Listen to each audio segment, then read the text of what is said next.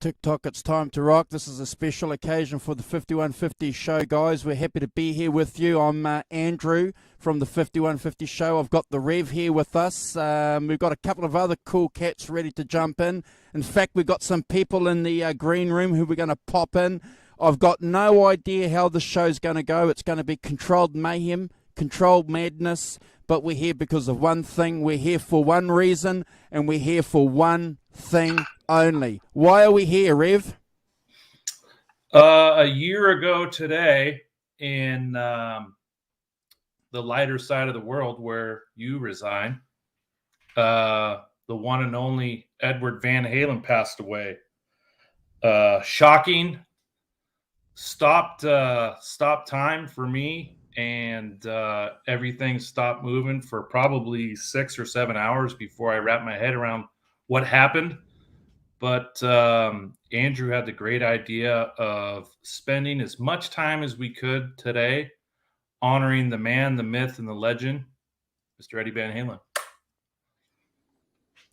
Yeah, bro. Yeah, bro. And I think one of the good things about our show is that we're an international show. We've got a guy here in New Zealand. We've got a couple of cats who are very, very close to the show, brother. Yeah. Based in Australia. We've got you on the border of Canada and America. So you could be State. Yeah. Washington State, but you're an honorary Kiwi or an Australian today because we're ahead of the game. We're ahead of the time. It is the 6th of October here for Brad and I, guys, anyway. So this is the anniversary of Eddie's passing, and as the Rev said, you know, it's a moment that's etched in time for all of us. One of the great things that our channel has done over the last 7 months, 8 months, 9 months that we've been doing the 5150 show is that we've brought together on another forum that wonderful Van Halen community, which is fantastic. I'm proud, Rev, to be part of that because it's a community that shares some great memories, some great opportunities. We're lucky to have Rev on board with us because he's schooled us in so many facets about Eddie Van Halen's career, his gear, all these bits and pieces. I love that. That's the great thing about it, and we're here. We're here because, you know, we want to share that again today, Rev. Yeah, thank you. And kind of like Andrew said, I was lucky enough to find these cats, and they invited me with open arms, and I was able to share my passion and knowledge with some actual real flesh and face-to-face conversations versus chat rooms and forums. So it's actually been almost healing for me to be able to spend the last 9 to 10 months with everyone that follows us and everyone in this community. So, Andrew, I want to thank you for allowing me to be part of it and for sharing and enjoying the moment. Oh, bro, look. I'm going to take that humbly, brother. I'm going to take that humbly. I'm making big funny eyes, but deep down, brother, I mean that humbly. I'm here because of you. I'm here because of Brad, because I like the way that we work, we operate, we have a bit of fun, guys. If you guys have any personal correspondence with the Rev, you know what I'm talking about. You know exactly what I'm talking about. If you're the recipient of if you're the recipient of any messages from the Rev, you know exactly what I'm talking about. But look, I just love this community. Van Halen, for me, Eddie Van Halen, when I was growing up as a 14-year-old boy, was just everything that I wanted to be. And we identify that you were listening to this music when you were 9 years old. So I look forward to sharing, again, you going through that experience. But, bro, before I have a Coke, I'm going to ask you to do what the Rev does really, really well. We've got a few cats in the chat. So who have we got here hanging out with us, brother? All right, let me go back up to the top. We have Daddy Bean, Johnny Bean, Lenny Lou, and Mary. Maybe just Lenny Lou. I know she was driving, trying to get home so she could catch this. But thank you, Lenny Lou. Bent Tom, Bent, how you doing? Good to see you. Ellen, of course. Ellen doesn't miss these shows. She is prompt, always on time, never a miss. So Andrew always says never a skip. For Ellen, it's never a miss, these shows. So she is very, very loyal. We have the one and only R2, R3 Locky Nut. How you doing, buddy? Good to see you. Hi, brother. Susan Silvestri. Good to see you, Susan. I think she planned on trying to jump in sometime tonight. So, Susan, thanks for joining. We got RVK 5150. Who else we got? We got the one and only John ZD 351, who was very kind enough to put together some great marketing pieces with all the different time zones across the world. So thank you, John. Charles Green, good to see you, Charles. Thanks for joining. Caleb Rappaport from Nerd Halen's here. Caleb, how you doing? And then, of course, Brendan B. Squared. Thank you, Brendan. Then we got Mike A. And Nelson Rodriguez. Can't forget Nelson. He's another staple. We should just call him Concrete because he's always here. Arvin. Thank you, Arvin, for joining. Another longtime listener. Fruitcake Tony. Tony, thanks for joining, man. We got Philip Byers. And Teresa, of course, she's always here as well. Man, we got a lot. We got a lot of new faces here. We got Helen. Thank you, Helen, for joining. I think I got your message saying you weren't going to miss this show, so thanks for joining. New face to me. We got Become a Guitarist Today. Thanks for joining. I think that's it, unless you see anyone I may have missed. Neil Daly. Neil Daly. Yep. Thanks, Neil. Brother from another mother. Awesome.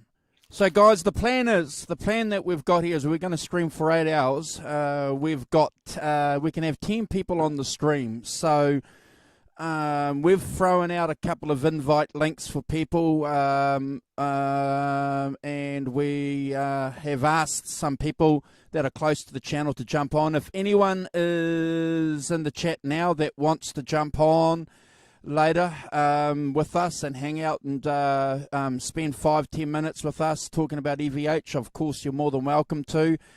And if I'm dropping you in and dropping you out, it's because we want to try and keep the conversation at least controlled chaos, not complete chaos, if that makes any sense. So having said that though, brother, we've the first guy in the chat waiting for us. He's been on our shows a few times. We've done a couple of shows with him on the British Electric Blues show, all the way from Canada. Here he is. Some people call him Tabun, but I just call him Chad.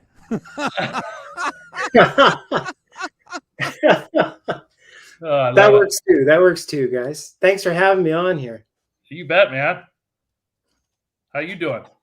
I'm doing great, and you know what? I'm holding my guitars close to me, man, because it's been a real, leading up to this date has been real emotional, and it's surprised me. I've never had somebody who's not in my family, the death of Eddie Van Halen affect me the way that like still to this day. And I feel so lucky, the community that you guys have created and Johnny's created, and, you know, watching those shows every week, and the things that we learn, and it's not going away. And I don't think the world has realized how, you know, it's not going away. We're not going away. We just love that man so much, and he changed all of our lives. You know, like that's, you know, what he said, who could have thought a Dutch boy could create so much ruckus?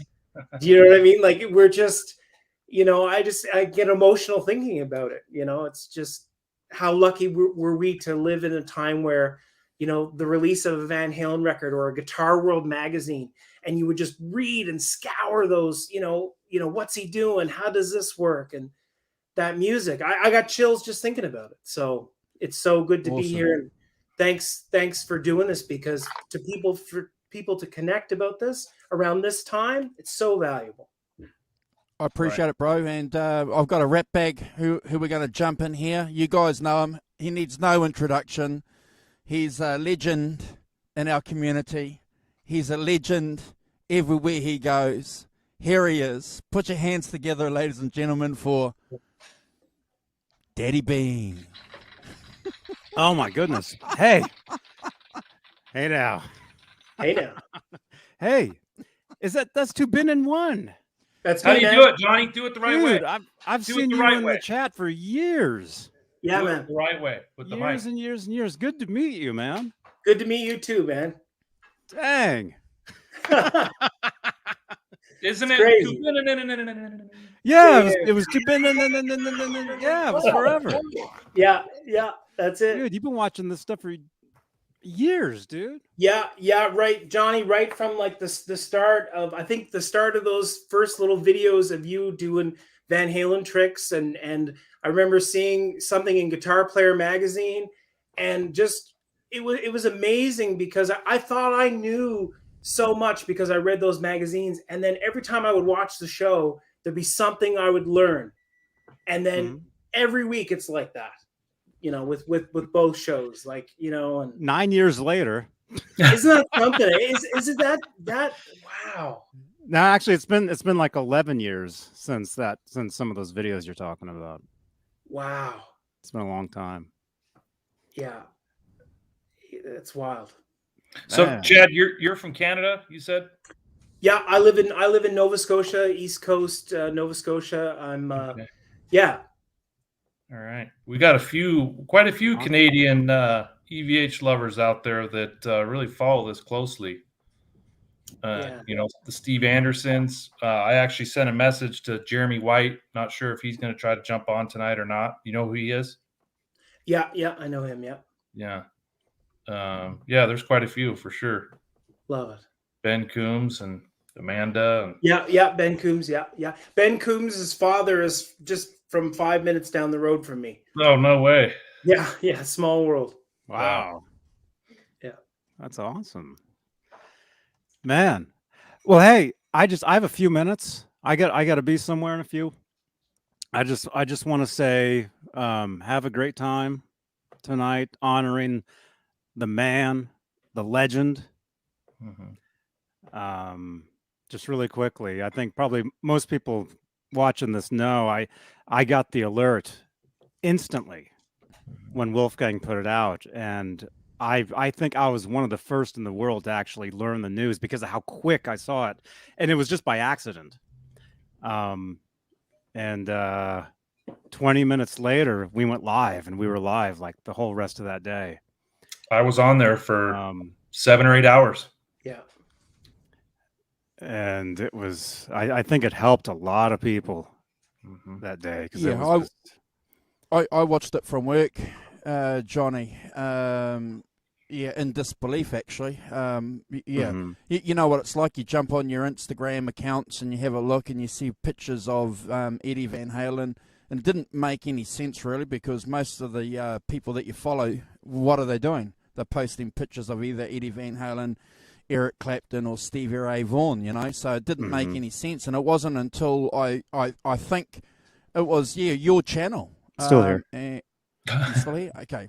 You have the avatar only setting turned on. And it Audio was avatar. yeah, an amazing day. Yeah, I'm an old bastard. I remember a few people passing away, but EVH was a real kick in the ass. That was, because I started doing my shows 2014. Technically, I was doing them years before. Correct. With other cats, doing other shows. Jumping on. I was always asked to do shows like on Google and Huffington Post and all this stuff to talk to other people. And then that's how I kind of got the idea to do what I was doing. And I always kind of knew, like, at some point, if I continue doing this would happen. I mean, it's just how it is. And that was one of the tough ones. I mean, you guys know this stuff, and it's as long as we keep talking about it, about him, and I mean, we're just so lucky that we got to live during this time where we're actually around during the same time of the band. Some of us are lucky enough to have gotten to meet him. I got to meet him. And to me, that's what made him more real, because I got to meet him. He was right in my face talking to me, and he gave me a fist bump to the chest. And I realized, oh, he's just a regular dude. And I get a lot of crap for that online, for saying that, from people like, oh, no, he's not. He's the king. No, he's not. No, he was just a regular guy. But because of what he did to us, he became just this force. And now he's a legend. And in 20 years, he's going to bypass, sorry, Andrew, he's going to bypass Hendrix. He's going to bypass Clapton. He's going to be the guitar player of ever. Yeah. And I bet you in 20 years. Yeah, no, don't say sorry to me, because that's an argument that I've been having with the rock professor on the British Electric Blues show for a long time behind the scene. Yeah. I'm the one that's saying that EVH is going to surpass Hendrix, and he's the one that's saying no. Well, truthfully, he did years ago. I think in 1977 he did, but I hate to say it, but no. In future generations, he's, the electric guitar and Eddie Van Halen will be. I mean, you guys know what I'm trying to say. Yeah, and Johnny, you make a good point about him being a regular guy versus being a legend. Brad Talinsky and Chris Gill talk about this in their book. Yeah. But and I did read that book, by the way. I'm just letting you guys know. He talked about how he let people in his camp or in his space, or he would open up to people that treated him like a normal human being and just a regular guy. And I think part of Eddie's personality is he gravitated to that, and he wanted to be normal, and he didn't want to be put on a pedestal or the fanboy thing, That's because when I met him, there was none of that. Yeah. There was none of that. Even when I met him, I said, hey, I had a mutual friend introduce us, so it was really cool, and he was really just normal, and I said, hey, I'm kind of a fan. I didn't go all out. I had my phone. It's right here. It's right here. He actually looked at this phone. I handed it to him. We took selfies. So he's actually looked at this phone, and he's like, oh, we're kind of washed out. If you look at the picture of us, it's horrible. It's just, the flash is really bad. But no, there was none of that. I didn't bother him for an autograph. I actually had a video camera. I could have filmed. I didn't. I just left it as what it was. And then it wasn't until a week later, I'm sitting at a stoplight, and it hit me. Like, wow, I actually met that guy. Because growing up, we're wearing the T-shirts, playing the guitars, high school locker having the pinups, the pictures torn out of the circus magazine, whatever. And you listen to those songs, every day. And I run a Van Halen group on Facebook. I mean, it's just nonstop. My life is nonstop Van Halen. It's yeah. So anyway, it's just what am I trying to say? But hey, I have to split. I got to be somewhere soon. But to bin great to meet you, man. After all these years, I've seen you in my chats for forever, man. Yeah, so good to meet you, man. And thanks for everything that you do, and the shows and the laughs and every week, and just it's just been Van Halen. It brings us all closer together and allows us to meet and connect, and we really everybody appreciates what you do. Cheers. Thank you, Johnny. Man. Appreciate it. Daddy Bean. That's what it's all about. Is the laughs and the fun. That's why I do this. That's why I do this.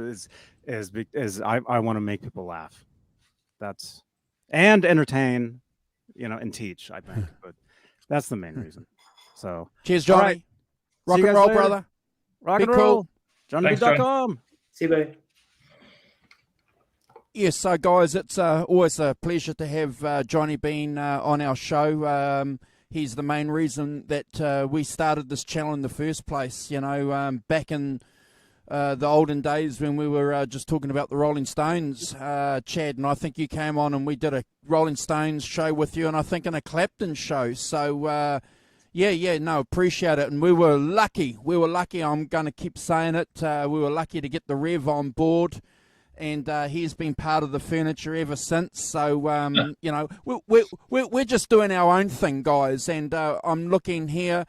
I'm going to get the Rev to do another shout out because there's some more people in the chat, that have jumped on since we've gone live. So we've got 39 people watching. So Rev, do you mind doing that? Doing a special shout out to all these cool cats that are joining us? Yeah, thank you, Andrew. Additional since the last shout out, Sandra Picorni. Sandra, how you doing? Hey, Thanks Sandra. for jumping on. Tim Thomas as well. Thanks, Tim. Jeff K. Thanks, Jeff. We got Fruitcake Tony, we said. Is that it? I think that's it. My phone's blowing up. People are asking all kinds of questions about the show. So if I'm looking at my phone, I'm not I'm trying to multitask. Yeah. Cool. So we're looking forward to, we've, like I said, we've just only been on live for 22 minutes.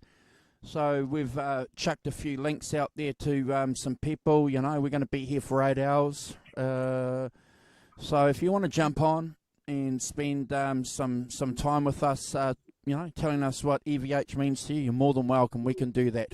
We're happy to do that for you. Chad, since we got you on here, let's take a look at that beauty that you have wrapped so closely to your chest and heart.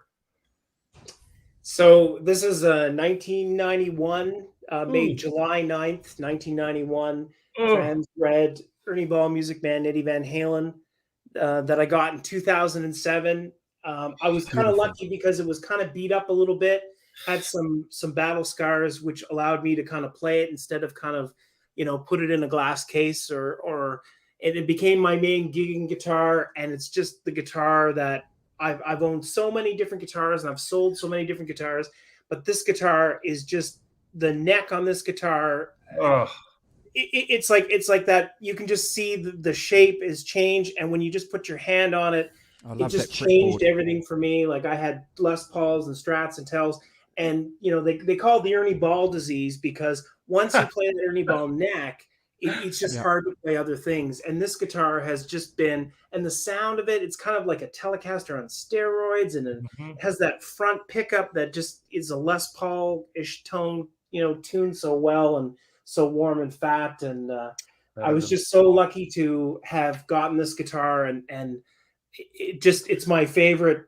There's nothing like it. And I think it's serial number 80134. So it's pretty early. Like I say, July.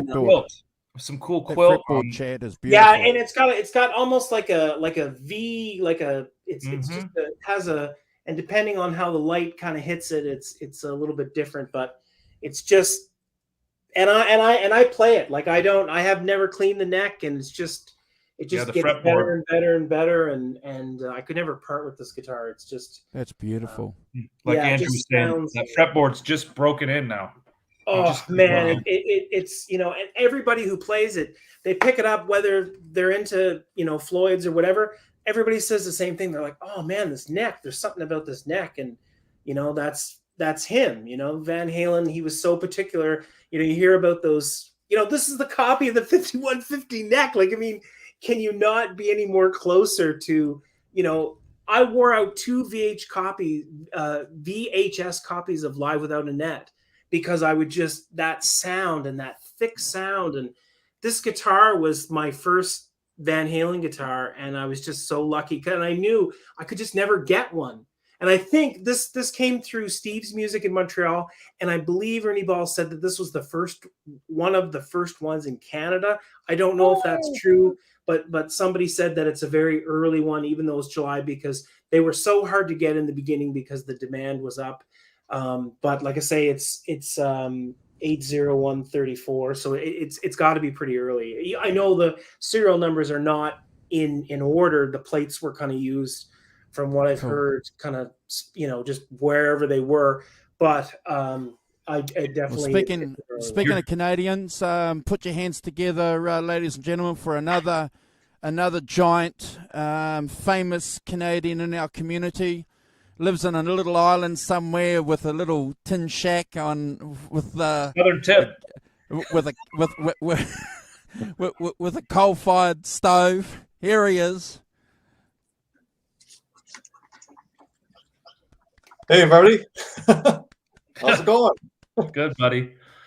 Chad, I was Nice. going to say the date that was manufactured should be underneath the neck. So if you ever, for any odd reason, Okay. take the strings completely off and you feel like taking those 5 screws out, that'll tell you the date.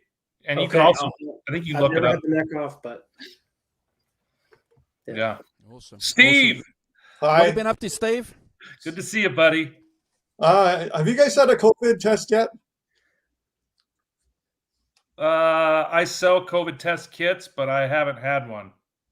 Oh, okay. Yeah, I just had my first one today. A co-worker was diagnosed with COVID yesterday. So a few of us quickly basically registered to get a COVID test. So I just had my first one today. So I'm actually under quarantine till tomorrow when I get the result. Yeah, his wife went to El Salvador, came home to the island here and was diagnosed. And then all of a sudden he wasn't feeling well and got word that he has COVID. And I guess my last contact, I was definitely saw him on Thursday. I'm not too worried about it. I don't have a cough or a flu or trouble breathing or anything. The first step is any kind of contact. So yeah, I was near somebody, but the next one is any of those signs. I don't have any of those, so I'm pretty confident I'm going to be okay. Yeah. Right, doing the steps. Hey, Tobin, nice guitar, man. thanks, buddy. Thanks. It's nice to meet you, Steve. Yeah, when did you pick that one up? Sorry. 2007, 1,900 Canadian dollars. Wow. I think I used some money that I had for university. I probably shouldn't have used the money, but it was my dream guitar. And ever since I saw the cover of the Buyer's Guide, the Guitar World Buyer's Guide, with him holding the red flame one, I knew red was my favorite Music Man color. Yeah, there you go, buddy. There you go. And when this one came up, and in Nova Scotia, I think there was only this one and like maybe a purple one that I had ever heard of. And a friend of mine had gotten it, and he said, "Hey, do you want it? Because I know that this was the guitar you've always wanted." I said, "Absolutely." And he drove it down, and I played it, and it's been my main guitar ever since. Wow. Wow. Yeah, those purple ones. Yeah, those purple ones are really attractive. Yeah. Yeah, love the fade. I think the fade is cool too. Yeah, I have the Axis in the amber color, but if I were ever to get an EVH, I would shoot for a red or a black. I think you did good with the red. Of course, that first advertisement for that guitar, Yeah, was a good one, Yeah. I love the red. If I couldn't have a translucent gold, it'd be the red. The red is just, yeah, that's beautiful. And I was lucky enough to see that on a show that we did earlier, and I've been jealous of Chad ever since. Yeah. Steve. Yeah. I just gotta ask Tobin one thing. What do those go for now? Generally, when you see them, are we up to like $5,000-$6,000? Do you know what? I've actually in the couple of guitar circles in Nova Scotia that I know, I got offered 7,000 Canadian. Wow. Just like, and they're just like, they were like, you know, if you ever want to sell it, you know, this is. Unfortunately, on Reverb, I've seen them up to like 14,000 Canadian. Like, there's a red one. There's a red one in Canada that's 14,000, which is just crazy to think. But just because I think there's about 5,200 of them. They say like 1,200 red, 1,200 amber. And you know what? Its value and its worth is what anyone will pay for it to get one, right? Right. Yeah. And for me, like. I know for me, if somebody offered me 20, I wouldn't sell it because I would spend $20,000 looking for the same guitar. Like, Yeah, right. to me, it just makes no sense because there's just, it's like that, like he said, a Telecaster and a Les Paul and that 5150, you know, the CAD cam copy of the 5150 neck. And it's just so comfortable. Like, I don't know what it is, but it just spoils you. Yeah, it's great to hear. So you've had that since 2007, you said? 2007, yeah. It's been my main guitar, and I can't. I've had a couple of really nice PRSs. They came and went, and you know, the rest of my guitars kind of stay dusty because I just keep coming. I've never played a guitar that sounds like this, and then I was in a Weekend Warrior kind of cover band, and I could literally play this guitar for the majority of the night. So if you know, like if you just adjusted the amp, I could Telecaster it almost with this back pickup, and then Les Paul thick kind of meaty tone with that front pickup, and then you could just, you know, it was just so comfortable to play all night. And the notes, it just seems to sit in the mix a little bit differently than a lot of other guitars, and it's just like what he said, a good piece of wood, and you know. Just hold on, guys. We got a guy here that's jumped into the green room, so we want to get him in. He's been very, very kind to me and to the Rev, so I'm just going to grab something and show it to him. Hold on, guys. Just give me a second. Oh, yeah. He's been very, very kind to me. Here he is. There he is. What's happening? Steve-O! What's happening, man? The pick, brother. Look at that. Oh, nice. Nice. How you like that pick? Thank you, Steve-O. You're quite welcome, brother. Thank you, brother. They look, mate, this guitar looks shit hot because of these authentic. Thank you, nice. brother. You're quite welcome. They are nice. Yeah. Thank you, guys. Thank you. Thank you, guys. What a show, huh? Yeah. Bittersweet. Yeah, nice to meet you, Steve-O. I just want to ask about those picks. Is that something that the boys put together to sell, or is that just something you made? Oh, I was actually the first person off the show to actually get one of these. He Nice. was. I feel very fortunate. So, Steve, Awesome. we made these about 3 weeks ago. They finally came in. So you can Nice. see it's got Eddie with the 5150 era poofy pants. Nice. It's hard to get it to zoom in here. They are There awesome. we go. Oh, it was almost there. Anyway, No, I hate to use it 'cause it's a nice thin pick, but I hate to use it and lose the markings off it. It's nice. Yeah, that photo on that pick, I have there was a centerfold of that in like a Guitar World or something like that, or Right. Guitar World practicing musician. Yeah, I have that photo somewhere. yeah. Yeah, once I got the pick, I was like going everywhere trying to find the puffy blue pants pictures. I get OCD and I get addicted to that, so I have to find everything. So if I get a guitar, I gotta find all the pictures that Eddie had with the guitar. It's OCD. It's a nerd thing. It's a nerd thing. Absolutely, brother. Absolutely. And look, we're really, really happy to have you on board chatting with us. But jeepers, if you want to show some guitars, this is the show. Okay. Yeah, it's got a great collection. I'm trying to see how Definitely. do I reverse this thing? Try, Camera. go sideways. Go sideways? And it should fix itself. Huh. Did it? No? Didn't do nothing. Cam. How about now? Do you see me now? He We don't gone. see you. You see me now? You're You see me gone. now? Yes. Okay. Well, I don't have, I guess, the proper phone to do that, but I could try showing some of them. Yeah, that's Yeah. fine. Andrew can. No problem. Here's, I'm you going to can, present you. here's yeah, my present it. here's my 91. Oh. Oh, look at that neck, Kirk. Oh. Damn it. Here's this one. So these are my two pride and joys. I have the ERnieball musicman 91. Yeah, there you go.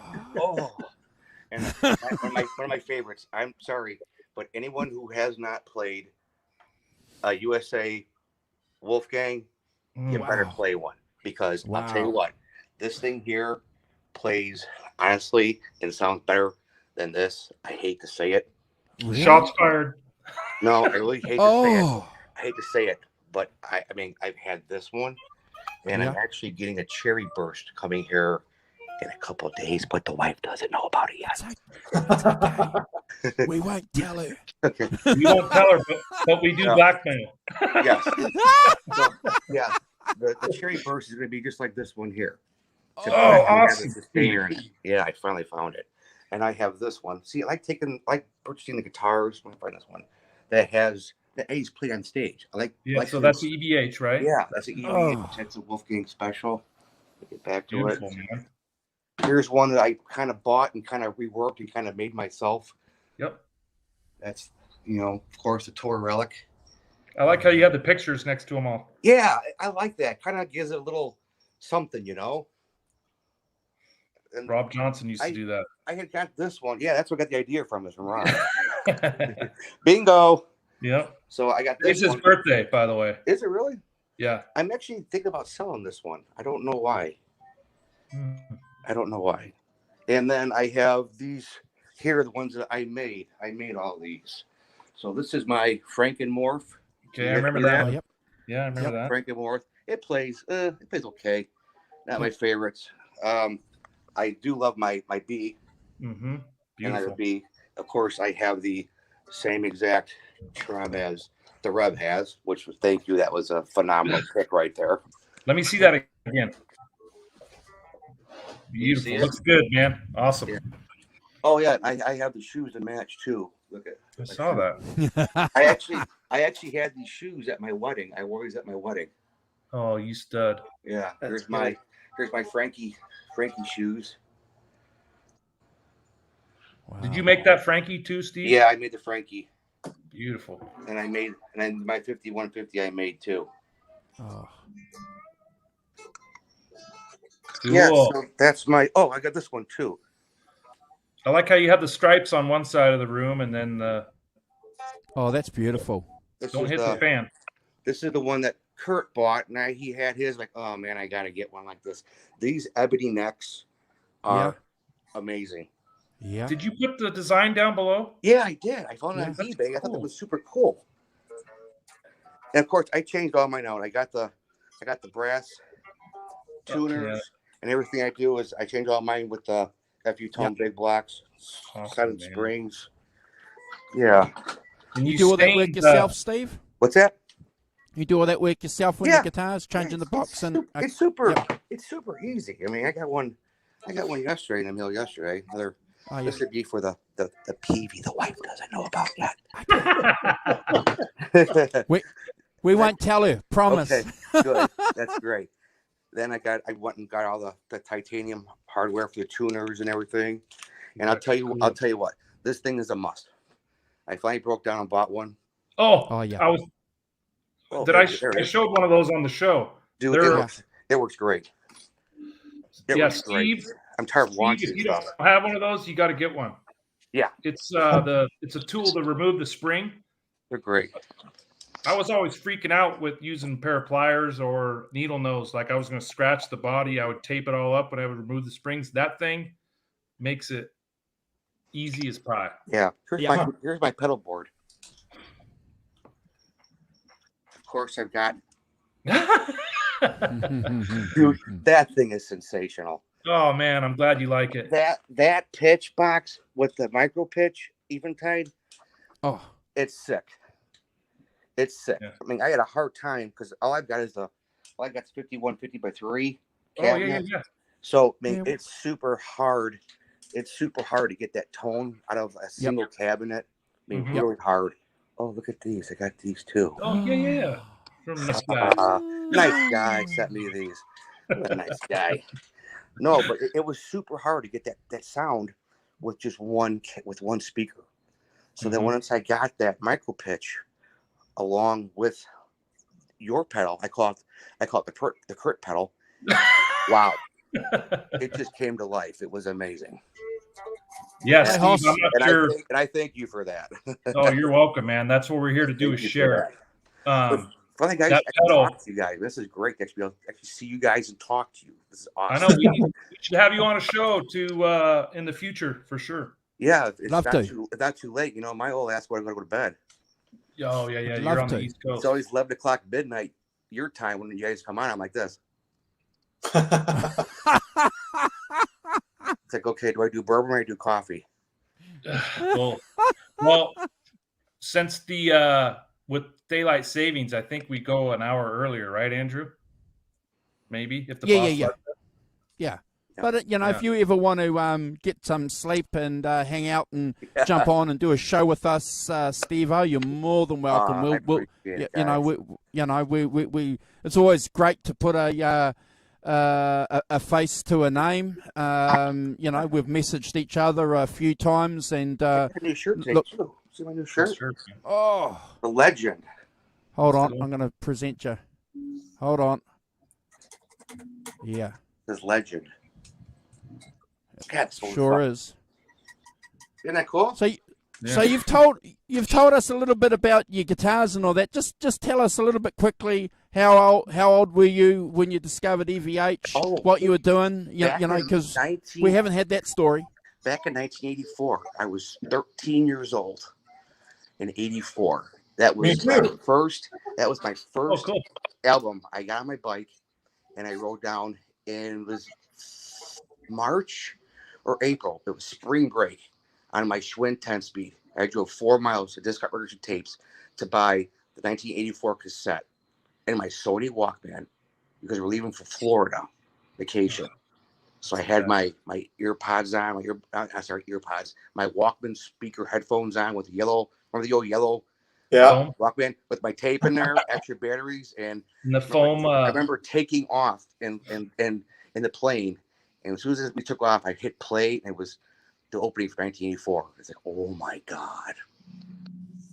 But I've always been a huge fan since Fair Warning days. My uncle was a huge Eddie Van Halen fan, so I got introduced back in Fair Warning days, the US Festival. So, yeah, I've been a fan since I was 12, 13 years old. Cool. So, yeah, I've been a big fan ever since. And I know I'm a nerd. I know I'm ate up about it sometimes, but that's just who I am. I love everything Van Halen. Sammy, Dave, whatever. I'm so glad that at least we still have Sammy and Mike carry on some music, because I went and seen them this summer by my house, the Circle, and I'll tell you what a phenomenal show. Steve Rummeister is going to see him next month. Nice. In Vegas. Very good show.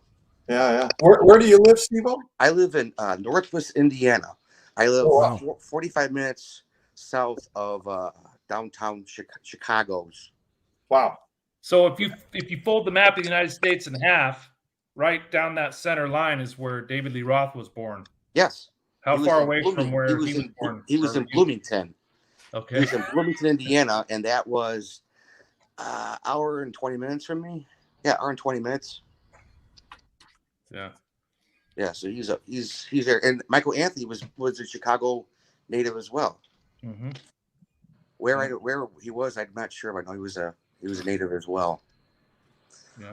But I'll tell you what, man, huge supporter. Love you guys. Love everything you guys do. So glad you guys have this channel. I love listening and hearing stories. It's awesome. Yeah, well, we appreciate the support. I wish I could have got Andrew Bennett on here for you guys and Jim DeCola. it's really cool because Jim DeCola is actually my neighbor's friend. He grew up with Jim and actually painted some of his guitars when he was a kid in his dad's garage. So he knows Jim DeCola really well, and I thought he was full of shit. So I actually reached out to Jim and asked him, and he confirmed it. Yeah. Wow. So yeah, and Jim's very open about replying back to stuff you put on Instagram. So I saw we should have him on the show. I'm just not sure exactly what he can talk about since he works for Gibson. Yeah, I'm sure he can talk about his relationship with Peavey because, as you know, he actually is the one who created the Peavey Wolfgang for Eddie.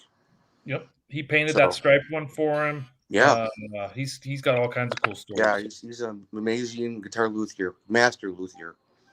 Awesome. Hey guys, I'm just going to interject here. We've got another guy in the green room, another legend who is responsible for producing some outstanding Van Halen videos. He's a great player. He's never been on our show. I want you guys to put your hands together for Mr. Brad Boland. Hey guys. What's up, Brad? Hey, Brad. What's going on? Thanks for jumping in, man. You got a fire going on back there? Yeah, a little one. Let's see. Yeah, there. Awesome. Love that, man. It's not quite cold enough for one, but I still like it. So keep the flame going. Oh yeah, I've got the real fire is right here. Oh yeah. There you go. So I'm out here piddling with those things for a little bit. If you can you see the guitars? I can't even tell. I saw a Bumblebee, a ernieball, and then is that a Peavey or is that an ernieball? Peavey. Peavey Wolfgang. And then a pineapple. Okay. Oh, purple. Now to the question. There it is. Which one between the Peavey Wolfgang and the ernieball? Which one do you honestly say has better tone and an overall better guitar? What's your honest opinion? For me, yeah, that's a really hard one to decide on. But I do find myself picking up the Peavey more, and I love the ernieball. I mean, without a doubt. What about the Bumblebee? It's just I think I like the sound of it, but I don't know what it is exactly, or maybe it's even more so the feel. I think it's brighter. The pickups sound brighter. Well, that's I've always had the feeling they're a little darker on mine, but it could just be it also could be my amp setup and everything really making all that. Right. I do run an EQ, a 10-band EQ in my effects loop, and it really kind of adds a little bit more punch to it. When I bring up the low end a little more. Right. So, it's a but I love them all, and like I said, if I really and truly, I would like to say it's kind of a tie. But the only thing I can base my decision on is when I go into the music room and I grab a guitar, it's 9 times out of 10 it's that purple Wolfgang. I just grab it, Then, but then when we do little shows, we do little Van Halen tribute shows. I'll take 5 or 6 guitars with me. And all of them are tuned to E flat, except for the Ernieball Musicman, and I have one of the EVH 5150 series guitars. I have the hot pink one. I keep it tuned standard as well, and I use that on jump. And I use the Ernieball Musicman for some of the Sammy songs. Yeah, mostly keyboard stuff. But awesome. Yeah. I always think people's impression of that guitar. People who never played one, it's like, wow, you need to just find someone who's got one and play it because it is an incredible guitar. Yeah. And that's the second guitar he made with his name on it. So he took the Ernieball, then he added more into what he wanted with it. The earlier models of the Peaveys are actually rounded bodies. They're not all flat bodies. The first one they built was the flat body. Then he went to the curved body, which Eddie wanted for all the USAs. Yeah. They're great guitars. If anyone had a chance to pick one up. They're amazing. Yeah. I used to own back when I was really lucky. When I turned 18, my dad and my mom bought me a brand new 1996 quilt top Peavey Wolfgang. Wow. Red, transparent red. Nice. And was it a special or was it the USA? No, USA model. And those necks are amazing. The bird's eye are amazing. I ordered it from the store, and they said they had a black one in stock in the store. They had an ivory color in stock in the store, and they had a couple of specials. And I really wanted red though, because I'd never seen a red one in person yet. You know, they were just in the catalog. You know, right? And, that fold out, that tri-fold out one.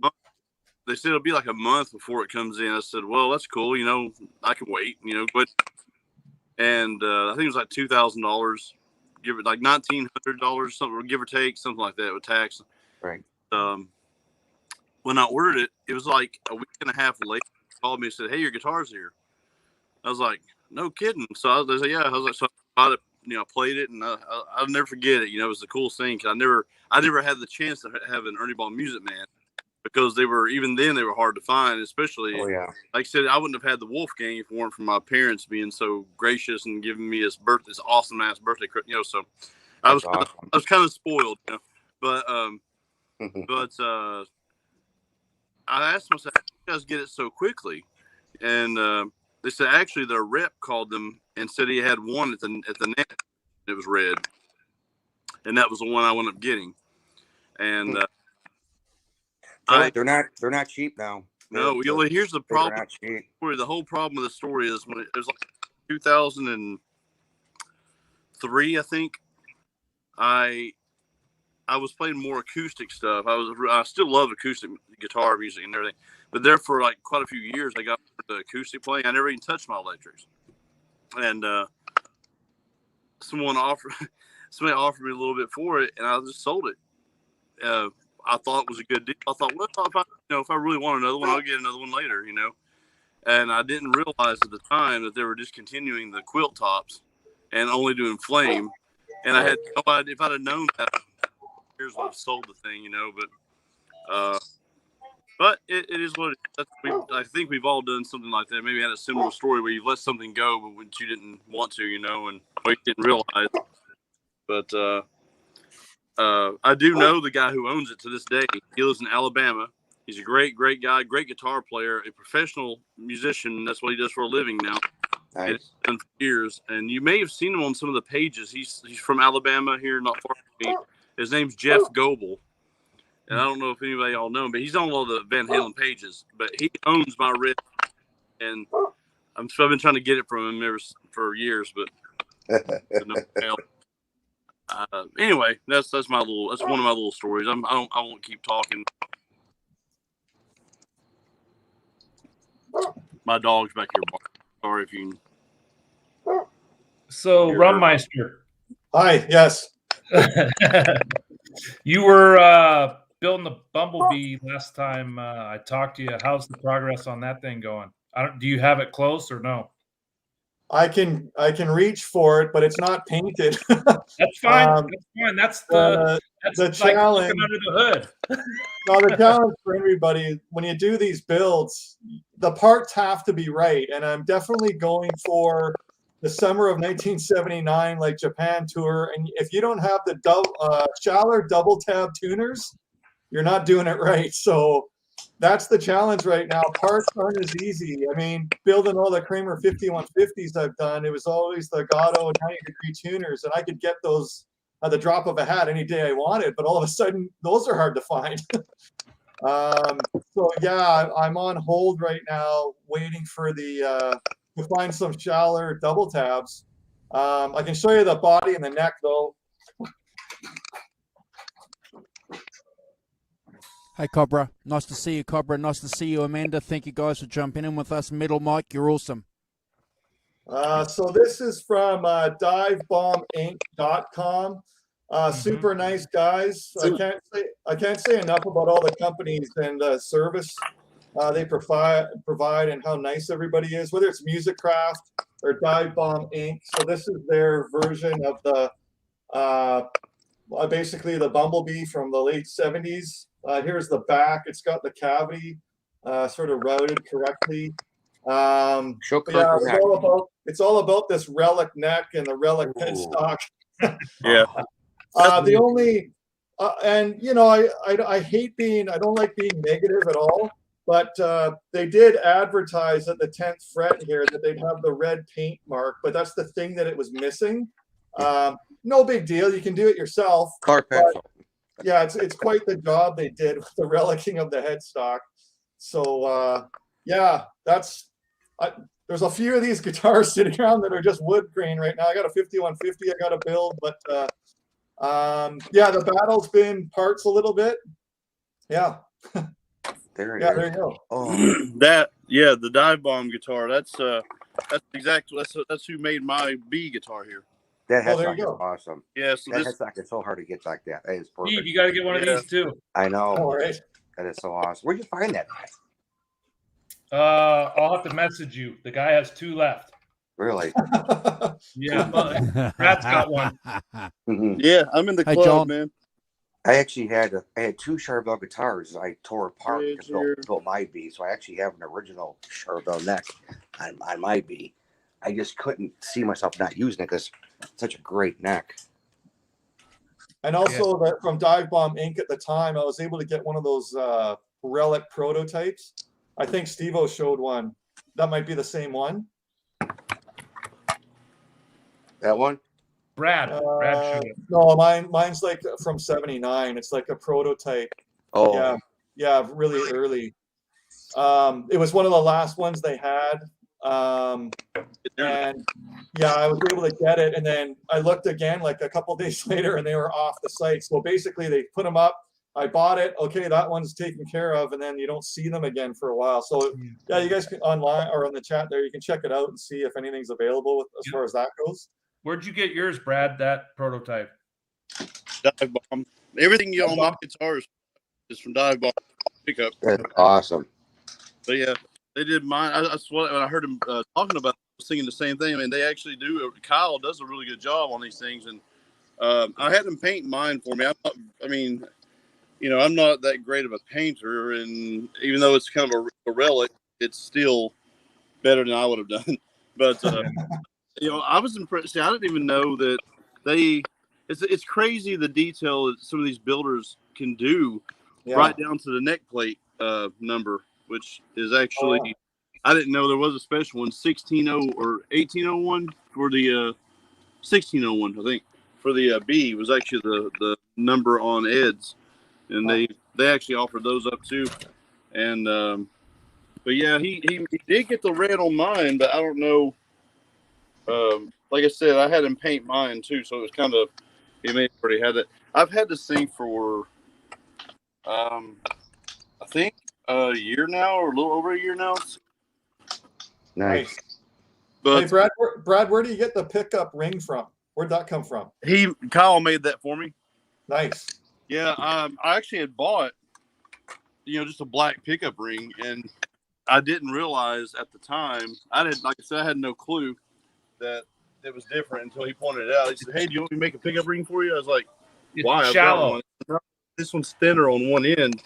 Yeah. Like, oh, okay. So, wow. Does that have fine tuners on it too? No. No. Prototype bridge, so it's got. Okay. I can't get it to stay in the camera. There we go. How does it stay tuned? Is it tuned pretty decent? So this thing right here, it is a locking. It's a Floyd, and it's just not. The good news is with this thing that I've never had any bad luck with it. Once I got it stretched out, the string's really good, and I tuned it up. It does not go out of tune. It goes out of tune just about as much as a regular Floyd Rose that I own. So I thought it would be a nightmare. I thought it was going to be one of those cool guitars just to have, but as soon as you hit the whammy, it's going to go crazy. But it actually stays in tune really well. So, but I'm Steve, you're waiting on tuners, and then you're good to go. Yeah, the shallower double tabs is the challenge. I'm fighting like a dog to find them, but. Yeah, I got to have the parts. I got to have it ready to go before I even start painting. I have the paint ready to go. Yeah. I just, it's the parts. And it's just, I don't know if it has to do with COVID or what the deal is, but all of a sudden things are hard to find. Yeah, you may have to buy a guitar with the chrome double tabs on them. Maybe. Yeah. But as Steve-O knows, we share that even Steven thing. I bet he's got that little thing too. I'm a bit possessed with that. Things always work out for me. Yep. Somehow it just works out. That's right. How, but it just works out. So I've got to tell you guys, from my perspective, I've been here in New Zealand hanging out with you guitar nerds, you guitar builders, the Rev, you guys who build guitars. I'm in awe of you guys. It definitely takes time. Yeah, you got to have patience. That's the biggest thing. Yeah. Especially when it comes to the painting. You want to rush and get the stripes down fast, but when you do those 5150s or this Bumblebee, like, Brad has, yeah, you just got to, every single stripe, it's critical that you do it right. I can't say how many times you put one down and, don't look at it one way, turn it upside down, turn it sideways and make sure it's the right angle you want. Of course, you can get out like construction compasses and stuff like that to make sure it's the right angle, but I don't David Allen Wright. Yeah, right. I built my Frankie, and I just in love with Rob Johnson's 5150 relic. Oh my God! Yeah. I could not imagine the time it took to build that thing. The thing is sick. Yeah.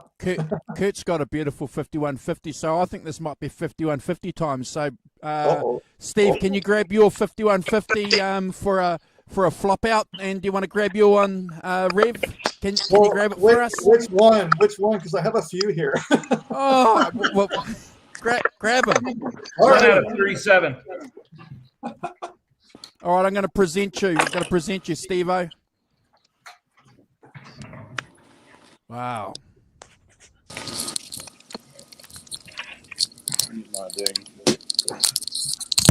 Whoa, where am I at? Probably hard to do when you're holding it. Yeah, it is. It's really difficult. Yeah. Yep. So what's the pickup in there, Steve-O? This is the Duncan. Oh, okay. I put in there. I tried that one out. It's okay. It's okay. Awesome. It's okay. Here's the Revs. I love the Revs. Look at this one, guys. Look at That's that. nice. Wow. That's nice. I actually just ordered a new pickup for this thing. Oh, wow. What are you going to put in there? So this is a Seymour Duncan JB, but I ordered the Pariah Black 86 mod. Nice. Oh. What's the wait time on that thing? It's not on the website. You got to ask for it special. Yeah. Mine's all relic in the back. Worn down. That looks awesome. Yeah, it looks awesome. Was it a 42-inch block in there? What's that? Is it a 42-inch block? Yes. I got the correct neck plate for this thing. But as you guys know, Tom Weber set this thing up for me. So these strings and the setup are from Tom. And I'm just like not looking forward to the day when I have to change the strings on it because, it just sounds so tread lightly and keep her on the wall. Yeah. So I got to change You got it, brother. I'll throw this neck plate on and I'll throw that new pickup in. But for right now, it's staying as is. What's the wait time? Steve Anderson? On the Pariahs. What's the wait time on that Pariah Black? Is that a Pasadena Black you're getting? Yeah, it says 5 weeks. Oh, but they're only $110. They had a blowout sale last week, and they had 12% off. So I just ordered it. It's not bad. So 150 US, 4,000 in Australia. and 250 to ship. You got it, brother. You got it. 250 to ship. Yeah, and a 4-month wait. Yeah. I sent Andrew those eye hooks and a guitar pick, and my house to his house is 8,650 miles, and it took like 6 weeks. I kept thinking, man, I hope he didn't get lost. I hope he didn't get lost. It's a big planet, apparently. Apparently. Yeah, the problem, I guess the problem, like guys do all the time with all the relicking and that, sometimes if you get it, like whatever gear you're looking for, if you want live without a net relicking, or you move on to OU812 or what it looks like now, like some of them are so amazing. You almost have to hang it up and put it behind glass for like each era, because you don't want to play it. You play it and you're scraping the paint off. Now it's not the same relicking. Right. I mean, I think it's always cool to see the regular fresh 5150, but there's nothing like the relic. There's nothing, to me, nothing like it. Yeah. It's they're amazing looking, aren't they? Yeah. It's a real artist out there. Hey guys, I'm gonna jump out. I got some things to do. I'm gonna have some dinner. Devo, maybe some bourbon. Nice. Cheers. But thanks, guys. Love you guys. Hey, love you too, man. You up the show. Take care, man. Up the show. See you, Steve-O. Good talking to you guys. Just got the rum. Oh yeah. Talk All right. Talk to you soon. All right, brother. Later, Thank man. you, Steve-O. What a nice guy. Oh, Wow. Yeah. I think that's the first time he's ever been live on one of these things. Cool. Yeah. Yeah, those were nice. Those are so nice guitars he had. Mm-hmm. Yeah. That 91 Ernieball Musicman quilt, holy whistling. That quilt was insane. Oh, Tobin, you're still here. Oh yeah. Hold on, guys. We've got some rep bags to throw in the stream. We've got Mikey Mojo. Oh, cool. Here's Mikey Mojo, ladies and gentlemen. There he is. Oh, there. He's got a pick too. See, now I need a dozen. Nice. Look That's at that awesome. thing. How you boys doing? This is great. Great tribute you guys put together. Really. Hey, man. No bozos. Yeah. Never any bozos. See, now we need a bozos. tour. Now we need a tour of Mikey's room. Yeah, I know. Are you in the basement? The new edition. This is the 1984 reissue Kramer Beretta, which is a diverdown. Beautiful.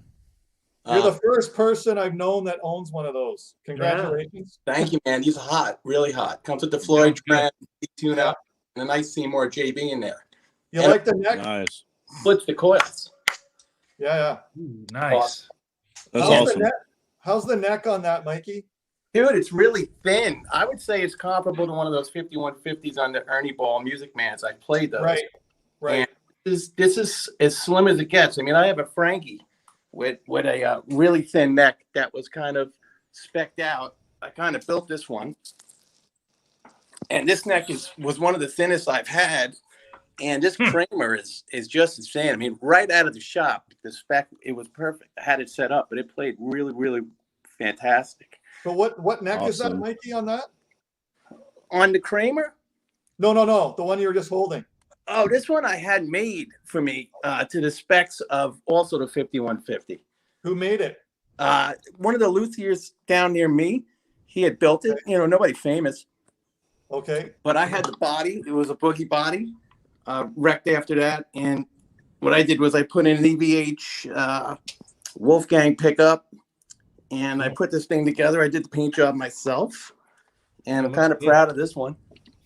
Nice. And I'll show you a couple other toys I have in the room.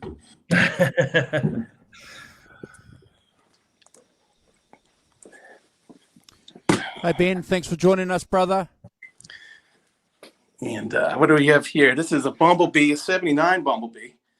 And, look at the headstock. Yeah, the headstock on this one is like Ed's. If you could see if I get it up close, you got the black tape where the Charvel logo would be.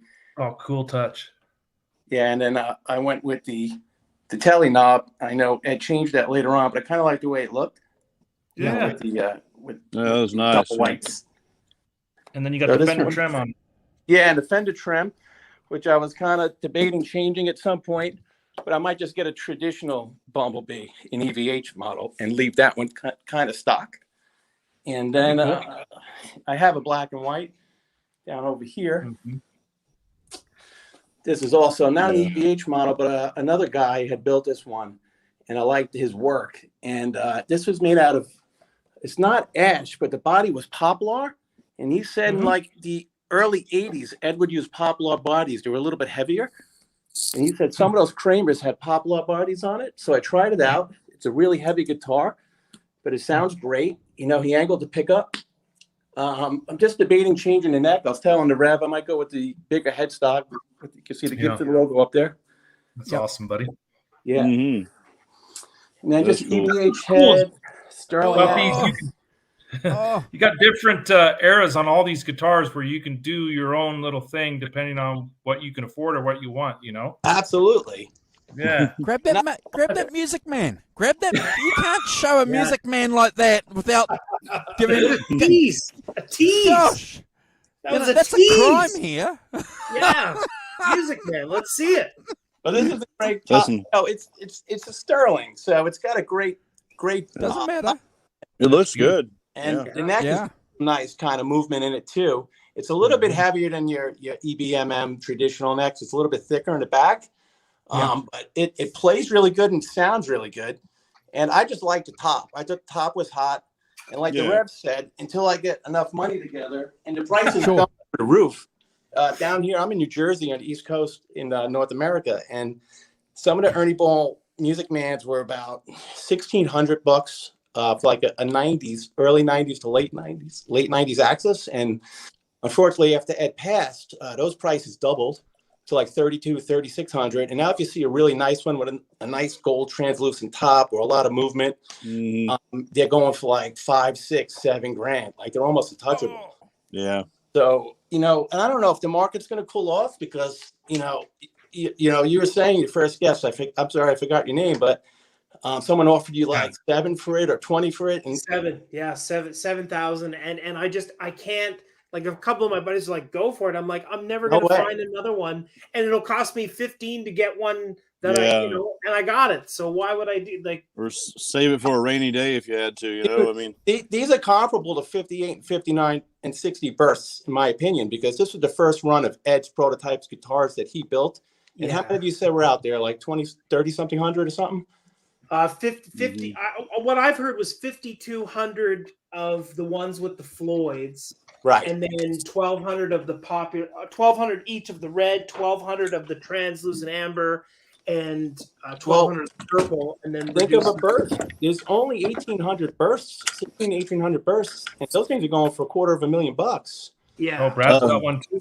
Well, mine is actually an EX. Mine's an EX. It is an Ernieball Musicman, but if you know what the EXs are, right? Everybody knows those are. Yeah. So, but it's got the right stuff, and it's a beautiful, beautiful guitar. I mean, it's barely. I mean, you know, it's the neck is. I mean, everything seems really awesome on it. If I used to have an Ernieball Musicman, actual EVH, I mean, and it feels to me the same. The neck is not bird's eye; it is a flame neck, though, flame maple. And I put the little sticker on everything, but it's overall, man. I mean, I'm not trying to abuse it, but on top of things, it sure seems like it seems like these are even going up in cost now. Like you know, these are like what $800-900 tops before he passed away, right? Give or take, depending on what it was. And after he passed, man, these went up to what the cost of an actual EVH used to be. Yep. And the EVH went up double that, or more. So it's like I was just when I had the chance to get this one, I traded for it. I put the tone knob because the EX had volume, so I put the tone knob and I put the 5150 just for fun. But I mean, I jumped on it because I thought, well, I like what's the other guy there was saying. I'm sorry if I can't remember your name. I'm not good with names, but they're saying they're so hard to get a hold of. And I did have an EVH once and traded and sold it off. And once again, thought, man, what a stupid thing to do. That's beautiful. But when I had a chance to get this one, I jumped on it, and at least I have this, and it for all intents and purposes, it's mostly the same thing. You know what I mean, with the exception of a couple of minor differences. Yeah. The one thing, and you guys might be able to help me with this. Actually, have you seen the pickups in this? I took them out and looked at the back, and you can see the serial number. The stamp. So they are the actual DiMarzio pickups that came in the EVH. They're the same ones. The bridge pickup has more of a cream colored bobbin, and the neck looks a little white. And someone told me maybe maybe they put the wrong pickup in when you bought it, or somebody swapped it out. I said, well, it's got the same numbers that a buddy of mine has on the back of his, and he's got an actual EVH. And I said, I don't, he was telling me that I've got gypped on this pickup. I was like, I'm pretty sure it's the same one, man, but I don't know why it's wider than this one is. Yeah, I've never seen that. So okay, hold on, guys. Hold on, guys. Sure. I have to interrupt here. I don't really want to do this because we want to continue the conversation. Oh, go for it. Yeah. It's really important. We've got two guys that have popped into the chat. These two guys probably don't need any introduction, but they are responsible for probably giving us what I think is going to be the definitive biography on EVH. So I'm going to jump them into the chat. We're going to go around and we're going to just say hello to them, and we're going to just let them talk. The Rev's got a few questions to fire at them, but we're going to let them talk, and they're going to hang out with us. It's a pleasure. It's an honor to have Brad and Chris Gill with us. Hello. Hey, guys. Hey. How's it going? Don't make me crash your party over here. Hey, what's up, guys? I got an unboxing to do real quick before you guys get going, if that's cool. Oh, yeah. Go for it. Let's see. I wonder what it is. I think it's a pair of shoes. Wait, no. Whoa. Oh, yeah. I bought that, but I haven't gotten mine yet. I ordered that. Mine's on order. Hey, Awesome. man. I've been waiting for this for a long time. I think I ordered it back in, when did pre-order start? May? April. June? April. Yeah. Wow. So If those are cool. a pair of shoes, it's clear that you have good taste, my friend. Thank you, Brad.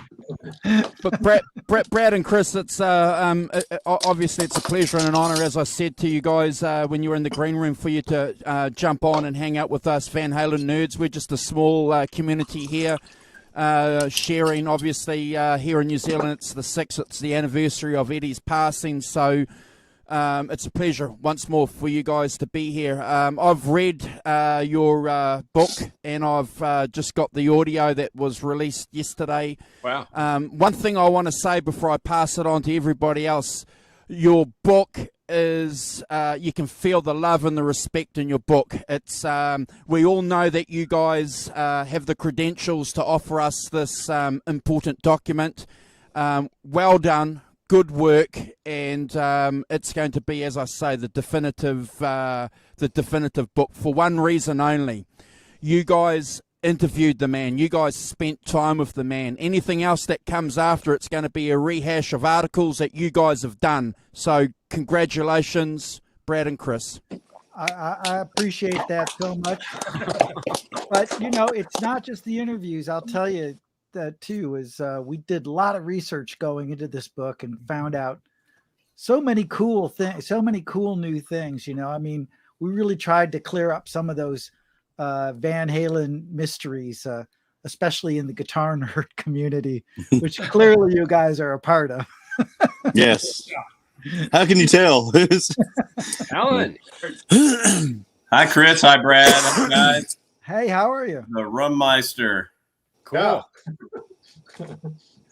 Yeah, it was a labor of love, but we loved every minute of it. And it was just, we were doing a bunch of radio interviews this morning, and, we were talking about how this thing came together. And, Brad dragged me into this thing. I was just, I was sitting on all this material, and I was just like, oh, I don't know. But we realized that together we had the story, that he had parts and I had other parts, and they all kind of came together really nicely. They meshed. Yeah. And I'll tell you how difficult this book was. But when we started it, Chris didn't have that beard. Oh, wow. Or the gray hair. Or the gray hair. I still got this stuff, though, but, whatever. Yeah, I ordered the book, and I've been thinking, it hit me today. I was like, wait a minute.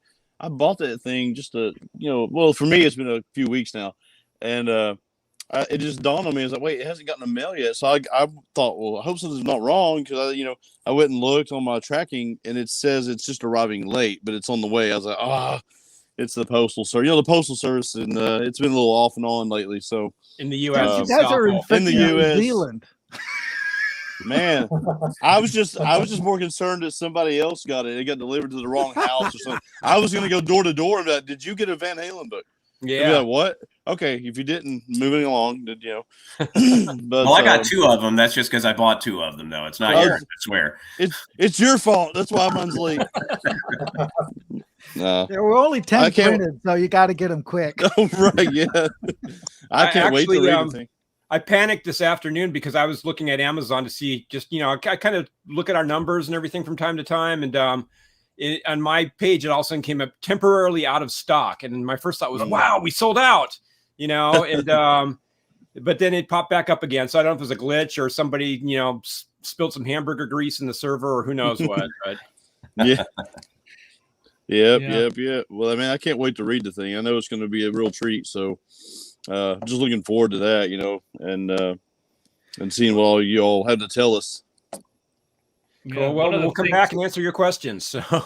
If I had it right here, if I had the book in front of me and had already read some of it, I know I would have questions. I just don't know, unless you want to give us a little insight of some cool story or something we can expect. That'd be cool too. Sure, the book's out, so we're happy to share. Yeah, and I bought it, so yeah, I paid for this story, so. So we owe you one. You owe me one. Yeah. No. Well, fire away, guys. What would you have spent that money on? What could you have possibly spent it on? Like food or something? I know, just petty stuff like tacos or my children. Yeah, Chris, I got scotch, some scotch. You did, this magazine, which is phenomenal. It's one of the greats out there. And I think you spent all day at 5150 Studios with Matt and Eddie. Yeah, he was pulling out guitars and amps. What are some of the cool guitars that you didn't write about or didn't take pictures of that either didn't make the Aficionado magazine or didn't make this book? Because I know you did where you placed some of them in the book, which I thought was very creative and cool for nerds like us. I actually went through and read all those first before I read the book. Cool. Because I got a digital copy from a friend that you guys were on the show. I read the whole thing in 6 hours. I basically put a diaper on and I didn't leave my chair and I read the whole thing. But yeah, what were some of the guitars that were your favorites that didn't make the cutting room floor? Yeah, there was one in particular I didn't actually get to see. I requested it and I don't know if they just forgot or they couldn't find it. Was the Ripley guitar.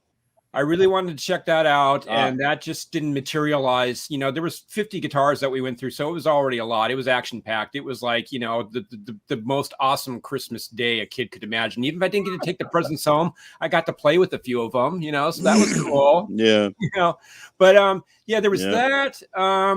My gosh, let me think of what we did shoot that didn't make it, because there were a few that didn't actually make it into the book or into the article. One story, I just think it tells you so much about Ed, and the story that he told to go along with his guitar was a Lucille, a BB King Lucille in red, cherry red, and it was signed by BB King. From BB to Eddie, or whatever, something like that. It was given to Ed during the Les Paul tribute concert, and it was taken apart, naturally. Missing, a pickup was taken out of it, and then when I went to ask Ed about it, it's like, so, okay, Ed, Lucille, what's the story here? He's like, well, I'm not sentimental about my guitars, okay, obviously not, it's just like, I had an idea to use that bridge somewhere else, so I just took it off, and, maybe Matt will find it one day and we'll put it back together. I don't know, but, man. That sums it up. I mean, there are Stratocasters. There's 50 Stratocasters that one that's otherwise mint, but it's missing the volume knob. And, we know that Ed used a Strat to record Cathedral, and I think he loved the action of those 50s Strat volume knobs. So he took them out and used them for other projects. Again, it's a guitar. It's worth a lot because it's Eddie Van Halen's, but it's like, the vintage collector's like, oh my God, you removed the pot, where's the knob? And all of his 50 Strats were like that. They all were missing the volume knob. It was crazy. And one actually had 5150 scratched into it. you know. My God. And I think we did print that one in the magazine, and Ed told the story, you know, that, you know, I just bought the thing. The first thing I did was scratch 5150, and so no one could take it from him. You know, it's like, so he knew it was his. It to him.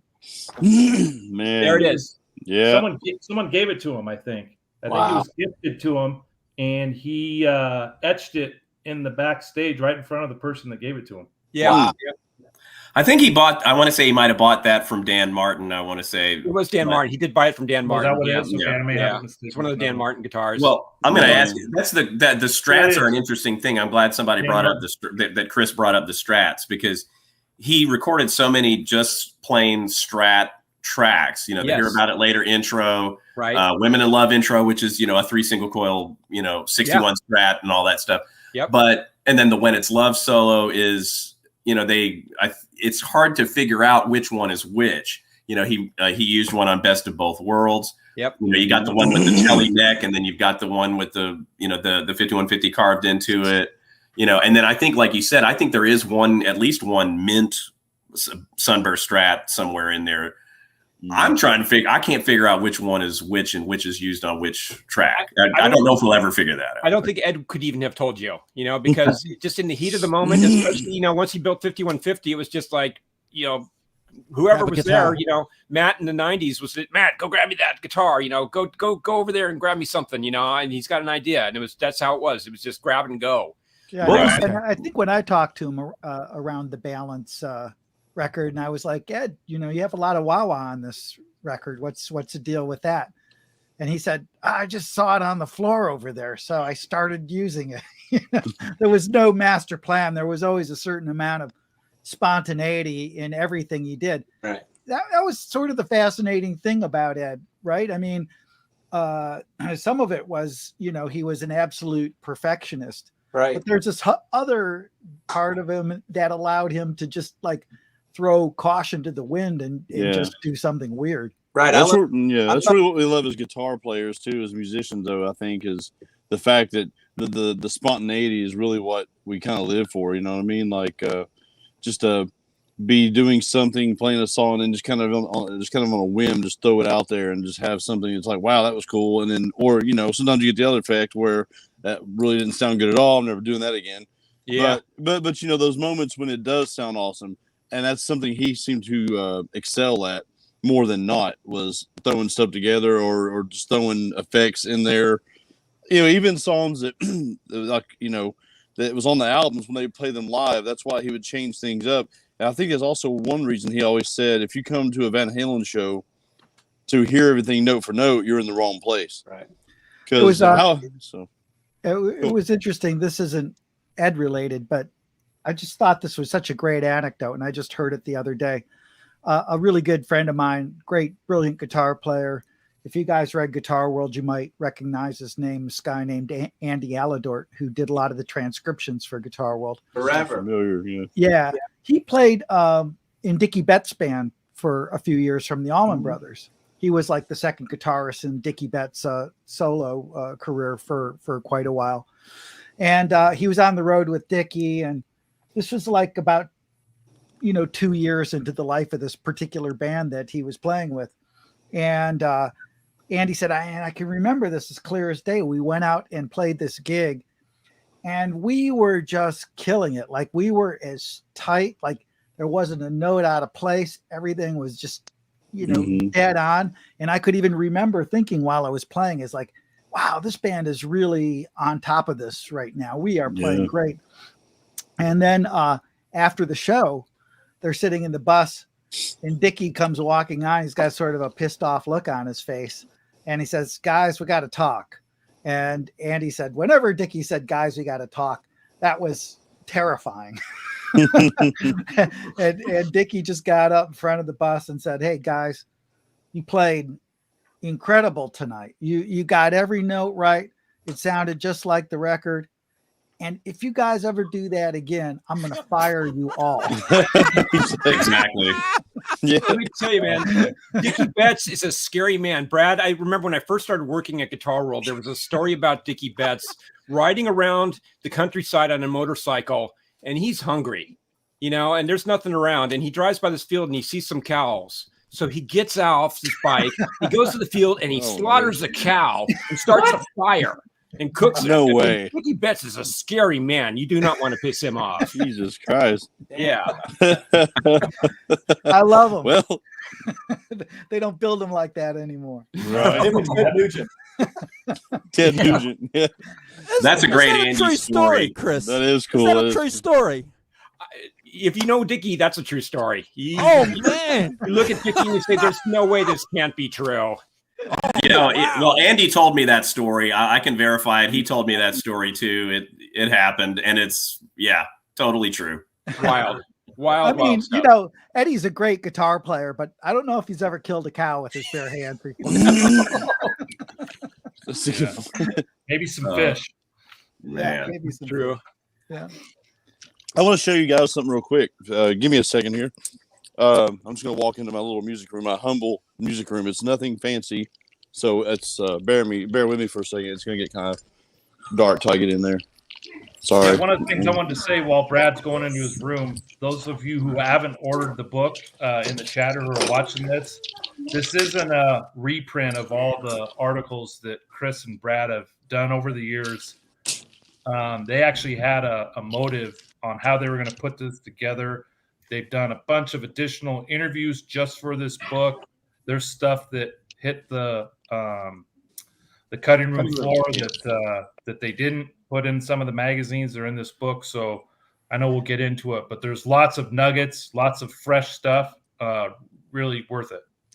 I think one other thing, it's you can buy it on Kindle, you can get it audio, and you can get the printed book if you guys can't wait for the printed book. If you want to read it now, go and get it on Kindle. Sorry for interrupting. Sorry, Brad.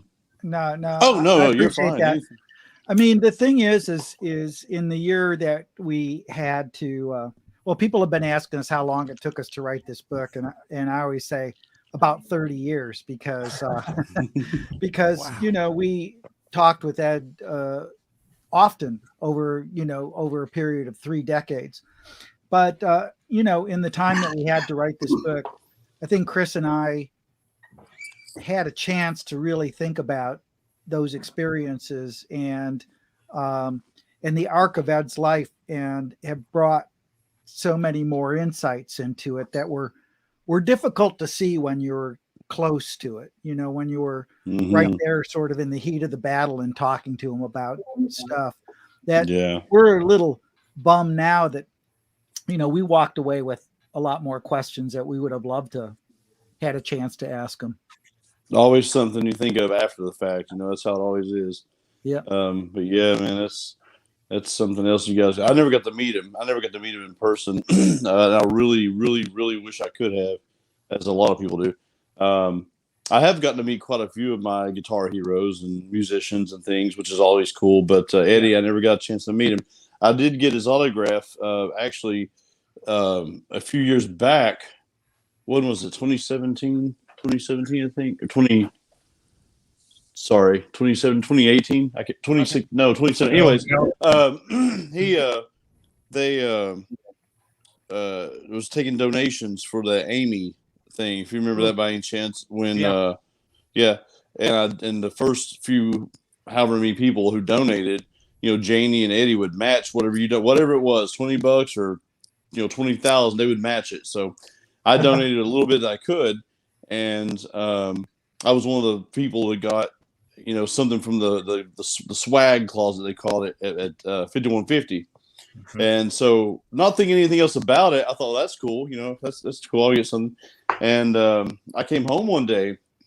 I don't have the envelope; it's in the closet. But I came home one day, and a big manila envelope was in the mailbox, and it said on the back. I was like, "What the hell is this?" So I pulled it out, and it said Edward and Janie Van Halen.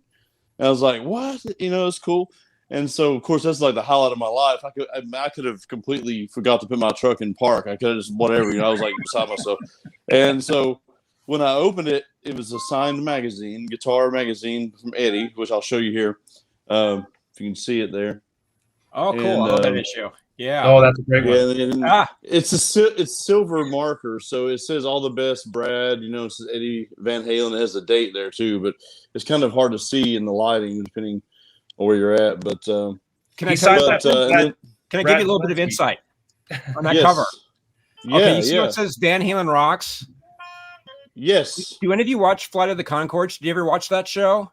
It's a Kiwi program, of course. Yes. Do you remember that poster in Murray Hewitt's office that said New Zealand rocks? Yes. Like, what? Oh, yeah? Oh, you think it needs one extra exclamation point? That was the inspiration for that cover line, because it's Eddie Van Halen sitting on some rocks. So it's like Eddie Van Halen rocks. Oh, okay, that's funny. But yeah, man, that was thank you for that. That was a great day at the office when we were dumb enough to think of that. No, I'm glad you guys saw it. One more day. I got the Christmas card, and in the Christmas card, which is cool, it's got Cody the dog there, and on the inside of the Christmas card, Eddie signed it and Janie signed it, and got I framed all of this stuff, and I've got Gary Cherone's autograph, which is obviously not Ed, but that was cool if you can see all this. David Lee Roth signed this microphone. He didn't sing, he didn't use the mic. He signed it though in 2012. I've got Michael Anthony's on a bottle of hot sauce. Got to do that. Yeah, and then Sammy, with the book, I had it displayed nicer in this, but it fell through the little crack thing. So I've got his autograph there, but and then of course, leave it to Sammy to fall through the cracks. Right. That's what I just left it, but now I have a better reason to leave it. And then they got Wolfgang's up here, which is hard to see that, but it's his. And this banner on the ceiling is for a show that they never did when they had to cancel a few dates that tour. You remember? And so I got this banner, but they never actually played that show. And, that makes it more valuable. So yeah, I've got a few things I'm excited. I never got to meet the guy, but I do have the stand up, which is kind of cool. So cool. Just there we go. go. Yeah. Hey, guy, I want to piggyback on what Kurt had said earlier. I'm so invested, like a lot of people are, in Ed and studying him for 35 years or so. And, Kurt had said earlier about, this is not a compendium of just your interviews, which is a thing. I mean, people have done that. There's been the Guitar World Presents Edward Van Halen. All the interviews are compiled in there, and I was skeptical when I heard about you guys doing this book. It took me a minute to, listening to you guys talk about it and give some teasers on some of the podcasts. I was like, okay, this is different. This is not the cash in. Well, we're aware of the chatter out there. I pay attention, to what people are saying out there. I don't participate. I don't get into the muck. That's why, Ellen, I know you. I know where you live. So I'm aware of what you've done. But no, it's just we did want to give people, the fans in particular, we wanted to give them something special, something different. Yes, some of this stuff is familiar. You will know it. And many of you have memorized it, but we wanted to put a different perspective on it. We wanted to put it in an order that made sense. We wanted to put everything together, not just, kind of package all the stuff that you already had before. So that was really key to it. And that's the interviews with the other people, with Michael Anthony, Gary, Ray Daniels, all that stuff. We felt like we needed to add that to, value added. I wanted to put the Eddie's Oddities in there that didn't make the cut in the Guitar Aficionado article. So there was something new for people. And especially, I love those stories that got cut. We just didn't have room for all of them. So yeah, we really I have to say that, in the early part of the book, Chris in particular did a tremendous amount of research and scholarship. Some of it appeared in a recent story in Guitar World on the Frankenstein. You're just getting me death threats now. It was starting to get a little too nerdy for a general book. So Chris put some of that in there. We just completely discovered a whole new timeline in the early career. What fascinated me and what I wanted to dig deep into, and I think we did in this book that is sort of enlightening for those who care, is here was Eddie Van Halen, one of the most sort of prolific guys, songwriters, guitar players, musicians. And, around the time of Van Halen 3, he just stops and we don't get anything for years. Mm-hmm. And so for me, I knew Ed pretty well during that period too. I wanted to understand that, because to me, you can't really understand the Van Halen story unless you understand the last 20 years and where his head was at and where he was going and what made him sort of stop for a long time. And some of it was his health issues. Some of it was him trying to deal with his substance abuse issues. Some of it was the breakup of his first marriage. I mean, all of those things took a huge toll. But, the real fascinating thing was the effect of the failure of Van Halen 3 had on him. And I don't think people quite understood what that record. That was an Eddie record. Yeah. And the rejection of that and how that affected him as an artist. And we wanted to really dig deep into that. And Gary Cherone gave me an incredible interview, as did Ray Daniels, who shed a lot of light on all of the issues with Sammy and Dave and Gary and all that stuff. So, all I can say is Chris and I learned so much stuff while we were putting this book together. And that's why I sort of hope that everybody can see that and appreciate that. The thing too is there's another book out there, and it breezes through that period of Ed's life in 3 pages. And it was such a pivotal moment in Ed's life, and it kind of defined his last 20 years. And you just can't breeze through that. I mean, yeah, okay. So Van Halen 3 didn't sell a lot of records, but it's the closest thing to a solo record we'll ever get from Ed. Yeah. And, even in one of the Eddie's Oddities pieces, he talks about how, proud he was of that record and how upset he was that people didn't accept it. And, just to breeze through it like, it's nothing at all. I mean, this other book also doesn't even mention the Frankenstein guitar anywhere. It's like, how can you do really that? Yes. Really? Yes. Honest to God. Yeah. So I'm not going to name any names, but it's just, I was just shocked to read that, and this is again, the reason why we did this book. We got a little bit of flack initially from the family, that they thought it was a little bit too soon, but it's like, we love you guys, but we know how the world is out there. All these other people are going to be putting stuff out there, and we've got to be right there with them. We've got to tell its story. Yeah. It's you could have waited further. Yeah. And this is where I want to jump in, guys, and say this is where the responsibility of Chris and Brad is backed up. You guys have the credentials to do this. So by giving this to us first as fans, and we know your history, because that's important too. You got to know where a dude comes from, because that speaks volumes about, the connections that you have. So we all know that, and everybody that's watching this show and on the replay would know that. But the fact that you've got that history, and here in New Zealand, the Māori people say whakapapa. And that's really important. You got to have those connections, those ties, to give it the authenticity that Eddie Van Halen's legacy deserves. So I'm sorry to repeat that again, but that's the key for us as Van Halen fans. And thank you, Brad and Chris, for giving that to us as Van Halen fans, because we do this show fortnightly and other Van Halen shows, and we want this stuff. We want it. Mm-hmm. Yeah, you guys can handle the truth. Yeah, our RVK 5150 says Ray Daniels was toxic for Van Halen. You need to read the book.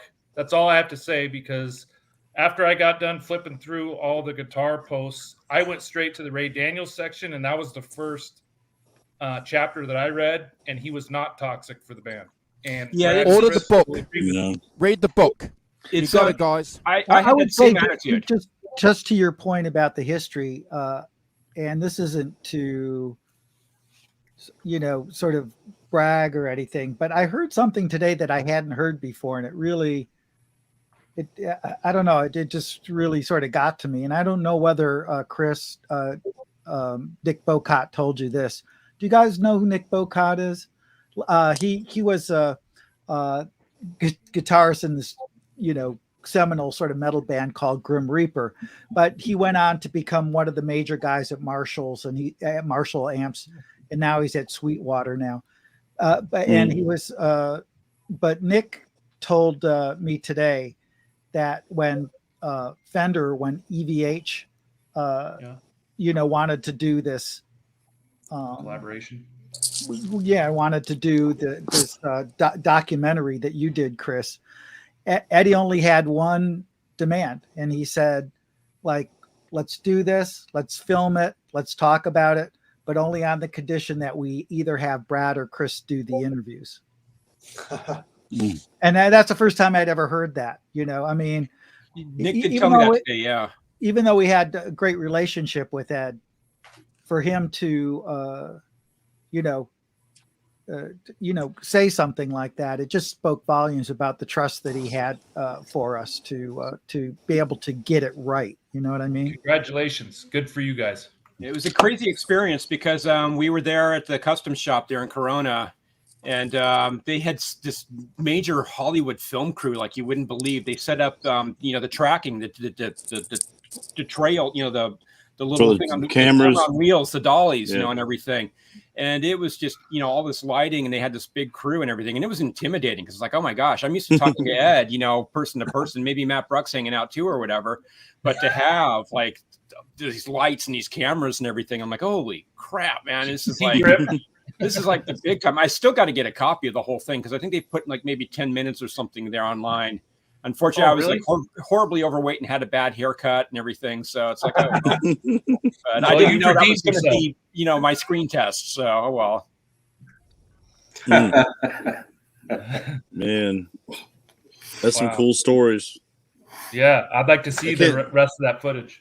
It was great. I mean, we talked for a couple hours actually. And Ed, I mean, my gosh, you want to talk obsessed, man. This was the Wolfgang guitar project we were talking about. The 2-year project, the 9 months spent working on pickups.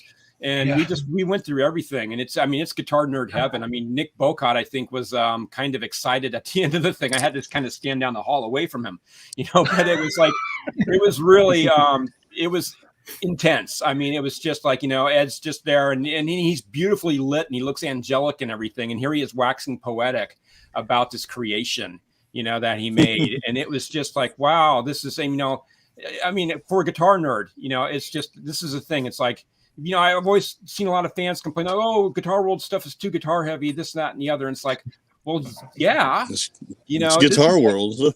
We have the opportunity to talk with this guy about his creation. I mean, who wouldn't want to do that? I mean, this is part of who he was, and this was the art, and it's just fascinating. The document that goes along with the document that goes along with just the development of the pickups on the Wolfgang. Well, Chip Ellis kept a daily diary of the whole project, and it's this big, massive document. It's probably like 400 pages long. And just on the pickups, guys. You get like to going back and forth. The 9-month section of pickups, and you're just like, oh my gosh, it's almost like Groundhog Day or something like that. Woke up in the morning, went to 5150, had a set of pickups. Ed didn't like them. Had to call DeMarzio. Had to call Seymour Duncan. Try again. Didn't he wind up on like the original ones they brought him? I think, or one of the first two, the ones they brought him. Ed asked them like, who makes your Stratocaster pickups? And they're like, oh, we make those in house. And it's like, can we make these pickups in house? And they're like, sure. And it's like, well, why don't you guys give it a try? And so they did that. They made some pickups, and I if I recall correctly, I think they got it right on the first try. Yeah, I heard something like that. Yeah, that's cool. Yeah, he brought him a pickup, and he didn't like it, and then they went through a bunch, and then Chip brought him the same pickup that he brought the first time. He said, "That's it." Yep. But so many things had changed between that pickup probably and the time they came back around to them. Like between the wood types and the body, and everything else for the guitars, and something had to change. Tone pots, or not tone pot, but pots for like the volume and little things, I guess, can make a big difference when it comes to that, especially to him. But when I played them, I always just don't sound like Van Halen, so I just figured it was my fault. So it's. Well, Ed didn't care. Ed was like, "Hey, I'm making these things for me, and that's if people like them, great. If they don't, oh well, I got my guitar, Well, though, too, it's like, and I've heard many people say, and it's actually true for, I guess, everyone really, but especially with Eddie. People said Eddie would pick up somebody else's guitar with their amp and sound like Eddie Van Halen, even Guys, when their amp was totally different. I played Frankenstein through the Marshall. Yeah, the Marshall. I guarantee you I did not sound like Eddie Van Halen. Yeah, I'm just saying, and I'm serious, like the tone though really isn't like the fingers, like I mean not just that, but I think it has a lot more to do with just how tight you grip the neck, how every little nuance, it's because I noticed that I've got people who tell me, "Oh, Brad, you sound like great," whatever, blah blah, and it's like I'll play through some friends' setups and sound just like I always sound on my stuff, but they play through mine. It's a DNA thing, I think. It's for better or worse. So there's, like I said, so it goes back to the whole thing. No one will ever sound like Eddie Van Halen. Well, I don't care if you have the exact rig that he used, the exact settings, the exact guitar on the exact cables. The cables are the same length, every little detail, and you're not going to sound like it. You'll sound close. This guy sounds really close. This guy here. Yeah. Oh, yeah. You'll have the licks, you'll have the chops, but you'll never be and if nothing else, you can nail everything note for note, and the tone is still going to be off a little bit. You know what I mean? It's never going to be the same. So, well, that take the compliment, Alan. Thank you, guys. Yeah. Well, I'm gonna kind of push back on that a little bit, because part of what has driven me to transcribe the music as closely as I could for all these years, and it's that whole idea of that people say it's in the fingers, and then people throw their hands up and say it's in the fingers. I'll never be able to figure it out. Well, the way I look at it is that Eddie, and I've said this many times, I've been on the show, and I say this wherever I can to anyone, Eddie Van Halen was a human being, and if a human being played it, you can figure out exactly how he played it. It's not impossible. I just feel like that there hasn't been a concerted effort to really, really dig deep into exactly what's going on. And it's funny, and I've told this story and this is another one that bringing in Andy Alador, because Andy and Alan Paul, by the way, who gave you such a great blurb on the back of the book.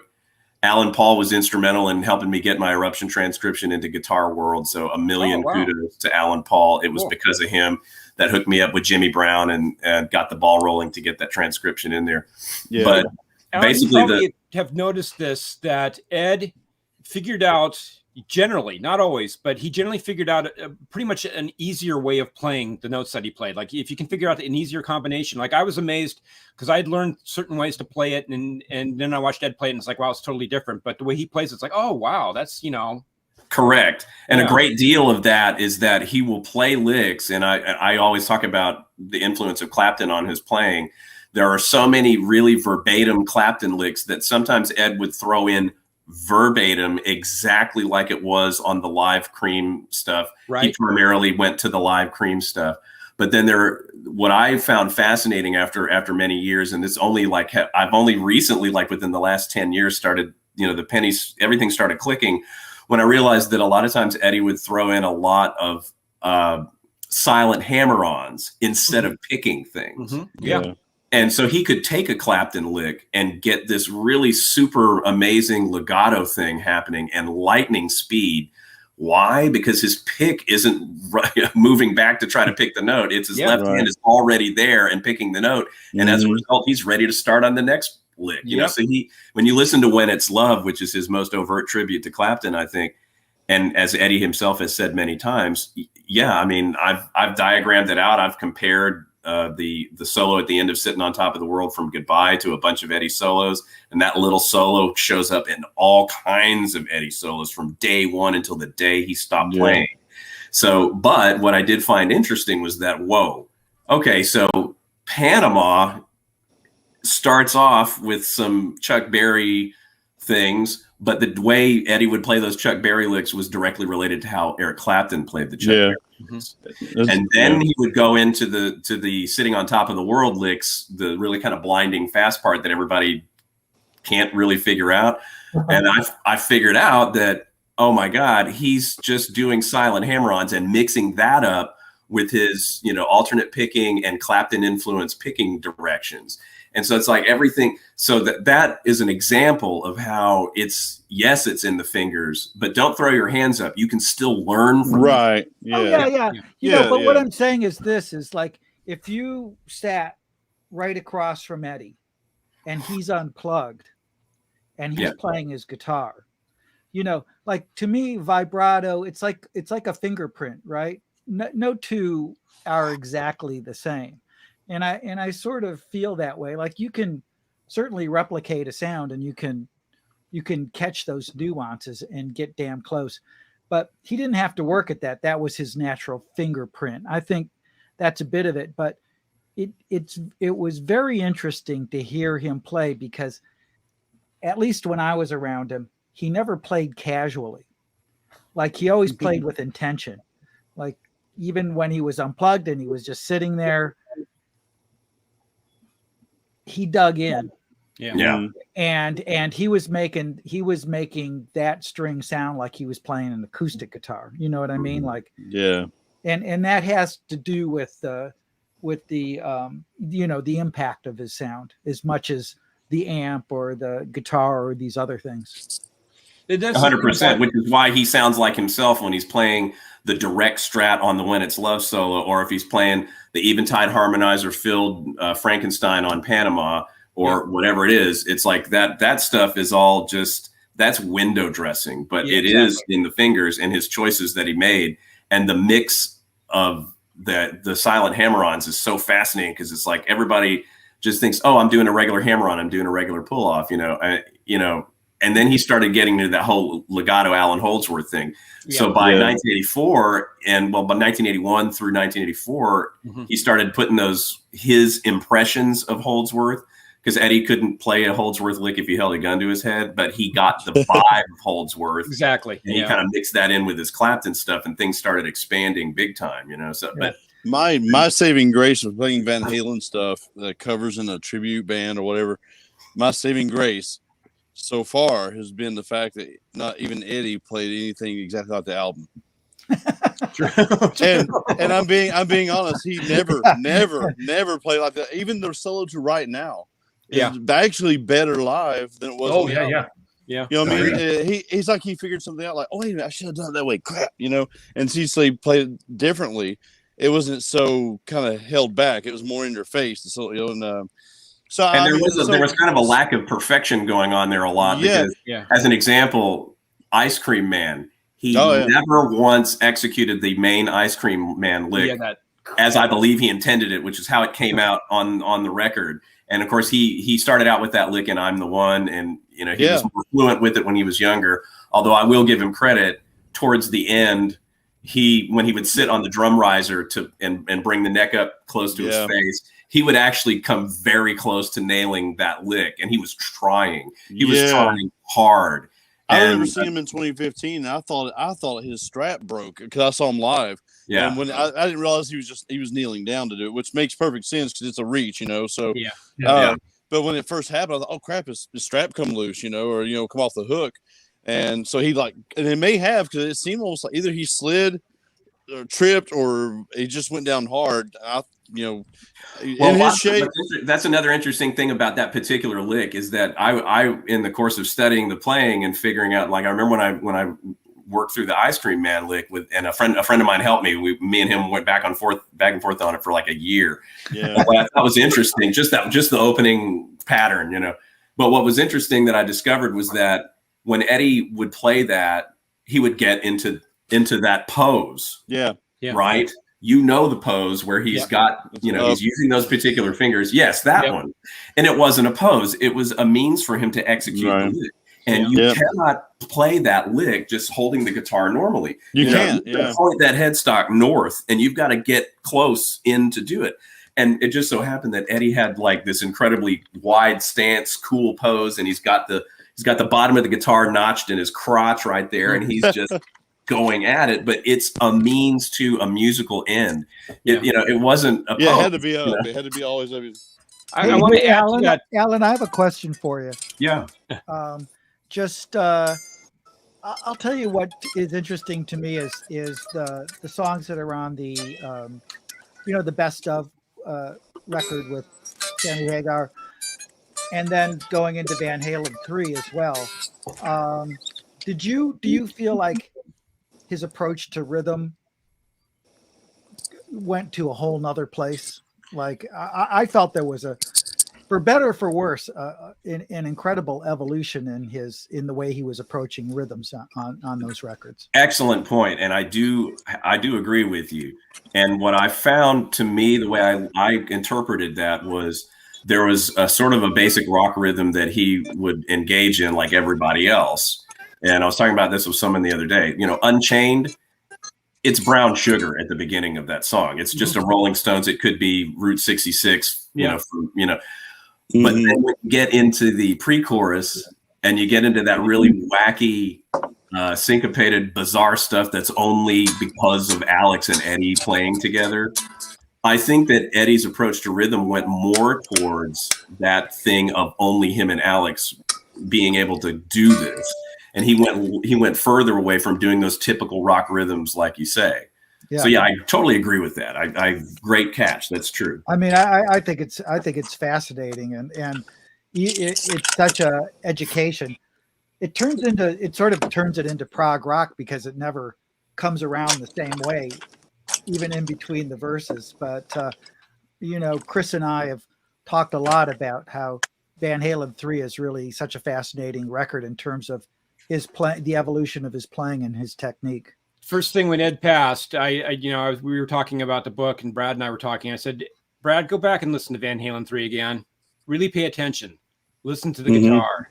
Just focus on the guitar, because I was going through my notes. I was going through what Ed had told me, and he was so proud of that. What he did on that record, and he couldn't understand why the fans couldn't accept it. I just said, listen. And it is. If you go back and listen to it, because after I had done that interview with him in 2013, and he was raving about the record, I went back and listened to it and said, like, wow, there really is something here. I was caught up in all do that too, Chris. Hype. I'll do that too. Yeah, it's not the Peavey Wolfgang plugged into his amp. There's a multitude of guitars. Yeah, layering and all kinds of stuff that he threw in there. It was. And one thing we haven't talked about, unfortunately, it's not in the book because it was such a short blip, and we never got to talk with Ed about it. But the song that he did with Roger Waters, what's it? The Boys Calling, the Lost Boys. Lost Boys Calling. Lost Boys. Yeah.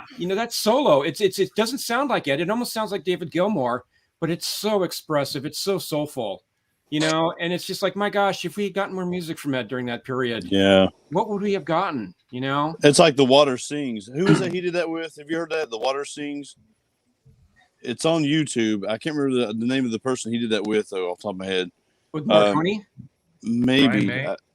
No, that wasn't Brian May. I can't look it up while we're on the chat, but if somebody can Google it, you can just go to YouTube, type in The Water Sings, Eddie Van Halen, and it's a collaboration with someone. I can't remember the name. Oh, right. I know what you're talking about. Yeah. But it's so awesome, but it's also so pretty. It's a good, pretty piano song with the guitar over it, and I wish we could have got. I mean, of course, I wish we could have just kept the guy around forever. But to get more of that, and there may be more of that floating around somewhere. That who knows? We know it's there.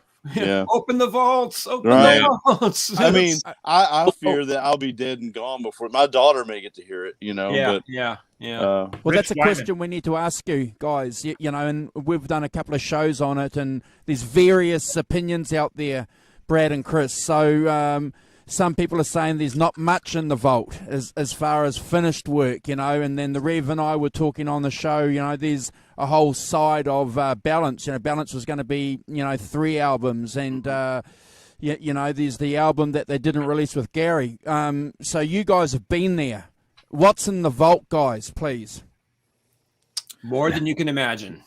I mean, I had this joke that I've been making with Chris of like, at some point I was sitting in there with Ed and sort of eyeing this shelf filled with cassette tapes and CDs. Like, gee, I wonder if I could make a quick grab and just a handful. Just go. Run for the gig. And the problem Chris goes, well, he had a lot of guns. Yeah, he had two things. He had fast cars and a lot of guns. Yeah. So, You guys know the Fred Durst story, right? From Limp Bizkit? Yes. Oh yeah, we know that one. Best story ever. That's so funny, yo. My amp, asshole.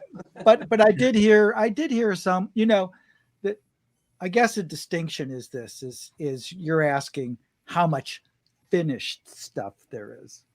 Yeah. And I don't know if there's tons of that, but I don't know if I need to hear what Ed would call finished products. I would like to hear some of these sketches, some of these ideas.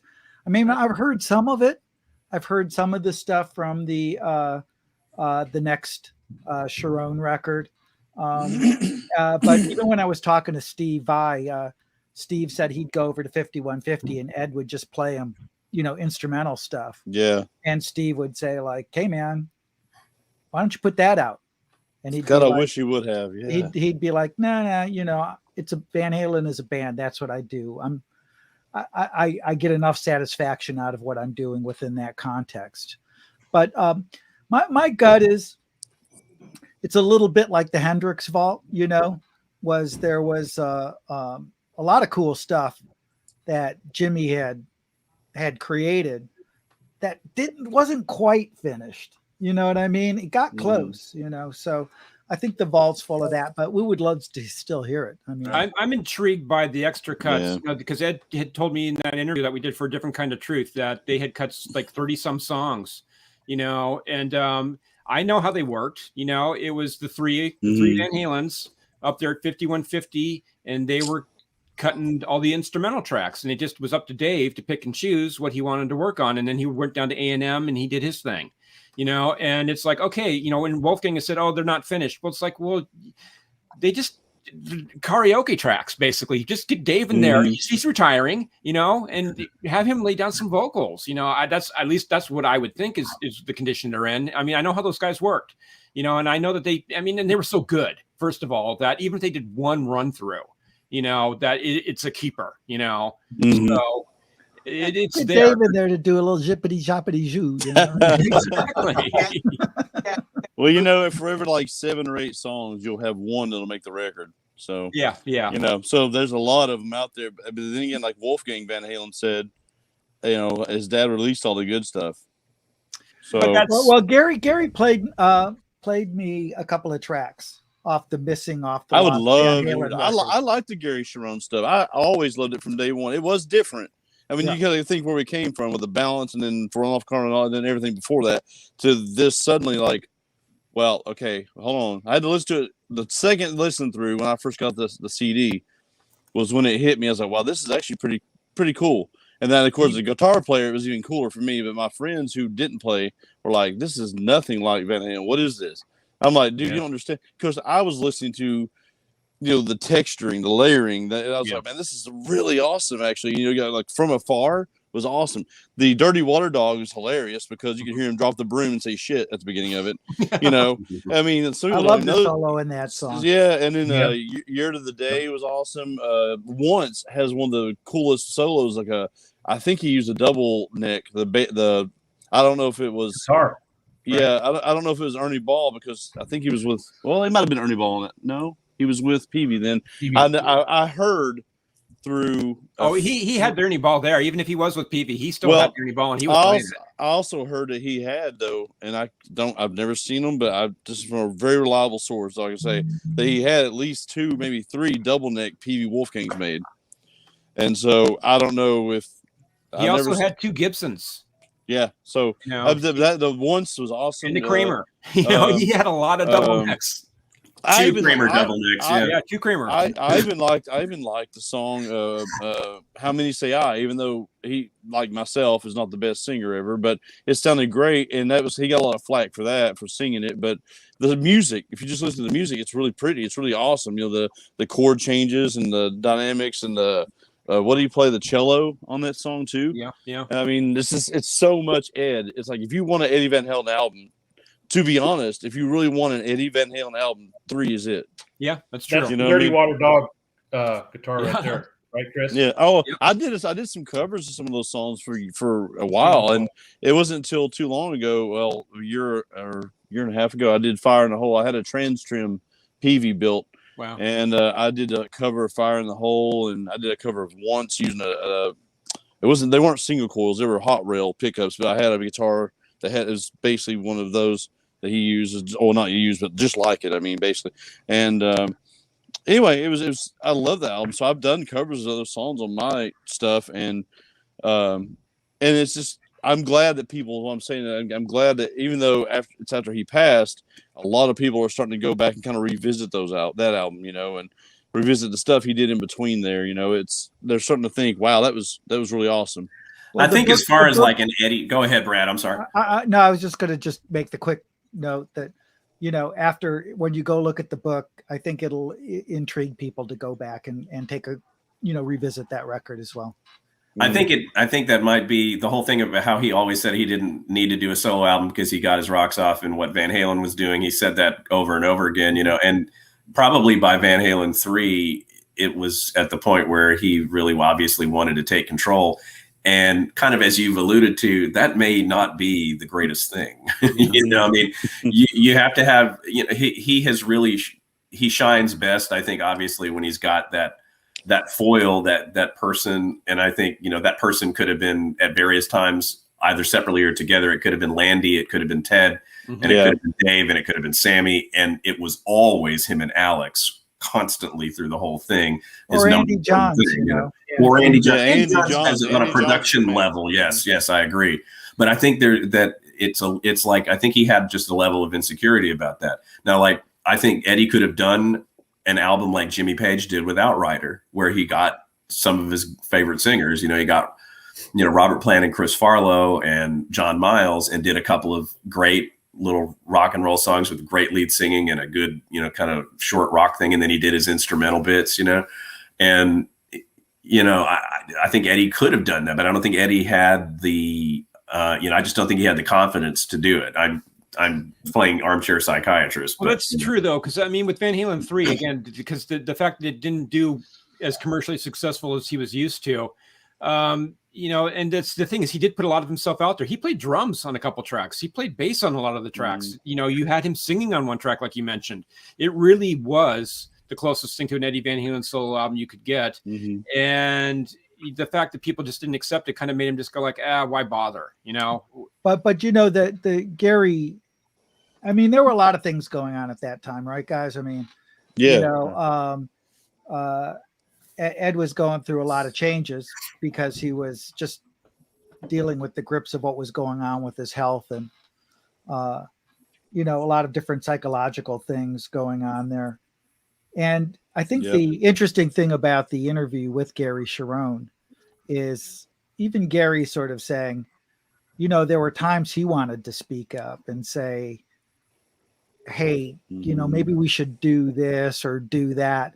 I mean, Eddie had essentially hired Mike Post to be kind of a yes man. And at that time, I think because of all the things that Ed was going through psychologically, he really could have used somebody to help him add that extra polish to that record. And that person just wasn't there, And someone to edit his ideas. Some of the best stuff that they come up with, in my opinion, anyways. Like I said, I love the 3 album. I love everything they do, really, have done.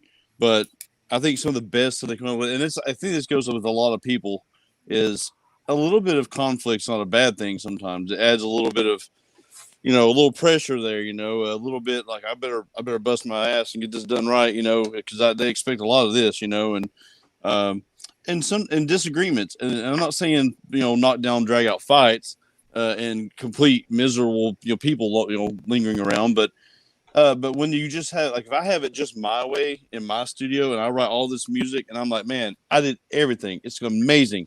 And you guys are going to probably love one thing of it. It might be 30 seconds. You know what I mean? Or you'll be like, that was cool too, but I didn't like the rest of the song. Well, I think actually, in my eyes, I'm like, that was brilliant. You kidding me? But it's like, but I think to have someone say, you're not really dictating, just being an ass to you, but someone to say, hey, this is Sammy Hagar had to have that done to him, I think, a few times, from what I've heard. The Humans Being lyrics. When Ed and Al allegedly told what he originally written for those lyrics, I was like, that is really crappy. And thank God they went back and actually had some, or he rewrote them, or they rewrote them, or somebody did. And so it happens to everyone. It's just, I get it. Vi does this thing. Satriani does this thing. I don't know if they have anyone producing their stuff saying, hey, maybe you should hit that note instead, because they're kind of a different level. No offense. Van Halen's my jam. That's my boy, but those guys, when they can sit there and hear something in their head and just not even pick up an instrument, just write it down as they hear it, it's like, that's different, Well, creating pop music is a different form than creating instrumental music. I mean, there's a lot more forgiveness there, but getting back to your point about there needing to be a little yin and yang going on there, that's true of all great bands. You have to have a couple of opposites that come together to create an interesting whole.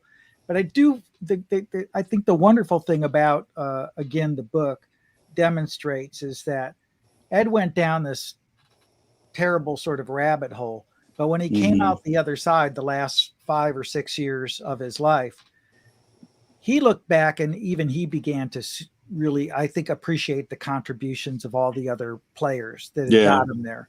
And that was really good to see because, hey, we all love Ed. He's a genius. We don't need to go through all of that, but he was human and he was fallible. And there were times where he wasn't making the best judgments. Yeah. But, it's just interesting to see later on in life, he came to that realization as well and appreciated the talents of Dave and Sammy and Mike. And, they were going to get back together. Kitchen sink tour. Kitchen sink. So Brad, I've got a question for you guys, Brad and Chris. So when you were interviewing and hanging out with Eddie, talking about the music and guitars, so would you guys get to a stage during that time where it would be like switch the recorder off, you guys would grab a couple of beers and you'd talk about NFL or basketball or politics, what guys talk about, did you guys share those times with them? I will tell you some of my stories, and this was during the Guitar Aficionado thing. I can't tell you the whole story, but we were talking about the Gibson SG that he cut the horn off of to record the slide part and everything, and I had to tell him one of my kind of my dirty movie story. I will say it involved a razor and a garter snake. Damn. I won't tell you any much further than that. And Ed loved that, and he told me some stories, and this was all off the record, and it will never ever go anywhere. The sad thing is he told me this one story that seemed like it might be a little bit permissible, but couldn't print it because one of the persons involved in the story could not have been in that place at that time, because Brad and I were talking about it and going like, well, gosh, this was a public event. This person would have been photographed at this event because he's a celebrity and everything. And I went online and I looked up the guy's tour dates and saw like he was on the other side of the country on the night that this event allegedly happened. So it's like, wow, great story. We can't tell it because it just probably didn't happen, or Ed remembered it wrong or something, and we just can't do this to the other party here. That's a question I wanted to ask you guys. Did you run across, and I'm sure you did because we all have, an inconsistency from one time frame to another? Where did you choose not to put that in the book? Did you call it out? Did you say, oh, he said this here, but he said the complete opposite here? And I'm not talking about the Variac. I don't care about that. I'm talking about something like for instance, in the Guitar World 1984 special, all of a sudden after 45 years, Eddie decided, oh, I used the 5150 on the 1984 album for the tremolo tracks. Yeah. And every prior interview from 1984 up until 35 years later, he said, no, I used the Frankenstein on all the Roth albums. So did you come up with something like that? This was the case where a lot of times I just had to defer to what Ed told me, even though my gut told me that wasn't necessarily true, because this is Conversations with Eddie Van Halen. We wanted to keep it in his voice as much as possible. And that's for people like you and I, Alan, to debate, and all the people who are giving me death threats right now. Yeah. To debate, it's just, let's talk about this in a civil manner, people. It's a plank of wood, really. No, Chris, did you tell him? Yeah, it doesn't change the album. The controversy that's going on right now. You should tell him. It's in my Guitar World article, I mentioned the thing, and my position, and it's even in the book this way, and it's been in every other article I've ever written about the Frankenstein, is that Ed, went to Charvel and he got the seconds made by Boogie Bodies, and that's what he used to make the Frankenstein with. Yeah. In the between time, while I was doing research on the book and everything, I came across some arguments, and Wayne Charvel had actually told me that, it was actually this body that he built with him and Dave Schechter. They did this crazy weekend where they just built like 100 bodies, and I started thinking about things logically and said, well, this is an interesting argument, and it has some plausibility to it. Let me entertain that thought, because I don't know for 100% certainty. I know that Chip Ellis told me that the body had a Boogie Body stamp in it, but when I went to follow up with him, I couldn't get through to him. I wanted to know if there was a photo that I could see so I could prove this. And, I went through my recording with him when we did the original article on the Frankenstein replica and everything, just to make sure I wasn't crazy. And I thought, well, that's plausible too, but this other story is plausible. And I thought, well, wait, Lynn Ellsworth was a perfectionist. His work, it's incredible. It's great. Why would he send a second down to Charvel? They're like a new client of his, like him and Wayne were friends and everything, but it's like, gosh, this is new business that he's doing with them. So why would he send this thing with the seam at an angle and the knot in it, and the grains all in these crazy mismatched, waves and everything? Would Wayne do that? I don't know. I still think it's the Boogie Bodies, but there's this other argument on the other side. And, it's a can't-win situation for me, because there's the Charvel people who are going to attack me. The Ellsworth people right now are, they got the pitchforks and fire and everything like that. They're lining up out there, and they're bombarding the poor British guy over at the GuitarWorld.com website, and they're trying to make their way to me. Well, those things aren't necessarily at cross purposes, because they can exist in the same world. Because it's my understanding that yes, the body and that series of 100 bodies or whatever it was that was made quickly to fulfill contractual obligations where you had to make this many things. Yes, even though Lynn is a perfectionist, he probably would have let something like that go. My understanding of all these years is that it was using Dave Schechter's patterns, templates, which Lynn did not have at that time. So that was my understanding. So all these things can really actually exist in the same. They can kind of coexist, and that's the thing. And it's fascinating. Let's talk about it, people. And I love Lynn, and Lynn gets lots of credit in the book. No, not just for the Frankenstein body, but also for being the guy who set up the meeting between Ed and Floyd Rose. Exactly.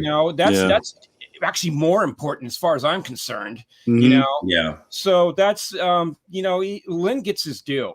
It's not about disrespecting the guy or anything to that extent. But it's like, let's talk about it. And I actually proposed to someone this morning. I said, let's do Thunderdome. Let's get Wayne and Lynn together and do a Zoom call like we're doing here. Like, right let's here, right now. Talk about it and be friendly, but let's hash it out. You two guys were there. What do you guys remember? We don't even know if he bought the neck on the same day. Like that's the thing. That's been the story, that he got the neck on the same day. But then why does it not show up until July? Right when the Frankenstein body shows up in February. Where's the neck? If he liked the neck so much, why was he using the 61 neck for 4 months? What are the chances of him getting that neck and body the same day and it being, married in the best? I guarantee you he got it later. Yeah, and I think he ordered it. I think that was the thing, because and it's I have gone through all of my old Guitar Player magazine issues. I have all of them from the 70s, and I went through every Charvel ad and I followed the progress. And it starts out with the Les Paul jacks, the metal Les Paul jacks, and some pick guards, and it progresses. And then you get to a point in 76 where the bodies start to show up, and then you get to a point in 77 where the neck shows up. And there's an ad that has a neck, and it's a dead ringer for the neck on the Frankenstein. Yes. There's funny. I don't know if it applies. It probably doesn't apply to the Frankenstrat, but I just remember seeing or hearing rather. There's a radio station rather on You can find them on YouTube. Howard Stern had links to them as well, but they would call Eddie periodically at his studio. They got his number, right, and they would call him up and just catch him at the worst time usually. But he'd talk to him. Yeah, was it? Yeah. They're from the like Midwest. Kansas or something. Yeah, it's like and I remember hearing. I think it was around 1995 or 96. It had to be because they called Ed and he was talking. At one point, they brought up something about interviews and some of the techniques he used and things that, like the inconsistency question. And Ed just kind of chuckled over the phone and said, "You know, I used to tell people all kinds of bullshit." He said, "I'd tell them one thing, I'd tell them this. I just kept them guessing."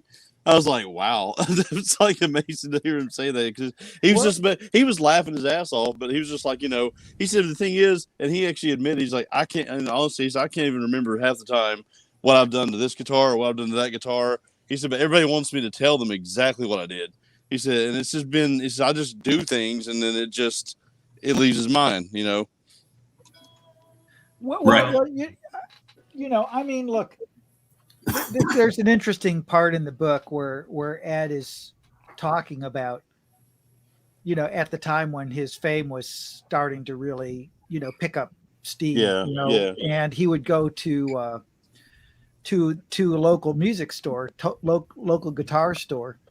And, you know, as he was wont to do, you know, I mean, that's what you do when you're a guitar player, you go to, and it just becomes a fun house, like a weird fun house mirror. Like he'd go there and see these people knocking off all of his ideas and his inventions and not getting a cent for it. And I think at that point he started saying, I can't be giving away all my secrets. Like, let me try to throw these guys off my track a little throw bit. the scent off, You know, I understand what you're saying. I can totally understand what you're saying. I will say this though, by and large, Eddie was, in my opinion, was extremely forthcoming and was generally not just throwing people off the scent. Because a lot of his statements that seem wacky like that, you can kind of really go through and compare interviews, look at the photographic evidence. Man, 99% of the time he was really telling the truth. He wasn't a different kind of truth. You know, there you go. But I mean, you know, the Variac thing, yes, he said that directly, you know, in the Esquire interview, I believe was when he first talked about, I did, you know, but everything else, it's really pretty much. Yeah, he told me the Variac story too, which, you know, a little variation of that's in the book as well. And it's like, it's interesting, but, you know, then again, bringing back to Charvel, this is part of the thing. And I didn't want to burst Eddie's bubble here, but, you know, there was an interview with Wayne Charvel that I think was an old thing, and it may have predated Eddie as far as I recall. And he talked about having I think it was a Fender Twin in his shop that had a variable transformer in it. It was like something the country guys used to, you know, get it to this sweet spot where it was so loud. And it's like, there's the Variac. You know, and Carl Sandoval, I hate to mention his name because he wanted me to pay him money for fact checking. You know, but he does it free on his YouTube he claims channel. that he turned Eddie onto the Variac. Now, I don't know. When it comes to the guys at the Charvel shop, they all did everything for Ed. You know, they shined his shoes, they drove his car, they introduced him to Valerie. You know, right. So I don't know who to believe over there. They're good guys, but their memories aren't quite so good because I think they had a little bit too many Friday beer keg, you know, parties. The other thing, Chris, too, is, you know, we all know Eddie had hundreds and hundreds of guitars. He probably bought and sold just as many as he had at 5150 Studios. How does he remember all the minute details that we hone in on a special 30? That's the thing, and it didn't matter to him like it matters to us. You know, they were instruments, and he was constantly progressing and constantly looking for something new. You know, I guess I'll mention this. You know, I've been taken to the mat on forums about after the Guitar Aficionado article about why didn't I get a picture of the Flying V? Where are the Les Pauls? Well, read the book. You'll find out what happened. Yeah. And at the time, Ed didn't want me to say anything about that. You know, I was like, oh, good. I can finally come clean and let people know what's going on with these things. And he's like, nope, you know, but it's in the book. I can't wait to read that book, man. Me too. Can I just make a point that as I sit here and I listen to this amazing conversation, I think it's also important to talk about how important Guitar World was for us, and how there wasn't the internet when we were, obsessing over 5150 and OU812, and exactly, you could always tell the Guitar World articles were different. There was like a love, like you could feel the love between Eddie and that magazine, and all the work that both of you guys have done, that it just translated different. You could just tell that he enjoyed that time a lot different than the other articles. And that was the window to my world as a teenager and sitting on the edge of my bed. And Guitar World magazine allowed me to be a dreamer that not only carried over in my guitar and playing in bands and, meeting girls, and thank God for the guitar and all that, but it also in other aspects of my life, because it was this piece of academic, but it allowed me to dream, Yeah. Well, what's funny is when I started editing Guitar World, it was super, it was super important in my head to talk to me when I was a kid. Like, I always kept that in mind. Like, I wasn't looking to necessarily, speak to my peers, because, in some ways, fuck adults. They already know what they're going to do. They have their minds made up of things, What I wanted to really do is engage young people and engage their creativity. And not only that, but make something actually good to read. Like, it was mostly guys back then, so I'm being like a little sexist, but there were such few things for a young guy to actually read and to think about, and for you to engage them on a creative level.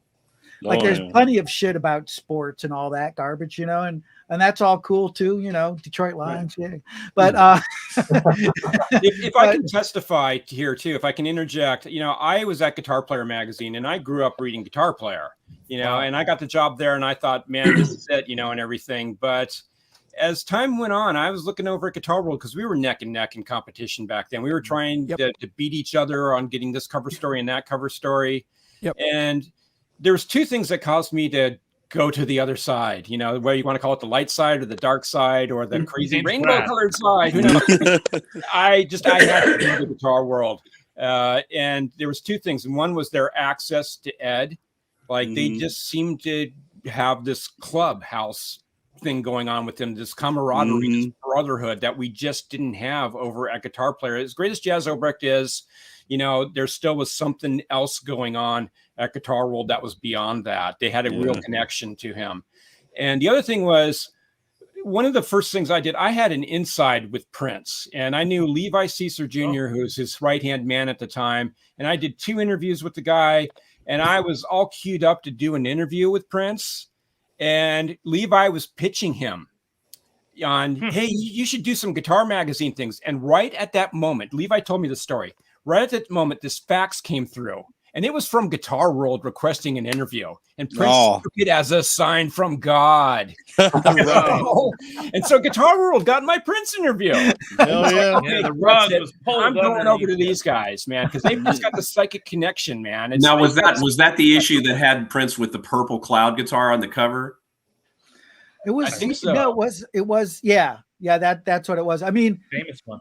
Listen, that actually, Chris, was like one of those things. Careful what you wish for. Oh, I know. I know. Look, I have been. It was like a 6-month journey in order to end up, from the time Prince said yes, dude, to actually getting it. It was like. I did artist relations at Roland, and I dealt with Prince, and I was in the studio. I can't remember which studio it was in Hollywood. And Prince, I'm there. Levi invites me over, and I'm in the studio, and Prince is working, and he's doing something. And he decides, I need 6 Eventide harmonizers. Get them for me now, God damn it. And he's screaming at these people. I need them yesterday. And it's just like, it wasn't quick enough. He had an idea, and he just had to work on it. And they're calling up all these rental places. Like, we've only got 3. We need 3 more. Can you find some Eventide harmonizers? Everyone's just scrambling to go with the phones. They're going nuts. And there was a rehearsal. This was at Union Station, the train station in Los Angeles. And they were rehearsing for, I don't know what, I think they're going to do a video shoot or something like that. And I'm there with the band, and Prince isn't there. And they're all just kind of hanging around and shooting the shit and having a good time. And all of a sudden Prince walks in, and it's like the military. Everybody shuts up. They pick up their instruments and they snap to attention. And Prince walks over, sits down on the piano and starts banging out "Baby, I'm a Star." And everybody just has to fall in and follow him.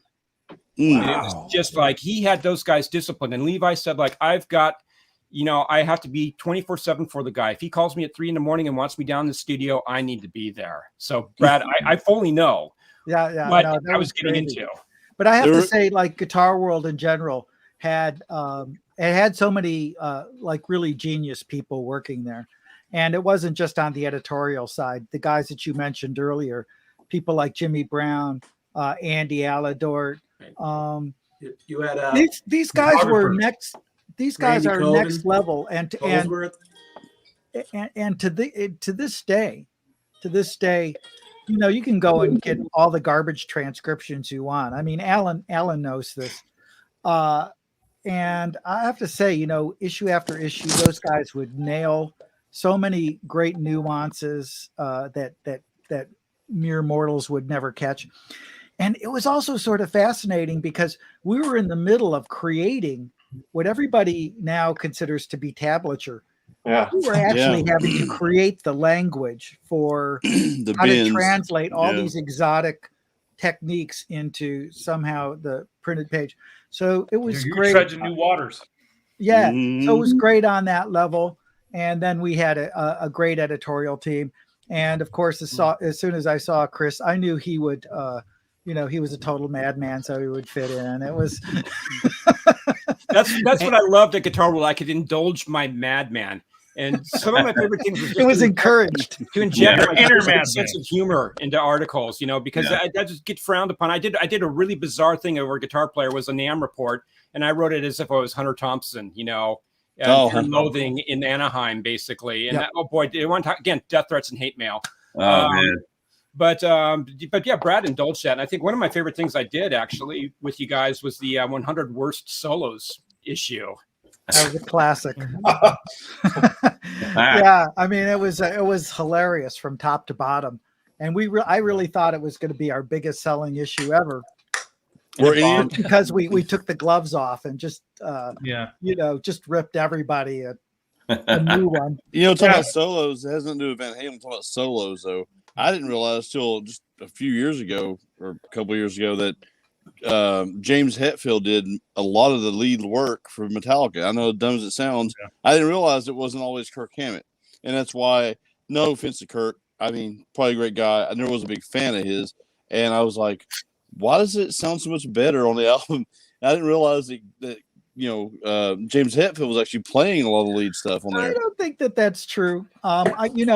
James added like harmony parts and stuff like that, and he played a couple leads, but a lot of that, the earlier stuff, anyways, is probably Kirk. Yeah.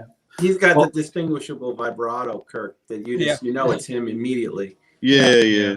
But I want to Brad, no, I'm sorry. Go ahead, Kurt.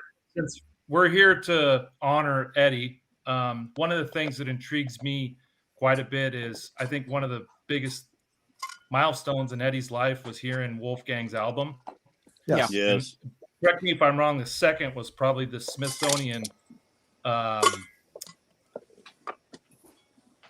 Those were both around the same time too. But yeah, that was just, I mean, for Ed. And I will say this about Wolfgang, and I've said this a lot of times, and I'm going to repeat it, that Wolfgang is a saint for putting that record aside to spend, his time with Ed in the final years, because he had that record pretty much in the can. Now, of course, he added some things later on, but pretty much by 2015, that album was done. I did a thing with Matt Brock when we went and spent like 4 fun days at one of the rehearsal studios with all of his British amps. It's just a story I did in Guitar Aficionado on Matt, because when I went up there to do that thing in 2013, on all of Ed's guitars, Matt showed me his British amp collection, which is mind blowing.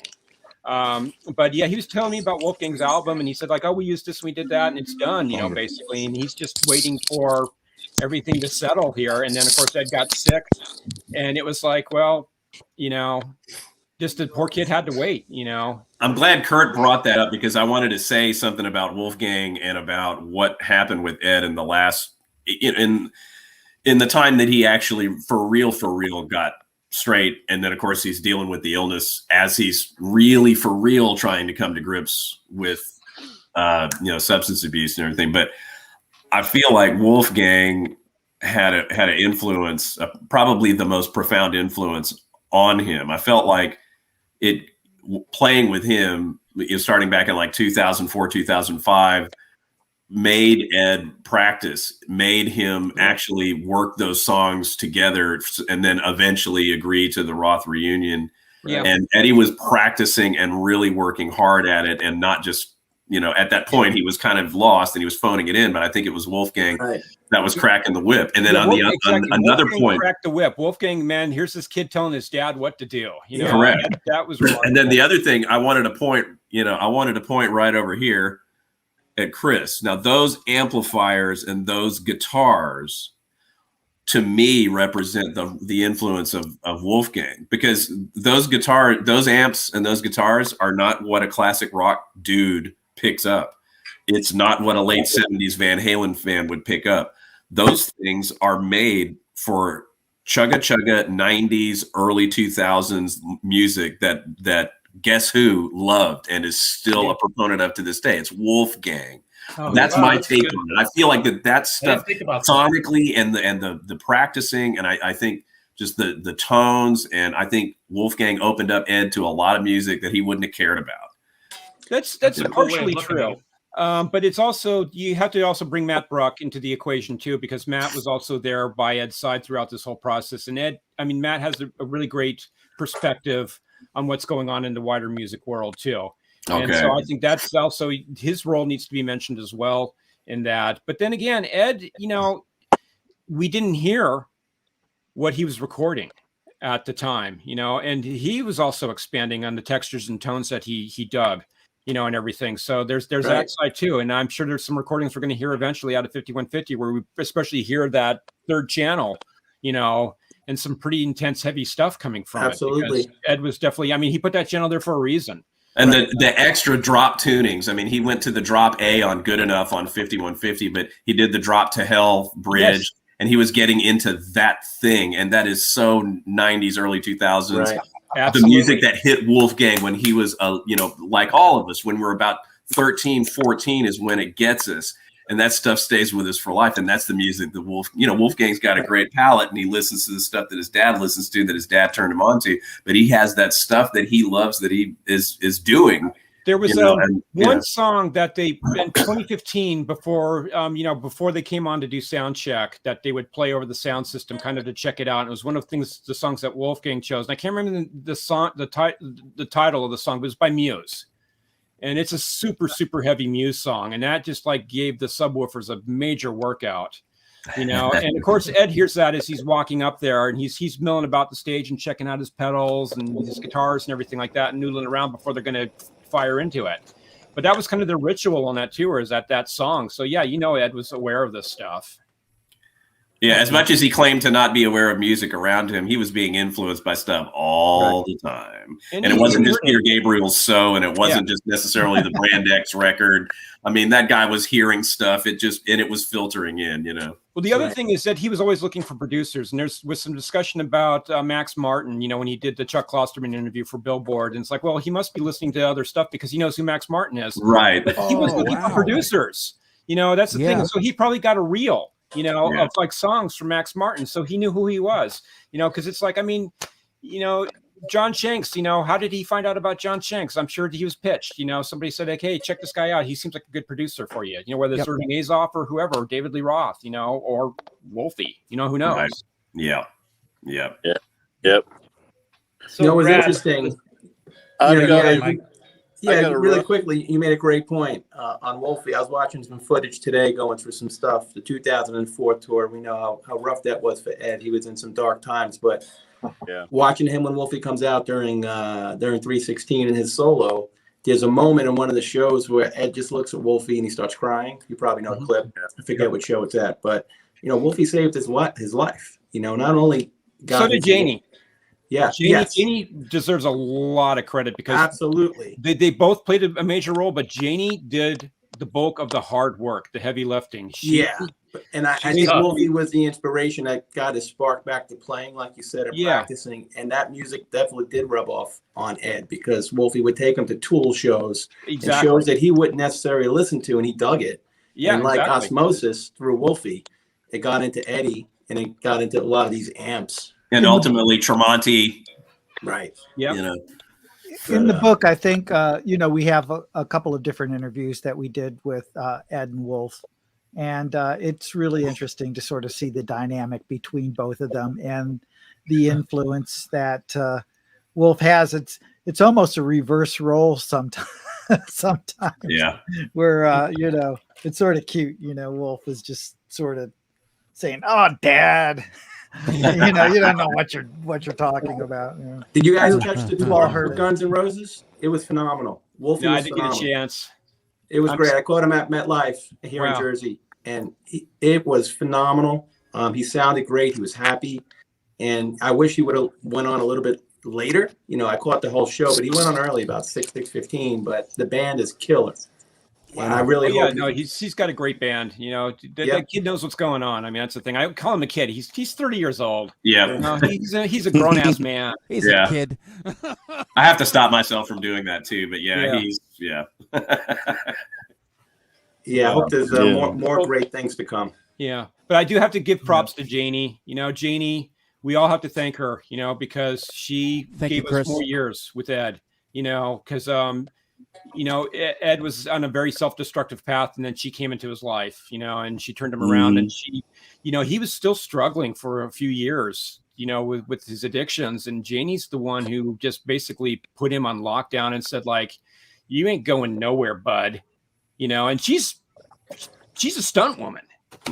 She's tough. So, she's a tough girl. Yeah, she's tough, and Ed's like, yes, ma'am, and it worked, And also, if any of you guys ever had any loved ones that are sick, you know how difficult it is to go to the doctors and to, and she was with him every step of the way, and it wasn't an easy time.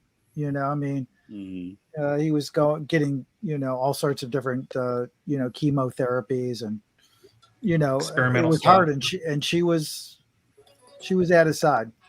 Well, yeah, I'm in Houston, and he had been coming here to the Houston Medical Center for a lot of treatment, going back to the tongue cancer thing, and he had been coming here off and on for many years, and then of course he ended up, going to Germany and all that kind of stuff. I mean, I think you're absolutely right. She had to have been the person holding his hand through all this kind of stuff. I mean. I have to say too that she told me about, we had a breakfast in the city in 2018. She told me about the plans to get Mike back and do this big stadium tour and have Metallica and the Foo Fighters open up, and said, but you can't tell anybody. I'm like, oh my God, how can you drop this bomb in my lap and not give me the permission to let anybody know? And I had to keep it secret. She's like, Chris, I'll kick your ass if you tell anyone. Well, that's the thing. Yeah. She would do that, and I knew she would be there with the chainsaw. I'll put you in the hospital. That would have been an amazing show. She had this brilliant idea, and I wish I could remember it, because I think that's part of the thing is I couldn't tell anybody, and I kind of forgot the details. But she was going to put this teaser. Like, people complained about the Van Halen website a lot and how there wasn't this and there wasn't that. But she had this great idea for this teaser, and it was running with the devil. Basically, it was like the horn, and then the bass, and then I forget what the line was. Like, all of a sudden, this line was going to pop up. Is just at that point where the that little behind the bridge sweep happens. Yeah, and it was just like. Oh my God, that's genius, Janie. And I forgot what it was. It was something tied to a Van Halen song. I can't remember what the line was, but it was like, it was so perfect. And it's just like, oh my gosh. Right. You read the article about the circle with Michael and Sammy that Jason Bonham told Sammy they started doing more Van Halen songs, a lot more. Probably half the set now is Van Halen. Yeah. From Sammy era. And Jason pretty much told Sammy, he's like, listen, if I came to see you and you didn't play that stuff, I'd be pissed. Yeah. It's like, you got to play the stuff for the fans. You know? Do, yeah. Yeah, but Sammy, listen, let's keep people honest. Sammy really went for it when he made those records. He sang higher than he ever sang before, and he murdered his voice on tour on the 5150 OU812 tour. He went for it, not a trained singer. that guy, I would forgive Sammy for not attempting Dreams. It's too hard. It's just too damn hard, you know. Amazing. Yeah. He had an incredible voice. You know, one of the cooler things that I got to do is go to a rehearsal at SIR when they were rehearsing with when Sammy was coming back into the band. And I was impressed with a couple of things. I mean, of course, you know, in some ways it's funny. I took Ed, you know, mostly for granted. But I was in this it wasn't a small room, but it was a small room to hear Van Halen. And Sammy sounded incredible. I have to say, like, you know, even in this rehearsal, his voice, he was killing it. And the other thing was being in the same room with Alex Van Halen playing drums. Like you're like, oh, yeah, that's that sound I've been hearing on the records. Right. You know, I mean, My whole life. It never registered in the same way, that maybe because I'm from a different generation, that Bonham or Keith Moon or guys like that. But hearing Alex in that room, you know, like, you really appreciated that sound. Yeah. That's that groove. You know, that's him. And that's not an Eddie sitting by himself groove. That's Eddie with Alex playing their entire lives together, and that's what made them special. I mean, I make this point a lot. I don't even consider either one of them as existing without the other. Yeah. I just don't. It's Alex and Eddie. And when you really, I mean, even when I'm sitting down and like trying to figure out tempos, and I'm like, dude, I'm trying to, and it's Van Halen too, bro. Van Halen 2. Van Halen 2, Van Halen 1. I mean, I'm the one exists because it's Eddie Van Halen and Alex Van Halen. Eddie Alex. It's one Van Halen. That's a good point. That's a jazz song. That's a jazz song. Yeah, they were in my favorite all-time Alex song. They were so in tune with each other. Yeah, not just in tune, but in like in sync. In sync. Yes, with each other, like on an incredible level. If one of them did something slightly off, the other one could just hear it and fell right in. And then I hate to say this, but you know, God bless Ed, don't be mad at me. But whenever you know he had an occasion to play with some other drummer or other musicians, it doesn't work. Yeah, right. You know, I mean, he really often fell flat on his face. I mean, he really kind of did. You know, Eddie Van Halen was not Frank Zappa. He was not an improviser. No, to me, I mean, you know, he improvised to a certain degree, but he was not in that realm of. Every single video I've ever seen of him improvising with a random band playing live, and like you said, don't strike me dead, you know, Ed. But the point being, Ed might, he might. No, I think but the truth be told, it's probably that it's because they're so in tune with each other, in sync with each other, that it's, you know, he could jam his ass off with Alex. You know what I mean? And I mean, it sounded amazing. I mean, they could just make shit up and it sound amazing.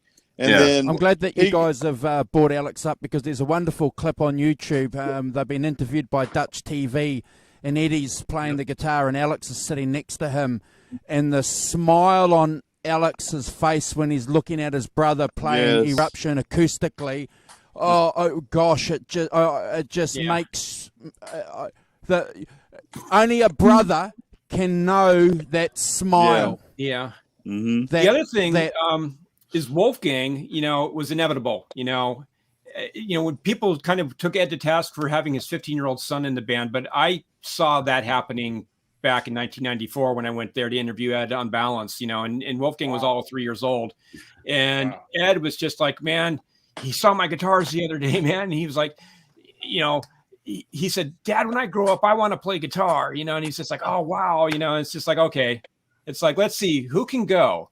Singer, bass player. Well, somebody's job's on the line. I'm sure Michael Anthony was sweating pretty heavy from that point onwards. You know? Right. Yeah. It's like David Lee Roth said, you know, he was already cut out of the royalties by that time. Yeah.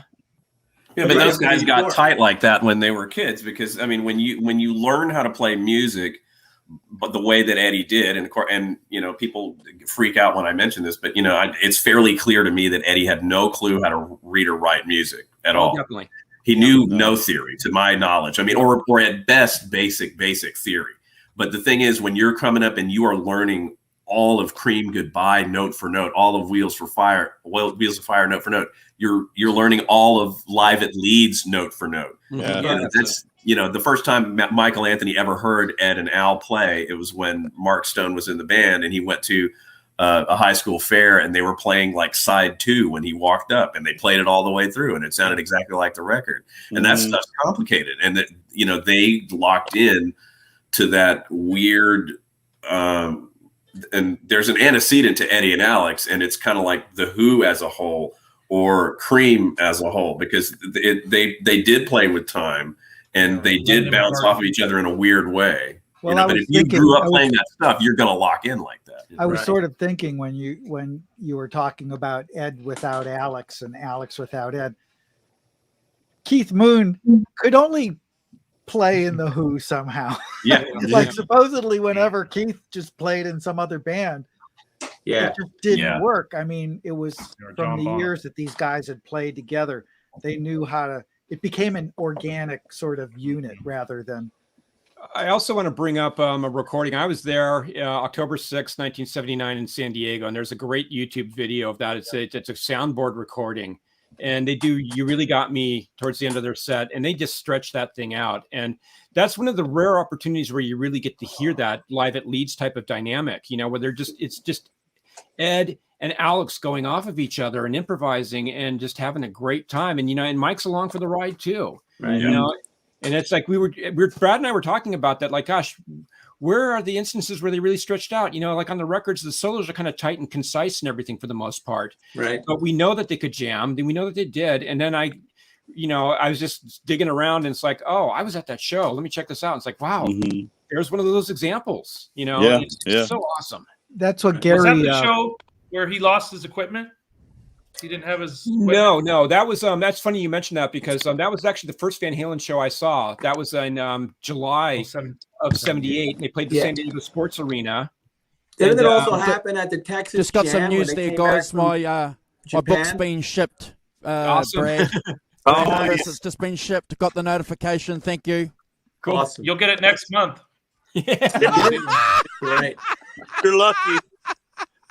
Ready for Didn't Christmas. those guys lose their amps and equipment when they came back from Japan and they played the Texas Jam in '78? They had to borrow equipment, right? Yeah, they did. And I saw one of those shows where they were on the borrowed equipment. You know what? I couldn't tell the difference, but they played San Diego Sports Arena. It was what they called amphitheater style seating. They basically did 1/4, and they curtained the rest, the other 3/4 of the arena off with no seating or anything. But it was like one of the few headline shows that they did. I think it was like July 8th or something like that, if I remember properly. But it was and they did half of Van Halen 2, which is really cool. Wow. They did a great version of Summertime Blues, that again, talking about Live at Leeds. That was awesome. And I loved how they would meld when they played Summertime Blues. They would meld both the Blue Cheer version and the Who version. Exactly. They played both of them to get them both in, because they both loved both versions. Yeah. That's cool. My Lord. But I when I found out later that the Marshalls were gone and he had these Laneys and these Musicmans and everything, it's like, gosh, he sounded pretty damn killer to me. Oh yeah. So I just wanted to say something that would make you guys a little jealous. So that was in the conversation that I had with Gary Cherone. I was asking him about, like, how come these guys just don't go to town in the studio? Like, why isn't there an ending that could go on for 3 or 4 minutes of just Ed and Alex going on? Why don't we ever hear that? And it was Gary said, I'm gonna let you hear something. And he sent me one of the studio tracks that was going to be on the next Van Halen record. And he said, well, they would have probably edited it off, but if you want to hear an example of what Alex and Ed would do, like at the end of a song when they didn't want it to end, here's an example. Freebird. And it was that. It was just 2 minutes of those guys just playing their asses off and essentially improvising.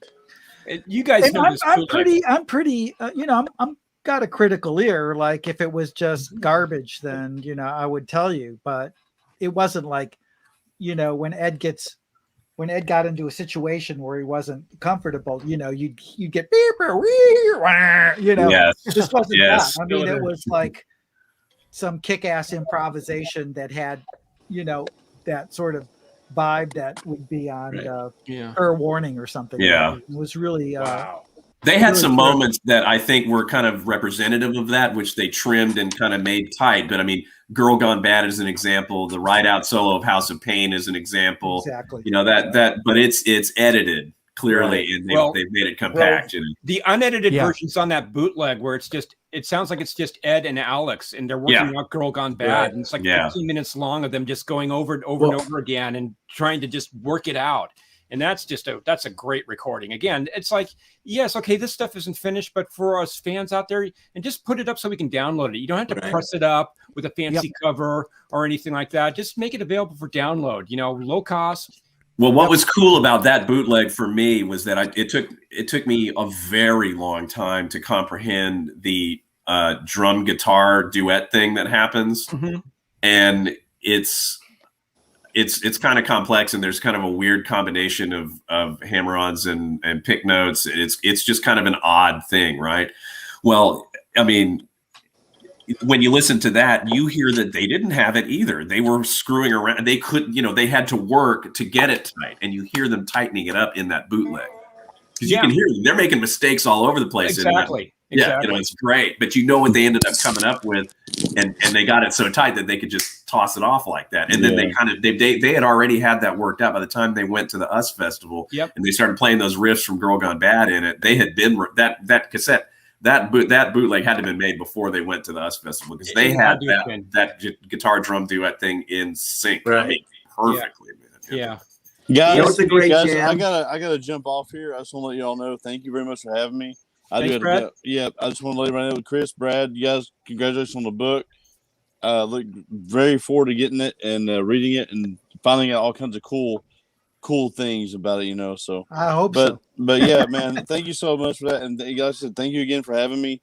And my battery, I've got like 3% left, so I just got to make sure. Yes. Will you come back? Will you come back and join us for another show later? Oh, another show later on? Absolutely, yeah. It won't be this one, but because I'll be well asleep by the time this one.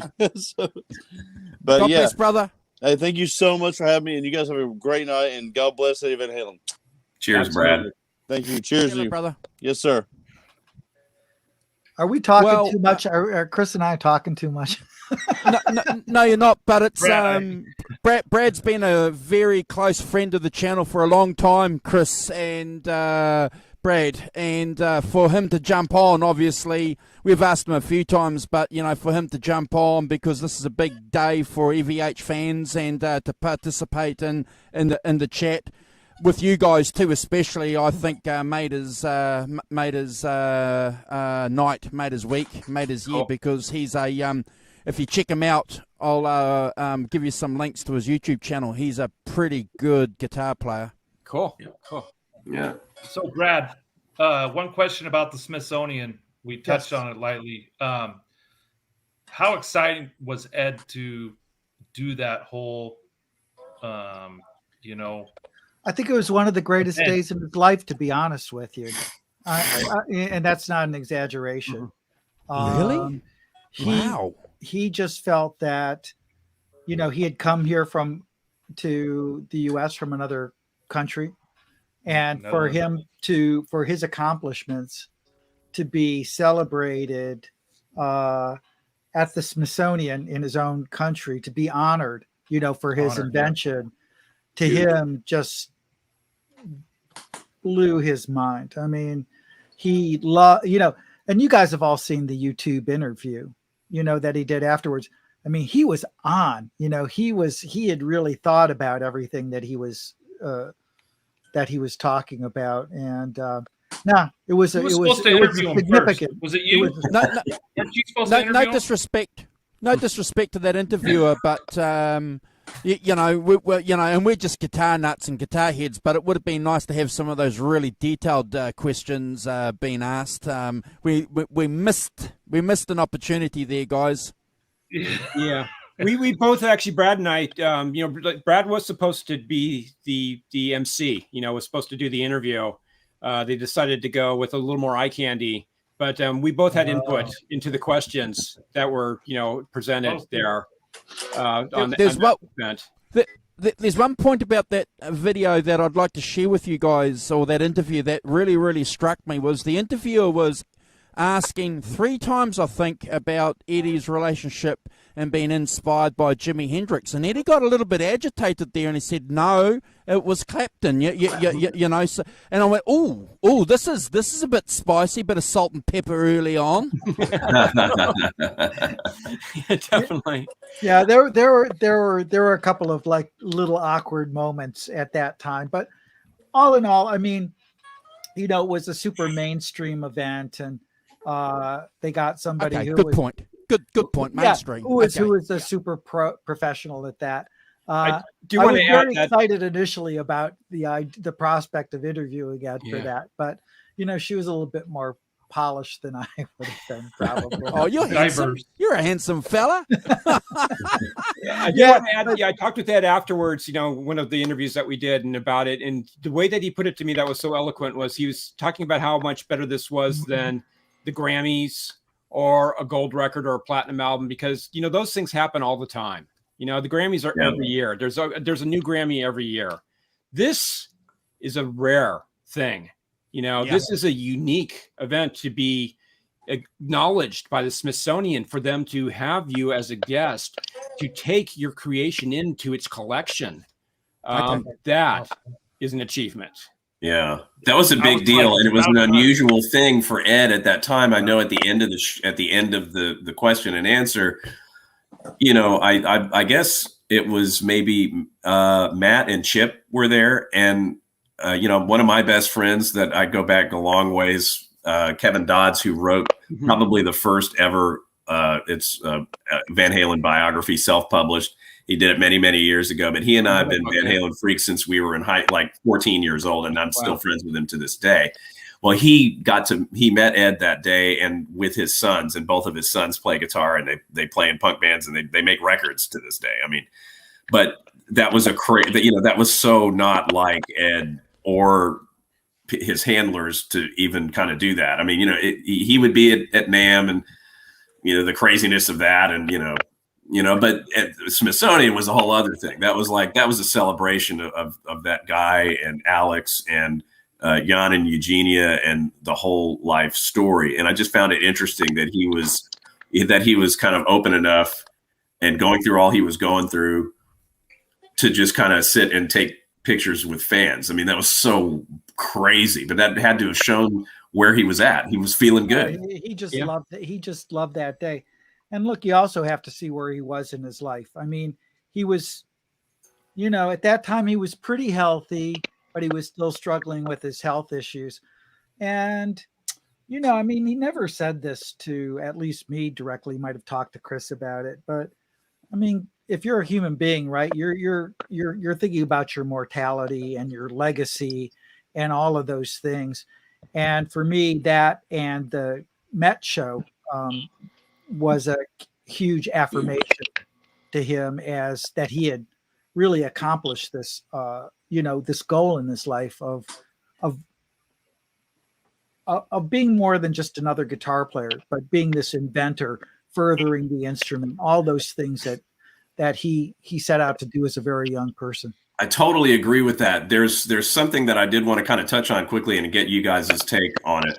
But I think that for a long time, and it may not have changed even until after he passed away, but, you know, Ed was so well known as being one of the world's great guitar players. He's on the cover of every magazine. It's a guaranteed sellout whenever you had him on the cover of any magazine, going back a long way. But there was a thing where the majority of journalists and stuff and kind of music aficionados, I don't think they gave him any kind of really due credit. You know, I mean, there's a whole, they're like, people would accept Jimi Hendrix, right? Right. You know, you're going to accept Miles Davis, but Eddie never got that level of respect, in my opinion, even though he was so popular, you know. So there's a thing that's going on that went on all through my life, and I'm a huge Hendrix fan, and I'm going to do a little aside here. I'm going to go back to Andy Alador, and I've told this story often. You know, Andy inadvertently spurred me into working really hard on doing transcriptions in general, but on Eddie's music in general, because Andy did a transcription in the old Guitar for the Practicing Musician back then, and he did the Ice Cream Man lick as a tapping lick. And so when I met Andy a few years ago, and he was doing the Texas Flood book, and we've since become good friends, and again, like I said, Alan Paul's been a good friend to me. I asked Andy, I said, well, you know, man, there's so much, you screwed it up, you know, and we just laughed about it. And he's like, but Andy had a great answer. He's like, you know what? I'm a Hendrix guy. I didn't, you know, I wasn't really that into Van Halen. And then Andy explained to me that he was on a deadline. When those guys were doing transcriptions, they had like maybe a couple of weeks. They're, you know, they don't have what I had, which was to sit in my room for 35 years trying to figure out how to play Eruption, you know? So it's like, they just didn't have that. And then it also went back to Steve Vai. If you listen to Steve Vai's little interview with Dweezil on Dweezil's website, Steve related how he came to do that first transcription of Eruption in Guitar Player. On the long string. You know, yeah, he was doing it like backstage on the bus while he was playing with Frank. He didn't have a guitar with him. He literally just listened to the record and wrote it down, and that's it. Wow. So it was loaded with mistakes, of course. Yeah. And it made me go crazy when I was 14 years old trying to figure out how to play that song. And I'm like, yes, you know what I'm talking about, Chris. I know. But I think that's pretty funny to me, because it's like, it's just sort of like, there wasn't a guy, you know, Andy is a freaking genius. And Andy did the world's best transcriptions of everything Hendrix ever did. There's no getting around it. Andy knows Hendrix. Have you ever heard his version of Machine Gun that he did with Buddy Miles? Yes. He also knows Stevie Ray Vaughan too. Yes. Yep. If you ever thought of a song that was sort of impossible to play in a weird way, it'd be Machine Gun by Jimi Hendrix. And he got so close to nailing it that that just makes me crazy. I was actually there at that session with Eddie Kramer was engineering, and you had Billy Cox and Buddy Miles playing on it, and it's amazing. But anyways, to your point, yes. Yeah, no, that's true. So you had a guy like Andy who devoted a good chunk of his life to transcribing Hendrix, bootlegs, up and down the yin, everything, man. You know, but there really wasn't anybody that was really taking it that serious and doing that for Eddie. And I just kind of felt like there was it makes sense that something like the Smithsonian would culminate. And, you know, maybe Eddie did kind of realize that people appreciated him for, you know, being a real musician and, you know, a real innovator, you know, and it wasn't, you know, it's like you guys were talking about Guitar Player, and like the guys that were in Guitar World, they weren't Joe Pass, they weren't Pat Metheny. Nobody cared about Van Halen at Guitar Player, really. I'm surprised they even got him in the magazine when Joss Obrecht did the first interviews, you know. But he was there to interview Pat Travers. That's the crazy. Right? Yeah, that was the whole. Yeah, that was an accident. It kills me all the time. I was a kid. You know, I would have chased Eddie Van Halen down. I would have tackled him. You just set Chris off, man. You don't know what road you're leading down. I know jazz. I love jazz. Keep going, Chris. But my gosh. You were there to interview Pat Travers. You weren't there. You weren't lined up first thing in the morning to interview Eddie Van Halen the first time he passed through town. Yeah. And you had to wait for Ed to say, why don't you interview me? Yeah. Yeah, that's crazy. What? But what you guys are doing, I wanted to bring it. I wanted to bring this back to you guys, though, because like I said, I was skeptical at first, and I'm always skeptical about people's intentions when it comes to Eddie, because I'm so focused on the music, and like there's a certain level of respect that I have. I don't put him on a pedestal in any kind of way, either musically or personally. But you know, there's kind of been this. Seemed always like he was less than other people in a lot of ways. But I feel like you guys are addressing that in this book. You know, it's sort of interesting. I actually had this conversation with Jimmy Page, and you go Jimmy Page, Eddie Van Halen, these guys, and you know, we all culturally, they've been important musicians. They've done so much to shape like the last 50 years of popular music, and it always drove me a little bit crazy. Not to take anything away from people like, you know, Miles Davis or John Coltrane or any of those brilliant musicians, that somehow rock musicians were always considered less than. And a lot of it has to do with just the attitudes around rock and roll. It should be fun. It should be, sexy. It should be this. It should be that. It shouldn't be serious in some ways. Yeah. But, at one point, and I knew Jimmy, I knew Page quite well. I just said to him, I think this is important for you to know, is that we do think, and there's a lot of people that think this way, that you are as important as any of those guys, whether it be Stravinsky, whether it be Miles Davis, whether it be, and to some degree, Ed's in that same category. But I agree. But they aren't taken seriously by the rock intelligentsia. Yeah, Jimmy Page was not taken seriously either. And it wasn't until really some of the articles you were doing later on, when you're getting past the first box set in the early 90s and you're getting into the Jimmy Page anthology and the, that stuff. He was kind of in the same boat. People would just dismiss him. Oh, he's sloppy, he can't play or what. I mean, no. It'd be goofy stories and stuff like that. And not, and then when you really dig into the impact that he had, people don't, with Jimmy, they don't even realize that he was the first guy to really capture that Clapton, Marshall, Les Paul sound in Telephone Blues, I'm Your Witch Doctor.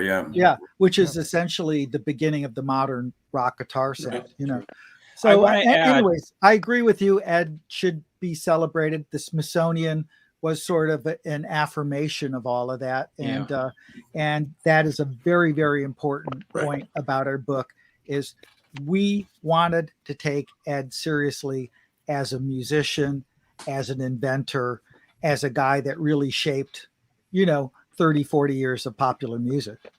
And this is, it's getting late now because I'm going to go off on my rant. And this is... It's okay, Chris. You're more than welcome. I'm pissed off at the media, okay? Because we're approaching tomorrow. For you, Andrew, out there, it's the day of the 1-year anniversary of the passing of one of the greatest musical geniuses of our time. And we can't get Rolling Stone to pay attention to us. We can't get the Wall Street Journal to pay attention to us. We can't get any number of magazines that we've approached to pay attention to us. Who are they paying attention to? Dave Grohl. Yeah. Fucking Grohl. Yeah. Preach, brother. It's Preach. It's just, this guy is important. He is a landmark. He is a pillar. He belongs, if there's ever going to be a rock Mount Rushmore. Ed belongs up there front and center. Dave Grohl will not be on that Mount Rushmore. I'm sorry. Dave Grohl won't be there. He's a very nice man, though. He'll be there collecting pebbles, whatever. But it's like, come on, people, wake up. No, and good point, Chris, and I'm going to back you up on that. So cancel your subscriptions to these rag magazines that pretend to be music commentaries on what's important, what's past that's important, how it fits in, and how to articulate that past into today. Just ditch them, because they're not worth it. Yeah, you guys are the real deal. You guys are keeping the word out there. You are the disciples. This is like not to make him into Jesus, but we are the disciples. We're going to go out there after Ed's gone, and we're going to spread the word. I'm gonna add something, and you guys know this guy because you've met him and you've spoken to him. We've had him on our show a couple of times. Nude Halen, Caleb got on here with us. Hey, John. And we were talking. How you doing? And he said this Van Halen thing that we're doing, it's like a religion, guys.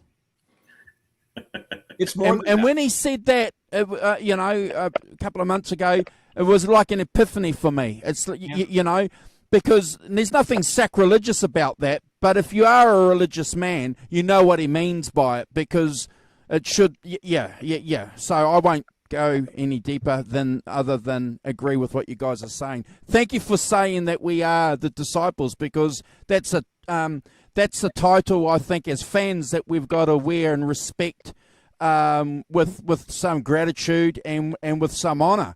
we've got a responsibility on social media to be respectful and be cool on social media. Don't ditch people for the sake of it, on comments and stuff like that. That's one thing that we've always tried to do on our channel is, if you don't like something, jog on, you know. But that's the responsibility we have as music fans. And that's the point that I wanted to make, that we saw and we could feel in your book and your introduction. I listened to your audio book, Brad, the audio book where you read the prologue. If you guys go and buy the audio book, if you guys haven't bought it, because you need that as well. So when you're driving to work, and just hear the way that Brad is talking about the subject a little bit differently, obviously, from what he's been sharing with us, with Chris here today. You guys, number one. Yeah, well, that's my next question. So, it will be a number one. I'm sure it will be. It has to be. Yeah. We would love that, but we're up against some heavy odds. We don't have a television show.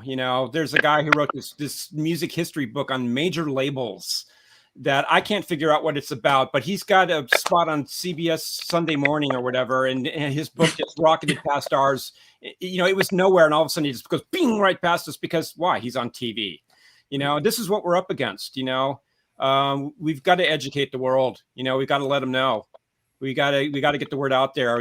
Just drive through up and down your neighborhood playing Van Halen, or whatever it takes. But I sort of like my audience too. I like the people that we are talking to. It's good to have the believers. Yeah. But at the same time, it would be nice for Ed to get some real mainstream recognition because he is such an important person. And you know what? They're going to be studying this guy 200, 300 years from now.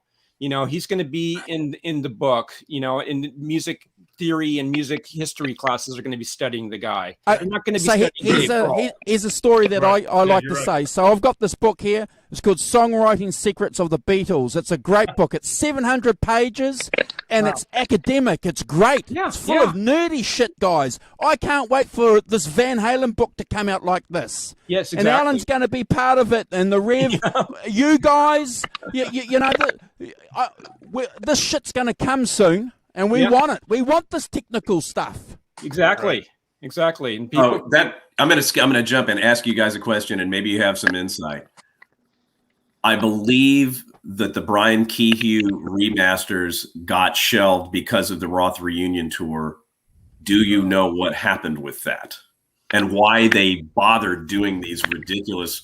They did a re-release, when they would package it with the Tokyo Dome thing and everything. I'm like, but Brian. If it's not Ted and Don sitting there remastering, Brian is the guy, and he did all the damn albums. And I'm like, you went through all this trouble. You paid this guy who has golden ears, and that is sitting in the vaults for sure. Ed told me that, they lost the tapes, and it's like, Ed, come on, dude. Again, it's another thing where, you want to call him out, but you really can't because, it's just he's going to go off on another tangent or whatever. But it's like, yes, they're there. I don't know the reason. They're an enigma sometimes. It's just they boggle the mind sometimes. Again, it's like why they aren't giving us just something from the vault. Just a song. I think it has a lot to do with, again, is sort of like Ed's idea about music and where he wanted to go while he was alive is a lot different than what we might have wanted him to do. Yeah. And, there was always a sort of reluctance to go to the past. And Ed would always listen to that stuff with a critical ear. And he would always be like, yeah, I made a mistake, or that wasn't as good as it. He couldn't wrap his head around the idea of something being archival or for the history books or that, he would listen and hear stuff from the past and hear the imperfections of it or how it wasn't the way he wanted it to be. And I don't know for sure, if that's sort of what was going on there, but I think there's a lot of that. Do you agree with that? I agree. I think he was hypercritical. That's the thing. It's like, we would love to hear it, and remastered, and he entertained the idea and he was definitely up for it. But I think once he got it and he listened to it, he goes like, I'm not that into it. And it's something we touch upon in the book is that really the Eddie Van Halen that we know and love, it was that period between, April when they cut the demos and late August when they started to work on the album, that the Eddie Van Halen that we really know came into fruition. He perfected his tapping, that whole flourish that we know at the very end, that wonderful semi-classical triplets, that actually became something that he worked on and then became part of his solo. But you don't really hear that on the bootlegs before. You hear him messing around with the Univox all over the place, but you don't hear that thing. And then all of a sudden around July or June, it's there. Yeah. And that's when you hear David Lee Roth fully formed, I might add. Exactly. And David Lee Roth is fully formed. He went and got vocal lessons and he cracked down. And Ed worked on his tone. He worked on his look. He got his guitar together. It was like the whole thing. And I think Ed listened to that and it's like, that's close but no cigar. That just wasn't what we were. I'd rather work on the next thing. Yeah, exactly. Yeah. Although there's things that are like, this is nerdy, but I mean, OU812, the mix on that is so terrible. Well, that's not mix. I mean, maybe it's not the mix; it's the mastering, because it's so bassy and just there's a lot of choice stuff on that record, and it's just like it's almost unlistenable. It could have used some adult supervision, sort of like Van Halen 3. One thing I will say in favor of the demos and is Michael Anthony's bass playing on the demos. It's much more prominent and you hear him moving around and doing some really cool stuff. And it would have been nice to hear that on the debut album instead of him being buried so much. Yeah. And having seen him live during that time, he was a beast. Yeah. I know Ed had a tendency later on to say like, he wasn't this great of a bass player, but no, Michael Anthony was and is a great bass player. Yeah, I mean, he pulled that stuff off live and sang perfectly every single night for 35 years and going strong till today. And there wasn't a backing track option, and that was it. And everybody says that it's the one-man Beach Boys, and they tend to focus on his singing, which as Eddie might have said, he was just a freak of nature for that. But you have a great point, and I'm glad somebody said it. Michael Anthony can play the bass. If somebody can play live at Leeds note for note, even before they have a record deal, and they're not playing chump music, it's hard to play that stuff on the bass. It is, man. So he and I kind of tend to feel, I don't want to go down this road even, but I think I don't like to talk about the negative stuff, but it's I do feel like that it's probably true that Mike didn't write a note of Van Halen music, yet he got 1/4 of the songwriting publishing. And I know that irritated Ed, because he has said it in some unedited interviews where he just came out and said, that guy's driving a Lamborghini because of my work and all that kind of stuff. And I can understand the resentment, but I can only hope that he did end up having an appreciation for what Mike brought to the band in the final end. I mean, we can look back at it, and I can look back at it and go, wait a minute, this is not 1987 where Aerosmith can come out with pre-recorded backing vocal tracks to pull off the Permanent Vacation album, right? There's a guy that's pulling off the Van Halen vocal, and it's not really all that much of Ed's voice in there. It's Mike. We all know it. The fans know it, so he just is amazing. I think David Lee Roth was using those backing tracks on his last tour. Oh, yeah. I think part of the appeal of For Unlawful Carnal Knowledge is the fact that Andy Johns actually, you can hear Mike on that record and he sounds damn good. Yeah. Oh yeah. Plus he's one of the nicest guys in rock. And when have you heard Mike talk bad about anybody? The sad thing is when they were going to do that tour, it's in 2018, they were talking about it. The sad thing is, because I know that Ed had come to appreciate Mike, and this isn't out there, and unfortunately the two of them never got on the phone and talked, but Ed wouldn't have done that if he didn't think there was something there, just like he came back around with David Lee Roth, and saying very nice things about him, and that was the same with Mike, and if I hope we can get the word to Mike again and let him know that Ed really did appreciate you. That's a big deal. It took him a long time, but he got there. Yeah. Yep. Absolutely. John. John, again, small words. Hey, John. Thank you for waiting there patiently, brother. Nice to see you, John Conklin. Good to see you, brother. Brad and Chris, you guys are familiar with John? Yeah, we know him. Yeah, the legend. I heard. I harass these guys all the time. I feel like Sure I have a vested interest in this book. You know. Cool. I'm very familiar with him. I have I have a thing with the police where we have to keep them at a certain distance. That's right. He's not allowed near schools or churches either. That's not true. That's not true. But yeah, I feel like the book is important because, like you guys said, in order for the future, it has to be laid out how important he is, and obviously you can't rely on the rock media and Rolling Stone and things like that to do that. So I feel like this book is like a foundational thing for generations to come, that people are going to respect him for, the musician he was, because, I get pissed off all the time. I remember Ken Burns kind of took a shot at Ed. I don't know if you had heard that. No. Wow. Yeah. Like when he did that country music thing, somehow Ed came up and he kind of blew him off like he wasn't relevant, and it really pissed. I remember tweeting something nasty about it at the time about Ken Burns, you know what I mean? But I'm gonna stick Brad Paisley on Ken Burns' ass then. Yeah. I sent Brad a copy of the book, so hopefully Brad Paisley, that is, not this Brad, but I'm hoping that he's going to get the word out too, because I know he's a huge Van Halen fan. We've talked about Eddie a lot.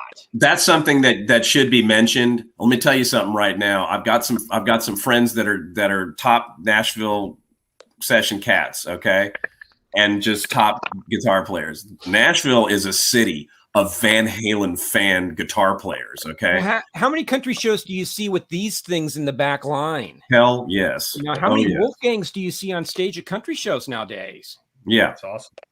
Yeah, no, those guys, they're knocking it out. I mean, Tom Bukovac is a Van Halen fan, okay. My good buddy Lance Lopez is he's a big Van Halen fan, right?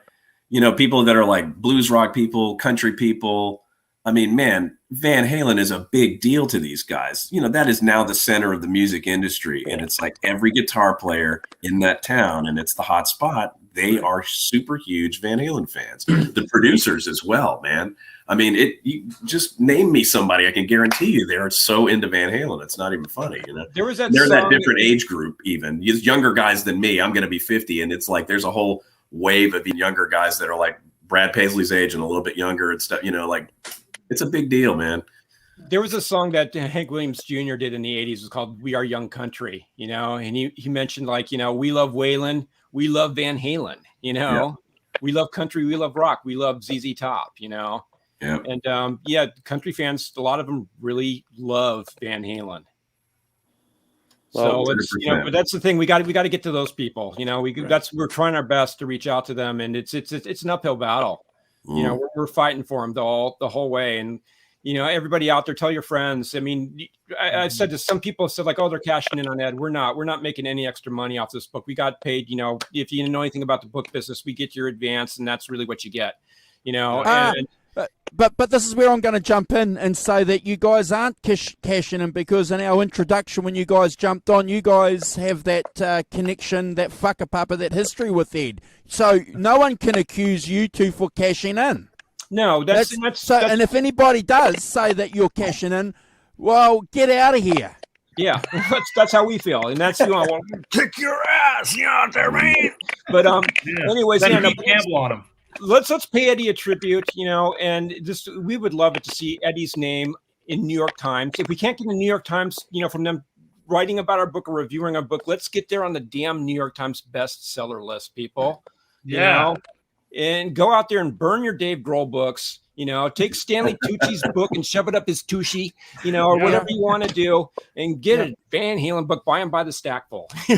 Well, this is a really big renaissance. The guys. Right. The guys were saying this is it's a serious work. And I have to say that there has been some, this is part and parcel of something that continues. This could be another ball roll. Greg Renoff, I think, probably was the guy that really kicked it into gear. Yeah. There's no question his scholarly approach to stuff and nailing things down. And, that guy is tremendous. and then what you guys are adding to the conversation, you know, and then people like me who are completely studying the music, and there's a whole thing that you can keep going and going and going, just like people did with Hendrix. I mean, the study of Hendrix never abated. It's still going on to this day, you know, and that was my thing. It was like, well, why isn't Eddie being studied like that, you know? Yeah. I mean, to me personally, I'm a huge Hendrix fan, and like, you know, if you put a gun to my head, I would probably have to say, in my opinion, I feel like Jimi Hendrix is probably the greatest electric guitar player that ever lived. But Eddie Van Halen, wow, very, very, very close to me. Yeah. You know, and there shouldn't be a chasm of respect between those two guys. You know, they were you know, autodidacts, man. I mean, those guys didn't have a clue about music theory, yet they made some of the greatest music ever. I mean, when Miles Davis is appreciating Jimi Hendrix, and when Alan Holdsworth is appreciating Eddie Van Halen, I mean, you know, there's something going on here that's just beyond pop music or rock and roll or whatever. Absolutely. You know. I have to give a lot of respect to Greg Renoff, because that was part of the thing when we were working on the book, was doing our fact checking. We want to make sure that we got things right. We want to make sure that we got dates right. And I had a big question mark. When really did Ted Templeman see Van Halen at the Starwood? You know, when did he discover them? And, you know, of course, it's said in the Ted Templeman book, February 2nd. And, you know, we all have heard the story about the rain. And this is, Brad knows very well, I got obsessed with going back in the history of Los Angeles weather. And what day could it be? You know, and we were thrown off. The guitarist who played with Van Morrison, he had said it was in May or something. And we know that's not the truth. But Greg did so much of the footwork, you know, and the part of figuring that out, that and backing that up, you know, and backing up Greg's research was the LA Free Press. You know, they had this gossip, you know, this kind of news section, you know, music news section. And it was like February 11th or something. It said Van Halen just signed a deal, you know, with Warner Brothers. Now, they didn't sign an actual contract, but they signed a letter of intent. But there it was in black and white. You know, it had to have happened before February 11th. And it's like, you look at the Starwood dates, you know, and they were kind of waning off a little bit. And I think those dates, you know, they weren't advertised in the papers because they were fill-in dates. They were on the weeknight, and that's why no one was there, because they just didn't know Van Halen was playing. And Van Halen, of course, had bombarded Southern California that weekend before. You know, they played 3 nights at the Whiskey. They opened for Santana. You know, they had just a few weeks before that, they had one of their Pasadena Civic shows, and they had one coming up. You know, so it's no wonder that there wasn't really that many people there. But for the life of me, I could not find any record of any rain on February 2nd or 3rd, the dates that we played there. So I think that's just someone's memory, or it could have been a little bit of a Hollywood twist that they all kind of agreed to conspire. It was a dark and stormy night. Exactly. And that was their excuse. But no one showed up because it was raining. And when it rains in California, nobody goes outside because they might melt. You know, their makeup might run, you know, whatever. So I do think somebody down here, one of your people is texting about like the idea of a Van Halen museum. And Brad, you know, you missed this when I was on with Doug Doppler on Saturday, and I came up with a great idea. Let's do a Van Halen guitars exhibit like they did with Play It Loud, and let's call it Play It Louder. Exactly. But I think, you know, you are going to, after you know, the dust settles a little bit, you know, you'll probably get a new wave of academia, you know, people who respect what Ed's doing. I mean, I have to be a little concerned about how families have treated some of the great rock legacies. Yes. You know, because it's a drag, like say Randy Rhoads, for example.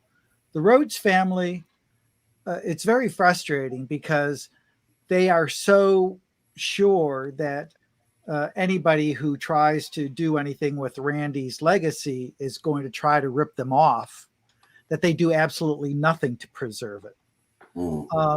And then you have the Stevie Ray Vaughan family, and you know, Jimmy, who's in control of that, Jimmy Vaughan, you know, it's a painful subject for him to go back to revisit his you know, his brother. But it's also a professional thing too, where, you know, he'd have to take time away from his career in order to promote, you know, his brother. So you know, there's a lot of Stevie Ray Vaughan music that we haven't heard because of this. You know, there's a lot of stuff on Randy that could be out there that, you know, I don't know what's going to happen with the Van Halen legacy, because you do have Wolfgang, who is concerned, as well he should be, with his own career.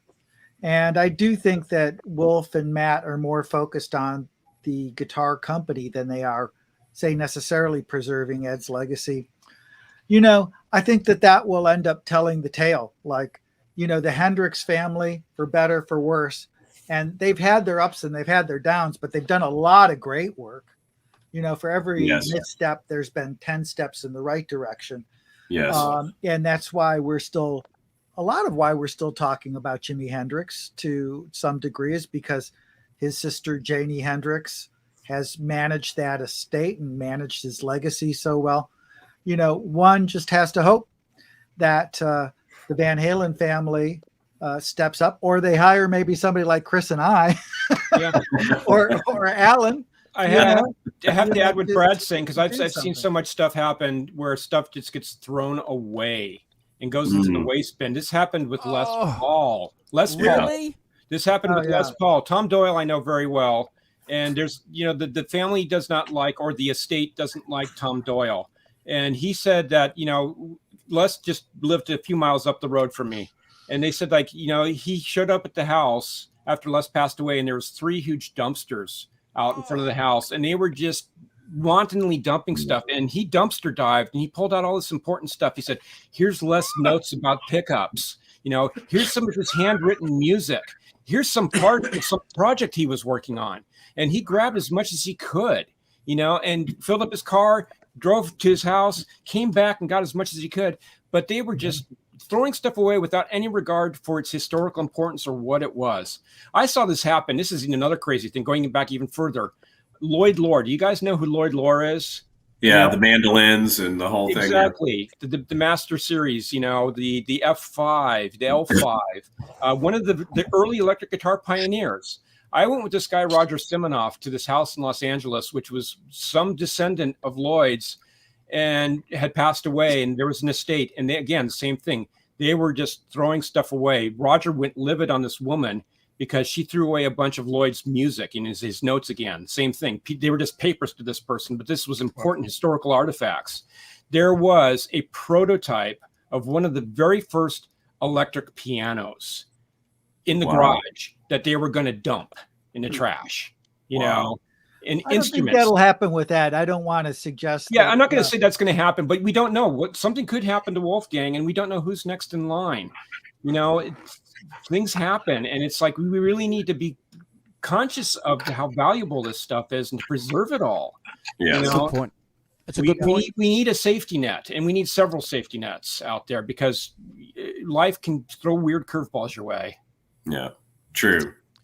And as Lou says, sometimes hoarding is necessary. Yeah. So one thing about Wolfgang that I often mention to people is that he is what Eddie wanted to be. Yeah. Wolf is the man that Eddie wanted to be. This is my supposition that, you know, Eddie always, and maybe it was better because, like we were talking about, he needs that kind of friction to bring out the best in him, which he got with Roth and Sammy and you know, et cetera. But I think that because Wolfgang is an incredible singer and drummer and bass player and the whole shebang-a-bang. I mean, you know, Wolfgang, all due respect to Ed, who could play some drums, Wolfgang is a drummer. I mean, that kid is amazing. But he's a self-contained unit. He's not beholden to a record label, as Ed was. He's not beholden to a producer or even anybody else in the band. It's just Wolfgang. And that is like the life dream of Eddie. So to me, I'm thinking like, yeah, man, Van Halen 3 may have been the first, you know, Eddie solo album, as people say. But, you know, I think what part of why Eddie was so excited about it wasn't just that it was his son doing it, but I think Eddie maybe recognized something in Wolfgang where it's like, wait a minute, he's doing everything and he's in complete control. Yep, Alan, you're right. It's amazing, you know. I mean, and what's the result of that? This young man who is just tearing up the charts, opening for Guns N' Roses, playing his ass off with a tight band, I mean, and it's modern music. It's not his father's music. Like I said, he's playing music that's influenced by his 90s, 2000s tastes as a young man, and he's just doing stuff on his own. And, like there just seems to be like, it's like the story of Eddie's life. There was a lot of frustration in it musically, and Wolfgang has no musical frustration. That kid is just doing what he wants to do. Yeah. That's what I think he wants to do, because he put that on hold for so long too, and I appreciate that, because it's a big task for him to have to face all these tapes in the studio when he put his musical career on hold for more than 5 years. Yeah, so I give him, not that he needs it, but I sympathize and I give him my blessing, and it's okay, Wolfgang, don't feel, like you have to answer all these Van Halen fans who are foaming at the mouth for new material, in its due time. Yeah. It will be right, and everything. Or else it would be nice if he could delegate too, though, at the same time. I understand how he feels about it, because he's very protective of his dad's legacy. But it would be nice if he could just, maybe take a little bit of that burden off of himself and just be able to just be free with his music and not have to worry about, gosh, I got to do all this stuff for my dad too. I think you guys touched a little bit too soon on the book. Sorry, John. You guys touched a little bit on the book about Eddie's, the dynamic between his father and his mother, where his dad was pretty loose and was carefree and wanted things to go with the flow, and his mom was pretty rigid and had high expectations for him and Alex. And I think Eddie was the opposite. If you read some of the interviews or see some of the interviews where he talks about parenting, Wolfie, he wants him to have that free spirit. And I think he's a kind of a model of what Eddie wanted out of a kid versus what he had when he was growing up. Absolutely. Yeah. That kind of hit the nail on the head right there, Yeah. One of my favorite, I forget when I was talking to Ed about this, but I was talking to him about Wolf, and he said, well, Wolf's going to learn, like he he's going to, he was like mouthing back to me about this or that. But, I said, look, you're going to do that to somebody else, and they're going to kick your ass, and you're going to learn a lesson. Hard knocks. So, in some ways, I don't think Ed wanted to put the boot in, but he figured that if Wolf stepped out of line, he'd learn some other way. Yeah. Sorry, John. Hey guys, I'm starting to fade a little bit, actually. Yeah, I was going to say I've got to go. I'm keeping my daughter up. She's got school tomorrow, so but just much love to you guys, and thanks for spreading the word and helping us out and helping Ed out. And again, I just tell the people out there, it'd be really cool if we could get Ed onto the New York Times. If not this first week, maybe the second week or the third week or somewhere down the line. First week, Chris. First week. Yeah, that's what we want. That's always the hot thing. But like I said, we've got a hell of a mountain to climb with all the competition out there. Everybody decided to put their book out this week. So yeah, everyone pick up the book. Brad and Chris, I think our plan is to have you guys on maybe around Christmas time. Maybe we can do another push. That would be awesome. Holidays, if you'd like. That'd be really fun. Yeah, cool. And just we can go on for hours. We can talk stuff. I mean, let's get into 6 CA7 tubes next time or something. Let's have that discussion. Absolutely, but yeah, pick up the book.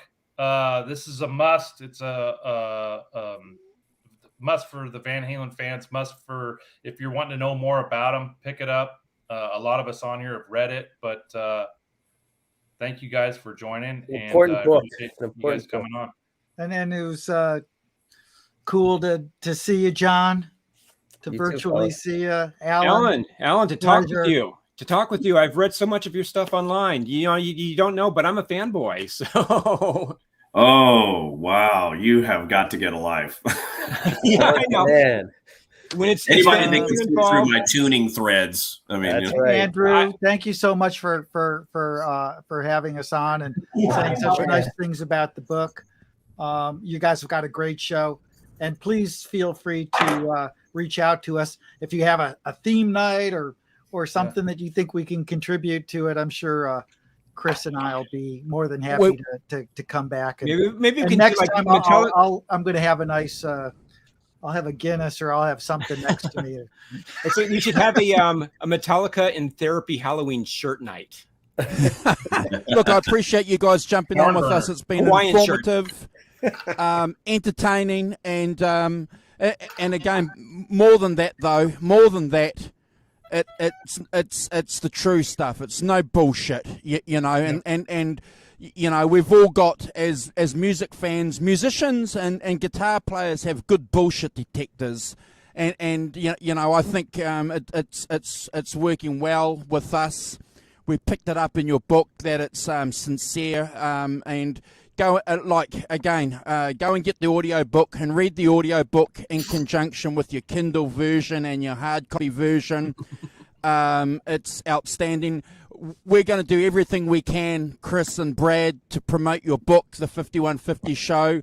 If that's okay, we'd love to do everything we can. We'll do a special little thing for it. So every time we do a show, we'll have a link to how people can pick it up. So that's the best and the least that we can do as Van Halen fans.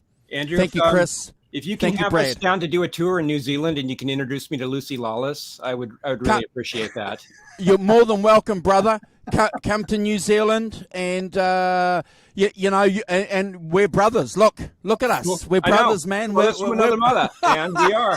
Hold on here. And the Rev. Great questions. Yes. Thank you. Thank you. Tobin over there. We're looking in the mirror. Thanks for the book. Truly, I read it the first 5 hours I got it. Thank you. Cool. Thanks. Can I See you join guys? Good night. God bless. And Eddie Van Halen forever. EVH forever. Right. See you guys. So Brian. Whoa. How do we know you, Brian? How do we know Brian? I'm friends with Simon Hosford, and he invited me to join in. Oh, welcome, Brian. So tell us about Van Halen and what you think about Van Halen and how you got to Van Halen. How did I get to Van Halen? I guess the same way everyone else did. In 1978, when that record came out, you know, I was 14 years old, and you know, a little guitar player. And along comes this guy, and I was a huge Jimmy Page fan and Ted Nugent. And all of a sudden, this guy came out, and he was better than Jimmy Page, and it really bummed me out really badly. I was like, no, nobody's allowed to be better than Jimmy Page. So that was my first. My first thing was like, what is this guy doing?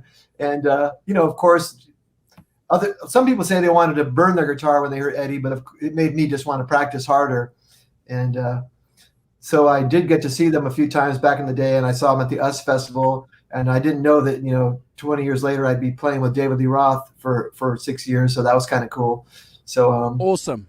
I'm just going to interrupt Brian because I'm going to jump one of your mates in here. So I'm sure he wants to listen to you continue your story. Here he is. Put your hands together, ladies and gentlemen, for the Australian EVH guitar slinger, Hoss. Hey, everybody. Hello, brother. How's it going, Simon? Good. Brian, good to see you, brother. It's been a very, very long time. Yeah, thanks so much for inviting me. Really cool. Of course. It wouldn't have been right without you, and I'm sure most people know who you are already, but you probably already said because I just got back in the room. Did you? Oh, yeah, when I popped in, I was like, "Where's Simon? I don't know everything." I was all scared. I knew who you were right away, buddy. I met you through a mutual friend of ours. George Bernhardt was playing with Rick Springfield. What year was this? You were in LA. Was it around 99 or so? Yeah, maybe 98, actually, something. I was over in LA because I was hanging out with Colin Hay from Men at Work for a little while. Yeah. And sort of we'd finished a run around the States. And if I recall, I was just hanging out in LA after a tour for a few months. And I can't remember how we exactly met, but it was either through a friend or I did used to scour the LA Weekly pretty much every day and just see what. Right. Didn't you go to the show at Universal Amphitheater? That's what I did. Yeah. That's where I met you. At And the then- show. We were backstage at Rick Springfield. We both knew George Bernhardt. Yep. And he introduced me to you, and we started talking. And then you found out I played in a Van Halen tribute band. And then I invited you to a show, and you came out. We played at some beach club somewhere in Huntington. Yeah, where was that? That wasn't like central to LA. That was like maybe a 1-hour drive or something. Yeah, like a somewhere on the beach. I remember some beach club, and you came out, and we hung out, and we just hung out a few times. I can't remember. You were in town for a few weeks, I guess. I think I was there for like a few weeks or a month, and I was just I don't think I was doing anything. I was just chilling after a tour. And yeah, so I came out to your club show, and then we hung out afterwards, and the rest is history. The rest is history, yeah. Stayed in touch, and you've been my brother from down under ever since. And so that was what 1998. So no, I think it was 99 because I wasn't. I joined the Punks in 99. So okay, so it had to be 99 then. Yeah, 22 years ago. And I remember, and I hope it's okay if I tell this, but you were like, man, come over to my place and hang out, and we'll nerd out and we'll talk about guitars and stuff. And at the time, you were messing around with the concept of seeing how close you could get to an EVH tone with a Sony half rack unit. Is that correct? Probably, because at the time, and you can probably find this. Maybe, I don't know if it's online, but we did when I was in the Atomic Punks. We did something that I thought was really cool. We did the Van Halen. I don't know how everyone else is familiar with this band, the Atomic Punks, but the singer who's in Steel Panther now was the singer from the Atomic Punks. And back then, there was a few songs that were unreleased Van Halen songs, and I said, "Hey, let's record these songs that could have been on the first Van Halen album." So we did 3 recordings of. We recorded "Get the Show on the Road," right? Bullethead. We recorded a studio version of Bullethead, and the only version I've ever heard is that live version that's really, really bad recording of Bullethead. And then there was another song too. She's the Woman. So we did it as a tribute band. We recorded 3 unreleased Van Halen songs. Of course, now 2 of those came out, I think, on their record. But back then, no one had heard those. So, and we tried to make it sound as if they would have been on the first album. You know, the guitar on the left, with the reverb on the right. We tried to do the whole thing, and that's probably around that time because I had this weird little unit. It was made by Sony. It was kind of like a pod or whatever. And I dialed in some pretty good tones. Anyways, that I have that stuff, our recordings. I don't know if they were ever put out anywhere. So maybe I'll email them to you and let you hear them. But it was pretty fun. And also, the other funny thing was we couldn't figure out all the lyrics because it was just a live recording. So Ralph had to kind of write a few of his own lyrics to. Yeah. Oh, also on the song "Get the Show on the Road," there's a part in that song that went, "I'm bringing whiskey to the party tonight, and I'm looking for somebody to squeeze," that ended up on a Van Halen song. So we rewrote that part. Romeo Delight. Yeah, Romeo Delight. Yeah, wow. So that was actually taken from a different song, from an early Van Halen song. That's just like how Mean Streets used to be Voodoo Queen. Yes. Right. Yeah. So, and Beautiful Girls with Bring On the Girls. Yep, Bring On the Girls.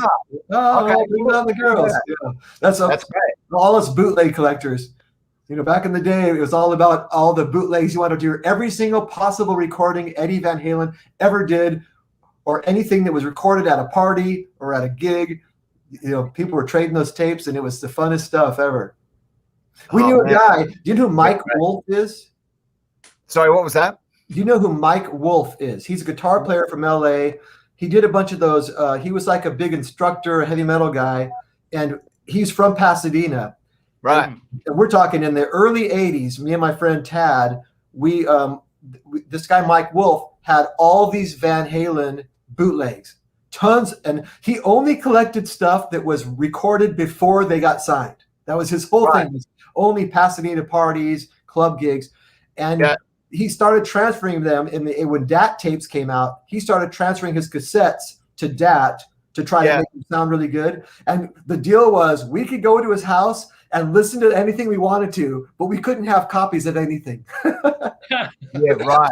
So we'd just go over there and just drool over all these bootlegs he had and be like, "Come on, man." And he's like, "Only if you got something to trade. And it has to be pre-Warner Brothers Van Halen."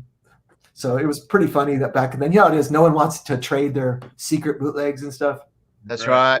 Yeah. Well, back then they were so sacred, and whereas now so much stuff ends up online, of course. But back then, before online, no, it was people held onto that stuff with their life. Yeah, you're driving to your friend's house with your double deck cassette dubbing deck and a big pile of blank tapes. And then of course they would try to make yours sound crappy when they dubbed it off for you. They never would let you have the copy that's as good as theirs. I had a friend of mine actually. We did it back in the day of Yngwie. There was a concert when he did that Alcatraz, that live in '85 or whatever it was. And of course, back when it was hard to find, he had it on videotape. And so he copied my tape of a different show. And then when he made me a copy, he did it at his house. And he kept tweaking the what is it? When the tracking on the video to where like the maybe or something. Yeah, he like messed it up on purpose. Yeah, that's great. I'm so pissed. That's so Brian, you got a question in the chat. It's actually from my brother. We saw you in 2002 in George Washington on the Sam and Dave tour, and he's asking, do you still have that green charvel? Oh, I think that's a yes. Oh, there it is. Look, it's still got the old 2000. That's right there. That was from my car. That's my actually that's my tag. That's my and the car. I sold the car. Wow. I sold that car, but I kept that tag. It was green, and I stuck it on the guitar. So that's like my registration car tag. I just that's marks that guitar was made in 2002. Just a goofy thing I did. No, that's so cool. I love it. Hey, when you said George, where did you see? Where did you see us? What show? George Washington. So in the middle of nowhere at the amphitheater, river. You mean are you talking about the with the river behind us? Yeah, yeah. In Seattle, so near east of Seattle, like east of Seattle, yeah. The Gorge, which is the about Gorge. an hour and a half from George, yeah. It was called I thought it was called the Gorge. It's the Gorge and George is George Washington is the city, and it's Gorge and George. Yeah, I can't remember that. That was really cool. I remember that place. Yeah, you killed it that night. It was amazing. So I listened to a podcast that you were on, and you talked a little bit about the first time with David Lee Roth and how seriously he took the performance and the shape you guys were in, and just the way you approached the live show. Tell us a little bit about how different that was versus when you're with the Atomic Punks, and just how serious Dave took it, and how he kind of portrayed that to everyone else in the band. Yeah, it was 1,000% different because in the Atomic Punks, everyone did their own thing, and no one really critiqued anybody else in the band. I mean, we all I did my part, Ralph did his part. No one really told me to do anything. But with Dave, he's definitely, do this, do that. And like, for example, the bass player one time wore something that Dave didn't like. He said it didn't look, it made him look fat. And so, and then Dave goes, yeah, you look like shit in that. And so that's one thing. But a lot of the stuff was just, it was just normal stuff, like where to be on stage. Like, for example, on this, when we do this intro, we all get together and we just all walk forward and look all badass, march towards the front of the stage. And like, that's how we started. Everybody walked. We do that intro, we'd all be backed by the drums. And then when we kicked in, we did this thing where we'd all walk forward. But most of that stuff kind of evolved because we didn't really do any rehearsals with Dave. So we would just rehearse the music, and the stage show would kind of come together on stage. You know how it is. Everyone does the same thing. You're playing in a band, and then one night you do something with the other guy in the band, and then you go, that becomes a thing. We stand together part, and after a while, it just becomes a part that you do every night, and that's how that show kind of evolved. But if Dave didn't like something, he would just tell you, don't do that. Like one time I moved around too much on stage, and he said, you're dancing around too much. Like, I was having fun. Sorry. The spotlight's not on him. I might, like the very first show, I might have spun around a couple times, and he kind of gave me some shit, and I never ever spun around ever again. Oh, that's funny. There's only room for one guy spinning around on this stage, buddy, and that's me. I'm spinning for everybody. Your name is Diamond Dave. My worst insult he ever gave me, not that I love Kiss, and that's, but it was, we were playing the show. It was a big festival with a lot of bands. It's outdoors, the whole deal. and Buddy Guy was before us. Buddy Guy, the blues guy, and it started pouring rain, and they covered up all the gear with plastic, and for about an hour it looked like we weren't going to play. And then when the rain stopped and they pulled all the stuff, and all of a sudden the sun came out, and it was like amazing. Everything's wet. Stage was wet, but we went out there and played. And I was so adrenalized by the fact that the show's back on that I was really rocking it up and doing all this stuff. And Dave, after the show, Dave got really mad at me, and he goes, Brian, he goes, you want to be in KISS? I'll get you an audition. And Jeez. and then he left the room, and I was so mad. I kicked his chair as hard as I could. The thing weighed like 100 pounds. Fucked my toes up so bad. I was all mad. I'm like, my toe. I didn't break my toe, but it was almost like that. So that's that thing where sometimes he would just be a drag, like a bummer. He could just, you're all having this great. Oh, we had a great show. It's so great, and he just takes the wind out of your sails. Yeah, right. I thought I was having fun, Dave. I didn't know I was sucking. Brian, when you rehearsed for that tour, so he wouldn't rehearse with you, but like the arrangements of the songs, were there spots where you knew that he was going to say like vamp on a part here, or like how did that work? Yeah, because James Lomenzo, the bass player, and Ray Luzier, the drummer, they had already been playing with him for 3 years. Okay. So they knew the whole show. And so basically they kind of showed me, okay, in this part, after the solo and you really got me, we're going to go dun, dun, dun, dun, dun, dun, dun, dun, and then Dave's going to walk around and introduce us all. And we're just going to kind of vamp out for a while. So they let me know all and then they showed me how we end every song. They would tell me all the stuff. And then Dave's going to do a big kick and he's going to jump and then we hit bam, So they kind of told me. And then Dave would show up about once a week to rehearsal and, sing a couple tunes and talk and this and that and watch us play and hey, try this, try that. But he never did the whole rehearsal. In fact, in the entire 6 years I played with him, we never did a whole rehearsal with Dave ever. Wow. Yeah, okay.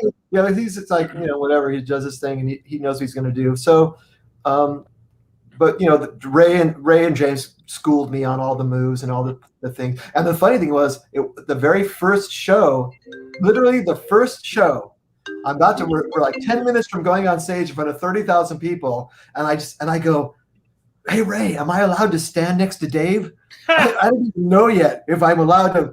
And he goes, well, just make sure he knows you're there, because he might do a kick or do something, and if you're too close, you might get hit in the head. So don't do anything that without him knowing you're there, because I didn't even know what the rules were in the first, and then we played the first show and I got yelled at the first show. So you mentioned James Lomenzo. He's from my neck of the woods, man. I grew up in Brooklyn, New York. Right on. I know his brother Peavey Lomenzo. He was in a band with my buddy, for Pete's sake, from White Lion.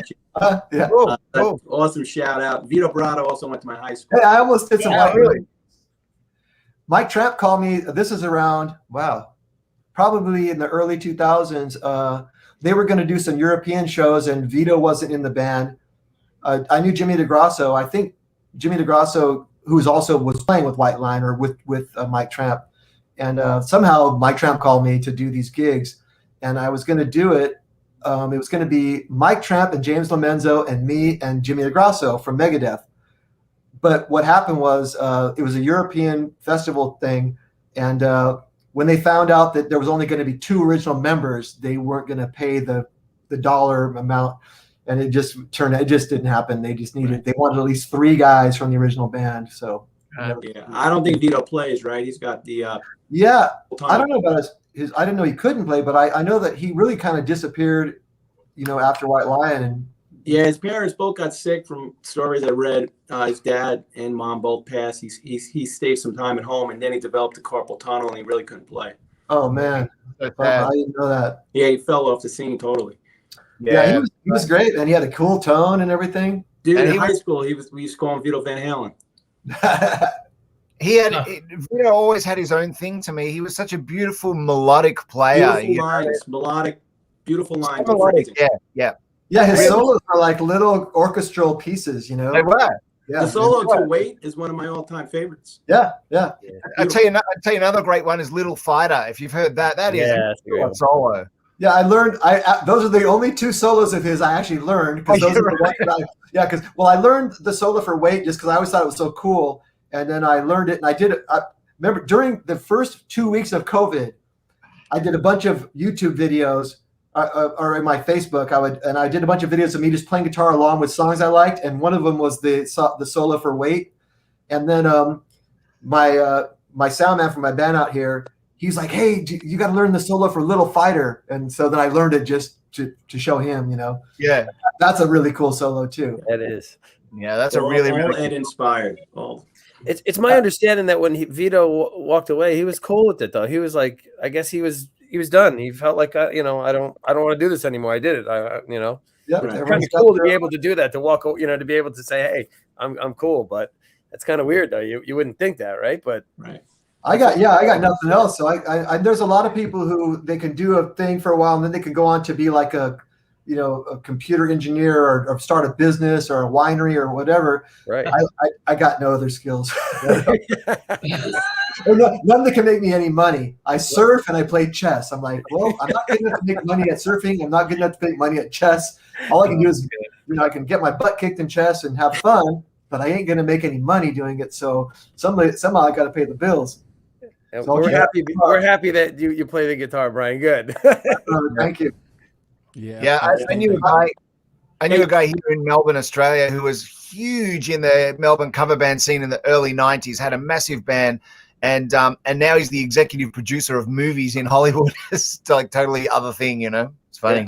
Well, Stuart Copeland, right? Stuart Copeland from The Police became like he wrote musical scores for movies after The Police. Yep. Hey, look at Bruce Dickinson can fly a jet, can fly a 747. Yeah, that's right. Got Brad Simon, in the chat. He's going to be joining us you. soon later, guys. Sorry to interrupt. Okay, guys, I have to go to work tomorrow and do my thing. I just want to say thanks so much for having me and just seeing everybody.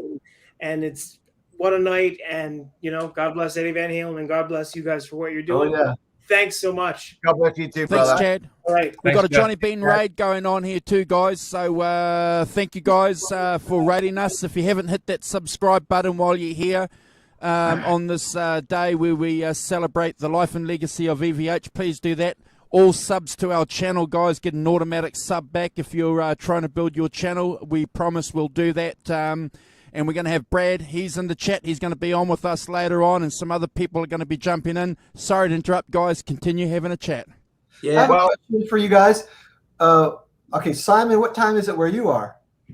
Well, it's just after 2 p.m. on a Wednesday afternoon, which means it's got to be time for Japanese beer. Japanese beer. If I was going Japanese beer. If I was gonna, sake. Yeah, I'm drinking sake right now.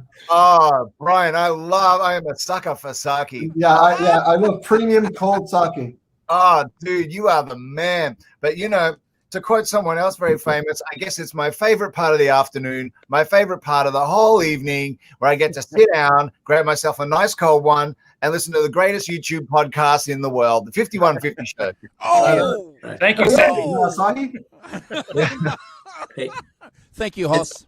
As we celebrate and honor Ed, Simon, I wanted to tell you, and for anyone on this YouTube channel listening in, go check out Simon's guitar clinic he put on in Melbourne at the Guitar Show.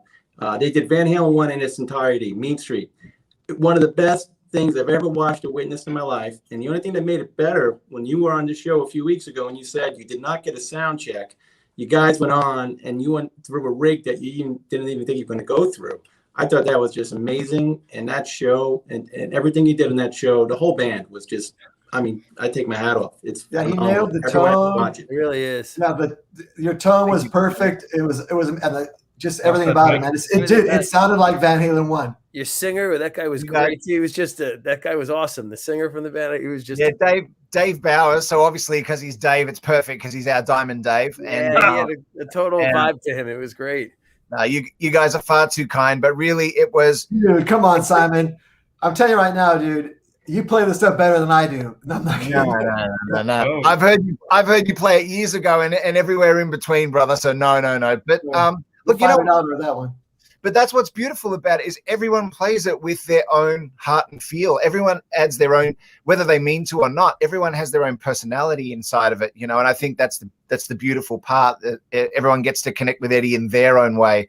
But but yeah, the Melbourne Guitar Show was fun, and yeah, we didn't get a sound check and stuff, but that's the nature of those, music expos. Is there's there's multiple bands on the same stage all day long, and so they're basically just shoving you up and kicking you off. And I love how they go. So is like a 15-minute changeover okay for you guys? From the band before you to the next. What 50? So Jerry, our drummer, obviously wanted to use all like his special drums to sound as much like Alex as he could, but as it turned out, he just had to use the house Yamaha kit, and then for me, I was just using my Kemper, which I had some Van Halen profiles in, because I had a suspicion. I thought, man, if I take the old Plexi and I'm making it too complicated, I'm going to get 10 minutes to set up, Yeah. So in the end, it ended up being the Kemper with some top Jimmy profiles, which are actually great. And because he's done what amp did you plug it into an amp as like the power, the return of the effects loop or something, right into the power amp section or something? Yeah, that's exactly what I did. So for my stage sound, I didn't want just the Kemper through monitors, because that always just sounds weird to me. It sounds not the amp part. Yeah, it's too hi-fi, and plus, when you grow up with an amp like in the back of your legs, I just needed some of that. So, so what I did was the front of house took a direct sound from the Kemper, which is what you hear on the video. Okay. That's what got split to the recorder. And then on stage, I was running a dry out into the effect return of my old Plexi, which had a modded effects loop put in, and then into just a 100-watt box. And so that was my stage sound pretty much. Really? Yeah, it sounded great. Yeah. The tone and sound on Eruption was phenomenal. It was Ed, and I never saw anyone do the end. Was that the tape echo delay? Oh yeah. Amazing. I never saw anyone do it live. Thank you so much, brother. That was actually just there's, like with anything, there's different ways to skin a cat, and I thought that the simplest way might be I've got a Strymon El Capistan, and I thought, well, maybe I could try and do it with that. So I just fooled around with it long enough that I figured out a way to do it just with that El Capistan pedal. Yeah, I used to use the Boss, the DD, whatever it was, the digital delay, the Boss little pedal, the silver one. Yeah, and you can just get the endless, regeneration, and then just no, you can turn it down. Yes, exactly. I think what I did, because there was too many knobs to twiddle for me to get to it quick enough live. So I think what I did is I put an expression pedal in and assigned it to the regeneration. So so once I hit the switch, which was already pretty much doing like a classic 300 millisecond tape slap, and then I just hit the expression pedal onto full regeneration, and then bent down and turned the mix up, and then did it from there. Really, cool. There's never too many knobs to guitar off. There's never too many knobs to fiddle with. Yeah. I tell my wife that all the time. But anyway, thank you, gents. It was a lot of fun, and I'm glad. In the end, because we didn't get the sound check and stuff, we were probably more stressed than we wanted to be. But as what usually happens in life, it probably ended up good, because all the preparation we did, we sort of had to throw out the window and say to each other before we walked on, you know what, stuff it, let's just have some fun. Have a beer and go. Let's go for it. And so I had a cup of scotch on the stage, and we had some fun. And I think that hopefully that's more than anything, that's what sort of comes across in the video, is that we were just saying stuff it, let's have fun. Well, here's the thing: when you guys are well rehearsed and everyone knows their parts, then you can only be at 90% of your normalcy, and it still sounds like 1,000% to the listener. It's like if that's the whole thing. It's like you got to be over prepared, and that way that if even when you're not up to what you consider your potential, it sounds amazing to people listening. Right. Yeah, and it's that old thing where, like, as all you guys would know, that whenever you play a song live, it's always somewhere between the album tempo and 10% faster. So whenever I'm practicing at home in the bedroom or in the studio or whatever, I'm always trying to play the licks 10% faster than they really are. Because I think that because live you just never know. My problem is I try to play it at the tempo because of the fact that I will hype up and play it too fast. So that's what I kind of need to try to. The whole thing of like, even my old drummer, I made some demos for him to do. He was doing drum clinic things, and he wanted me to record all this instrumental stuff. And when I did it, he came to my house and he would tap it out on he sat in a chair and was air drumming to the tape. And Right. he's like, speed it up. And I'm speed it up, and he's playing it faster, and he goes, no, speed it up more. And I'm like, dude, it's super fast. And he goes, I know that if I'm playing in front of a crowd, this is going to feel normal to me. So make it super fast, because if not, I'm going to be like bumming out, trying to slow myself down. He knows he's all hyped up. And so, yeah. Us wankers that play too fast on stage. Yeah. Everyone plays too fast on stage. That's what I do too. It's actually quite a skill, isn't it, to like calm the nerves enough to be able to play something closer to the album tempo live. Yeah. It's really hard to do. Yeah, because it feels so slow. Yeah, it feels so slow that it's hard to like not rush. Yeah, that's the thing. Like, Simon, I don't want to be an amateur. I'm gonna rush the songs like a little 18-year-old kid wanking. Simon, you know what was tough, because when I was watching you do that, because Running with the Devil has to be played at a slow tempo, and that is like the first song you guys played. So I thought you'd be hyped up, but you really I don't know if you paid much attention to doing that, because you really held it the way it's supposed to be. Did the drummer did he have a click or anything or did he just know the tempos on his own? No, with that one we cheated a little bit because we'd sampled the intro. We wanted to try and make it so that as soon as that car horn thing finished, the bass came in. And so the only way to do that was to have Jerry, our drummer, in his ear. He had the car horn sound, but then only he had a count for when it was going to finish. And so he counted in Jason, the bass player. So and then you had a tempo, and that sets the whole thing up. That's awesome. And then there was no click after that for anybody, but at least we started close, Which you kind of keep it together, Once you start off on the right tempo, then you kind of finish that song, and then you can kind of, you go into Eruption, so I guess that goes out the window. Yeah, everything goes out. All I can say is I'm glad Eruption is second on the album, because we were playing it in track order. It would have been one of those things where I was just constantly waiting to see how Eruption was going to go, and I wouldn't have enjoyed the show. So the fact that we could get it out of the way early was actually nice for me. Yeah, now I'm cruising. And then after that, that's why you can see the difference in my smile before Eruption and after Eruption. It's a big difference. Good point. That's another good point. Big smile. Yeah. I like your expression when Dave the singer blew the whistle at the beginning of Eruption. Yeah. Oh man, that was a. Honestly, in the heat of the moment, I was like, dude, are you freaking for real? Like, like I'm just about to start Eruption in front of 500 guitarists with their arms crossed, and he's interrupting, blowing the David Lee Roth whistle. And but again, everything happens for a reason, and what it did, it took me out of that super concentrating headspace straight away. And so I just look at him and laugh, and I just go, stuff it, Yeah. And it became more fun after that, because had he not done that, I would have been in my little concentration cone. Absolutely. Yeah. So Brian, what are you up to these days? Well, I'm doing a lot of gigs with my band out here in Austin, or all around Texas. This band called Spasmatics. I'm playing tomorrow, Wednesday, Thursday, Friday, Saturday. I'm working this week. Awesome. I pretty much don't do Sunday, Monday, Tuesdays anymore. I got a fill-in guy that will play any of those gigs. I'm kind of doing my semi-retirement where I'm like, that's cool. Well, I want to be off on Sunday, Monday, Tuesday, hang with my girl, do my things, and then I'll play out, because we do a lot of driving. I mean, we have regularly 3-hour drives. Once in a while, 5-hour drive, and I do my own driving, because the whole band drives in a van, and I can't do it. It's like a frat house in that thing, and I'm just like, get my car, I do my gigs, and then. But what's fun, what I'm doing right now that's really cool, is this band that I was playing with in 1982. When I was 18 years old. Wow. I'm still friends with the singer and the drummer, and we had a lot of good original songs.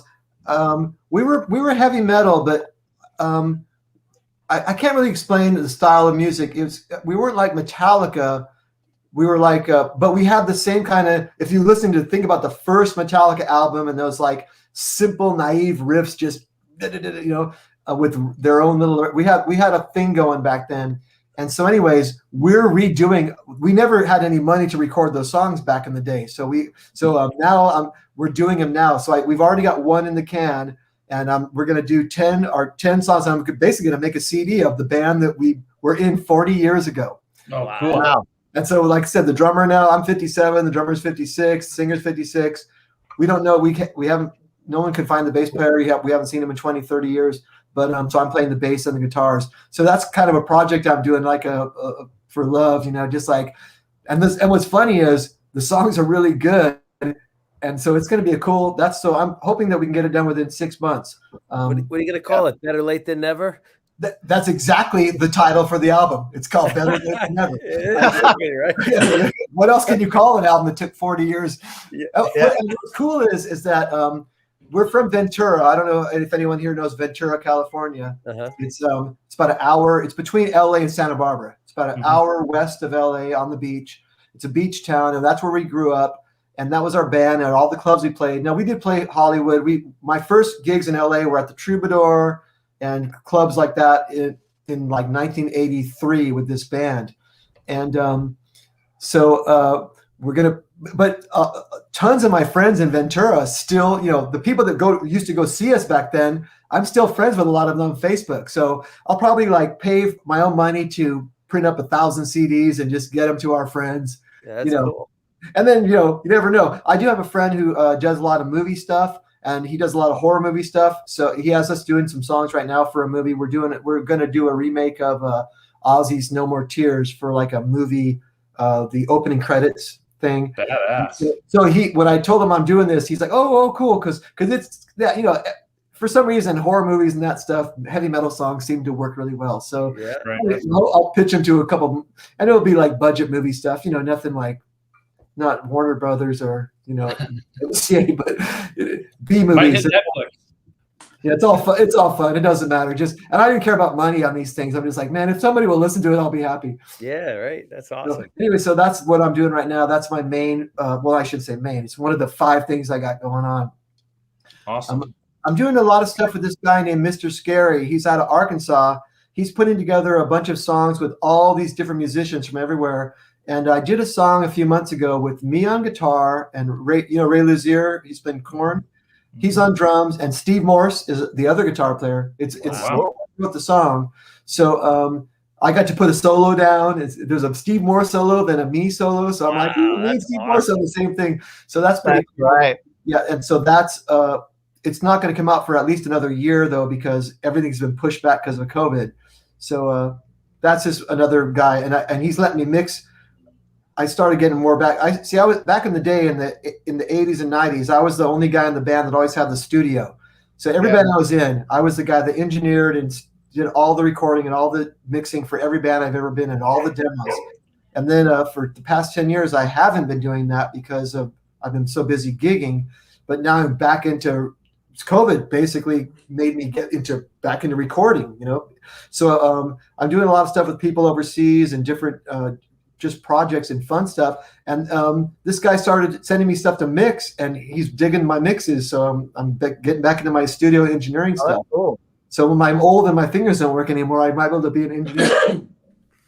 That's awesome. Really, really awesome. Yeah, getting back into mixing is a very cool thing, and it's something, as you were just saying, that you can do like right up until the very end, pretty much. You don't need to be on stage running around. Well, now I'm only worried about my ears, but luckily I started wearing foam earplugs in '95, and then moved to in-ears in around 2008. So unlike most of my friends, I haven't destroyed my ears. I probably lost a little bit, but in comparison, like I've been protecting my ears since 1995. Before that, I didn't use any earplugs, but I joined a band that did a bunch of stuff with a lot of loud keyboard things in the monitors. And that was the first time in my life in 1995 that I went, this is hurting me bad. I'm waking up with ringing ears. So I started putting the foam. And you know how it is when you first wear foam earplugs. Yeah. The first you're like, you last 2 songs, you're pulling them out. Like, I can't play like this. Yeah, it's awful. Yeah. You can't hear the crowd, your amps. And then, but I got used to it. It's all about protecting your ears. And so, yeah, it is. It really is. Yeah. So, But now my new problem is this: sometimes I mix in headphones and turn it too loud. Yeah. Okay. Yeah. Right. Yeah. We like loud rock and roll. That's right. Yeah, it's good to mix loud and soft. I guess you do that too, right? Where you do maybe a few hours soft, then you do it loud for a little bit just to see if everything still works, and then you go back to. I mean, like quiet, like whisper quiet, to really see where what's peeking out and stuff like that. Yeah, but once in a while when you want to turn it up, or when you're doing the headphone thing, I got this thing where I wanted to sound like a real drummer. Yeah, you want it to be as loud as a drum set in front of you. Yeah, I remember when I started going down the engineering rabbit hole about 10 years ago. One of the greatest things that I've always remembered that I read in someone's book is that the mix should be punching you in the face when it's really quiet, and that's how you know when you've got everything in the right zone. Because that's hard. It's real. That to me, that's what separates great engineers from good engineers, is that the mix will sound energetic even at quiet volumes. Yeah. Well, I have one of those little miniature, like it's a Sony. It's like about this big. It's a little round. It's like a little Sony Bluetooth speaker. Yeah. It's one speaker, but I guess it's got stereo. Both sides go into the mix.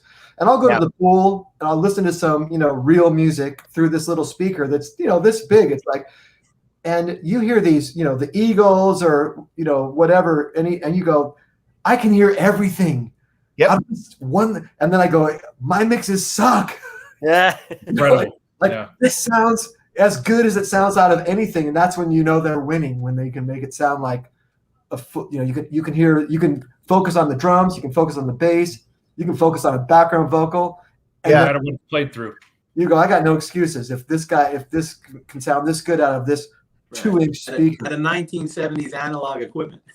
Yeah. Well, that's right. We wish we owned that stuff. Right. I've just been watching you, Brian, play Hot for Teacher and been listening to it in one ear with David Lee Roth. Wow. He's going like this. Yeah. Yeah. Holy cow. Yeah. So if you guys in the chat don't know who Brian Young is, just go and search Brian Young, David Lee Roth, and you'll find out exactly who Brian Young is. Yeah, exactly. And you've got some lovely looking Marshalls behind you there, sir. Yeah, I was going to ask about that. Yeah, welcome through. I see some plexis. Yeah. Well, the top one is a 50 watt, a 68 50 I'm going to watt. present you. I'm going to present you, Brian. It's that's a real 68. Oh yeah, it's a 19. All my Marshalls are vintage. That's a 68. Beautiful. Okay. This is a 72 tremolo, 50 watt tremolo, and then the one down there. Let's see if I can turn the speaker the right way. That's a 19. That's a 67 50 watt. It's a JTM 50 PA head that I turned into a super lead. Not a super lead because it's not 100 watts, but it's I basically did the lead circuit. And now you want to look over here. Uh-oh. That right there is another. I'm trying to point there. Yeah. The one behind you can't see. Yeah, I see it very that's 1966 JTM 45 in mint condition. This is a 1966 another PA. It's a Black Flag 50 watt PA, which I've also super leaded. This top head right here. That's a 67. I got a lot of PA heads that I've turned into super leads. That's a 100 watt 67 PA head, all plexi. This one is that's a 69. That's just a regular 69 super lead, and the bottom is a 73 non-plexi, but it's still a hand wired PA head. And if I keep going, but wait, there's more. This is a 1960 100 watt tremolo, and this is ready for this one? Yes. This was on the first two Boston albums. I bought this from Barry Goudreau, the guitar player, and this was on the first two Boston albums. This is the head that he bought in the early 70s. It's a 1968 100 watt tremolo that he took to Tom Schultz's basement studio, and with 412 cabinets, and it was so loud that this is the head that caused Tom Schultz to invent the power soak. Oh, I love it. Incredible. This right here is a 68 purple 412 with 30 watt selections. And now if I keep going, this is the cabinet that went with that head. I bought a full stack from Barry Goudreau.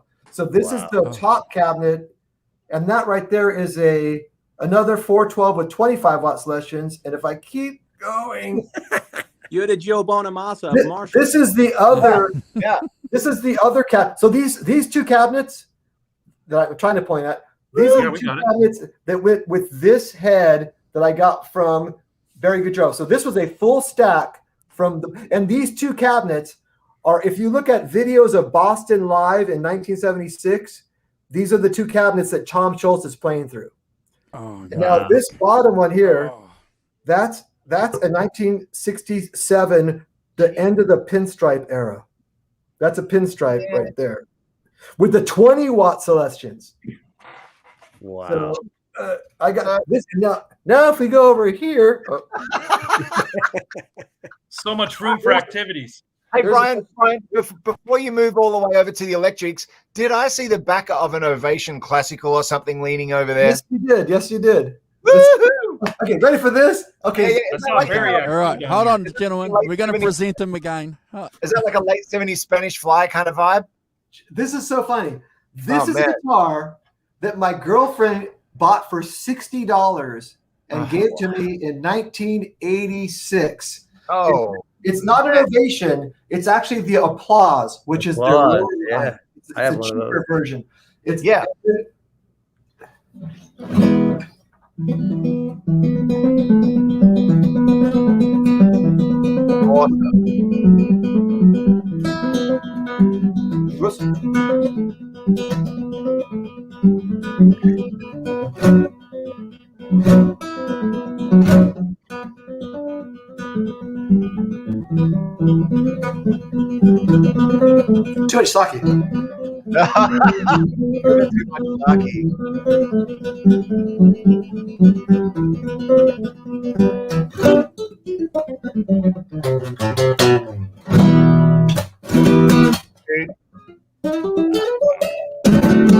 Yeah, so anyways, this guitar has more mileage on it than almost any guitar I own. I've had this guitar since 1986. Wow. It's a $60. It was purchased for she gave it to me. She bought it for $60, and I had to pay $100 to get a case. Yeah, of course. The case costs more than the guitar.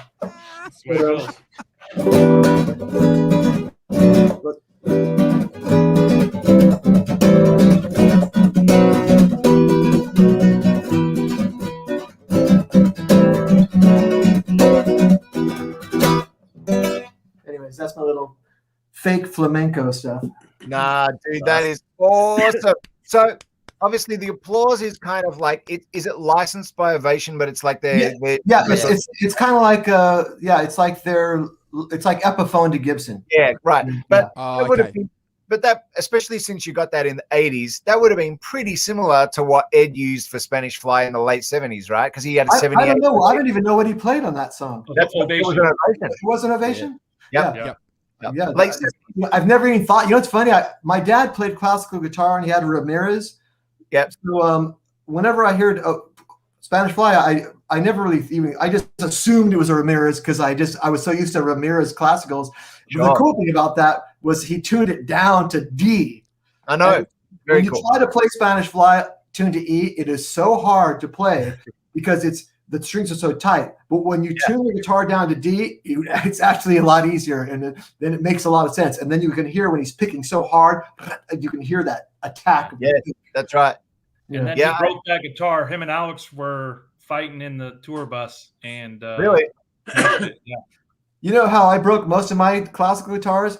I would sit on them on accident. I would always be stupid and leave it on the couch, and then I'd be doing something, and I go back to sit down and I sat on it. I sat on it later. Yeah. I sat on a nice guitar. Brian, do any of your heads have Jose mods? These are all basically stock They're all no master volumes on anything. I use the Boss Waza attenuator. Yeah, I've got that. So I pretty much turn them presence on 10, bass on about 2 to 6, depending on the amp, mid-range on 10, treble on about 8, and volume on 10, on the lead channel. So they're all just basically dimed pretty much. So what did you say, Brian? You put the bass on? I didn't hear that bit. 2. It depends on the amp, because some of them are. I like it to be tight, So a couple of the amps I can turn the bass up to like 6 or 8, and they're still tight. But some of them flub out a little bit, so I have to turn. But I can never put them on 0, but like 2 on the amps are a little bit flubbier. I have to put the bass on 2 to get the bass, but not to have it flub out. So do you find, because obviously you would do a lot of recording with those, it's you're right, the bass on those old plexis, or even like a plexi reissue sometimes, or like a Sir SL68, which I've got, the bass, when you're diming the amp with the volume, the bass doesn't really work much above like 2, 3, or 4, because the character of the distortion and the break completely changes. So what you're better to do is have the bass super low on the amp, and then maybe like add some bottom end in post. It's better to be on 0. But I'll turn it up to where I can. Like, and usually it ends up being between 2 and 4. But it's funny, now that we're talking, Simon, let's keep a little hush hush between the 6 of us here. Well, no one else is watching yet. That's right. Nobody knows this. No, but maybe we could talk.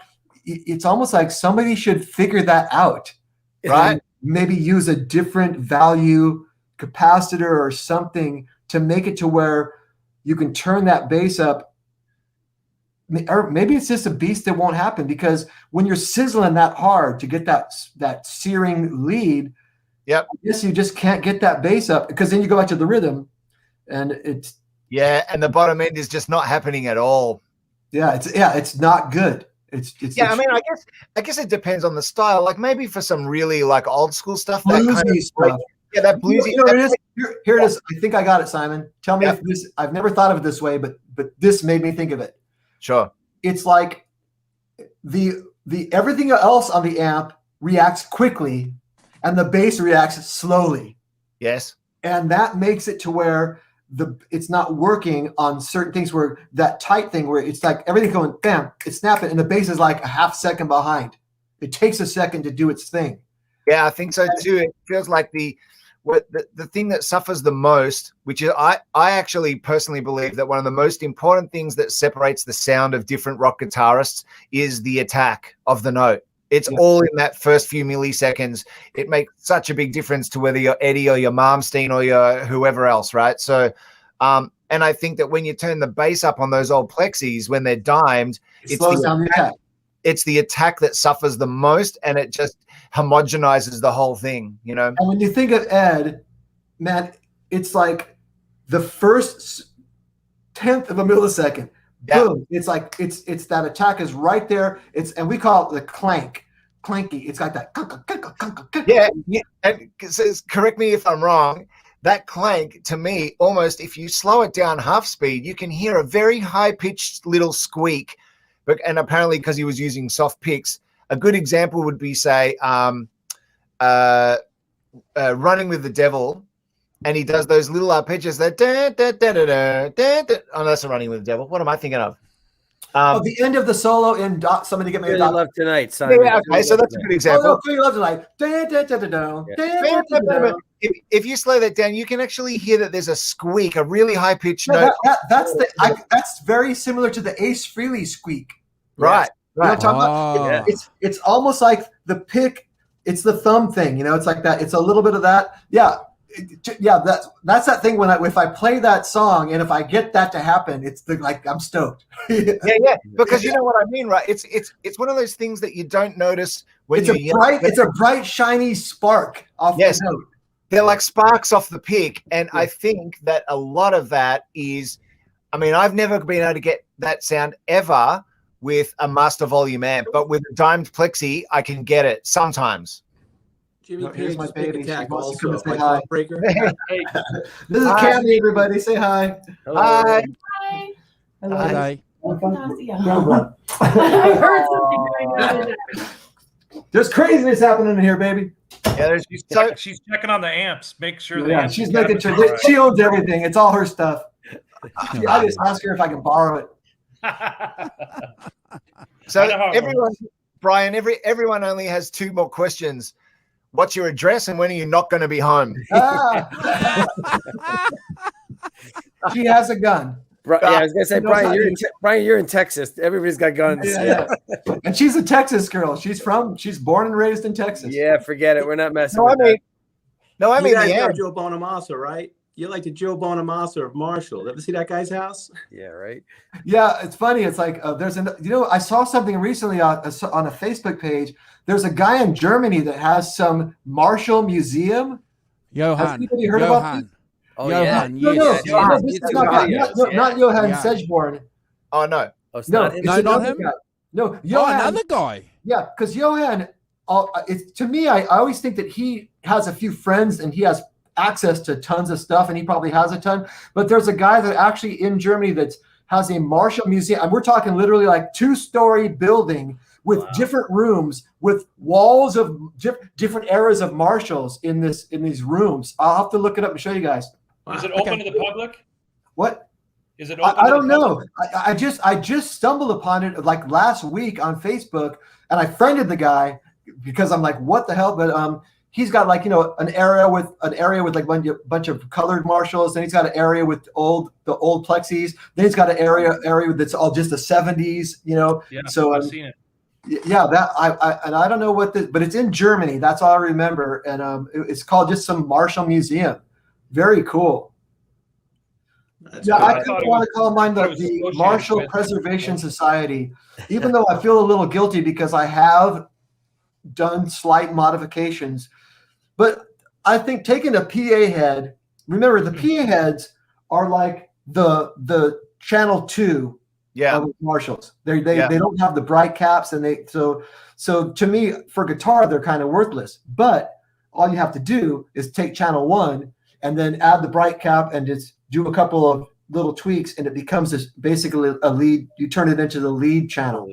So I don't feel like I'm committing any sins by taking a PA head and turning it into a lead. Yeah. So and even though I'm trying to make them all sound the same because I'm an idiot, the good news is they all insist upon sounding like themselves. So I kind of do the same thing to each of the amps, but they all have their own personality. Like I love how I can look at this amp and I go, I know you, and you're not him. Like I know, right. I know what they're gonna. I could in my head know which ones. And then here you go. What's funny is that 72 right there. That's a 72 tremolo. Yeah. That's probably the most clunkiest. If you want to, clunky is that Eddie where the attack is like a metal, like a hammer. Kang, kang, kang. That's that amp, and it's way louder than that JTM. I mean, that's right. That's not just that 50-watt 68. That's just classic 68, smooth, brown, bluesy, thick, rich, overdrive. And it's funny because I'm a plexi guy. Yeah. But this is a non-plexi with a stand-up transformer, and it really to me sounds closer to the Ed tone than some of my actual plexis. Wow. Yeah. So I think anything before I'm sure there's 74 or 75s that actually sound amazing too, but I got this thing about before they changed the wiring, 73. People talk about, modifying and maybe bastardizing like old plexis, and so they lose value or something. But to me, as long as you've got a guitarist's ears giving it to a tech that knows what they're doing, and they're improving the sound in a way that's pleasing, to me that can never devalue an old amp, because what you're actually doing is you're probably making it sound better than it did when it was released. Well, and also one of my things is I don't drill any holes. Right. Pretty much anything I've done could be undone. The only thing I can't undo is the red dye. Yeah. Like I have the JTM PA head. I had to, it had all the red dye on every single component. Right. And of course, when you solder off a capacitor, it goes to silver. So it does. Anyone who could look at it and go, okay, that's been changed. And there's people that fake the red dye. Oh, really? Really? Yeah, there's that Music Ground place in England. They've got supposedly there's a few people that have figured out how to fake it. So it's tough. So you got to be careful now when you're buying a Marshall vintage. A vintage Marshall. Yeah. You do. Well, you've always had to, because even in the 90s, these guys were doing it back then. The only difference is now, because of the internet, it's easier to find out information. Back then, they only had the Marshall book, and what's funny is some guys even took like a rare amp to the Marshall book guy, Mike Doyle, I think, who wrote the Marshall book, and then get an amp to get a picture and get it in the Marshall book that was actually a fake. And then when people looked in the Marshall book, now it's like it's been legitimized. So that's kind of like double whammy, where they get the fake one in the book, and now they can fool you and say, "Oh yeah, no, see, it's in the Marshall book." That was yeah. I mean, like so many people are of the school that if you find an old Marshall, you don't mess with it. But the truth is, and I wouldn't, other people would know better than me that are probably a bit older, but a lot of those old Marshalls apparently didn't really sound even that good when they were new. So to me, anything you do that makes it sound better is a good thing, and should improve the value of it, not lessen the value of it. Yeah, if it sounds killer, it sounds killer. Yeah, if it sounds killer, it sounds killer. Who cares? Right, exactly. Yeah, it's just a platform to begin with, really, isn't it? That's what it is. Still, my one thing is I would never drill a hole. I don't like when people drill holes and then have to, then later, it's kind of like when I'm looking to buy some vintage amp or something and they drilled a bunch of holes in the back. I go, well, because there's always one that doesn't have the holes drilled, and it doesn't matter, like I said. But I want to back Simon up on what Simon said there. I'm sorry. I just want to back Simon up on what he said there, because apparently Clapton, when he was playing with Cream, one of the reasons why he turned everything up on 10 was because the amps that he was using, because he was going from gig to gig, they were all supplied, is that they all sounded different. Yeah. And so he personally wanted to play a little bit lower than 10, but because they were different, the only way that he could accommodate that was just crank them up. So a great equalizer. Yeah. Right. So you're saying that when they were on 10, they sounded more the same than when they were on 5? Well, that was just what Clapton was saying. That was just, he didn't necessarily want to be playing at 10, but so I'm just backing you up with what I also, I'm wondering, like, what kind of pedals. I mean, there was pedals out in the 60s. I mean, not a whole lot, but there was definitely the fuzz face and a couple of overdrive things. Noir. And even what's funny is even Eddie was using the equalizer, which really boosts the input to the amp. So a lot of people are trying to geek out on trying to get the Eddie tone out of a stock 100-watt plexi, and they're not realizing that Eddie had a bunch of stuff in front of that thing too. So, that's a good point. Yeah, he didn't. That's a good point. I mean, he used the Echoplex, which had their preamp, and then he had the EQ, which is a massive amount of gain. So Brian, this is a great opportunity for me to ask you, because what I do with mine is I run a boost in the front, and it doesn't really change the tonality of it that much, but it adds sustain and a bit of saturation. What boost are you using? What's that? What are you using for a boost? There's like two boosts, like a one. There's two things that I've been mucking around with that I like. I have a Friedman Buxom boost, which is pretty clean and has heaps of headroom and pushes the front really nice. And the other one is an LPD, what's it called? Nice Boost A, So yeah, I'm not familiar with either of those. But so you're basically, you're just pushing. Do you do a similar thing with your amps? What? Do you do a similar thing with your amps, or do you just go straight in? Did you happen to see the video I did where we did Dead or Alive with those guys from Argentina? No, I didn't see that. Okay, that I'm plugged straight into that 100-watt 68 tremolo. Yep. And to me, it really gets close to the Van Halen 2 tone. Yeah, but right. What I do use. And what's funny is this, man, a lot of things have come full circle in my life. When I was, 18 years old, I used ErnieBall Super Slinkies. Yes. 9 to 42. Yeah. And then and I used a Ibanez. The Ibanez. Trying to find how to put it in front of this camera. Yeah. The Ibanez equalizer. Look like this, the rainbow, right? That was my that's my Ibanez. Yep. That's what I used when I was 18 years old. That in front of my amp and then my ernieball super slinkies. Through the years, I went from 9s to 10s, then I went to 11s, then I went to 12s for a while. I never went wound G string. I didn't go that crazy. But when I was using 12s, my pinky started getting numb. I was like, okay, that's it. I'm going back then. I went back down to 11s, back down to 10s, and now I play 9 ernieball super slinkies. It only took me 40 years to figure out what I knew when I was 18. And now I just got, even though I have that same exact Ibanez EQ back in the day, I bought one on Reverb. That's a vintage one, but that I put that in front of the Marshall, fucking kicks ass. That's great. Yeah, Go with what you know, right? Yeah, and so it's almost like I said, it took me 40 years to do exactly what I was doing when I was a kid.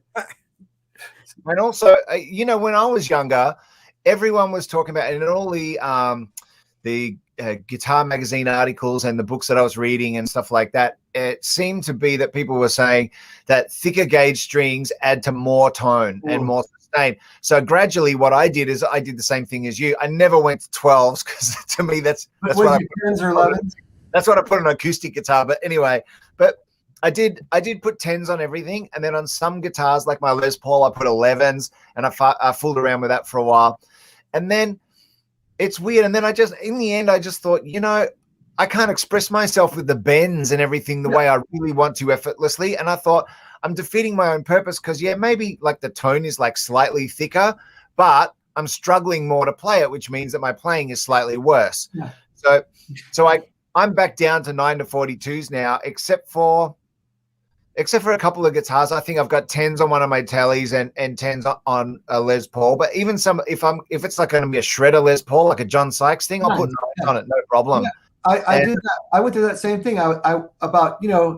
We all listened to tapes when we were 19 years old, and I go, how the hell was I playing like that? All this really shredding fast stuff, and I'm trying to do it now, and I go, well, I couldn't have done it back then with 11s.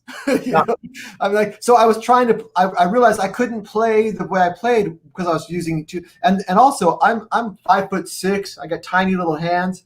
What the hell am I doing 11s? I'm not Steve Ray Vaughan. I mean, I've got one guy, right? Stevie Ray. And Paul Gilbert. There was apparently, like back in the day, everyone was talking about how, because one of the guitar tones that I think of all Stratty type sounds is one of my favorites is Michael Landau. I just think he has the most incredible Stratty sound, and everyone used to talk about how he had a high action on his black Strat and had really thick strings like 11s or something. And it turns out that was completely not true. He had a low action and he was using 9s or something like that. See, it's back to those old liars that would try to throw you off track. That's right. But and that's one of the greatest Strat sounds that I've ever heard that ranges anywhere from clean to blues to flat rock. What's that? Did you find out what he actually was using? It was with low action. It was really light. Someone actually said to me one day he was using 8s on his Strat, which I don't know if I really believe that because that's so light. But I read Billy that too. Gibbons. Oh, did you read that too? Yep. Billy Gibbons uses 8. Billy Gibbons had 7s for a while. Yeah. Wow. Yeah, 7s too. I've never. I flossed with 7s. Yeah, there you go. Yeah, I tried 8s on my Les Paul, and I kind of liked him, but it was just even too. It was too loose for me. Yeah, because I tuned to E flat. Right. A flat work with A440, but with E flat, it's just it just wiggles too much. Yeah. And did check out Simon though? When you're talking about it, I think it's true.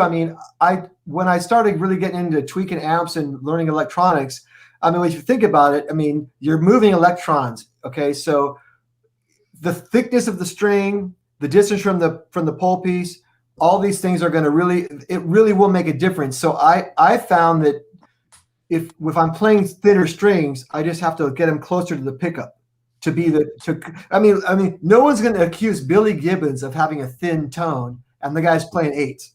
So I just go like, if that guy can sound that thick and mid-range with eights, that just means it can be done. You just got to figure out how to do it.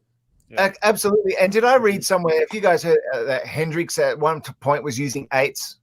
I never read that. I never knew. I think I read somewhere that at one point he was using eights and tuned to E flat, which to me is just spaghetti. But you know, I mean, that he did like a hybrid set too. Hybrid set, the ernieball hybrid 10s on the lows and 9. I think he used 9s and 8s. Okay, right, there you go. But you know, I mean, all these people that we've just talked about, whether it's Billy Gibbons or Hendrix or Michael Landau, I mean, all of them have got big fat sounds. I mean, Eddie was using 9 to 40s, is that right? Yeah, that's what I heard, yeah. So all that thing that, Brian, go back to your original thing where, you know, you were trying to, you had that thing in your head like, oh, thicker strings means that I'm more of a man, I've got tougher fingers and I've got a thicker tone and all that stuff, but it's all rubbish at the end of the day. It's just all what you do with it. And are you making music that people want to listen to, you know? Also, you know, I do have a bass control I can turn up to make my thin strings sound fatter. But also, you was talking before about pickup height. I mean, that makes, people don't understand, pickup height makes a massive difference. Completely, yeah. Yeah. So you can just adjust your pickup height a little bit and it would be the same difference as changing gauge of strings almost, you know? Yeah, that's why, like I said, after using these heavy gauge strings and not being able to play stuff, like I said, I would listen to stuff that I played 30 years ago and go, man, I can't do that anymore. And then I went, well, no wonder, I was using 9s back then. I can't do it with 11s. What am I, crazy? Yeah. Yeah. So my fingers can't, especially when you're doing like a fast hammer-on stuff, you know, with these thick strings, I can't push the strings down that fast with my wimpy little fingers. So I just decided I'm going to go with the strings that fit me as a human. Now I did. I can tell you one thing that really blew my mind when Van Halen. When Dave went back to Van Halen, they rented the Forum in L.A. for 10 days to rehearse. Right. I did some of those rehearsals, and that's the first time I met Eddie. And when I shook Eddie's hand, the fucking second I shook his hand, I went, "There it is." Why was it hard? Dude, the guy's hand weighed twice as much as my hand. Wow. His hand, it was like made out of lead. It was his finger, his whole hand was really big, and he's shorter than me. I'm 5'7", he's like 5'6". So I was definitely taller than Eddie, and I'm 5'7". So you're saying he had big hands? I always thought he had medium-ish sort of hands. Dude, his hands were massive.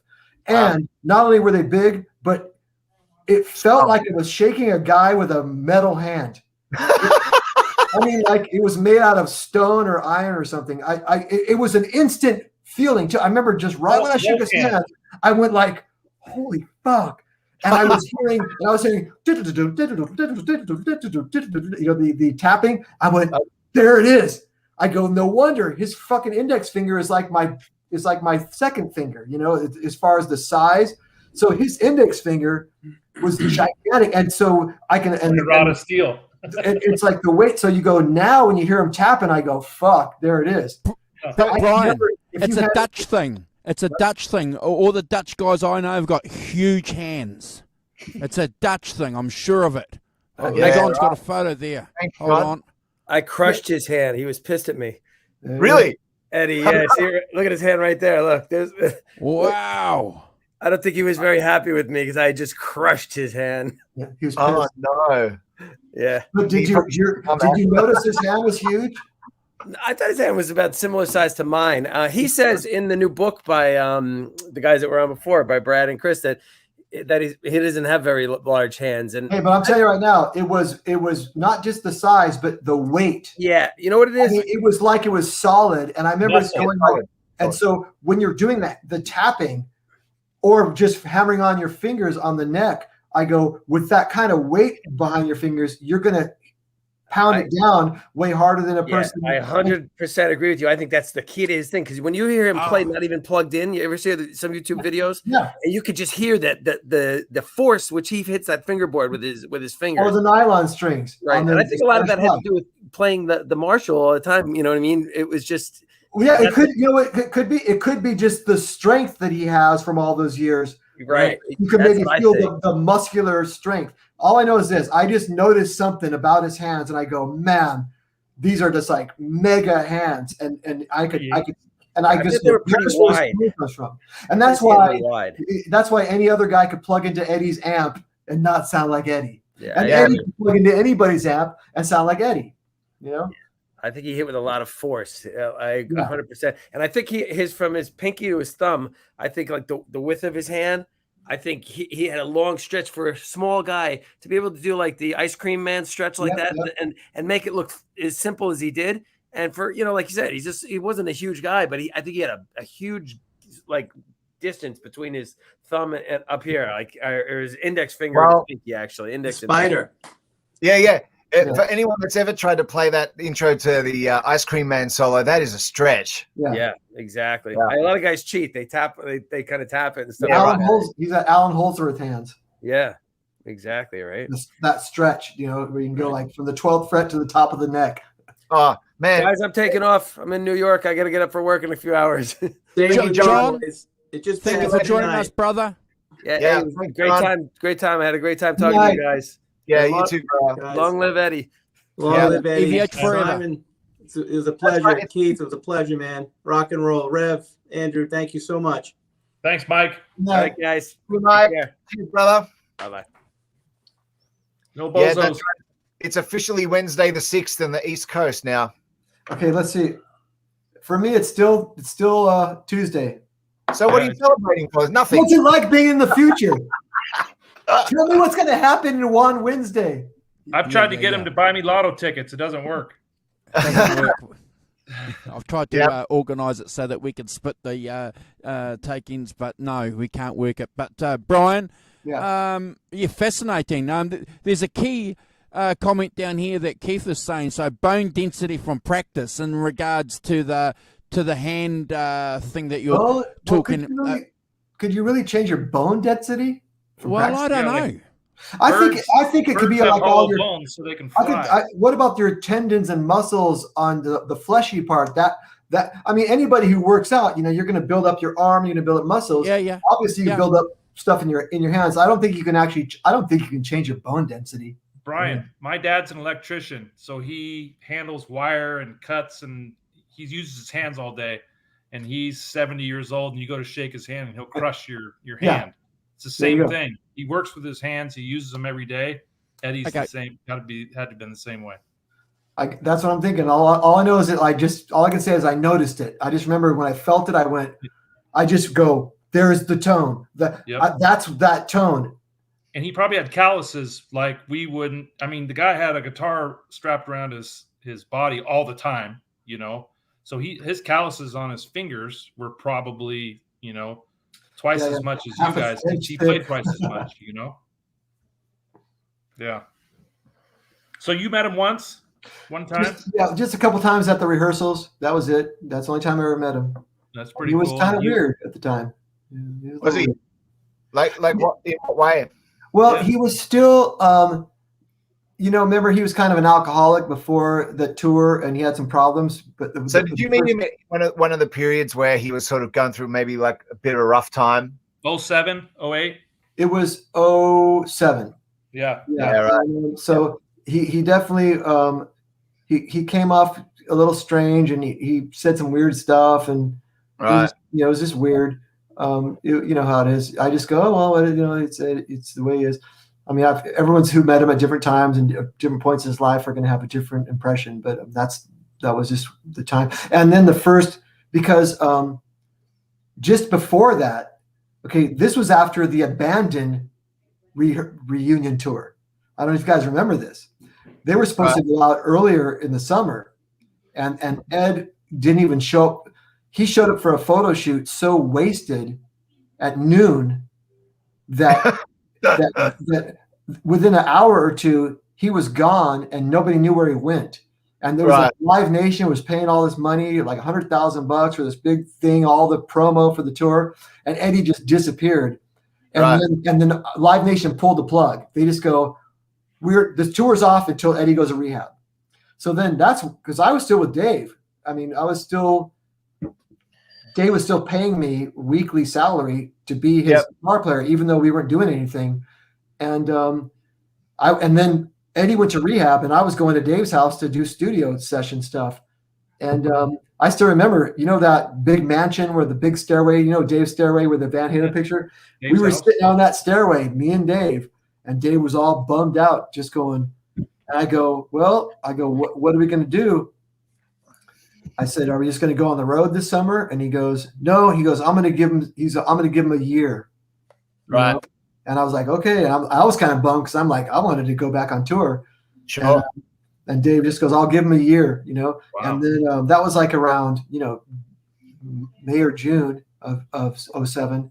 And then Eddie was in rehab for like a couple months. And then when he got out, okay, and this is around the time the Rock and Roll Hall of Fame thing was happening. Oh, yeah. Yeah, and then I got called for that too. Dave was going to have us go play, me and Ray, with him, and the Rock and Roll Hall of Fame wanted him to play with like Velvet Revolver, Guns N' Roses, or something.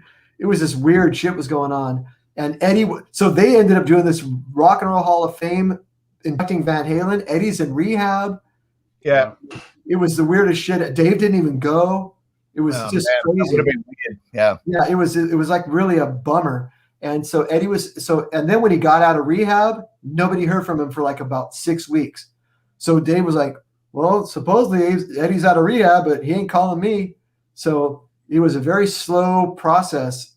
And I don't know, like I said, he was in rehab and all these things. He's going through his personal demons.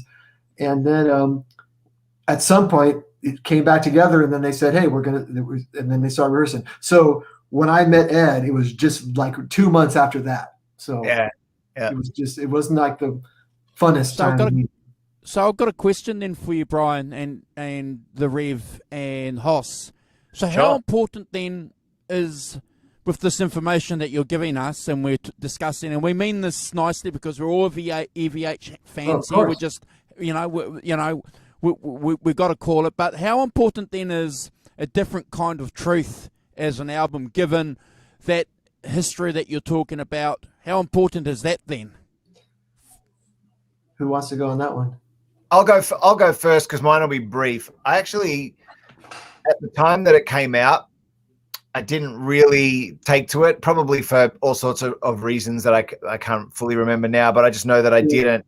But since Ed has passed, and, I've been reading a lot more stuff like we all have, and listening to more podcasts and YouTube podcasts and stuff, a lot of people have been talking about it in a light that's very, very favorable. And I really think what I need to do is revisit it.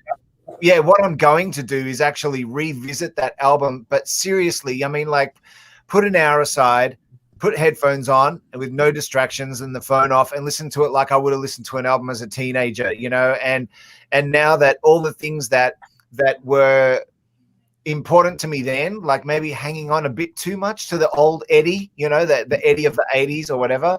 Now that that's like well and truly gone for me anyway, to listen to it with fresh ears, with new ears, and so that's what I'm going to do with that one.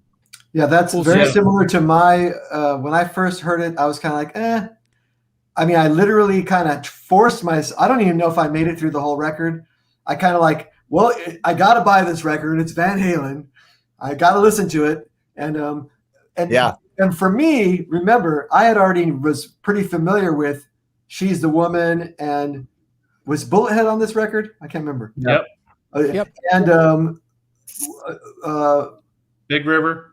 No, that was an old song. What's the other one? The old song. She's the Woman. She's the Woman. Bullethead, and then there's another one. Get the Show on the Road. Is that on there? Yeah. Yep. So I already had heard those songs live, from 40 years ago, and had redone them. So I had already really dug into those songs.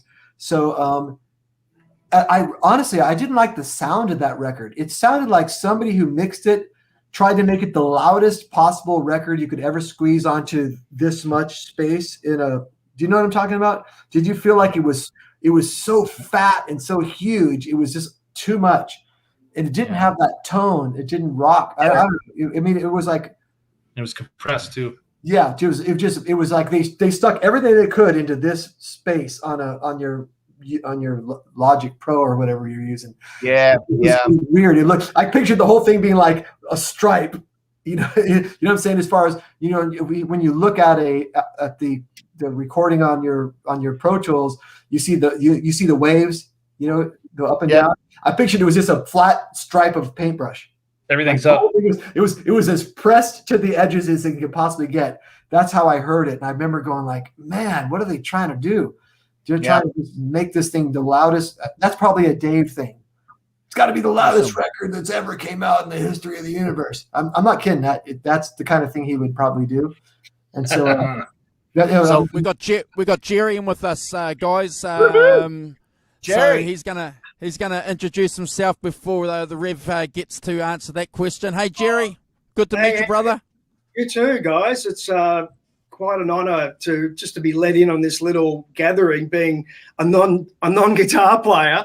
So, but my association to this whole thing is with obviously through Simon and the Fair Warning band that we have going on. Can I interrupt you, Jerry? So for anyone that doesn't know who Jerry Pantazis is, he's the drummer on the Melbourne Guitar Show video of ours where we played the first record. Yeah. Great job, man. That was awesome. Oh, thank you, Brian. Thank you so much. Yeah, it was definitely an eventful day. So that was actually my second gig of the day. I actually did another. Jerry was playing with someone else. That's what it's all about, man. I played with wedding in the afternoon and whatever. And the funny thing was that was my second gig of the day. That I had another gig that night to get to as well. And you had 3 gigs that day. I had 3 gigs, yeah. So 2 at the guitar show and then 1 somewhere else. And so I got to play with another guy named Chris Bieniek as like a fusion guitar player. So that was that stuff. And then, take that hat off, put the other hat on, and try and do the Fair Warning, the first album back to back. And we got lucky on that day, I reckon. It was pretty cool. Hey, Jerry, how much rehearsing did you guys do for that? Sorry, what was that? How much rehearsing did you guys do for that? I mean, I'm obviously all worked out your stuff at home, but how many times did you guys actually get into a room together and rehearse the songs? 3 or 4. Wow. Yeah, I can't remember. It was only 3 or 4. So just because everyone was so busy at the time and everyone was touring with different artists, so it was kind of tricky. It was mostly homework by yourself. Homework. Ready for the rehearsal. Like when you guys came in, you already were like 90% there, and then got the last 10% at the rehearsals. Yeah, we were probably, I'd say most of us were about 70% of the way there before the first rehearsal just because of the homework. And then the other 30%, as you know, is just getting in a room with the boys and blowing out the cobwebs and making sure that it all feels right. And then when you turn your amp up, you got to tweak a couple knobs. Now I'm loud. Okay, I got to turn down the treble a little bit. Right. You'll know what sucks more than anything to me is when you've got whatever the practice thing you have is at home. So whether it's a tiny little practice amp like one of those Yamaha THRs, which I've got, but also sometimes I'll play through Pro Tools, and it's so quiet and the gain is so smooth and even and lovely. And then the minute you get in that room and it's at full volume with a plexi, you're just like, oh man, I can't play for shit. What's going on?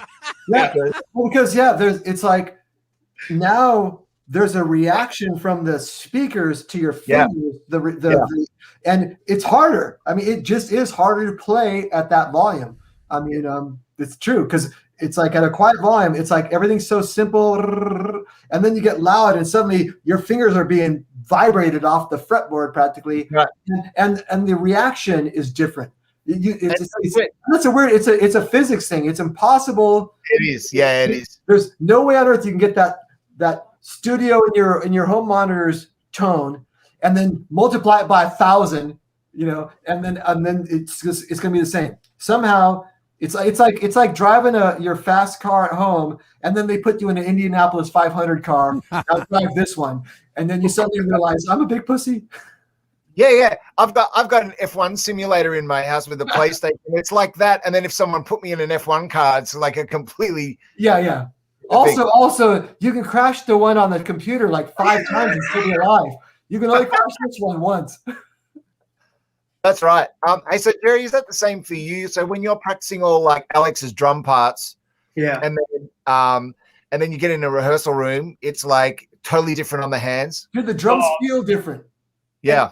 It's just that the fact that you're doing it with you're not playing along to the record, or you're not playing along to the isolated tracks or something like that. So there's now the human element where you're actually bouncing off each other.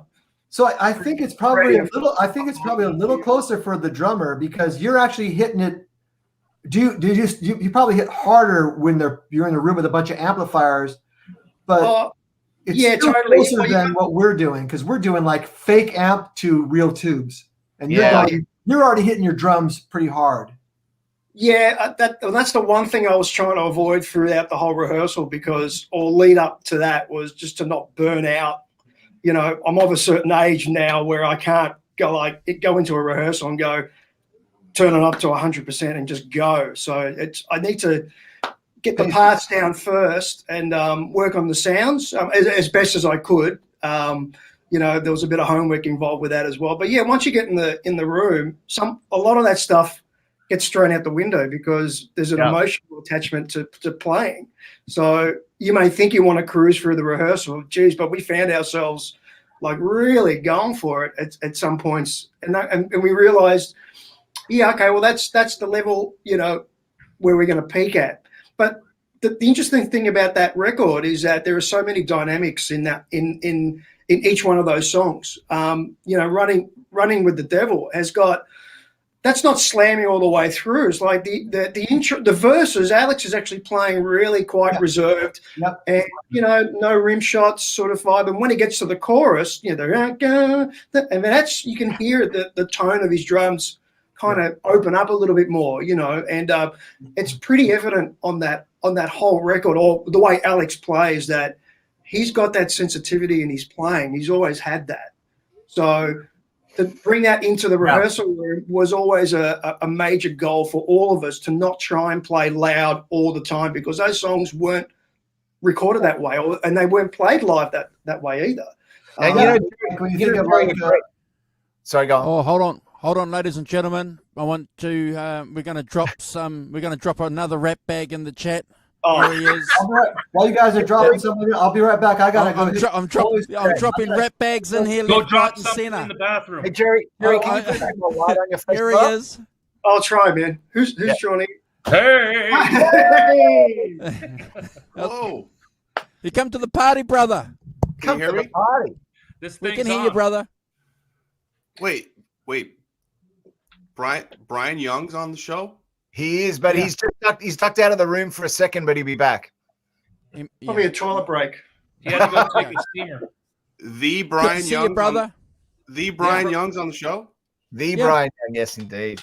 Yeah, he showed us his Marshall collection and his green charvel that he played on the David Lee Roth Sam and Dave tour, which was pretty badass. Wait, so you got Haas, you got Brian Young on the show, and we have you. We've got Nerd Halen. Don't forget you, bro. You got Haas.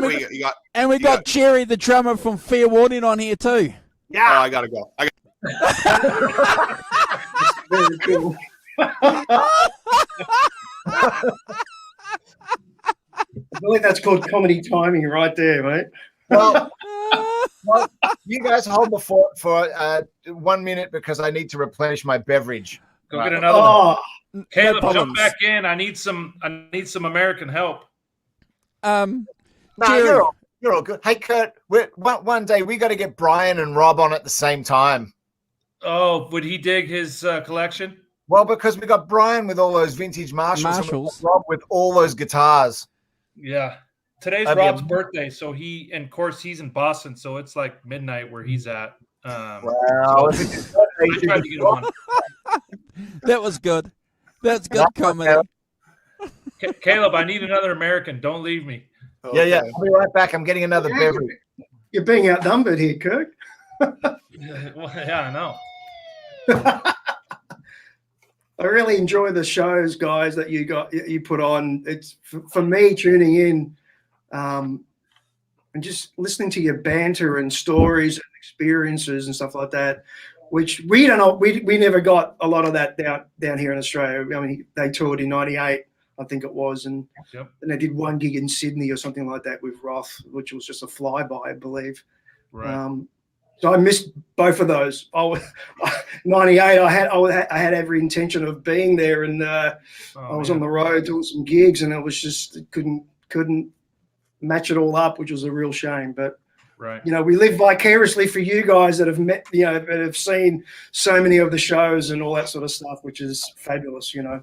Yeah, I've seen many shows, and Caleb, if you go back, he spilled his guts on one of our shows and talked about. I do remember that. Yeah, I'm gonna get a drink because I have to have a drink with these guys. Hang on.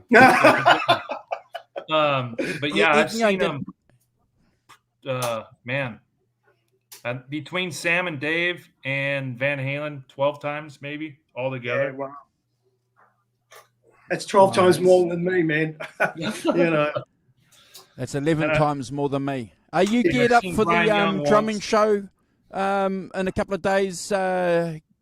Yeah, man. I'm awesome. so looking forward to that. You know, cool. It's going to be a lot of fun to talk about Alex and all things Alex Van Halen. You know, his approach. Cool. We look forward to that. You know, his sounds and his progression of drum kits that he had, and his playing with his brother and the interaction, all that sort of stuff. You know, it's such an important factor of Van Halen, as we all know. I mean, that brotherly connection, man. It's you can't buy that. You know, right. So learning, like getting into Alex's playing once again after like 20-something years of Simon and I. Having jammed together, you know, fair warning 20 years ago, and finally getting back to doing it again, it was just rediscovering those tunes and those parts and those sounds, which I thought was really interesting for me as well to rediscover that stuff and try and get into more of the sound aspect of things like that too. So it should be Brian, great, Andrew. Do you know Caleb? Huh? Do you know Caleb? Caleb? No, I do not know Caleb. Caleb Rappaport, Brian Young. Well, Caleb, I got I'm drinking some sake. What are you drinking there? Brian, big fan. Cheers, brother. Nice to meet you. Thank you, sir. Cheers to you. Caleb heads a well, Caleb, I'll let you explain. Well, I learned something by watching earlier, is that Brian is in one of the Spasmatics offshoots, I believe. Is that the truth? That's the truth. Yeah. So Brian plays a nerd too. So I don't just play a nerd. I really am a nerd. Yeah. Oh, I'm plugging stuff in over here. Sorry. All right. Well, you'll have to tell him about your gig, Caleb, when he gets back here. Yeah. I can hear you guys. I'm just like trying to make some sound happen. Oh, yeah. Oh, no. You don't have neighbors, it sounds like. First of all, I'm trying to figure out what's going on with my guitar here. Hey, so Brian, while you're getting that ready, brother, what's your favorite sake? Oh my God, are you kidding me? My favorite sake, that's a rabbit hole, like saying, what's your favorite Eddie Van Halen lick? Okay, well, when the world comes to its senses and COVID disappears, and I'm going to be back over in your neck of the woods, you're in Austin, right? Yeah. We're going to go sake tasting. Well, there's really not any super great sake tasting places here, but most of I have a few sushi places I go to that have a pretty good sake menu. Hey, that'll do just fine. Yeah, like what I'm drinking right now is it's called Kurosawa. Okay. Yeah, and but there's one that I used to like called Maiko. That was really nice. It kind of a smooth, almost had a floral. I pictured like lavender. I mean, it's all about spelling, huh? Always cold for you? Oh well, I mean that's the thing about sake is premium sake is drank cold. They warm up the cheap stuff to if you want. I mean, I like hot sake, but it doesn't really matter what if you heat it up. You're kind of that'd be like I don't explain it. They use the cheap stuff to when you get hot sake. It's the $3 bottle. I mean, some of the stuff I've drank is like $100 bottle. the thing about sake is, like if you're drinking wine, between $10 and $20, you can find a ton of really nice tasting wines that are between $10 and $20. But once you go to $100, if you're not a real wine connoisseur, you really can't tell the difference between a $20 and $100. Your taste buds. But with sake, you can. You taste a $20 sake and a $50 sake and a $100 sake, you will taste the difference. Even if you're an amateur, you're like, it does make a big difference. But and that's a bummer because it's very expensive because they polish the rice to 50%. Right. I don't want to get into a sake whole thing right now, but Brian, your analogy should be you don't take $100 bottle of red wine and pour it over ice. But you know what? But you know what I did do? Me and my friend were flying to Cabo, and it was only $50 to upgrade to first class, so we both upgraded. So we're sitting in first class on the way flying to Cabo, and we got and the wine. Those little cheapo bottles of wine, right? It's just some crummy wine, and we were taking our wine, and then we got like slices of oranges and lemons, and we were making sangria on the plane, and the big snobs in the first class were looking at us like, how dare them put their wine in oranges? And I'm thinking to myself, this is like 7-Eleven wine. This isn't some French Bordeaux. Oh, yeah. That's right. Exactly. I'm gonna be gone for a second. For some reason, I'm not hearing my guitar coming out of my amp. I probably blew something up. So Caleb, how you've got to turn the Boss TAE on. Yeah. Oh, I forgot my super overdrive with the extra talent knob. That makes your gets better. Hey, Jerry, were you in on the chat and watching the show when Brian was taking everyone through all those marshals? No. Oh, you missed that? Caleb, did you see it? Oh, he's got a few of them back there. Yeah, I had to clean up around here. Man, you guys, like we had a few accidents here. What happened? No black light. I had to change a few underwear and did you? Okay. Don't take a black light around your room. Yeah, and the good kind of change, not the bad kind of change. So yeah, the front change, not the back change. Ridiculous, yeah. Ridiculous. I love how he kept moving it, and more gold would appear. I mean, it's literally like that room. He didn't even get to the Les Pauls, I don't think, right? Yeah, we haven't got to the guitars yet. We're waiting for that.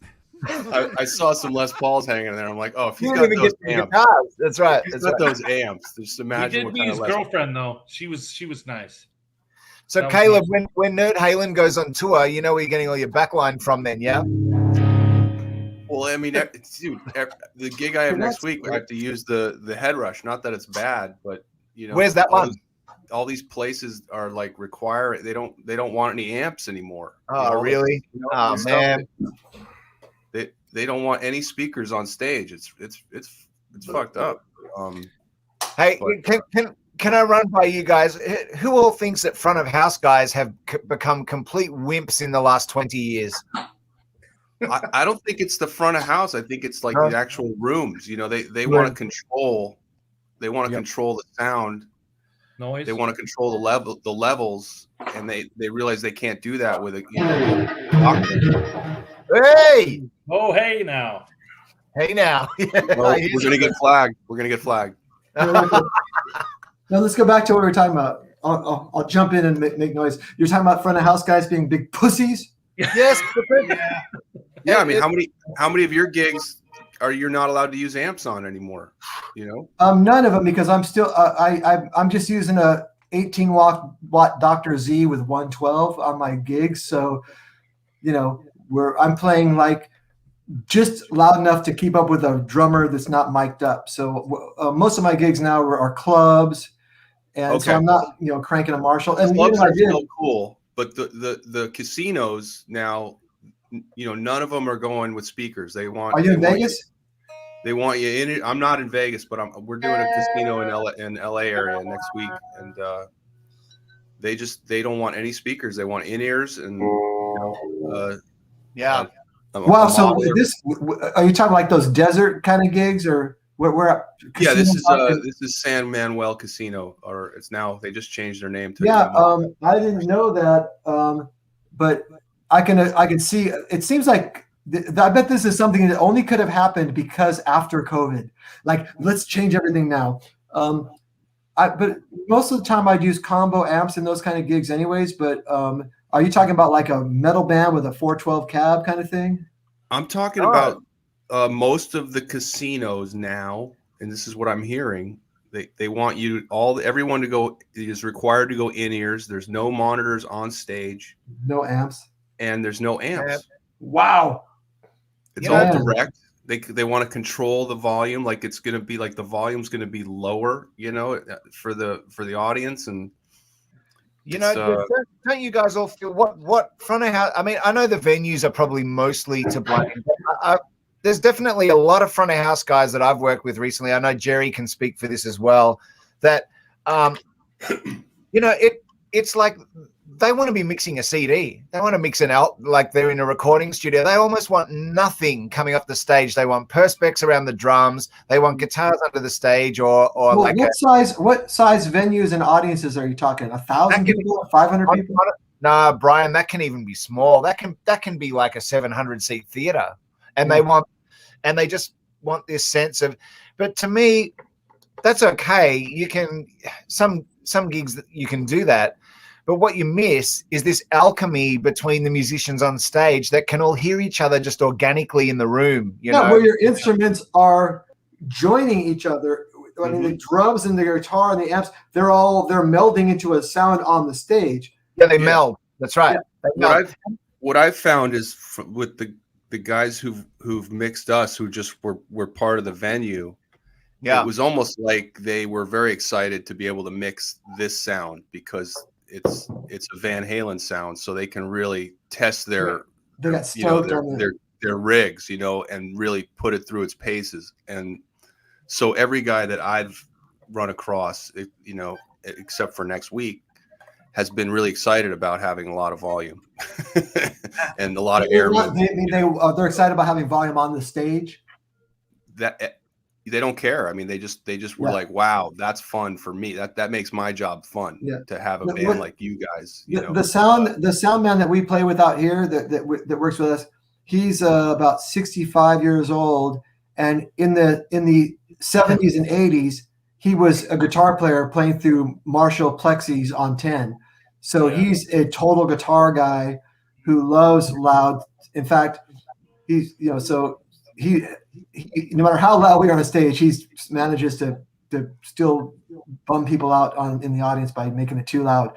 But so that's a different thing. We don't have really any rules as far as, because we play like a couple of outdoor venues. Some of our steady gigs are outdoor venues that hold like 2,500 people outdoors. And you know how that goes. You can really turn it up as loud as you want on stage. I mean, I can either bring my 12-inch 18-watt amp, or I can bring my 100-watt Marshall, and it really doesn't make a difference to the audience because they're really hearing the PA. But I can see in like casino gigs. Sorry, I have a question for you, Brian. Not to change the subject, but we're talking about amps and stuff. I know Toshi, from the Kimmel band, Toshi Yanagi. I know who he is, but I don't know him personally. Fantastic Van Halen player, by the way. He told me a story where he played with Dave a few times for a benefit show a couple years in a row, and Dave, demanded rehearsal with the Kimmel band, and he took Toshi into a separate room at SIR and had 7 Marshall rigs set up, and he made him play through each one. Is Dave that crazy about the guitar tone? Honestly, they were playing 3 songs. They were playing 3 songs with Dave. 3 songs. I played with Dave for 6 years. I kind of don't believe that story. Really? That doesn't sound at all like Dave to me at all. Well, you would know. So I can't say it didn't happen, but first of all, what year was this? This was, I believe it was 2014, maybe. Okay, so he was with Van Halen. Yeah. like I said, I spent 6 years with Dave. That doesn't sound like Dave to me. And I don't know. I'd like to know about these shows. I know, because what's funny is when I played with Dave, we had a rhythm guitar player named Toshi from Japan, and a lot of people used to think that the guy from Chicago, he's from Chicago, right? Toshi, the guy from the Tonight from Jimmy Kimmel. No, he's Japanese. But do you live in Chicago? Well, anyways, I don't know if he did. There's another guy named Toshi that used to get confused for our guy named Toshi. Right. Our guy named Toshi didn't play with Jimmy Kimmel, and Okay. So I could never in my entire life imagine Dave sitting with a guitar player having him play through a bunch of Marshalls. Dave doesn't even know how to push down the tremolo bar on a guitar. I mean, he spent 20 years with Ed. One time we were on stage, and here's my guitar. Dave tried to push my tremolo like.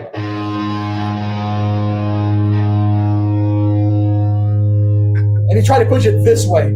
Oh, no. And I go, Dave, and I had to point at it like this. He's going like that. Pulling on it like a rope.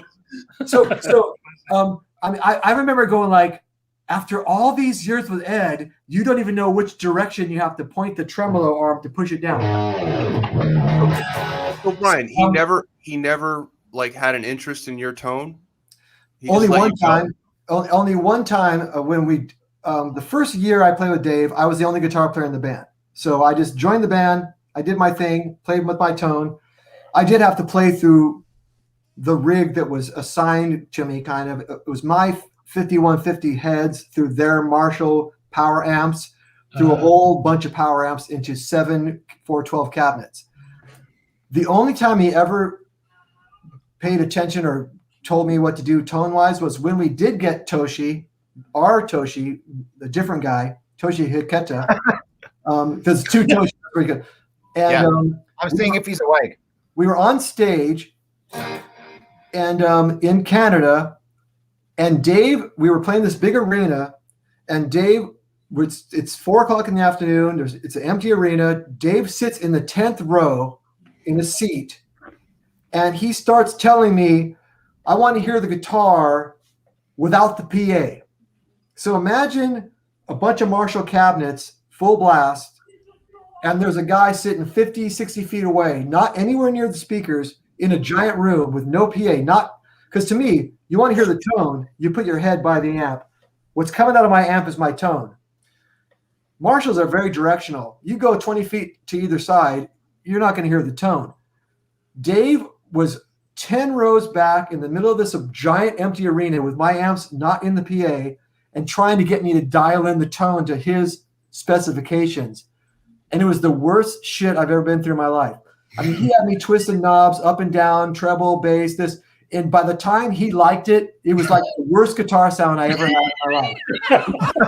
It was like the treble was on 0, the bass on 10. And Dave's like, there you go. And then he's trying to get me and Toshi to blend our guitars together.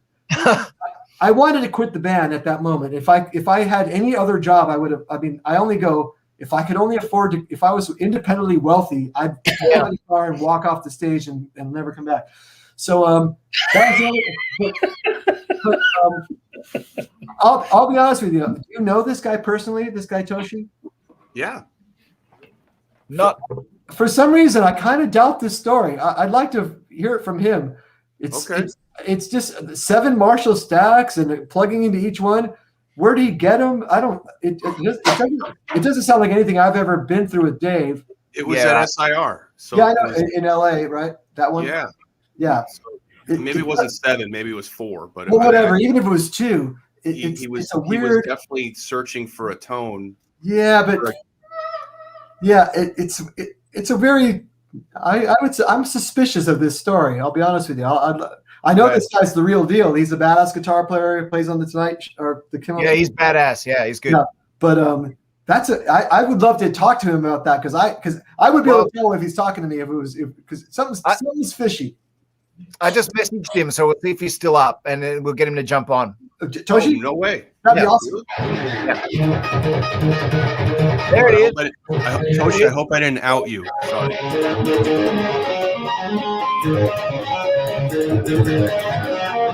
Isolate.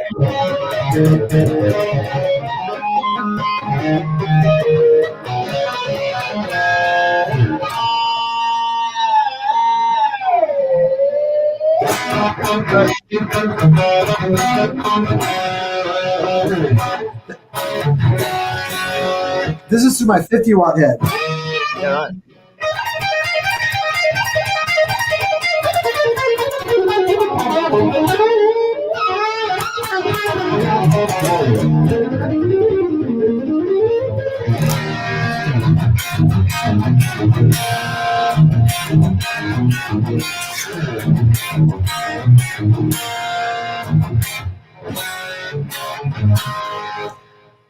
This isn't what I consider my Van Halen tone.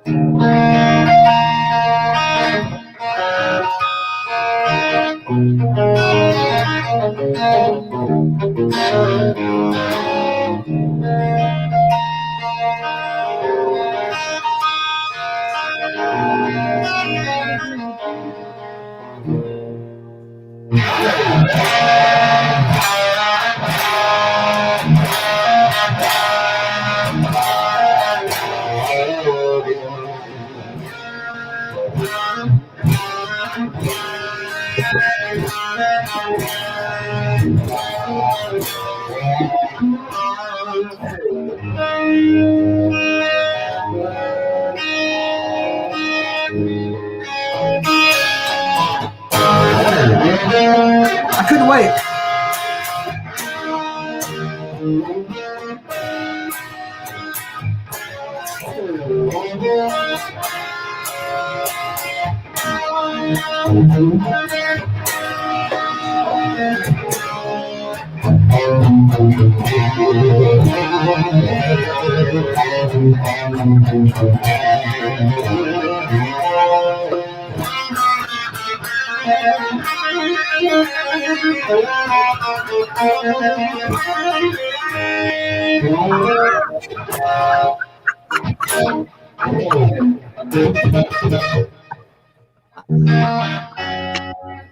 Hello? Anyone there? Yeah, man.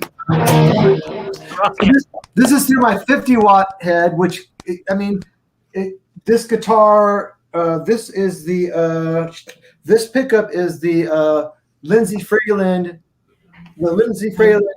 his PAF, but it's his hot-rodded PAF. It's a little bit higher than the regular Lindsey Freeland. And then my other guitar has the that Duncan 78, which sounds pretty bitchin'.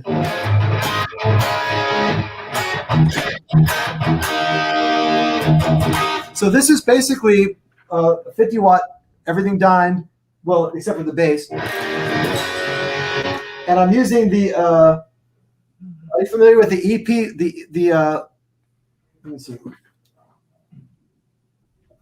That Echoplex pedal that they have that does the preamp for the Echoplex? Yeah, the MXR one? No. Let me see who it's made by. I got to put on my reading specs here and figure out. Is it black and white? Yeah, it's MXR. It's just the Echoplex preamp. Yep. Here's without it. It's not a big difference. Here's straight. This is this guitar and amp.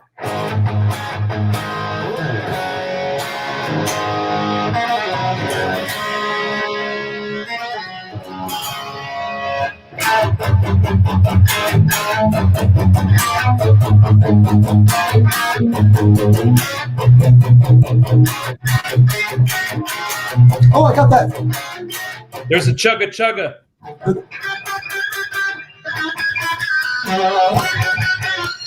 know what I'm talking about, Simon? The little. Yeah. That's it.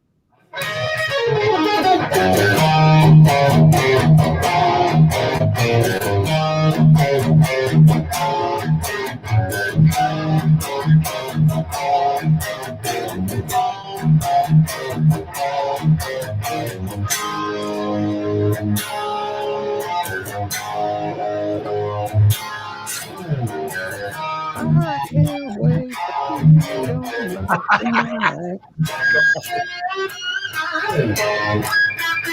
Let's see.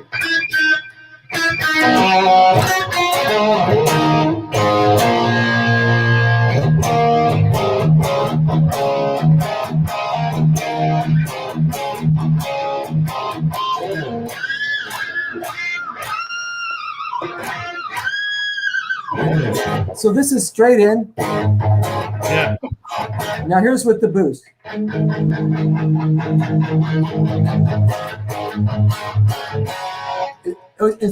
fact, Simon, the boost adds a little more low end than it adds in the high end. It pushes it along more, so that also makes me want to keep the bass lower on the amp.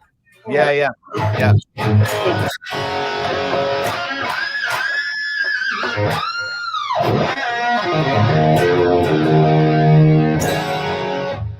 Brian, tell us about the guitar. This is, okay, when I was playing with the Atomic Punks between 99 and 2002, I was playing a show in Northern California, and this kid with a cowboy hat comes walking up to me and says, "Hey, man, I want to make you a guitar. My name's Mike Charvel." I go, "Okay, you know who Mike Charvel is? He's Wayne Charvel's son." Yeah. And He like, still makes guitars, I think. Oh, yeah. And so I was like, wow, cool, because I love Charvel's. And so so he started, and I was doing the Van Halen tribute. So his original thing was he was going to make me an Eddie Van Halen clone guitar. So he started making the guitar, and then that's when I got called by Dave. And then I got the Dave gig, and I called him up and I said, "Don't stripe the guitar," because he was going to do the stripe. I'm like, "Don't stripe it." Yeah. Because I just got hired by David Lee Roth, and if there ain't no way I'm going to play a striped guitar with Dave. So he says, "Well, what do you want it to look like?" And I noticed that at the time, Dave was doing all these videos, that whole barbecue video he did with all these military tanks and guys in camouflage and all these army guns. And I go, "Paint it army tank green." And I go, and then kind of fuck it up so it looks like a beat up old army tank. And there it is. Yeah, your strap's camo, I see. Yeah, exactly. This is actually believe it or not, this strap has been on this guitar since 2002. Wow. And for a few years when this guitar was in storage, I used the strap. I actually taped it to my ice chest so I could carry my ice chest over my shoulder. Oh my God. I was going to party at the lake. So I see the logo on the headstock is similar to Charvel, and that's why I asked about the green Charvel, because in the audience, it's Wayne. It looked like the Charvel logo from where I was sitting. That's why. Yeah, it says Wayne. Oh my gosh, that's awesome. Yeah. In fact, let me show you the back of this one. Hey, Molly. Hey, Nina. What's up, Molly? Hi. Hey, guys. Nina. Hey. Oh, you got another one. Cool. Brian, Wayne Charvel. And what color is that? Dude. That's the main one. Oh, sorry about that. But right now, I like my backup one better because it's got a lower powered pickup. This other one's got a kind of a hot rodded pickup, and I think I like the less hot rodded pickup better. It's a little cleaner.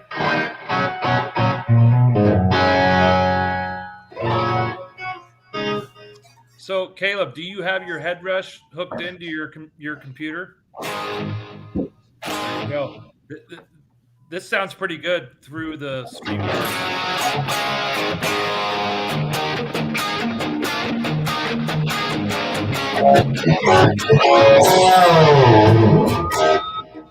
I thought we were jamming you.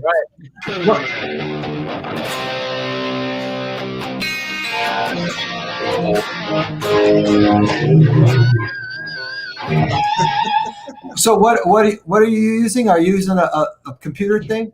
Yeah, I'm using this this baby called the Sounds Edwards great, man. 5. Sounds really good. Yeah, it sounds good. Taylor, tell me with that. What is that?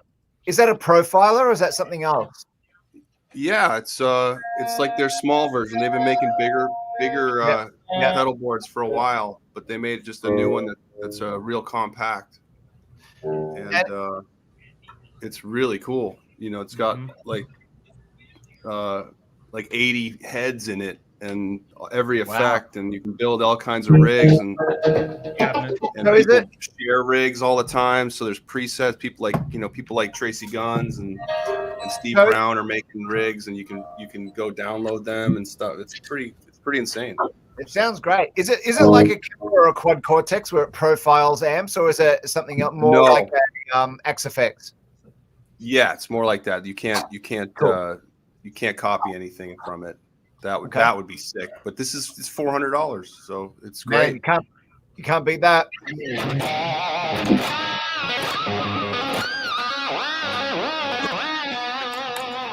Yeah. Wow. So I'm all set for now. I'm taking it on the cruise.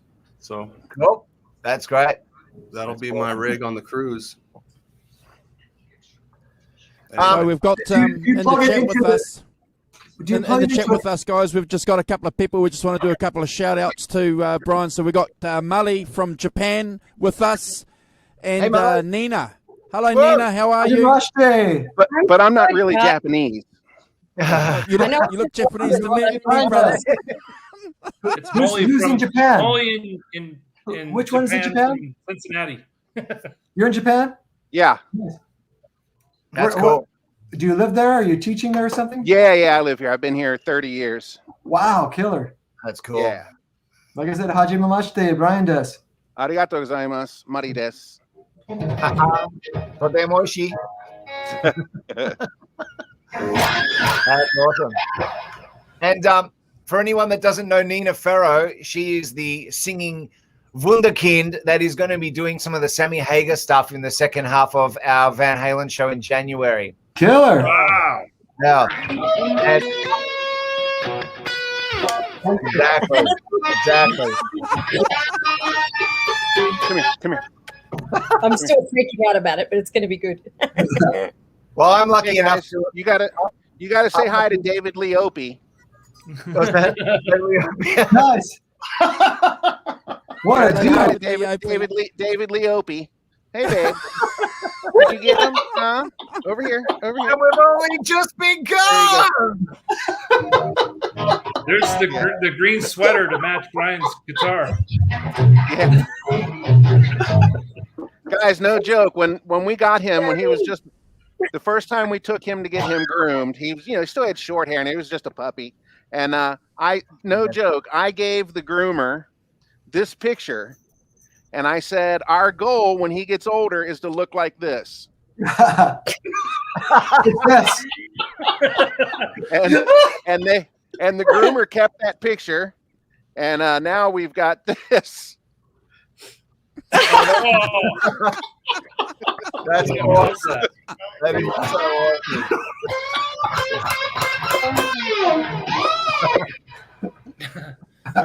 Oh, that's too good. That's too good. So Nina, where do you reside? I'm in Melbourne. Apart from what it says behind me, I'm not in London. I'm actually in Melbourne. Yeah. Are you in Melbourne? I am. Yeah, I'm in Melbourne. I'm right near the beach right now. I've been to Melbourne and Sale and Lakes Entrance and all that. Yeah. Yeah, you've been around. That's cool. Love Australia. Yeah. Yeah, it's good, except for right now. Is it rough out there right now with all the rules and stuff? Yeah, when you say you live in Melbourne, you're really in Melbourne. You're not going anywhere. You're locked in. Yeah, we're locked in. We've got a curfew and like a 6 mile radius from our houses. Wow. So you seriously? I mean, what if let's say you had to go do a gig that was 30 miles away? Would you have to just fill? You can't even do it. There's no gigs. There's no gigs. No, I haven't done it for 4 months. There hasn't been gigs for about half a year. Right, Jerry? Oh, totally, man. Yeah, it's been, it's going to take at least a couple more months for us to get back on track again. So what are they wanting? What's their goal? Who knows? Because this isn't going away, and they can't do that forever. No, that's Their right. goal is trying not to overload the health system. Yeah, Our health system with COVID patients, because then people die of unnecessary things because there's no room in our hospitals. So I think the predominant thing is, and that's why they're wanting everyone to get vaccinated and stuff. It's predominantly to protect our healthcare system and the. I'm vaccinated. Let's change the subject. Let's keep it on music so that we can help the channel, so we can help the channel grow and it doesn't get buried in all these algorithms. So no. Too many algorithms. Words that the computer's going to find out. Yeah. So, Nerd Halen, he's doing the cruise. When's the cruise, Caleb?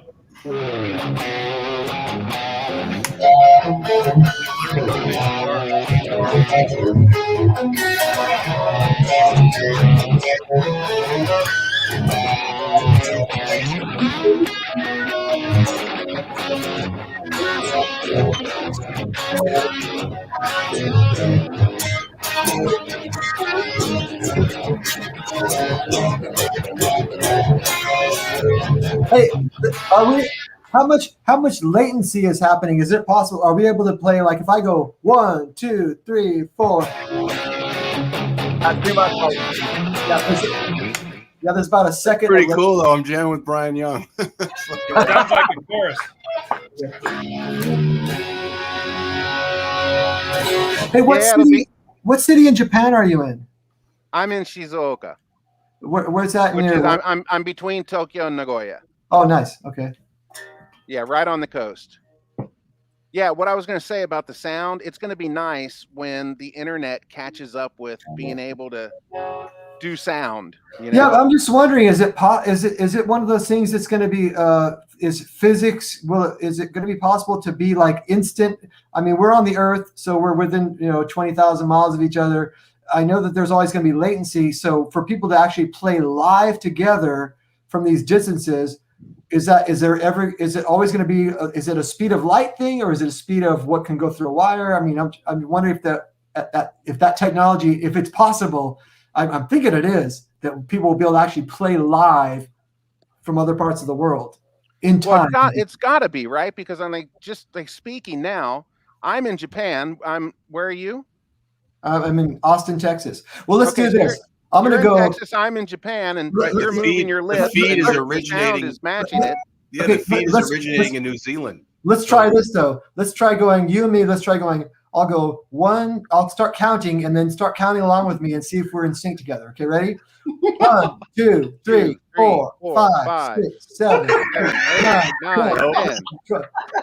So there's a mess, guys. By the time you're hearing it, so it's taken half a second. It's like a fair warning game. Yeah, it's like my band when I was in high school.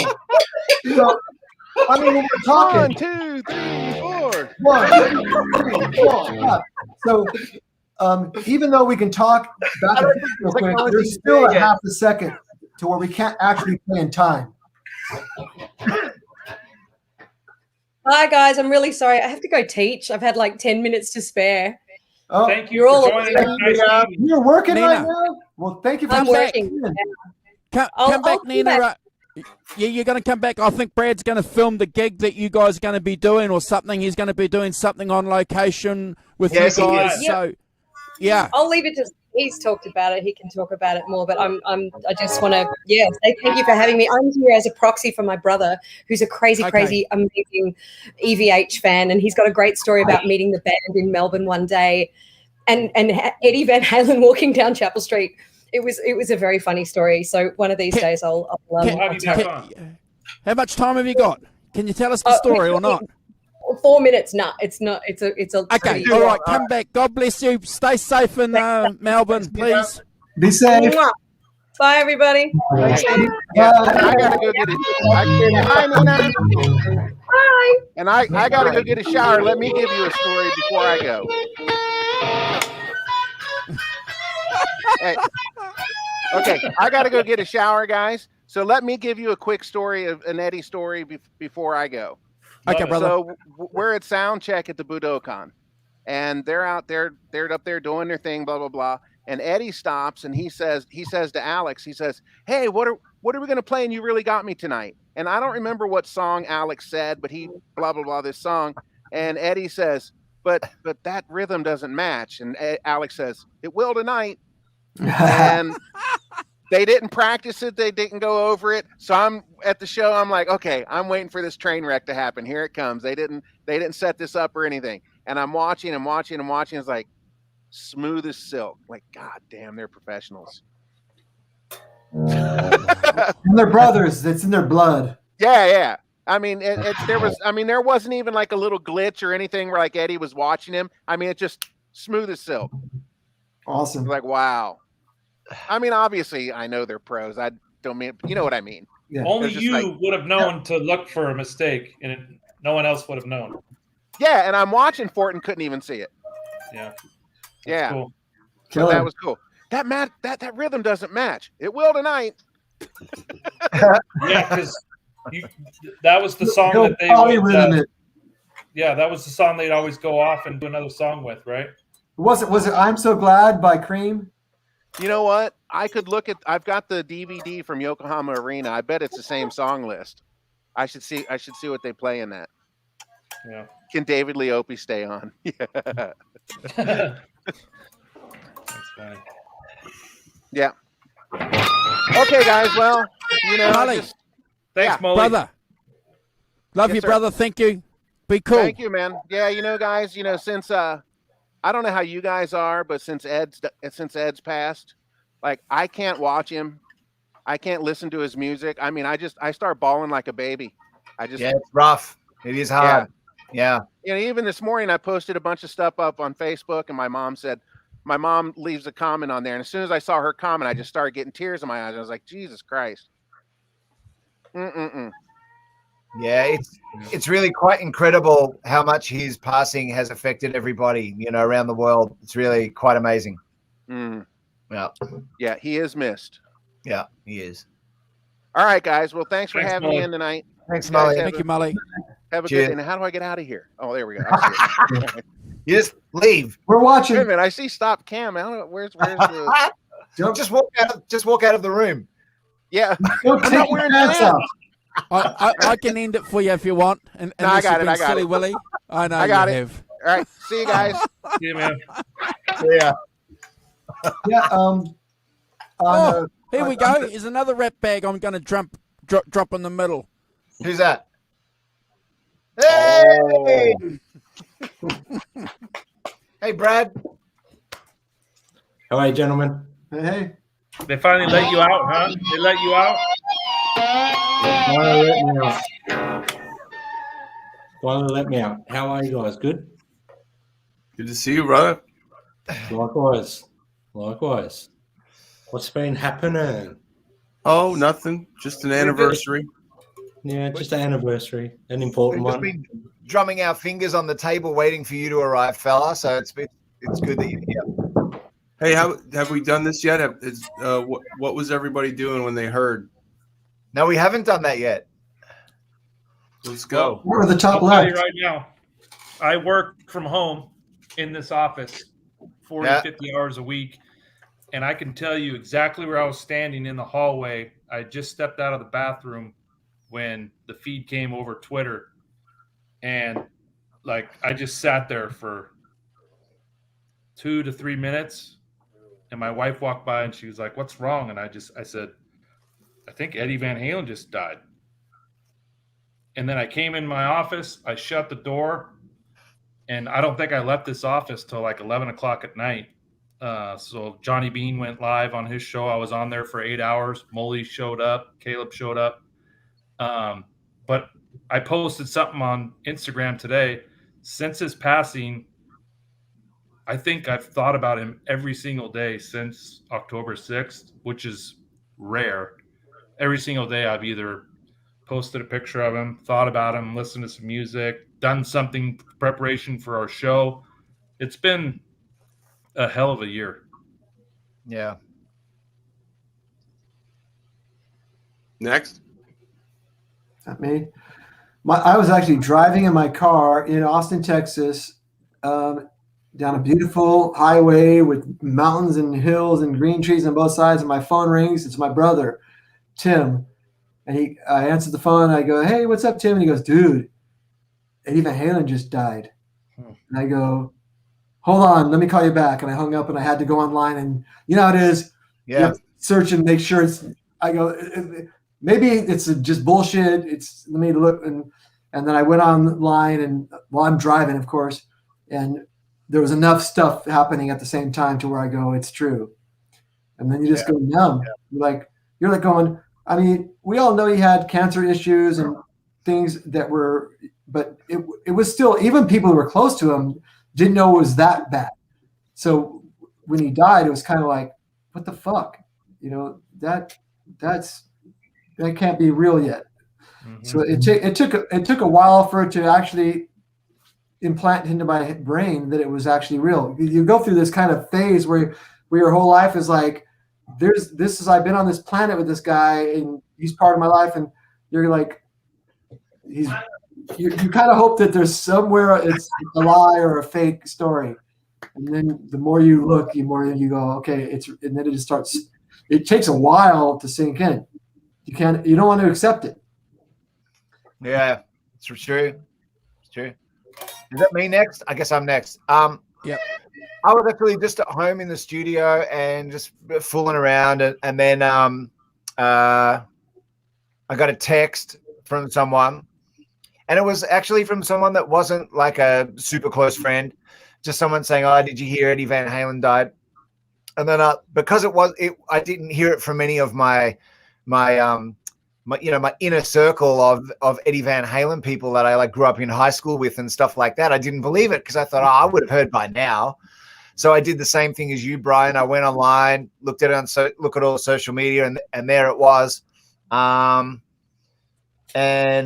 yeah, that was a pretty rough day, and it was extra rough because a couple of people that I grew up with, that I would have assumed like they would have called me like straight away, like 7 o'clock in the morning when they put it on their Facebook and didn't call, and so I didn't know for like most of the day, and so that was kind of weird too. So there's a couple of friendships that I don't really have anymore because of that, which is Simon. Yeah, it's funny because the time for me was afternoon, so it was early morning for you. The time, thing. Yeah, but it probably didn't happen at.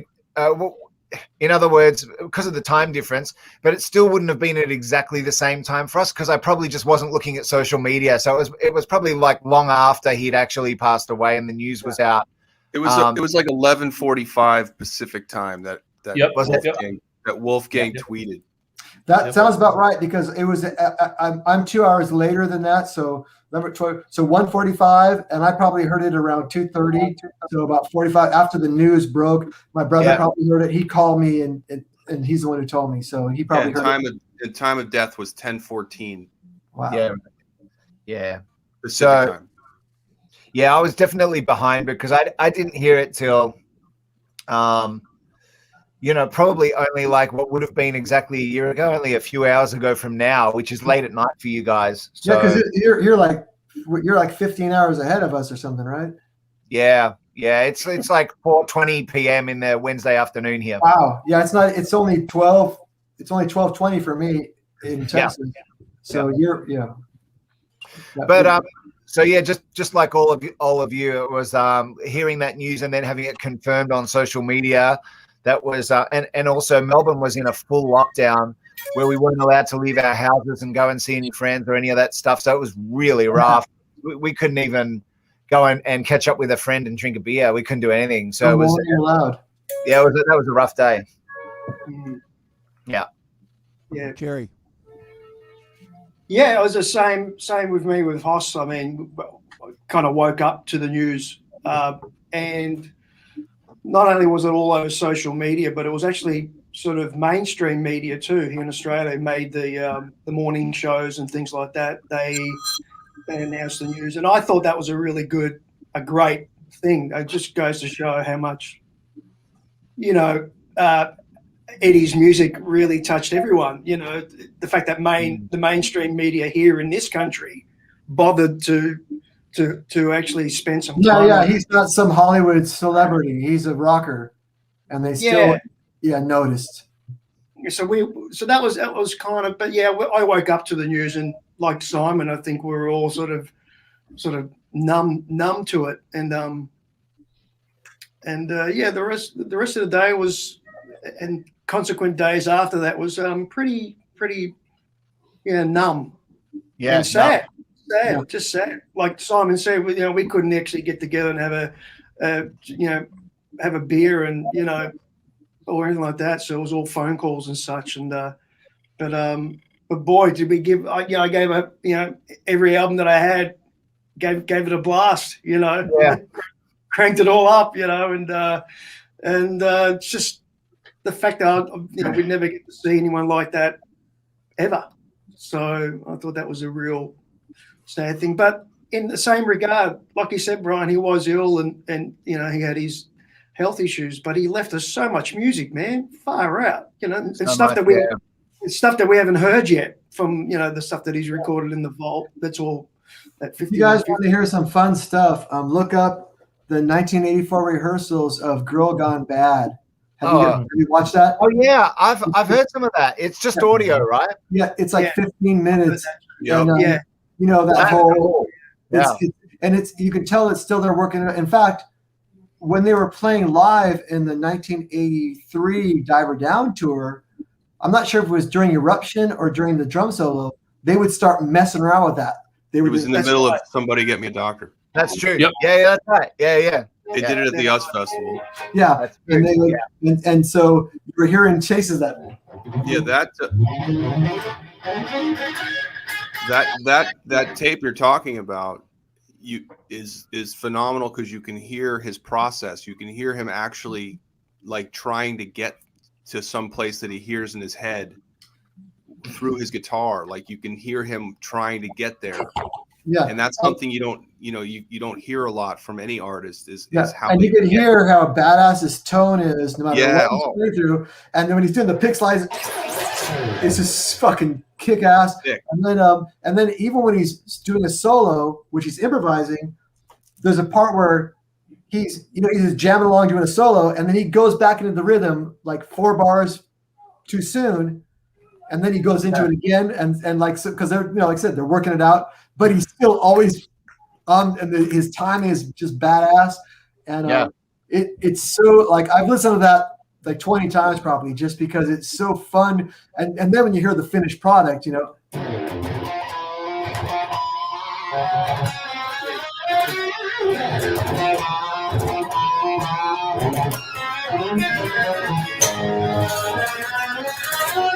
it's so fucking killer. Yeah, it's pretty much perfect from then on. That's brilliant. Caleb, I love that lick. It's a Girl Gone Bad. I love it.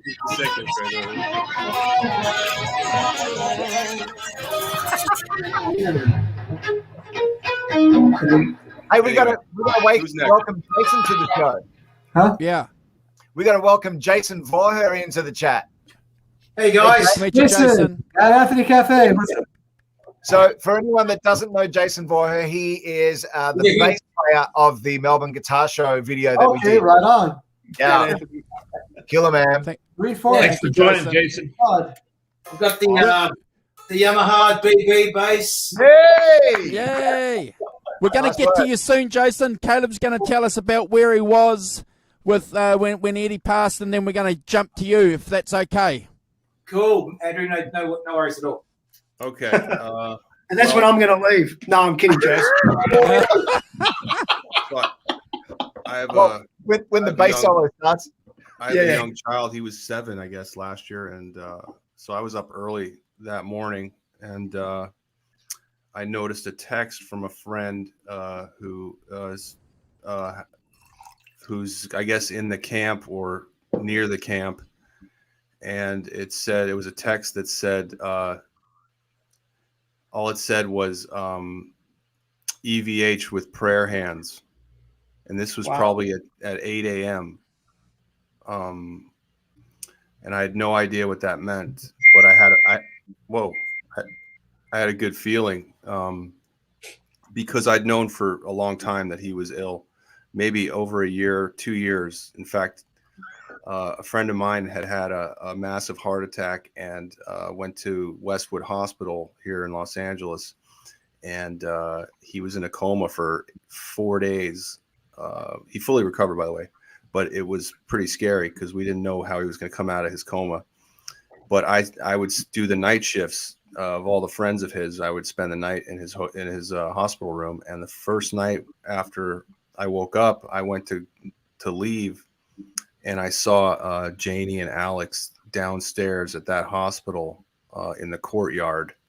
And it was hilarious because, not hilarious, but weird. But I was wearing my EVH sweatshirt. I had a big EVH patch on a sweatshirt that I made.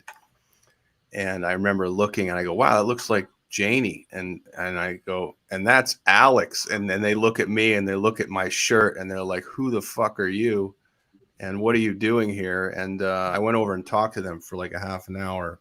And she knew me from Twitter and whatnot. And it was actually a really cool conversation because Alex is the best conversationalist around. But I didn't for 1 minute say, so what's going on? You know?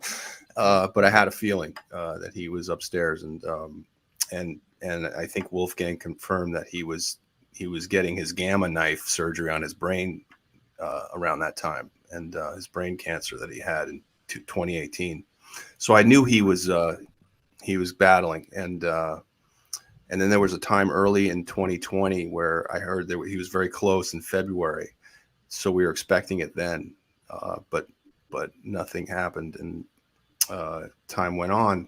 So I got those prayer hands and I thought, wow, that's pretty heavy. And then I was just looking at my phone and around that 11:45 hour, and I have Wolfgang on a text, a tweet alert. All his tweets come to my phone right when they happen, and I'm looking at my phone and there's Wolfgang's tweet, and I just opened it, and like, you think you're ready. You think you're prepared, but Kurt said, he's thought about him every day for the last year. I've thought about him every day since March 18th, 1983. And, that's when I met him when I was 13, and I hung out with him for several hours, and it changed my whole life, changed the whole course of my whole life. Just everything changed. And I've been chasing him ever since. So to realize that he was gone from here, and that, and it wasn't even about the music. It's just about, he was a good dude. And a lot of people loved him just for the guy he was. And I don't know anybody who's touched more people in this business in a good way. There's not too many people that go around talking shit about Eddie Van Halen and how he is as a person, or how he treated them like shit or something. It's just really all I hear is the opposite. So I couldn't listen to any music of his for a few weeks, and I couldn't play. That was another thing. People were like, you're playing, and I couldn't pick up a guitar for a week and a half. I just didn't feel like it was right. And I was still processing, and it's still kind of crazy that we're never going to see that smile again. And every time you see pictures of him and he's smiling at you, you feel like he's there, and it's a huge hole. And it's outside my family and my really good friends. Everybody knows that he's my dude. And I got so many texts and messages and phone call. The phone kept ringing after Wolfgang's tweet. Phone started ringing, texts started coming, and it just didn't stop. And that just shows you how all my friends, all my people know how much he meant to me. and they wanted to reach out and see how I was doing. Like, people were like worried about me. That's how much they know what he means around here. And it was surreal, because I was like, dude, I knew he was in rough shape, so this isn't like a huge shock, but you're never prepared. And that's pretty much it. I was, I'm still trying to process it. So, but here we are. The best part about what he left all of us isn't even the music. I think it's just dudes like this hanging out, talking about him and how he touched them, and how that's just amazing to me. How one person can touch so many people in a very similar way and make them feel a bunch of things and love what he did so much. Like, look at us. Look at the chase that we're all on. And it's just some kid in Pasadena, in his room working and playing and trying to do something that hadn't been done. And I think he did it better than anybody else, and anybody that will ever do it. So that's where I was, and that's how it felt. So beautiful. There you go, brother.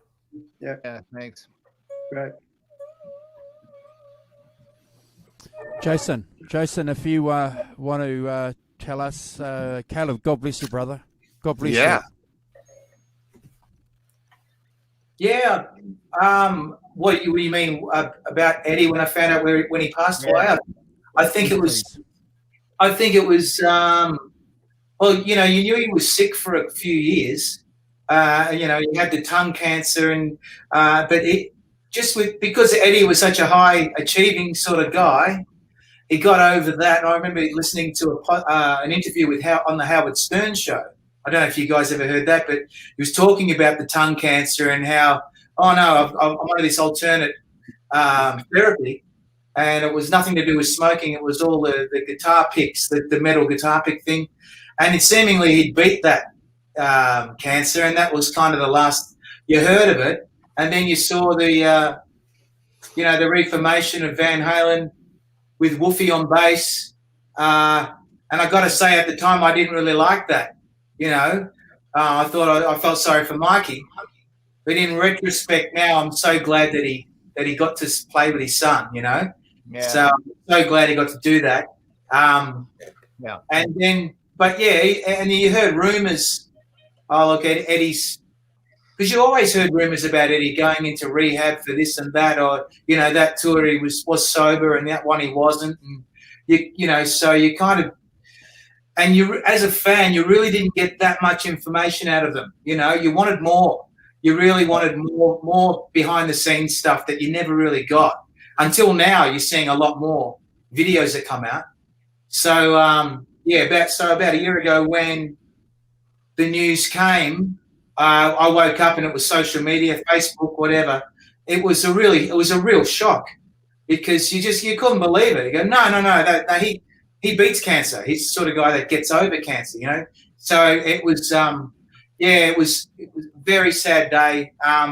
But the beautiful part was that you realised how many people he did touch with his music, and then and then later on, when Wolfie released The Distance, I was a blubbering mess. And I remember I rang up a fellow bass player who also loves Van Halen, and we were crying to each other over the phone. And then I think I was more of a Sammy Hagar era fan, to be honest. So we were playing, I was playing Humans Being, and all the latest stuff. The Live Without a Net concert was getting a good workout. Which incidentally is probably the greatest live concert I've ever seen, due to the fact that they're just so vibrant and happy, compared to a lot of other heavy metal bands or heavy rock bands.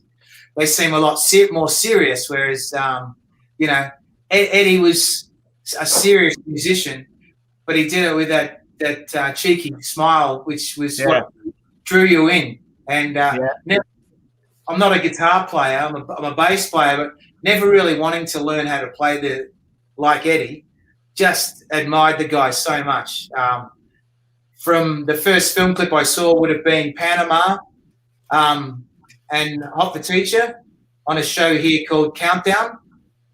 And just thought, oh my God, who's that guy? He's so cocky, but in such a cool way. He's the coolest guy in the whole band. So it's been a year and not a day goes by where probably due to my social media feeds, I'm seeing a Eddie Van Halen article come up, and I love it. And the people that don't want to let him go, you know. And I'd say, so far as an innovator goes, it's just, unbelievable. Probably the most innovative guitarist, probably since Jimi Hendrix, I'd say.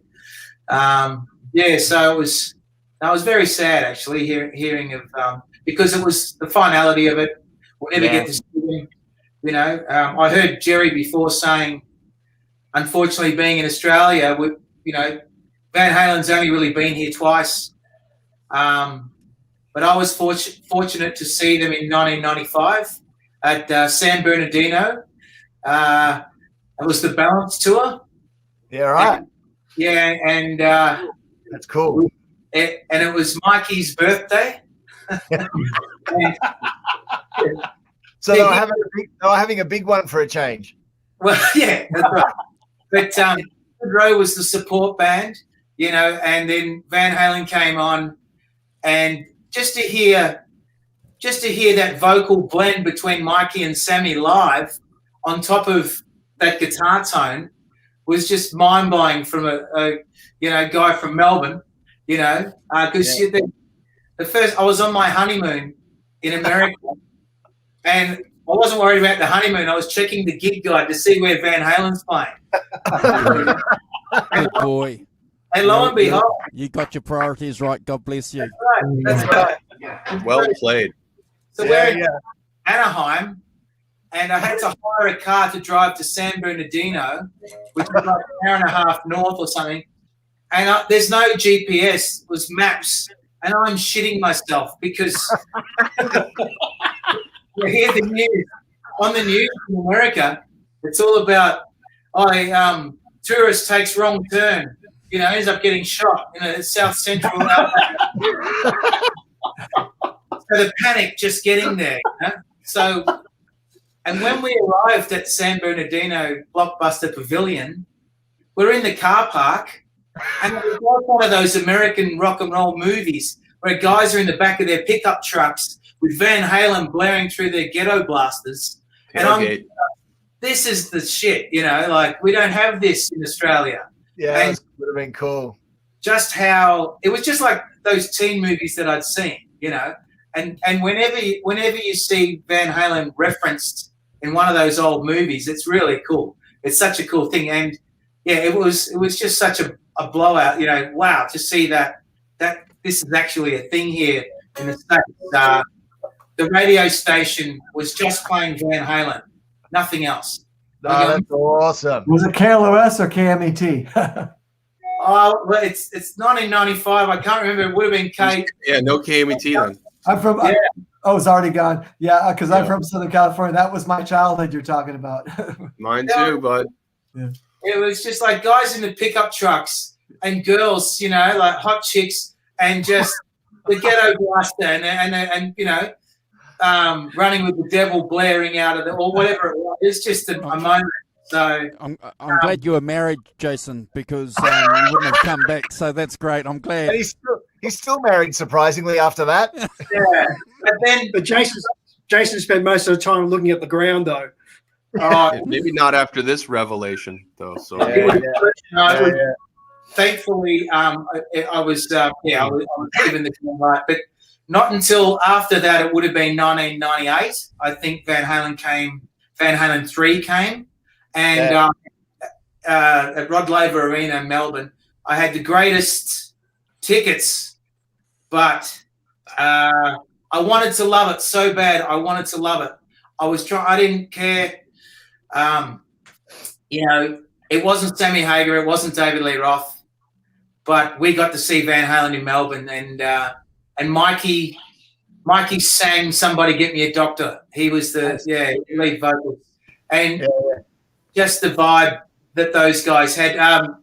I remember Alex had the neck brace on. And the lead. What year was that? 98. Okay. And Gary Cherone, he got very excited on stage, and he didn't look like he didn't have the persona of a David Lee Roth nor Sammy Hagar. He had this altogether different thing, which I'm not sure was a Van Halen thing, but what was he doing, Jason, when he was excited? Well, you might have seen some of the old footage, but just bending over and doing things like, you know, it was. I was there, man. I was there. It looked like he was having Brad. It looked like he was having a dump half of the time. Sorry? It looked like he was having a dump half of the time. Well, he ran into the audience. I don't know if you remember this part. Yeah. He sprinted into the crowd at top speed, and he knocked over a girl, knocked her over really bad. Bang! He was knocked out. And I'm going, wow, he is really trying hard. Trying hard. Anyway. Hello, Australia. Yeah. Hello, Australia. Exactly. But Gary Cherone just put this on Instagram. Long live the king. Nice. Oh, beautiful. Awesome. Beautiful. Well, it's funny because he didn't sound like the guy from Extreme when he was in Van Halen. Not to my ears, because I was used to the ballads. We had that pure tone, but he seemed to put on the gravel voice with Van Halen. And you know what? When there is footage, live footage of '98, and he doesn't do a bad job considering. You know what I mean? Like for all the knockers. And I don't think he's respected in the way that he kind of should, I guess, from the wider Van Halen fans, perhaps. You know? Yeah. But that's been awesome. That's awesome. That's fantastic. Brad. Yeah. Oh, what are we talking about? Jason was awesome, but you're going to tell us about what you were doing when you found out about EVH passing brother. I was thinking about my experience with Van Halen 3 tour in Sydney. That's where I saw them. But the minute I heard, I actually woke up to a text message from a dear friend that we both had quite a well-known love for Eddie Van Halen together. No one else really messaged me, which surprised me. People who knew me really well knew how much I love Van Halen, but just one of my close friends, he text messaged me, and I was like, I woke up and I've got the text. I was looking at it today, and it made me emotional again to see it. He's just put. I don't know if you can see that. You know, present it, Andrew. Isolate. Hold on, brother. Hold on. Yeah, right. Yep. Yeah. And I was just exactly my response, what the fuck? I woke, I sat up out of bed. We were in Melbourne here in Australia. We're in full lockdown, like Simon said. And I was already dealing with all that lockdown stuff, the darkness from that. And first thing I did obviously is just jump on Instagram, and because that's my main sort of social media hangout. Sorry, guys. Yeah, right. Anyway, and the first thing I saw was Wolfgang's post, and I just burst into tears, mate. I just couldn't believe it. And I think through the day, I didn't really sink in at first, but as the day progressed, Andrew reached out to me, and at this point in time, Andrew and I had only done a few shows together. Andrew, is that right? Am I correct in saying that? We'd only done a few. Andrew got me on to interview me about my own music, then we did I think 1 or 2 shows together. I can't remember, but Andrew invited me on do this sort of thing, like just talk about what Ed meant to us, and that really helped because it took the edge off it a bit because I was able to talk to someone. But then obviously once I couldn't listen to the music for about, I don't know, a month, maybe more. Couldn't really listen to it. Every time I tried, like I sat in my car and I was driving along with my son, and I think it was Summer Nights come on, just random. I just thought I'll just put this on, because it's a feel good song. And I couldn't listen to it. And I started crying. My son's like, what's wrong, Dad? And I just said, oh, just sad, Eddie passed away and stuff. And so it was, and my son, his name's Elvis. So when when the album came out with Tattoo on it, I can't even think of the album name at the moment because I'm just Different Kind of Truth. Yeah, Different Kind of Truth. Sorry. That was, my son used to listen to that song all the time and just constantly replay that part because he was very young at the time. And and I've actually got Elvis tattooed on my. I had that done before the song. So I didn't know that. Yeah. So when that song came on, my Wait, son. you have Elvis? You have Elvis on your elbow? Mm-hmm. Amazing. Full circle. Wow. Yeah. And that was before the song came out, by the way. So wow. But that's my son's name anyway, and that's personal. I don't really give out this information a lot. So that's beautiful, man. Yeah, but so even weeks later, I started to listen to Van Halen, and for me, it was just I started to just feel a sense of gratitude that I was able to be part of, I don't know, the journey of Van Halen. Like my first record I went out and purchased as a young lad was the Carnal Knowledge record. Like I knew it was coming out. I was a fan.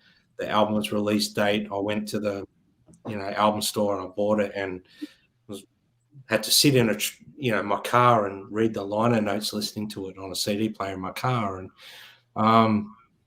it just took me back to all those things. And then I saw Van Halen once here in Australia and I got to meet the guy, and it just, everything that just all sort of come back to me, all those things. And I have to, I was listening before while I was at work and that, and a common thing is between most Van Halen fans is for a non-family member that's passed away, how much it affects you when someone like Ed, like I don't think another muso's affected me this much when they passed away. I mean, I've been sad. When Chris Cornell passed away, I shed some tears and things like that because, as a young kid growing up in that era, I always wanted to be able to sing like Chris Cornell. I thought he was the golden rock god, of a vocalist. And when he passed away, it hit me really hard. But this, I don't know, it was like next level. And just even this day, like I still get, I was listening to Humans Being on the way to work this morning, and it's just like, it's heavy, man. It's just, but I'm extremely grateful is what I'm saying, that I got to live as part of this, this journey of music that I was part of. It is just humbling in a sense that I actually got to be part of this, because really, I'm a huge Hendrix fan.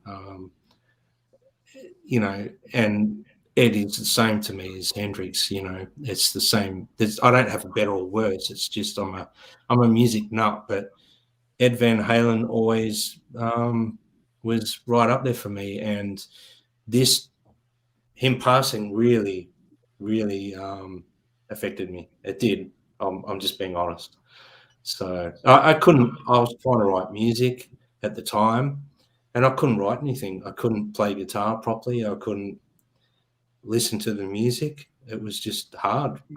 Yeah. Thanks, Brad. Yeah. Andrew. Okay, guys. So I woke up in the morning, made my coffee, did what you normally do, and I'm half blind, obviously, and I grabbed my phone, had a look at my Facebook and Instagram, and saw pictures of Eddie, and didn't, make any connection. No one texted me, no one rang me, or and it wasn't until I got to work. And as you do, you waste a bit of time. And Johnny Bean's show was on, and I'm going, oh, and then I have a look, and then they're talking about, they can't believe it. Eddie Van Halen's passed away, and I'm going, holy shit. So, I jumped on, and had a look and did a search, and, the usual thing, Eddie Van Halen's passed away. And I remember, like all of us, I remember I didn't answer the phone. I at my job, I did nothing for half an hour. I just sort of thought, wow, couldn't believe it, like everybody else. Frozen. Go ahead. Frozen. And then I jumped back on to my phone, and went to the Johnny Bean show, and then, there was a lot of guys coming on, and I just watched that for the day, guys coming on, talking about EVH, and, we've had a year to think about, some of the things that have happened, and, that show that Johnny did, he got a bit of shit for that from some people, but Johnny's show was there for the fans, and it helped me. and helped me too, and Caleb, a lot of people on that show were asking, has out of anybody, all the people in the world, every single text, every comment was, has anyone heard from Caleb? How's Caleb? And I remember didn't go that. on. I didn't go on that show. I couldn't. Yeah. And but I remember people going, where's Caleb? That was a vivid memory. And I think I was one of the 50,000 people that jumped on and sent you a message too, saying, bro, and I got a reply. I got a reply, from you. I think it was tears. Appreciate that, bro.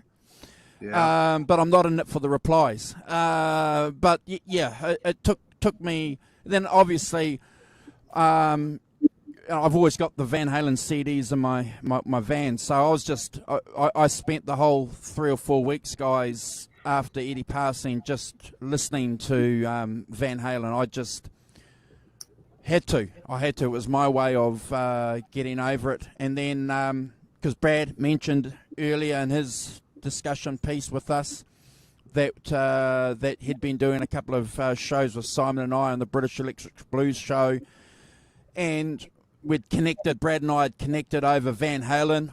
You know what it's like, guys, when you find someone who says, fuck yeah, Van Halen, fuck yeah, man. It's like, oh wow, so it's like, a special club.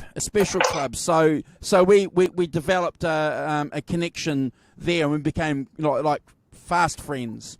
So we did a tribute show. We thought, we'd get on there and we'd do a tribute show to Eddie Van Halen, and that helped. And and we're here 1 year later, celebrating one of the greatest musicians the world's ever seen. And thank you guys for being part of it. Thanks for having us, Andrew. Wow. I had no idea people were. So I'm gonna go watch that show now. Yeah, bro. People were seriously. People were. I think people wanted you to come on and say it was okay. That was the man. That was the mood. That's the vibe that I was picking up on. Instant connection. So And like I say, there's a couple of there's one guy that's not doing a show now. He's doing something else, and ditching Johnny for doing it. Well, I disagree. I think it was the perfect thing, because you know what, guys, when Eric Clapton passes away, I'm going to do exactly what Johnny did. I'm going to take that day off work, and I'm gonna stream a tribute show for Eric Clapton. Yeah, That's I mean, it's therapy.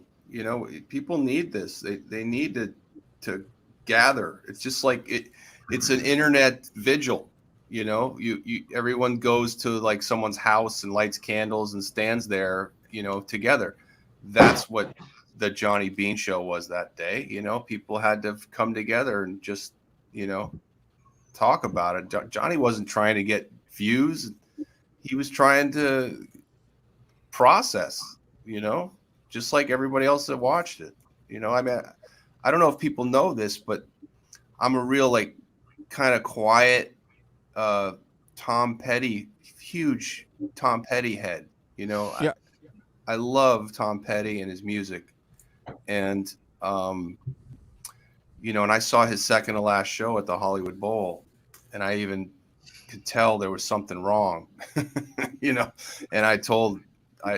that's why when I see people in bad shape, I don't like to say it anymore, because I told my wife there's something wrong with him during the show, and she's like, really? And I go, yeah, like he's very slow, and then of course he passes, and but there was that thing that happened that hadn't happened really to me, was when I listened to Tom Petty songs after he passed, they're totally different now that he's not on earth. You know what I mean? Like there's like your art when you're here and somewhere breathing and moving amongst us, and then your art when you are gone. And that I still haven't processed that with Eddie at all. I haven't, and I don't think I ever will. I won't.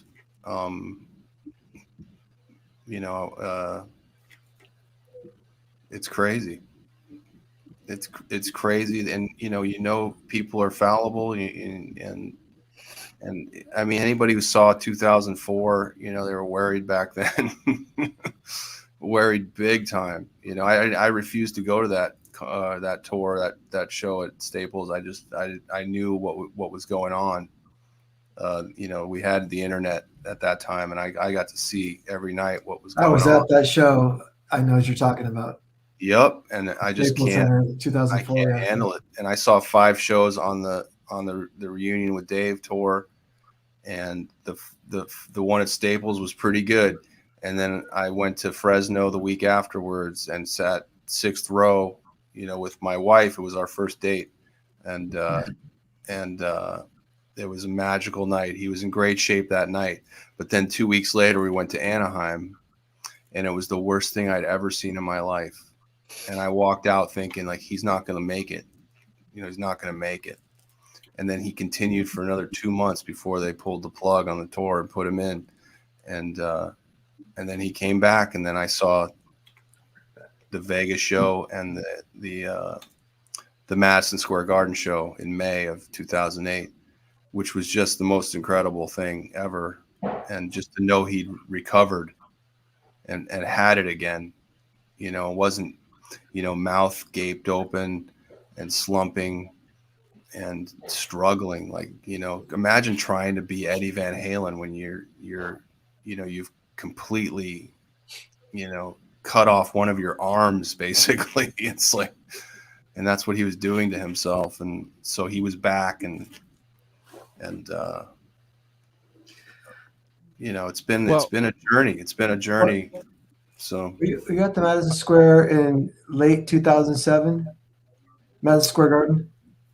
No, that was the first run. They went there twice, and in November of 2007, he was definitely battling. So,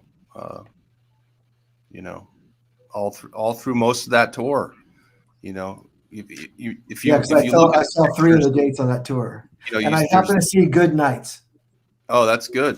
Yeah, you, because you I know would he had know. bad nights and good nights. But You you know, would like know. New York City and LA, it seems like when I'm touring with Dave, what I notice is whenever they know all the press is going to be there, LA, New York, certain cities, they're on the top of their game. Then Right. Oklahoma, I don't give a crap. You know, if they're going to fuck off, it's going to be in cities where they don't feel like all the press and all their guests are at. So that's why I noticed that I happened to be at some of the shows where they stepped it up and Eddie was, you know, spot on. And then other nights, you know, you're going to party harder on a place that you feel it's not as important to you. Maybe we're in Idaho, who cares, you know? Yeah, I saw him in Seattle, and I think it was December 07, and he was okay.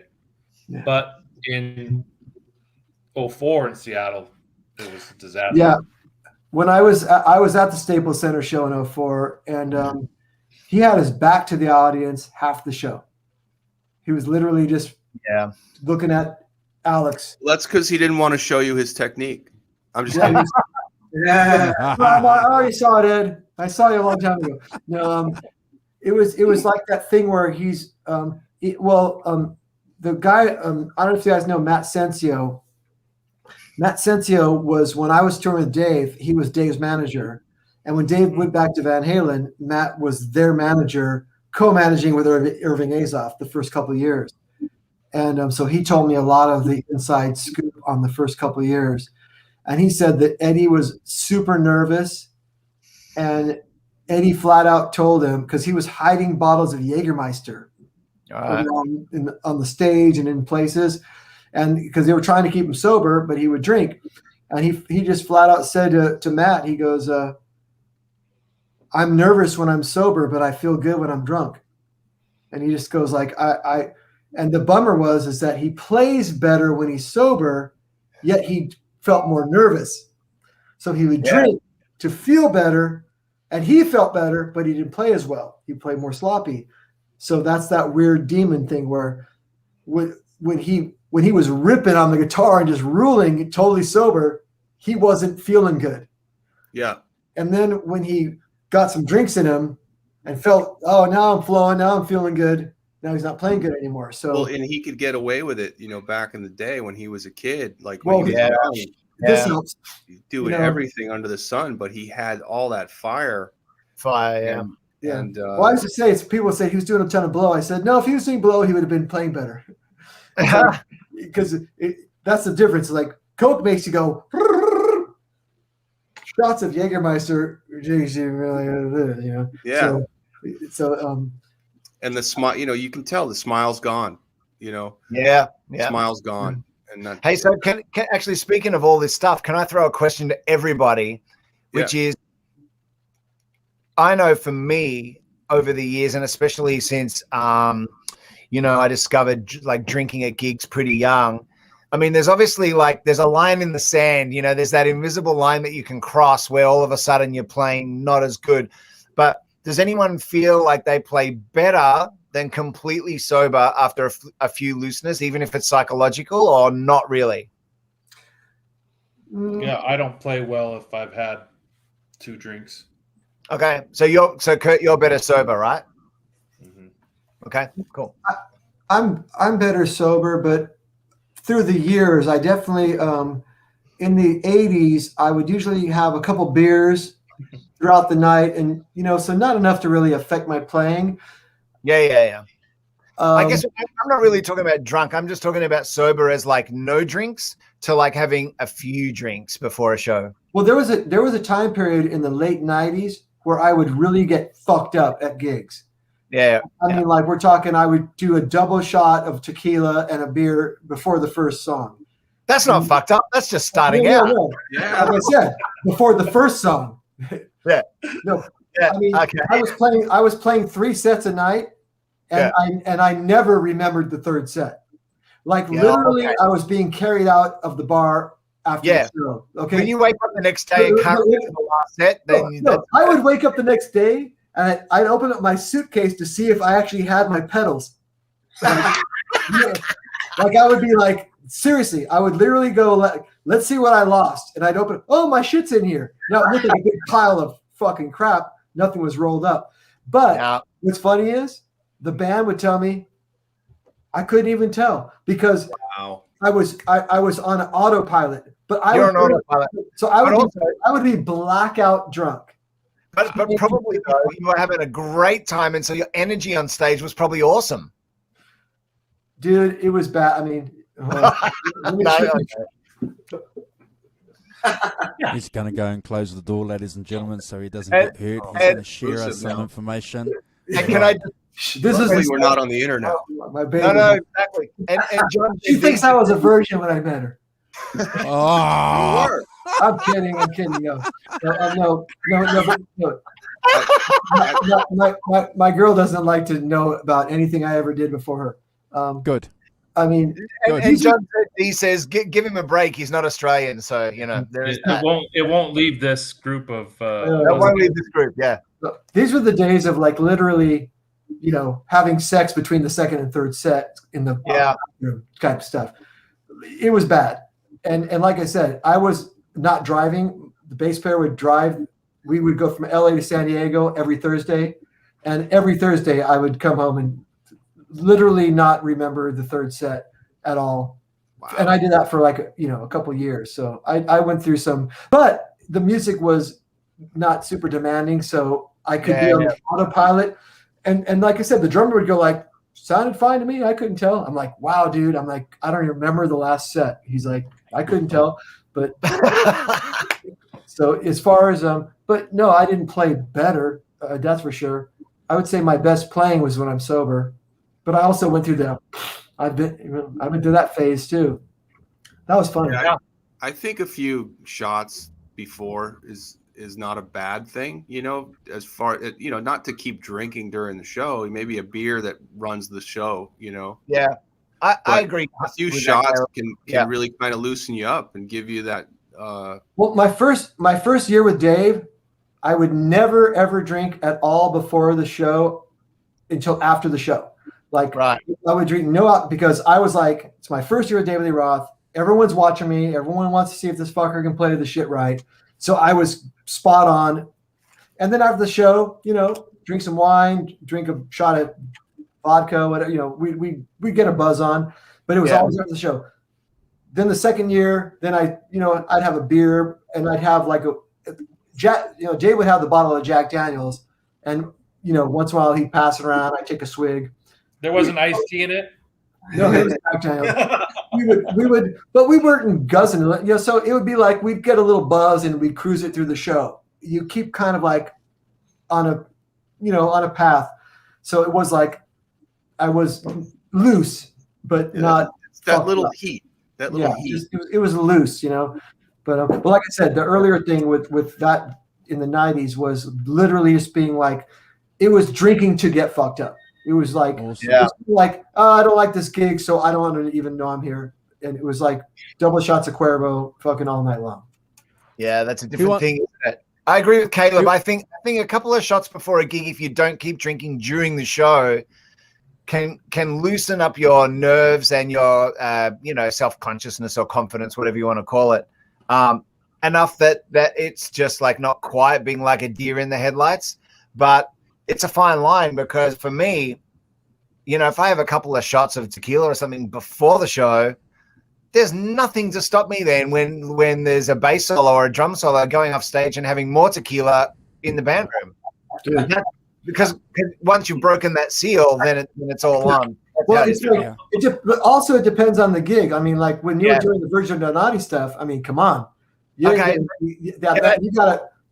going to be doing shots of tequila and playing that kind of music. Can I tell you something funny? You did? No. So for most of the 90s, when we were doing that prog stuff, we were totally not drink before the gig because it was just too much to remember, basically. Yeah. But we did a reunion show in 2012, and then there's a live. That's the DVD I sent you, actually. Yeah. Okay, so before that show, and Virgil was notoriously sober, right?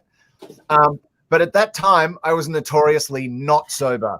So I had a bottle of Jägermeister in my gig bag, but before the show, I was in the band room pouring everyone Jägermeister and going, "Come on, boys, come on!"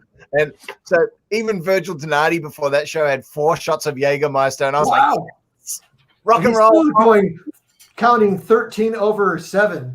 Yeah. And I was like, finally, I've brought my nightclub days into prog fusion. Great, beautiful. Hey, Alan Holdsworth. You know, I don't know how many UK bootlegs you have of Alan Holdsworth, but yeah.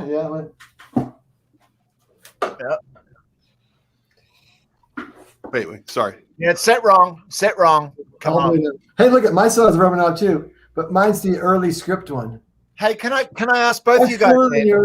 I actually just had a guy from a music store say, "Hey, we got the script one in for you." Is there a difference in the reissue script and the normal modern? I think so, because I own 2 original. Like I used to buy this one. I bought for $20 in the 80s. Oh my God! In the 80s, check this out. In the 80s in LA, everybody was getting all this Steve Lukather rat gear shit, and this shit was like garage sale crap. Yeah, of course. Yeah. I got Tube Screamers. I have 2 Tube Screamers and 2 Phase 90s that I bought at garage sales for like $20. Nobody, in fact, even a girl saw my pedals and goes, "Wow, like you're like an amateur." Like she goes, "That's like what the amateur guys use, the pedals, because all the pros had the rack mount gear." Like it's kind of funny because I'm not even a girl noticed this. Like, what, a pedal? Like, and I go, well, even I guess whatever. This one has the script setting, so it has a little script switch. Oh wow! You got both. Yeah, you got both. This is like right before the EVH one came. Does it have a thing where you can plug it into the wall? So, okay. Oh yeah, this needs a battery. Okay, one of mine back in the day, there was this guitar tech guy, and I wanted to try to make it so you could plug it into the wall, and he modified it for me, and he fucked it up. Oh no! Hey, so Brian, do you hear a difference in the modern reissue script and the old script?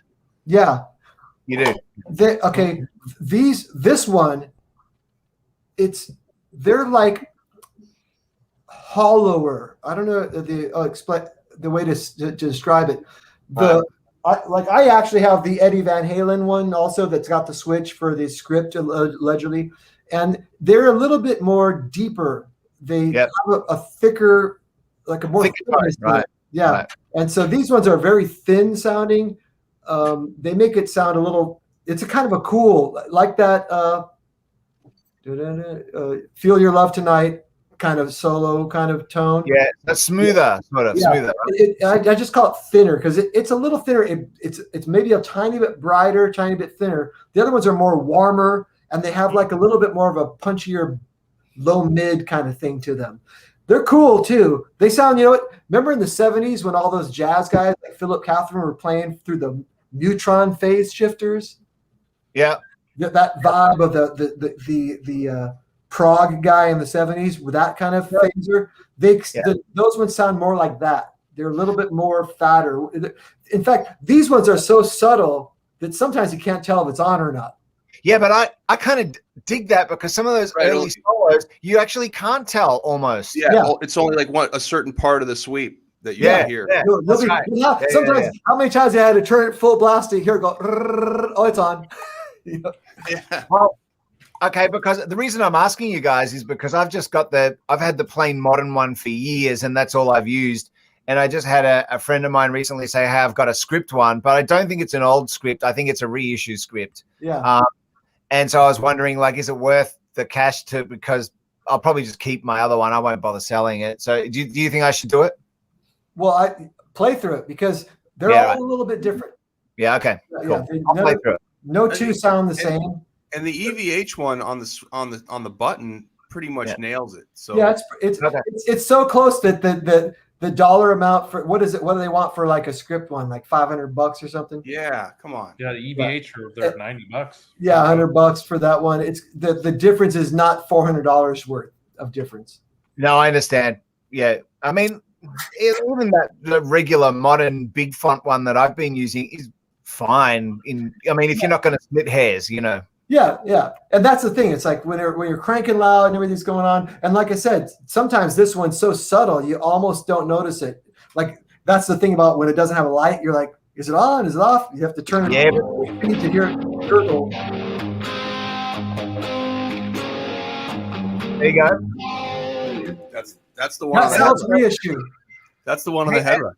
And I didn't know this, but I also grew up listening to early Iron Maiden stuff, and I never knew that Dave Murray used a Phase 90 script. And the reason that I just thought he had a chorus pedal on, and I think it's cars. It was so subtle. Yeah. Yep. I didn't even notice him ever using a Phase 90. Are you here? What song would it be on? Yeah. So like, yeah, like if you know the number of the Beast album at all. That every time Dave Murray does a solo, which is usually if there's 2 solos, he's the first one usually. Yeah, but he's not using on the Number of the Beast song though solo. That doesn't. No, maybe not that song, but on that album, there's definitely like when he starts a solo, it sounds a little bit like he's got a chorus or something on his lead sound, and it's a phase. It's actually I didn't know, but it was a Phase 90. Okay, I'm gonna listen to that now. I'll okay, cool. Yeah. He sounds kind of like he's got no sweeping stuff happening. Just a nice. He's got that nice rhythm pickup thing going on. But to your point, I think it's because if it's an early script, it's because it's so subtle that it almost just sounds like a very light chorus. Yeah. Cool. See how one question can get us on a gear also, I think 20 minutes. I'm not sure. I don't want to get this wrong because I've had so many different pedals over the years. But I think on some of these pedals, you can open up the back, and there is a little place where you can stick a tiny screwdriver in a miniature little pot with a slot, and you can actually adjust things on some of these pedals. Yeah. And I even looked for because I have the Eddie Van Halen. I have a couple original flangers, MXR flangers, but I also have the EVH flanger. You know, the striped one, and it doesn't sound right to me. And I tried to open it up the back so I could see if I could maybe make a couple of tweaking adjustments, and they don't have those screws in the back because the sweep goes too low. Like, you know, when you're doing like Unchained, this one starts to sweep really low and goes lower. Right. And I can't So get you're still like halfway on the up when you need it for that second one, right? Yeah, like it never goes high enough. It only goes from middle to down as opposed to middle to up. So I was Play trying. the song slower. What? Just kidding. So I opened up the back to see maybe there's some of those adjustment knobs like the old. It's like an old car. You know, the old cars you can adjust your own stuff. Now it's a big. You open up such a big computer. Right? You got to replace the whole thing. My window's broken. Oh, you got to replace everything. You know, so it's like they're not user friendly anymore. They don't have little adjustment tweaking knobs. But so tell me, fellas, but that bit you're talking about, Brian, in Unchained, that's the MXR flanger, right? Yes, the flanger, yeah. Look, because I have the original flanger, and I use it so much that the button doesn't work anymore. Love it. You know, because you. So yeah, it's the only pedal I'm going to keep using with the head rush because the flanger on the head rush, although it sounds good, starts the sweep over. It starts every time in the same spot. So it's always going down. Yeah. Or whatever. I want it to come back up like the other one. It goes down and then it stops. Well, the MXR ones, whether the button's off or on, it's still sweeping. Right. And then you just turn it on and it's wherever it is. Right. So I always hated that when a flanger starts always in the same spot. Yes. Well, I hate that too. Yeah. You can't get the effect that way because you notice when you hear that riff that you it want goes to go down and then come back and up. then it comes right back up. Oh, man. And that's like the coolest thing ever. Ever. Well, I'm going to send us down another little rabbit hole then. So the tune that Eddie was doing during the Hagar years, like the new micro pitch, Caleb and Brian, are you guys interested in trying that out? Because obviously the rack mount system isn't a option for a lot of us, but is that something that you think might enhance the Van Hagar year tone with your rigs? Trying what out? The new micro pitch, the Eventide micro pitch pedal. I haven't heard I have it. Oh, you've got it. So Brian, you probably don't have much cause to use it with all those vintage Marshalls, but it is a really cool, well-priced pedal that basically does the one sound that the H3000 did for Eddie's Wet Dry Wet. Yeah. Yeah, it's actually pretty cool. Yeah. And Brad's got another version of it. Hold it up, bro. That's the micro pitch box. So does it just do that kind of a doubling thing? It does Detune. the tways. Yeah. Sound. Detune to -2 cents or -3 cents. Yeah. No, I've never seen that pedal. So it's got that cool detune. Have you got it handy, Caleb? What's that? Have you got your micro pitch pedal handy? No, it's in a box and under Okay. It's but I have had the H9 for a few Simon's years. coming in with a big pile of something. Yeah. So Brian, it does. I'll be right back. I got the old version. Oh shit! Oh man! Look out! Oh, eventide. But man, you don't want to be carrying that shit around. That's just a little micro pedal. So if you can get it like that for $300, why would you not? Why would you not? Yeah, you need a hand truck. But anyway, it doesn't matter because Brad's going to be carrying that for me on the Corner Hotel show. Hey, but Brad's roadie for the bass player and the drummer as well, not just the guitar player. Was that the old Eventide harmonizer? Yeah, it's the old H3000. Yeah, Did you actually get one of those back then? Yeah, I didn't have it back from the 80s, but I picked it up probably maybe 10 years ago or something, actually for a really good price. It was about $600 US. Nice. Oh. And then, I mean, if you go online now, they're like, Jason. I'm done. See you later, guys. All right. Yeah, Jason. See you soon. See you for the bass player show, the Michael Anthony bass player show. Thank you. That'll be a short one. No, it won't. It's going to be a long one. Maybe Michael Anthony will join in. Nice Thank to meet you. you. Thank you for your story. It was awesome. Hey. No, Jace, we'll definitely get you on for a whole show on Michael Anthony, brother. Yeah, we need to rehearse too, fellas. Yeah, we do. Oh, yeah, that's all. Yeah. Hey, boys. Bye-bye. Hey, mate. That might be a good cue for me to sort of bail and let you guys keep on geeking on about pedals and fucking shit. No, I love it. I love it. I am a frustrated guitar player, so listening to you cats talk about this stuff is... So, Jerry, do you think I'm right in that drummers are frustrated guitarists and guitarists are frustrated drummers? Oh, yeah. Yeah, I think so too. You know, I was going to share, since you guys were talking about pedals and stuff, like, none of you guys have probably got one of these in your racks or anything like that. So, you know, it's That's pretty a good. rip-off of the line 7. I know. Line 7? What's a line 7? Is that better than line 6? I got this bad boy for like $50 second hand. So, you know, it is what it is, right? Yeah. Hey, Jerry, do you have that ride symbol in that room, brother? Sorry, man? Do you have that Alex's ride symbol in that room? No, I don't. I don't. That's okay. No stress. But I do have the you know, his pasty 2002s that we used for the show, and oh yeah, cool. This is when, you know, this is a 19-inch crash cymbal, thin, man. You're like, Alex, no, I don't know. It is what it is. So obviously, we should show it off on the Alex Van Halen episode. But so, how many inches is that ride cymbal? Oh well, yeah, it's a big 24, mate. 24-inch ride cymbal. Right, and so I was just thinking for Saturday, I'll have a regular 20 to show everyone, and then have that side by side so you can see how big that boy is. It's ridiculous. That's exactly what you should do. Yeah, it's awesome, ridiculous. Jerry. Yeah, awesome. Hey guys, I love you and leave you all. Take care. Meet you, man. It's so great to just to connect like this, and I'm looking forward to Saturday's little get together. So can't wait, brother. Can't wait. Great, Jerry. Thank you, brother. Cheers, guys. Cheers. It's funny. I always rate gear on the coolest being how long, the TSA keeps you, in inspection, Yeah. Like we have to pull you aside. What is this? And you have to try to explain what it is.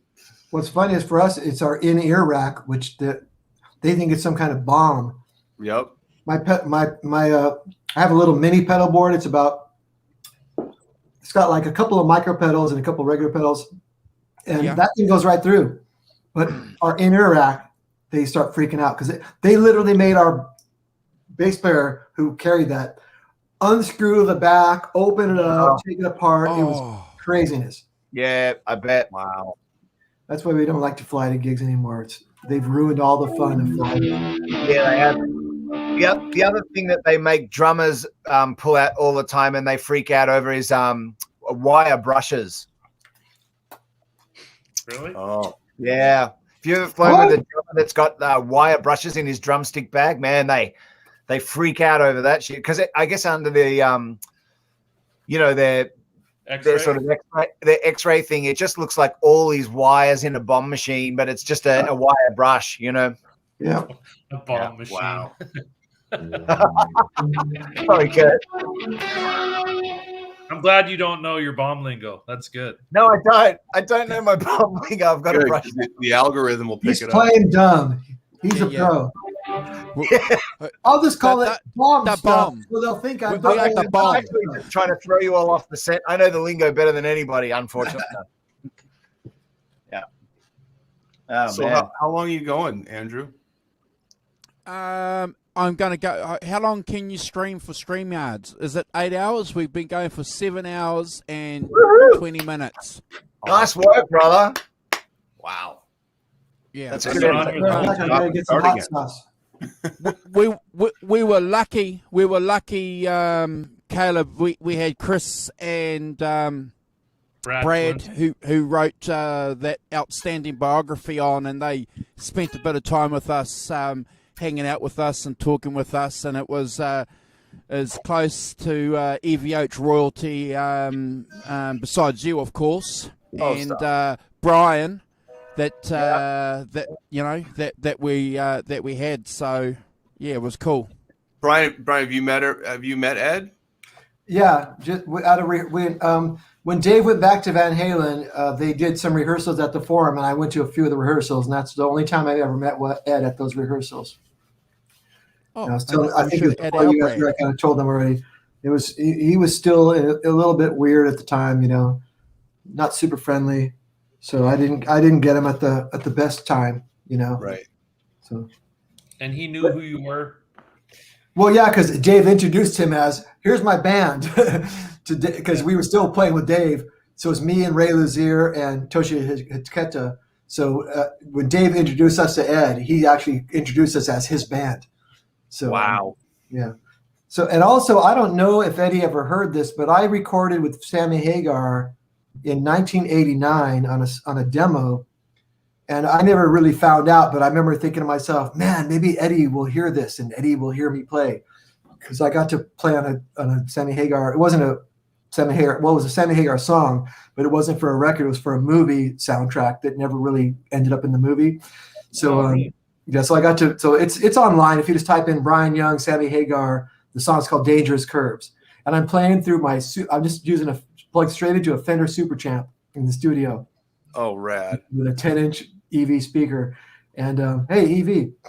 Yeah, there you go. And so I always wondered if Eddie, but now that I think about it, back then I thought maybe Eddie heard it. Now I go, he didn't hear it, because it's not like Sammy's come over to Eddie's house going, hey, look at this demo I did with these unknown guys. Yeah. Eddie'd be like, man, they got. Be a nice thought, though, wouldn't it, to know that? He might have heard it, maybe not. But you know what? I got to. But then again, I'm one of the few guys who've actually recorded with David Lee Roth and with Sammy Hagar. Man, that's a rare. You're in a very small club. I think Steve Vai did that. And you played on the same stage with them, with both of them. Both of them. That was weird. Yeah. Yeah, that was also weird. And when Dave went back to Van Halen, when Eddie was going to rehab and things were not good for that before they did the tour, I was driving with their manager we were in Matt Sentio's car, and Dave was on speakerphone. Dave didn't know I was in the car, and they were talking about the tour. They were talking about Ed's in rehab. Things aren't going really well. And then Dave goes, maybe we can get B Young to stand behind the curtain and play the guitar. Wow. And I remember thinking, it was like, never going to happen in real life. But the fact that Dave was going, we're going to get Brian Young to stand behind the curtain and play guitar while Eddie's out there drunk. I go, this is the weirdest conversation that could ever happen in front of me right now. If I wasn't in this car listening to this, I wouldn't believe this is actually happening. Wow. And, it was just, and that was, like I said, when Eddie was at the bottom of the barrel and things were not going good. Yeah. And so he was in rehab for a couple months. And so that was. So, wow. Ryan, when you were on the Sam and Dave tour, did you ever have an opportunity to talk with Sammy or Michael Anthony backstage or after a show or anything like that? I know the rumor was Dave always kind of did his own thing, but I don't know. Did you have that freedom to be able to connect with those guys? We swallow. No, yeah, you're good. Get some sake. Yeah, good idea. The very beginning of the tour, we all went to Cleveland. I think it started in Cleveland, the first night of the tour. We rented a 10,000 seat hall for a couple of days to do rehearsals, like right before the tour, when they're getting all the camera equipment up and the big jumbotron. And I think it was the first day of the tour when somebody came over to our camp and said, hey, now this is me and James Lomenzo and Ray Luzier. And they came over and they said, hey, Sammy wants to meet you guys. And we said, okay. So we went over to his dressing room and he brought us in. Hey, nice to meet you. I'm Sammy, met us all. And he was really super nice. And he said, hey, you guys, you got free reign in my camp, come whenever you want to visit. Hopefully we'll hang out and we'll maybe jam or whatever. And so he was totally cool. That was like the first day of the tour. And then I don't think Michael was there yet, because what happened was Michael would fly out. Yeah. A couple shows here and there and go back home. He wasn't really on the tour. Right. And so when he came out, that was really fun. My dad, actually, this is one of my favorite moments of my life, was when we played at what's that place in San Bernardino where US Festival was? Not Irvine Meadows, but Glen Helen. Yeah, Glen Helen. We were playing out there, and Mike was there, and Sammy was opening this night because we were flip-flopping. Right. And so before the show, or while Sammy was on stage, my dad came to that show because my dad lives in Ventura County. So he drove out to that show, and then Michael Anthony comes walking up. We're all by the monitor board on the side of the stage, and Michael Anthony comes walking up, and Sammy's up there playing with Mona's on bass, and then I introduced my dad. Hey, Dad, this is Michael Anthony. Michael, hey, this is my dad, Joe. Hey, cool. And next thing you know, I'm just sat there watching Sammy Hagar play, and my dad and Michael Anthony are just rapping, talking all kinds of stuff. My dad has a Porsche, so they were talking cars and all this, just having a great old time over there. My dad's like, at that time he was about 70 years old, and I'm just going like, my dad's just hanging out with Michael Anthony right now. They're just like broing out totally. And then they do that thing where Mona pretends like she's got to go to the bathroom, and Sammy gets mad, and then they go, well, who are we going to get to play bass? And then Michael Anthony comes out and plays bass. So then while my dad and Michael Anthony are talking, all of a sudden it's time for him to go on the stage, and Michael Anthony just goes, hey, Joe, man, it was really nice to meet you. And then he walks out and the crowd goes crazy. And my dad's just smiling, having a great old time. And I just go, this is the greatest thing ever. My dad's getting to be part of this whole thing. And Michael Anthony's just hanging with my dad, and they're just having the great time. And it was just the coolest, that's the moment in life, And so anyways, we got to have a lot of fun. And also, I don't know if you know Jesse Harms, Sammy's keyboard player, but I knew him from way back when. I used to do demos with him. In fact, that's why I recorded with Sammy Hagar in the 80s, because I used to do demo work with Jesse Harms. And Rick Phillips, who's in Styx now, they lived together, and they both had studios in their house, and they used to hire me to do studio work. So Jesse would, it was kind of like a little bit of a, seeing old friends on the tour, and Sammy was nice to us, but Sammy wanted to jam and Dave didn't want to do it. Right. They talked about it. It was funny. A couple times Dave thought about it and we were drinking one night. We're in Detroit. Kid Rock is there.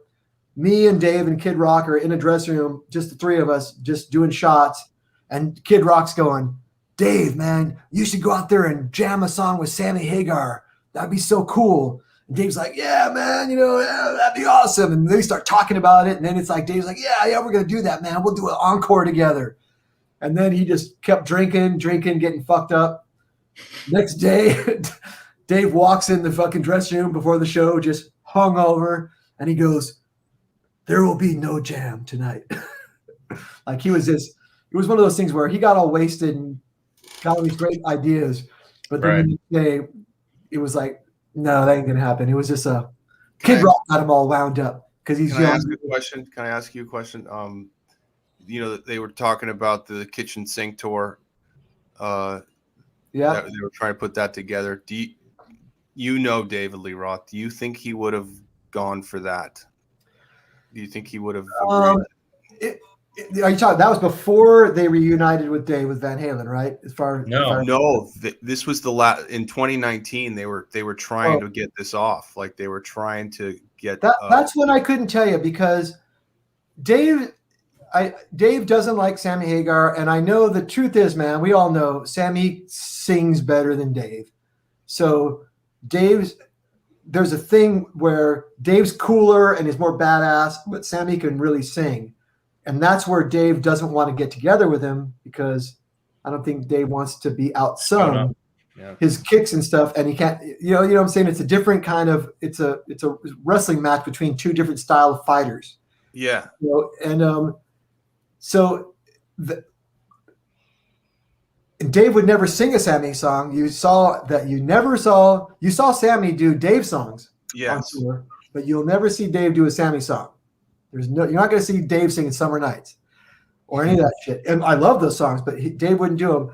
And so as far as the kitchen sink tour, I would say that if it was something that was like really going to be a big deal with huge money and all the international press, it became something, I could see him maybe doing it, but I don't think he'd want to do it. I mean, on that tour, Dave and Sammy never spoke the whole tour. Yeah. And Sammy came to our dressing room after the show. We were in the dressing room. We're sitting there. We're eating food. Bam, bam, bam, bam. Door. Dave's, who is it? Hey, man, it's Sammy. Let me in. Who is it? Sammy Hagar. Don't let him in. We're like, Sammy's out there. Dave, I got some tequila. Come on, let me in. Let's party. Let's hang out. Dave's like, don't open the door. Wow. We've heard that story from Sammy. Yeah, Dave, I was in the room. We've heard him talk about that story. Like, pounding on the bus window. Dave would not let him in the room, wouldn't open the door. And then when he stopped banging and left, we opened the door and there was a bottle of fucking Cabo Wabo sitting there. He just left the bottle for us. We took it in there. Dave would not talk to Sammy Hagar. And wouldn't talk to anybody at his camp. And it got so bad that they literally they were building wooden walls. Yeah, I heard that. To separate the arena. This half of the arena is our side, the backstage area, the big hallways, and that's Sammy's side. And then when it got so bad that Sammy we were adding legs to the tour. We did the first leg, we did the second leg. They were going to add a third leg. And Sammy at this point was so sick of Dave, he said, fuck it, I'm not going to do a third leg of the tour. And then that's when Dave's manager said, Brian, you're friends with the keyboard player, right? I go, yeah. Call him up, see if you can smooth things out. They got me, like, I'm going to smooth things out. I call up Jesse. Hey, Jesse, they want to do a third leg, and Jesse goes, Sammy's like, no fucking way. I go, well, And Dave's thing is he'll never apologize. All Dave had to do was just walk over to Sammy's dressing room, knock on the door, shake his hand, and say, "Come on, man, let's go." Dave would never do that. This Dave's got is this just thing. like the war that goes on between the Dave and Sammy people online. Like they just can't get over it, and they blame. Like even They're like- Dave blames Sammy. It was Edward that picked Sammy. I don't get it. I don't understand. Like everyone should be mad at Eddie Van Halen. I'm on some of those Facebook pages with the David Lee Roth Mojo Dojo people and all this stuff. Yeah. And trust me, you don't even know the stuff I want to write on that against them. But I don't. I just keep my mouth shut. I'm like, I'm waiting till they're all dead. If I'm still alive, then I might write some stuff. Because Dave's alive. I'm not gonna. Yeah. But the shit that they talk, it's like it's just retarded. And the truth is, I was there. Dave was the one who wouldn't let it happen.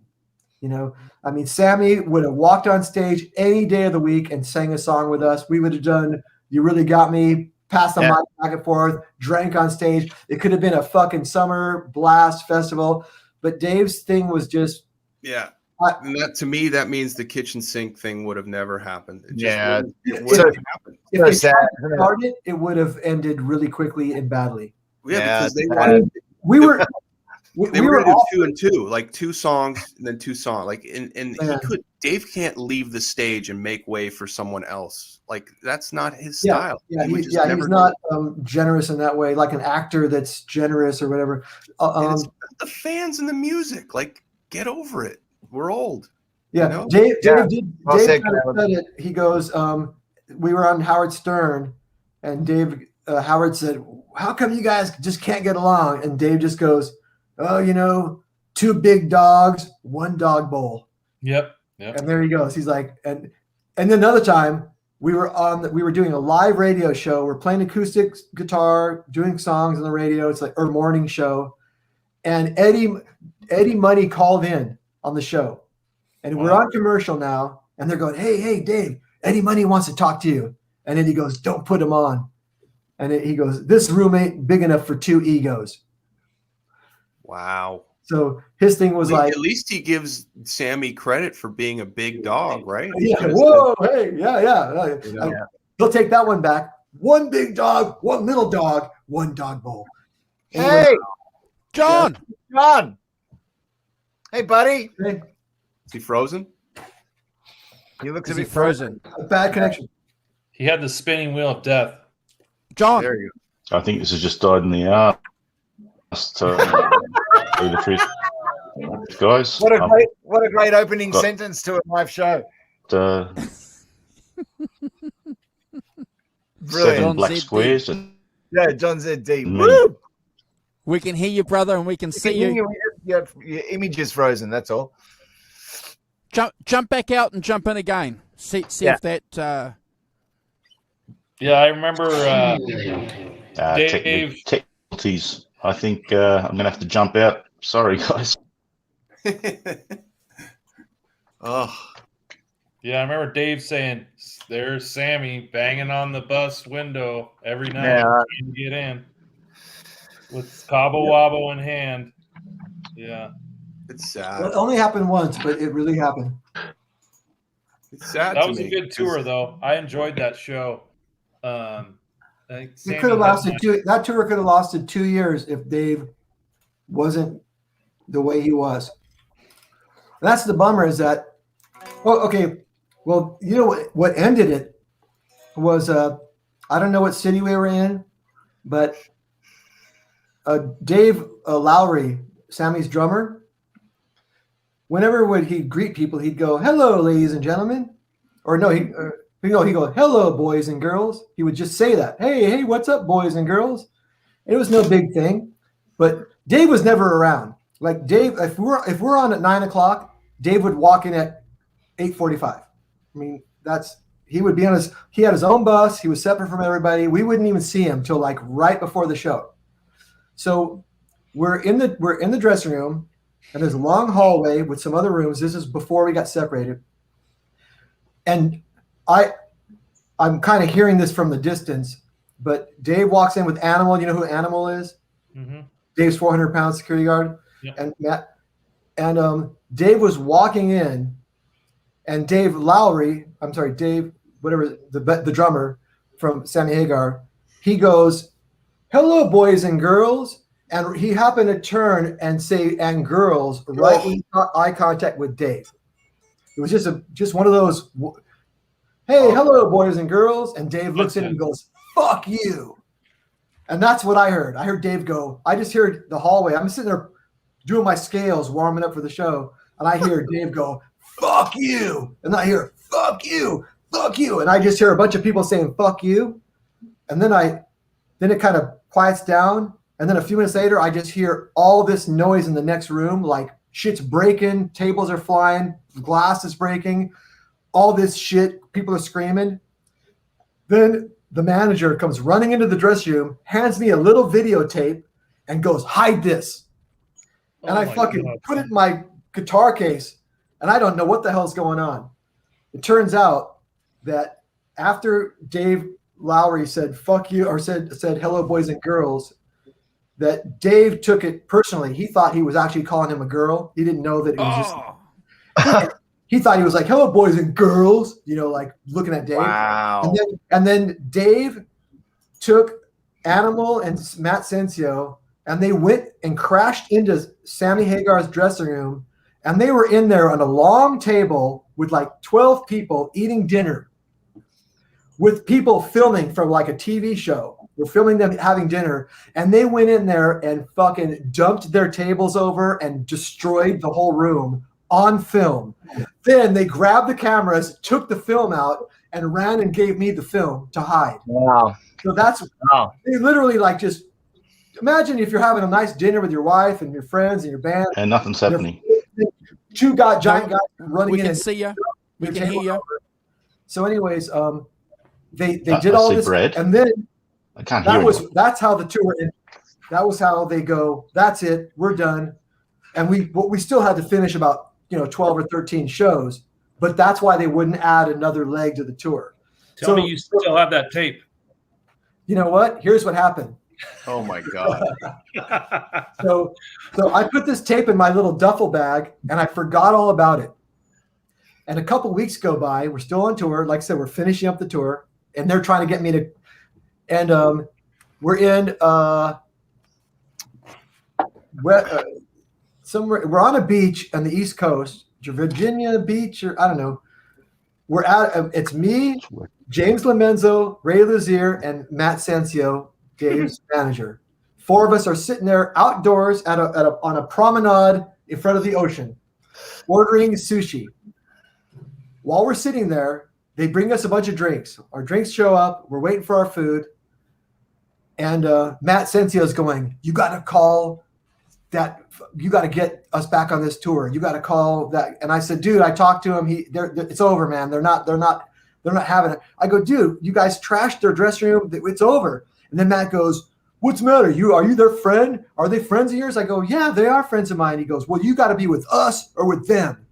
And I go, "Dude, I ain't picking sides, man. I'm those guys are my friends." And he decides, "No, you're either with us or you're with them." So he starts kind of getting on my shit, and I just go, whatever. And then I said, "Matt," and he goes, "I didn't want to look at you." He turns away. "I won't even look at you." I said, Matt, look at me, Matt, talk to me. And he goes, No, fuck you. You're not my friend. You're not my bro. Because he's one of those Boston Southie guys who will beat up anybody if they're his bro, but you got to die for your friend kind of thing. And I'm like, I'm friends with all these guys. And then he wouldn't look at me, and I said, Matt, come on, dude, talk to me. And he wouldn't look. And you know what? I suddenly just got super angry. And there's a little table with 4 guys and 4 drinks. And I grabbed the table, and I lifted the table, and all the drinks spilled on James Lomenzo. Oh my God. The smallest guy. Yeah. Well, it went on the wrong. I wanted to go on Matt Sensio, but it went on the basement. Right.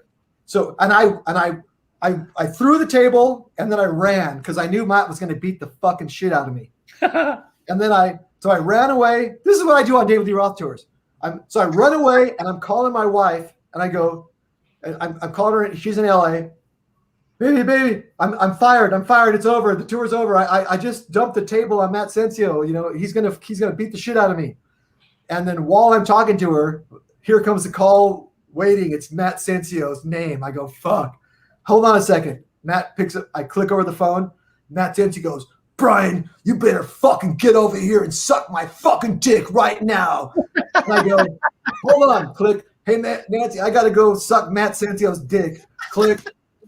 So now I go back to this has been about 10, 15 minutes. I go back to the table.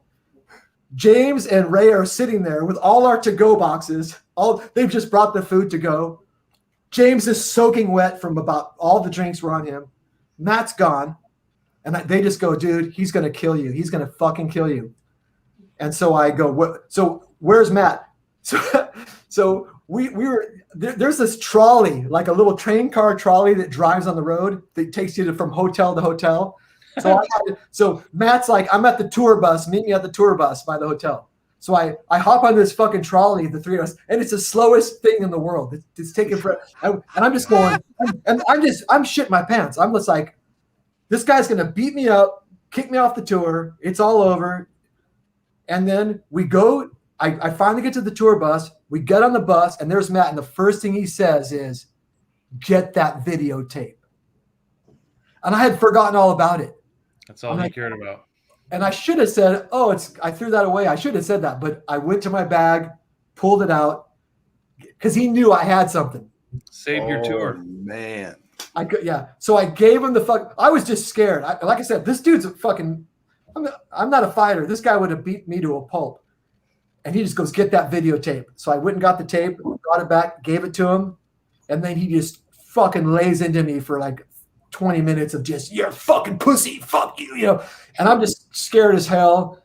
And anyways, I figure I'm going home tomorrow on a plane. Anyways, the next day, all the security guards are coming up to me. Dude, I heard about you dumping drinks on Matt Sensio. Man, that was awesome. And it turns out it was like everyone loved it. So, and then I said, well, dude, am I going to get fired? They go, no, man. Dave loves you, man. Dave loves you, man. You ain't going anywhere. And then so for the next 2 weeks, it was cold shoulder with me and Matt. Just stayed away from each other, didn't talk. But anyways, that tape, man, fuck. Dude, Dave stood up for you. That tape would be worth a lot, right? Talk about but that's what happened, Brian. Dave said, "Fuck no, he's staying." Yeah. That's what happened. Dave didn't actually say it. Everyone around Dave, it really never got. I don't know if it ever got to Dave. Matt didn't tell him. I didn't tell him. Matt didn't say, "I want that guy fired." No, it got around the crew. Now that I think about it, Dave, what's Matt going to do? Hey, Dave, Brian got mad at me. Fire your guitar player. Gives me, fuck you. I don't fucking fire people because of you. So it was one of those things where it was just weird. Anyways, it was a crazy, gnarly moment, and but this was all part of that whole Dave and Sammy hating each other. We're building a wall, Small dressing rooms. Sounds like a whole book just on that tour. Matt, the brawls that came close to happening were crazy. I mean, there was times when it's like, I'm going to fucking kill you. I'm going to bury you in the sand. I was watching this shit on the radio show. Oh, you remember we did that radio show? Yeah. It was death threats on that fucking thing.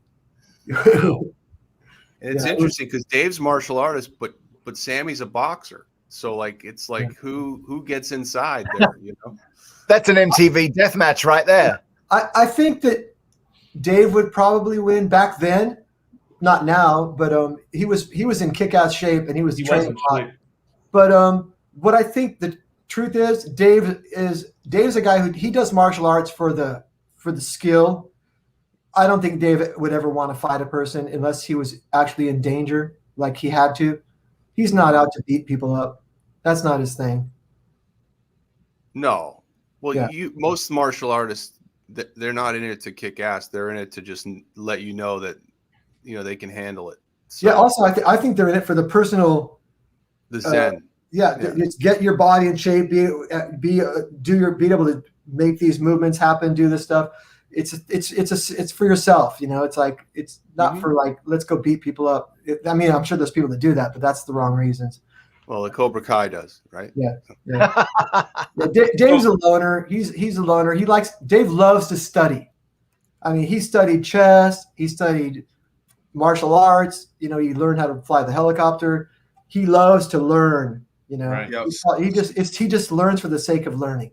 Speak Japanese and Spanish. Yep. So the girls that followed him around when there was video going. Were those girls with him every show, or was it just when there was You tape? talking about the Dom triplets, the blondes? Yeah. No, they were just friends of ours. He hired them to come out. They were playmates. They'd make us cookies. They were just cool chicks, but they had nothing to do with him sexually ever. Well, I wasn't asking that. I was wondering, Were they there the whole time? No, they would just be out for special events. Okay. Like when we were doing like announcing a big show or any news thing, he'd have them come out, and then he'd bring Jimmy the midget, and he'd dress up like Andy Warhol and the girls, and then he'd have animal or a donkey or something. Dude, one time we were doing a video shoot. I show up at this video shoot. I walk into this gigantic, it's the Chaplin stage at A&M Studios. It's like this, 10,000 square foot sound stage. And I walk in there, and the first thing I see is an ice cream trunk and a donkey. And I go, yep, I'm in the right place. Yeah. There was a fucking donkey in the room. Yeah, that's for He sure. had bicycles. We're riding around on bicycles, doing all this goofy shit. Yeah. Wow. Yeah. So I think he liked having the girls around because it makes him look like Diamond Dave. That's his thing. Yeah. Well, what's your thought on his announcement he did on Friday? I think nothing really. I just go, well, I wasn't sure if he was going to play anymore after Eddie died. And I thought, well, he could just do gigs if he wants to. But honestly, it's his voice is pretty rough. It's tough to, listen to, honestly. I don't think he needs the money. So yeah. When he announced it, I wasn't surprised. What I would think would be cool if he did, it's kind of like how Paul Stanley does that Souls thing. What is it called? His other side project from Kiss, where he sings this bluesy soul stuff. That's a Dave thing, where he's not trying to scream these notes that are out of his range. He loves funk and soul and disco and all this cool groovy stuff. He could do that for fun and just sing easy to sing stuff that's bluesy and down there low in his range, and just have a kick-ass funky band. He could get anybody in the world to play for him. Mm-hmm. And that's what I think he should do, just for fun, unless he doesn't enjoy singing at all anymore, which he might not. Like I said, he said it was health related. He said that there's health issues for him. Yeah. I didn't see that. I just saw that he was doing 5 more shows and he's done. Yeah. He mentioned that his doctors said that, that anytime he goes on stage, it could be the last time. Well, for what reason? Heart issue? What? He didn't get specific, but he mentioned doctors and he mentioned health and he mentioned that this was the time. So well, I don't know anything about that. Really, it was kind of cryptic and it was weird. If you listen to the last minute of his 6-minute audio is. I'll listen to it. Yeah, because I heard him. I don't think I listened to the whole thing through. I just heard enough to go, okay, well, just because he kind of said cut and dry. These are my last 5 shows, and that's it, and no further comment. Yeah. I didn't know it had anything to do with his health. He seemed to me to be pretty healthy. He always kept in good shape. And look how lean he is. That's all. When he was going back to Van Halen, he was literally eating like 1 apple a day and working out. He wanted to be cut and lean and badass. Wow. When it comes to discipline, he really can pick a thing and just do it. Wow. He was in Japan and he was doing the whole thing he was painting the kanji characters, doing it all correctly. You have to do downstroke, then left, and then down, up here. He was riding a bicycle to the lessons, and he told me a good story, but I can't remember it now, but it had something to do with the teacher and him doing it over and over and over again. And I can't remember, but he had some pretty good stories about his studying. So he loves to study, he loves to learn.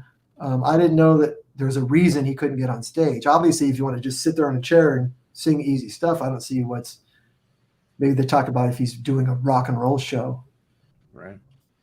Okay. Do you guys when was the last time you spoke to him? Was when they were in Austin, which was like 4 or 5 years ago. And I don't have any phone numbers for him anymore.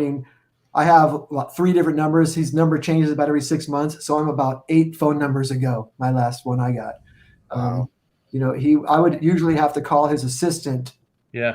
Just let, hey, I'm in town. Can I go to a show? Can he passes? And his assistant would go, hey, Dave, it's Brian's here. Oh, cool. Puts him on so he put him on the list, but I would have to go through it. I wouldn't call him directly.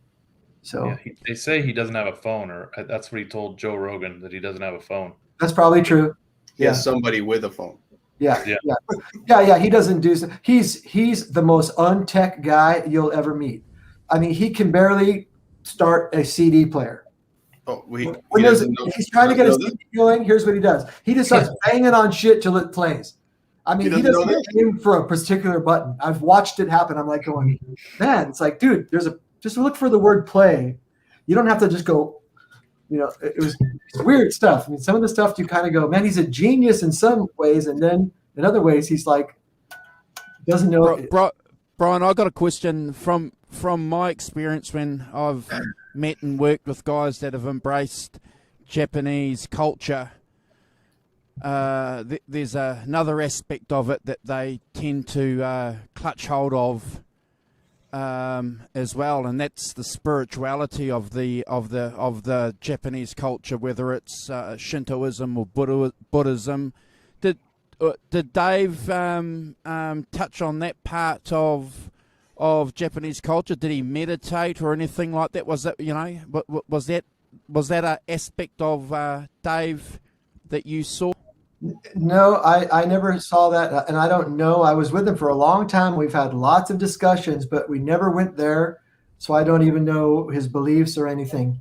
Honestly, a few times I kind of nudged my way there, but he's got a way of, like, without saying it directly, kind of lets you know not to go there, Okay.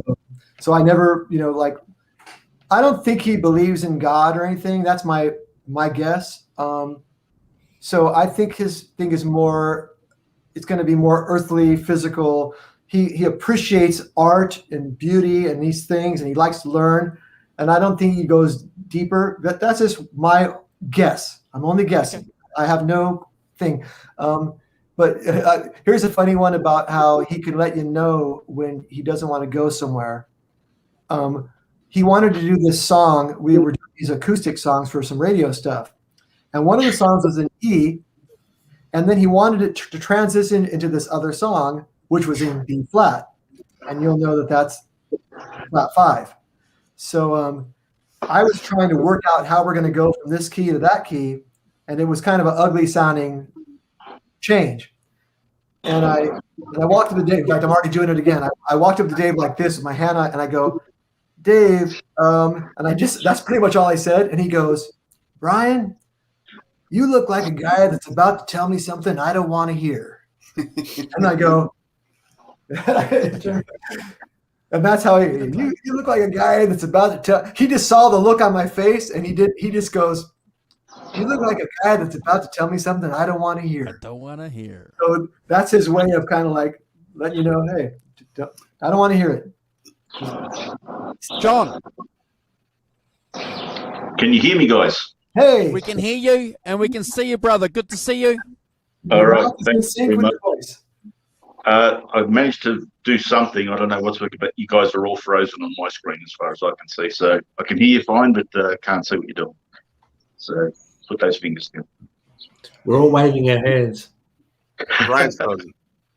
No, I can't see a thing. But never mind. I'll have to just swing it. We'll pretend it's a radio show. No problem. Andrew, I'm going to bail out. I'm about to go too, actually. But I've been here for 8 hours. Brian, yeah.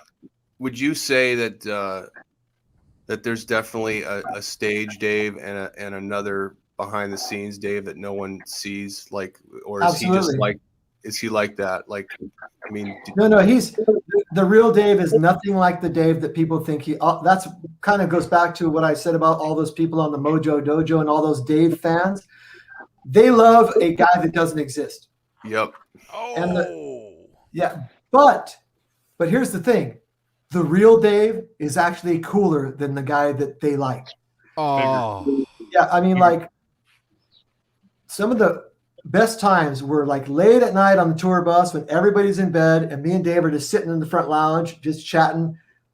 that's when he's not putting on the show. He's just talking like a normal guy. And the stuff, like if I just talked about a surf trip, that's when Dave's like, right on, man. Oh, Nicaragua. Oh, what was that like? He likes adventures and he likes stuff like that. And he loves to read books. I mean, the guy reads so many books. He's like, that's the thing. He studies so much. He is the ultimate nerd. And the bummer is he doesn't show that part of himself to people because he thinks that he's got to go out there swigging Jack with a couple of playmates on his arms, and that's what people like. And he doesn't realize that if they saw him with a bunch of books, and writing in Japanese, that they'd be like, that's 10 times cooler than just hanging out with strippers. Anybody fucking Motley Crue hangs out with strippers. Dave's so much deeper and so much more, and yet he hides these things from people. He's the original Nerd Halen. Yes, David Lee Roth's the original Nerd Halen. Yeah, Nerd Halen. Damn it. Yeah, and in 2012 when he did the thing with his Australian shepherds, talking about his dogs, I thought that was awesome that we saw a side of Dave that no one knew. Yeah, when he's just being thoughtful and normal and not trying to throw out his scat lines, all this like it's like that's the real Dave.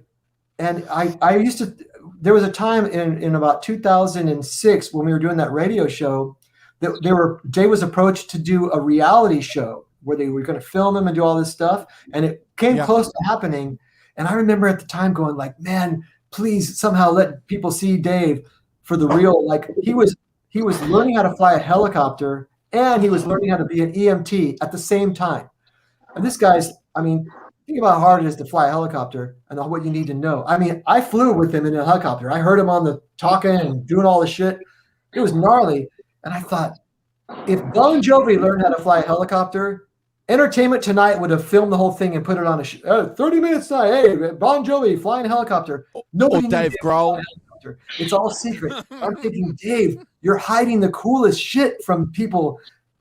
And then you go out there, and then what you want them to see? Oh, look at me with a bunch of strippers. They're like, who gives a fuck? You see me with that 1,000, right? Dude. Nobody cares. I mean, it's almost like I gotta hate Sammy. Like you don't have to hate Sammy. Yeah. Well, that's a different thing. I don't know if that's how deep that goes, but I'm just saying that the cool shit that he did and the cool stuff that he learned. I mean, when he was in the hospital, he had pneumonia. He was in Pasadena in the hospital with pneumonia for a week. So I went to I'm going to go visit him in the hospital. So I know I need to buy some books. So I go to the Barnes & Noble, spend 2 hours in there digging around. I find, I find The History of the Printing Press, giant book. I found like 4 or 5 books. And I remember when I brought these, I'm like, if Dave doesn't like, this is going to represent me. Like if Dave thinks these books suck, then Brian sucks. I'm thinking, I know that he's a big reader.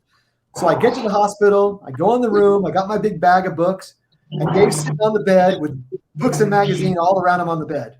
And I walk in and I go, hey, Dave, I bought you some books. He goes, oh, cool, I'm done with all this shit. And he pulls out the books I brought him, and he's like, cool. And one of the books I bought him, he read the book, and he called the company from the book and got a hold of the author and took him out to dinner. Oh, and I'm like, David Lee Roth can do that. Hey, I liked your book. I want to take you out to dinner. Let's hang out and talk. And another time when it was Dave's birthday party, we were, of course, his birthday's at Crazy Girls. You know that one. And I bought, and this time I got him a DVD, The Making of the Cuban Cigar. Oh, that's cool. And I got him like something about a New York 1970s New York graffiti, a DVD about the street graffiti from New York City in the 70s, Making the Cuban Cigar, and I got him one other DVD.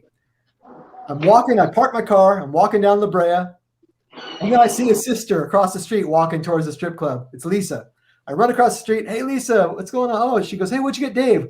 And I pulled out my DVDs, and she goes, Making the Cuban Cigar, the history of 1970s New York graffiti. And then one other thing, and she goes, wow, you really know Dave. you know Dave. And I'm like, that's what I mean. That's the kind of shit. Dave will watch a DVD documentary about the history of Cuban cigars. And that's what I mean. Those are those things that I got to know about Dave, and that he hides from people. You know, that's the stuff that people would fucking dig. Thought so. That's so awesome. Yeah, he's way cooler than he. Yeah, can I tell you, Dave even gets into the Eddie Van Halen anniversary celebration here. So. Oh yeah, yeah. But we had to know. I mean, you have the stories. So I mean, you were there. Yeah, that's my Morse connection to Eddie is through Dave. But what are you going to say, Sarah? Congrats on that gig. I mean, if I knew you then, I would have been really stoked for you. So it was definitely a big thing in my life. Craziness, fun. But you were going to say something, Simon? All I was going to say is I even before I read Dave's book, Crazy from the Heat, it was very clear to me, even through the way he talked in interviews, the way he wrote his lyrics, that there was an intelligence there way beyond the kind of facade of the Vegas showman, so to speak.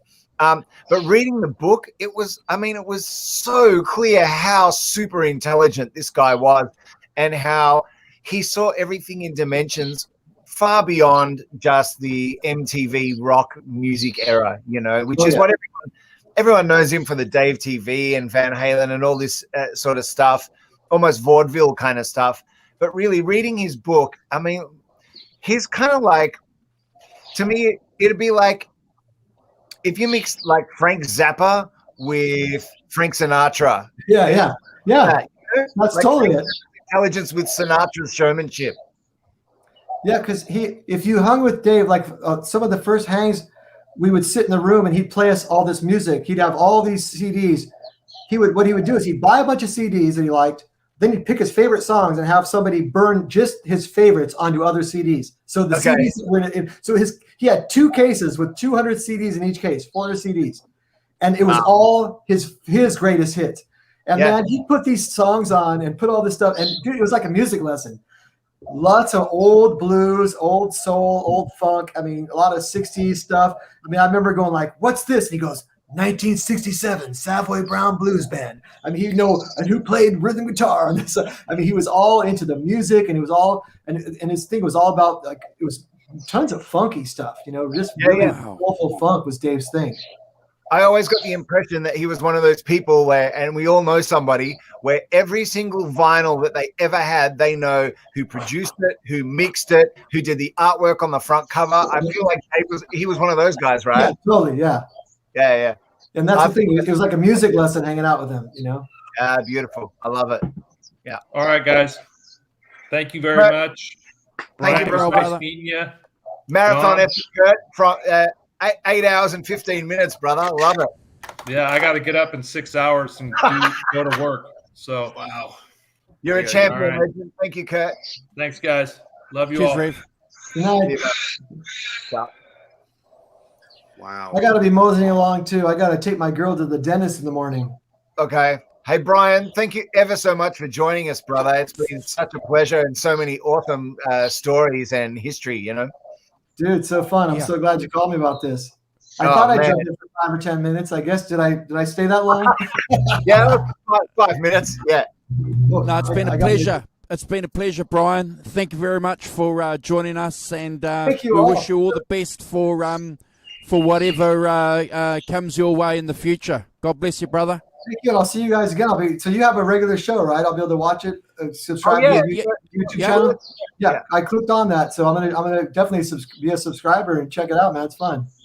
Yeah, Thanks, please Brian. do, and we'll subscribe back and keep in touch with us, because we'd love to get you back on for any other show. If you wanted to hang out with us in the future, you're more than welcome to, brother. Absolutely. Well, Simon knows how to get a hold of me. All right. Thank you, Brian.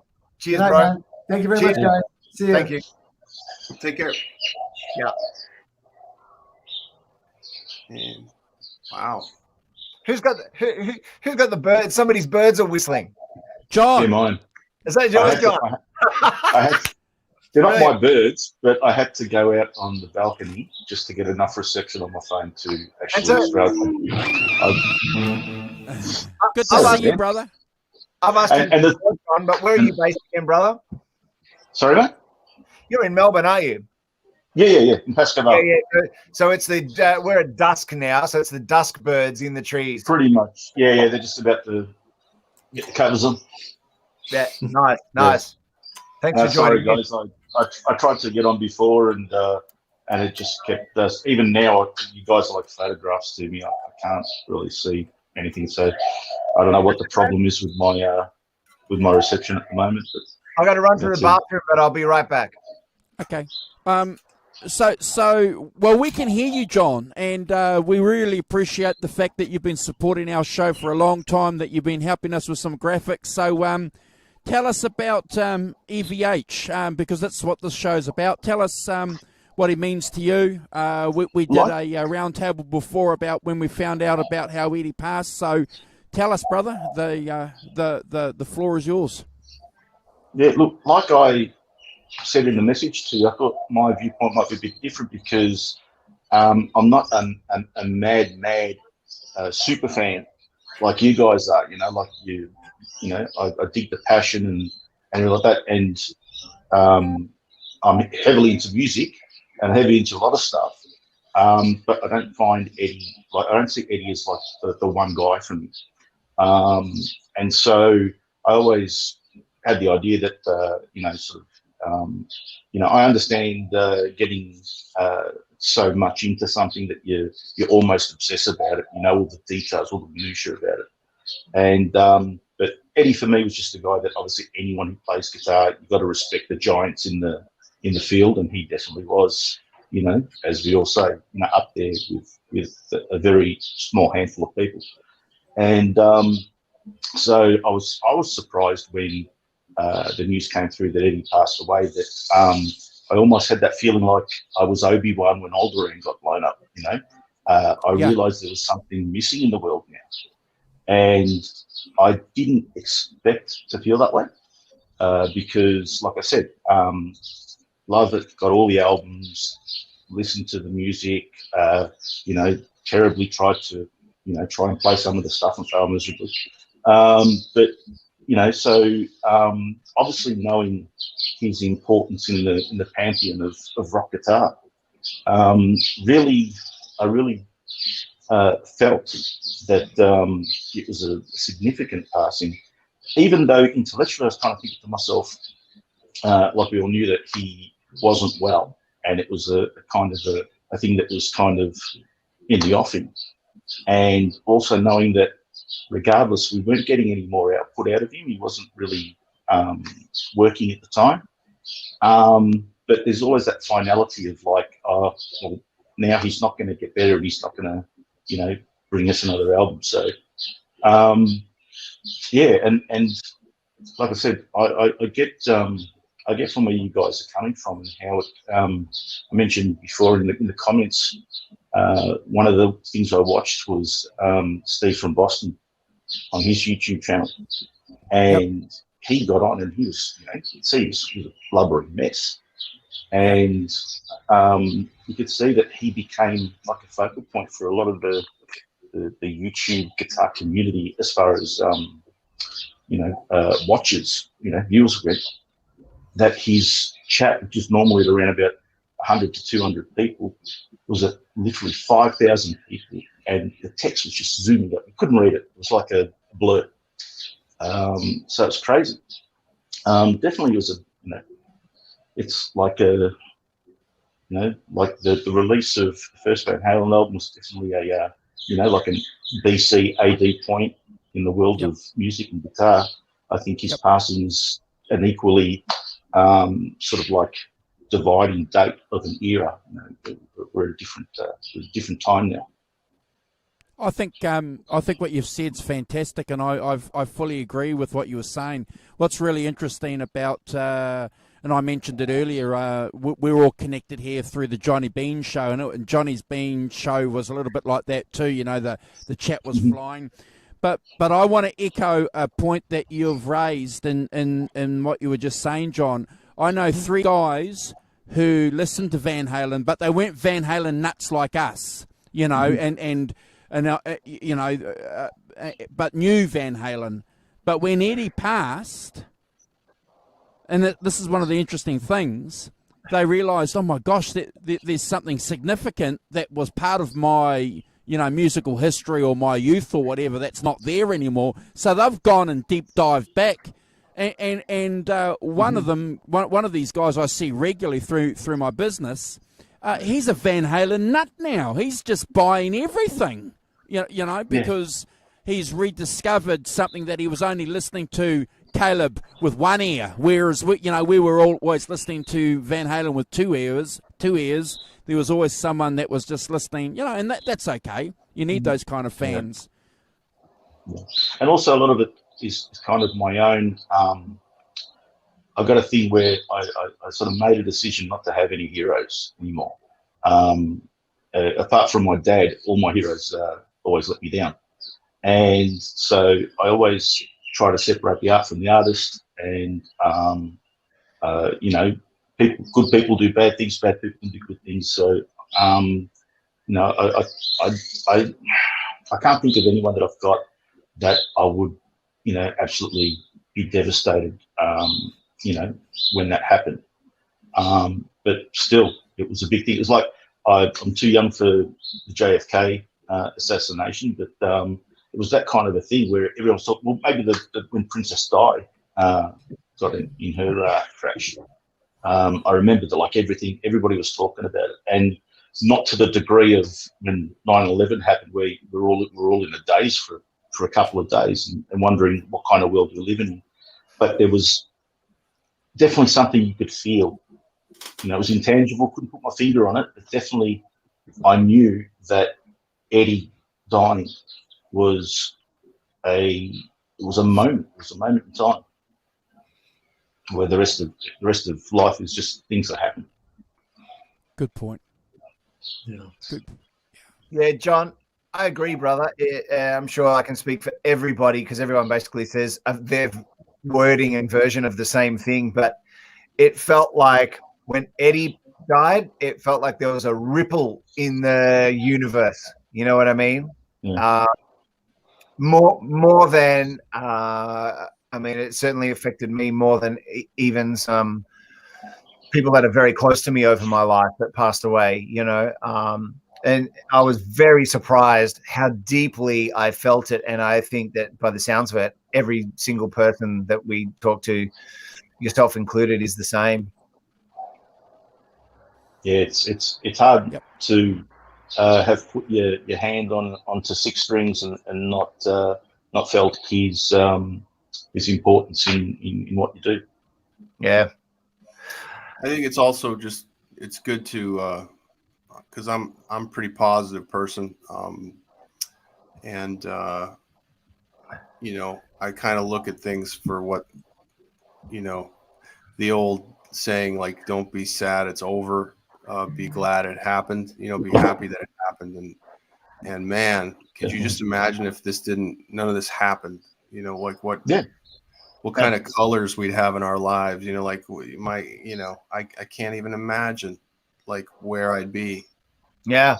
Without my passion and love for Van Halen and him in particular, you know, just the inspiration. Yep. And, you know, like the greatest passion I've ever experienced in my life is because of that man. And I know that a lot of other people who have the same feeling in their body. You can't even, you know, label it anything. So, yeah, obviously when that person leaves, you know, it's like when Obi-Wan had to sit down, you know, in the Falcon, you know? Like he just heard the screams of a million people and then silence, or, you know. You know, that's actually very true, Caleb. It really, the feeling was almost that strong, wasn't it? It's where, what did he say? It's the feeling of millions of people crying out and then being silenced all at once. Yes, like that. That's what I said before. Yeah, that's the ripple that you know, like the ripple, like a big, you know, like an EMP, Yeah, it felt like an EMP. That's like right. everything just shut down in me, and it was my passion going, wait, what? Really? It's over? It's ceased. Yeah. There's no future for it, so it's heavy. And we all, we're all getting older. Everyone, all our heroes are dying. It's just a fact. And Well, you're right, Caleb. I'm not looking forward, and I hate to say this, I'm not looking forward to the news when I hear that Eric Clapton's passed and Keith Richards. I'm not looking, because rock and roll will be over. That's it. Rock and roll I'm not looking forward to that day. No, look, when we were young people, when we were 10, I don't know if I could speak for everybody on the show and their age, but yeah, it was 10. When we were 10 or 11 or 12, I remember the Who went on tour in 1982, and it was their final farewell, and it wasn't because of anything more than Pete going, dude, I'm going to be 40. Fuck this. I can't do this kid shit anymore. Yep. But he was also as old as modern rock and roll was then, or at least the English version of rock and roll, which is the modern version of rock and roll. And he was as old as it was, and now it's turned over a few generations and it's different.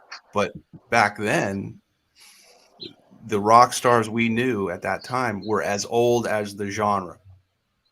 Yeah. Good point. You know what I mean? Like they built it. They invented it.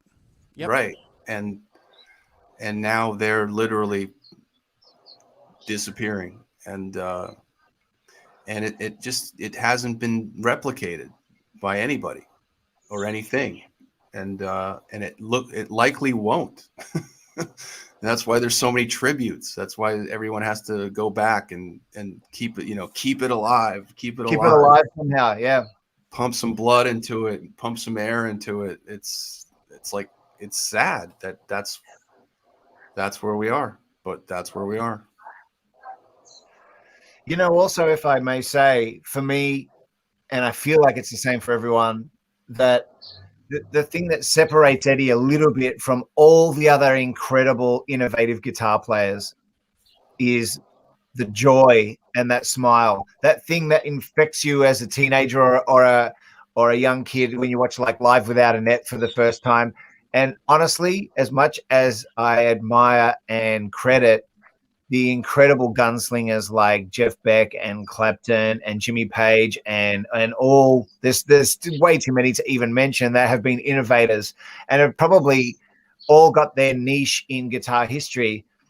But when I watched them play live, none of them gave me the feeling of joy that watching Eddie play live gave me, And I think that's why probably for me personally, and I think for a lot of people, the Edward Van Halen thing cuts a lot deeper than just losing a guitar hero,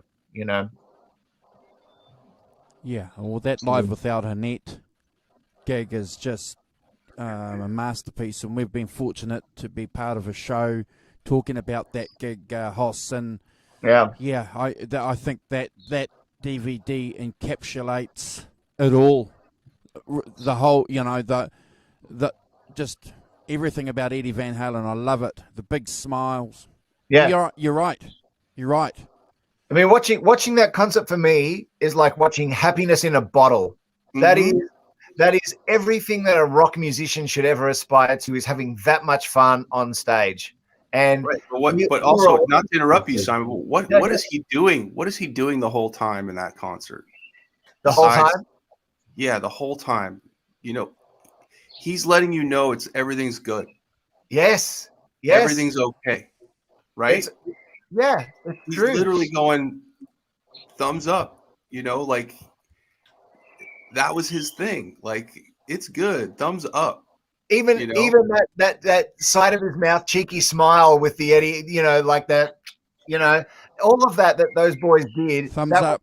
People went to those concerts because they could forget about their bullshit for a little while and know that life was worth living. I really think that they gave people that kind of a gift,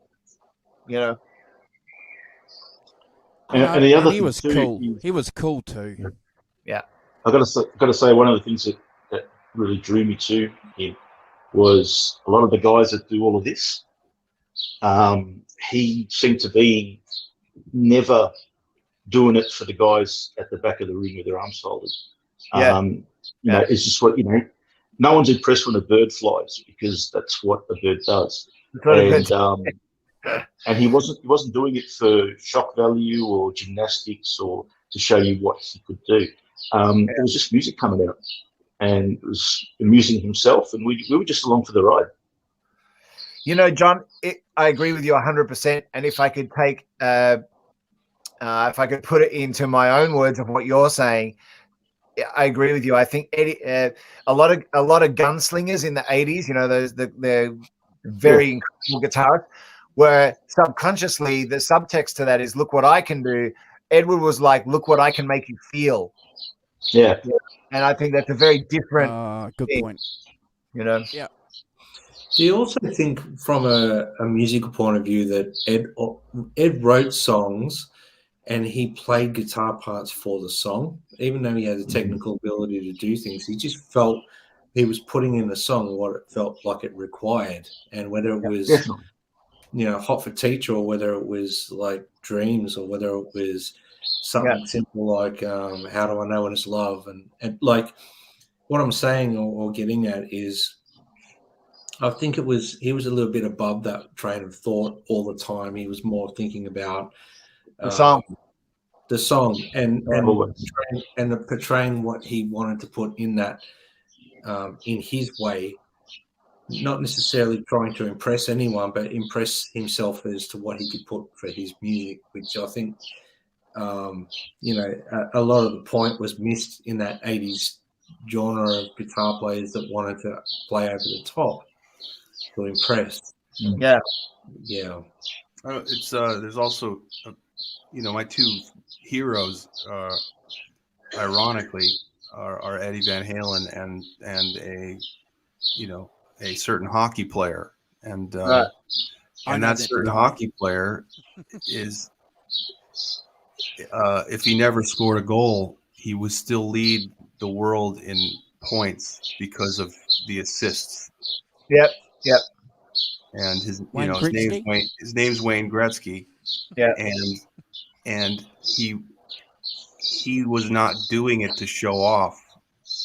He was doing it to win. And he was doing it to help his team. For the team to win. Yeah. And making everybody else around him better.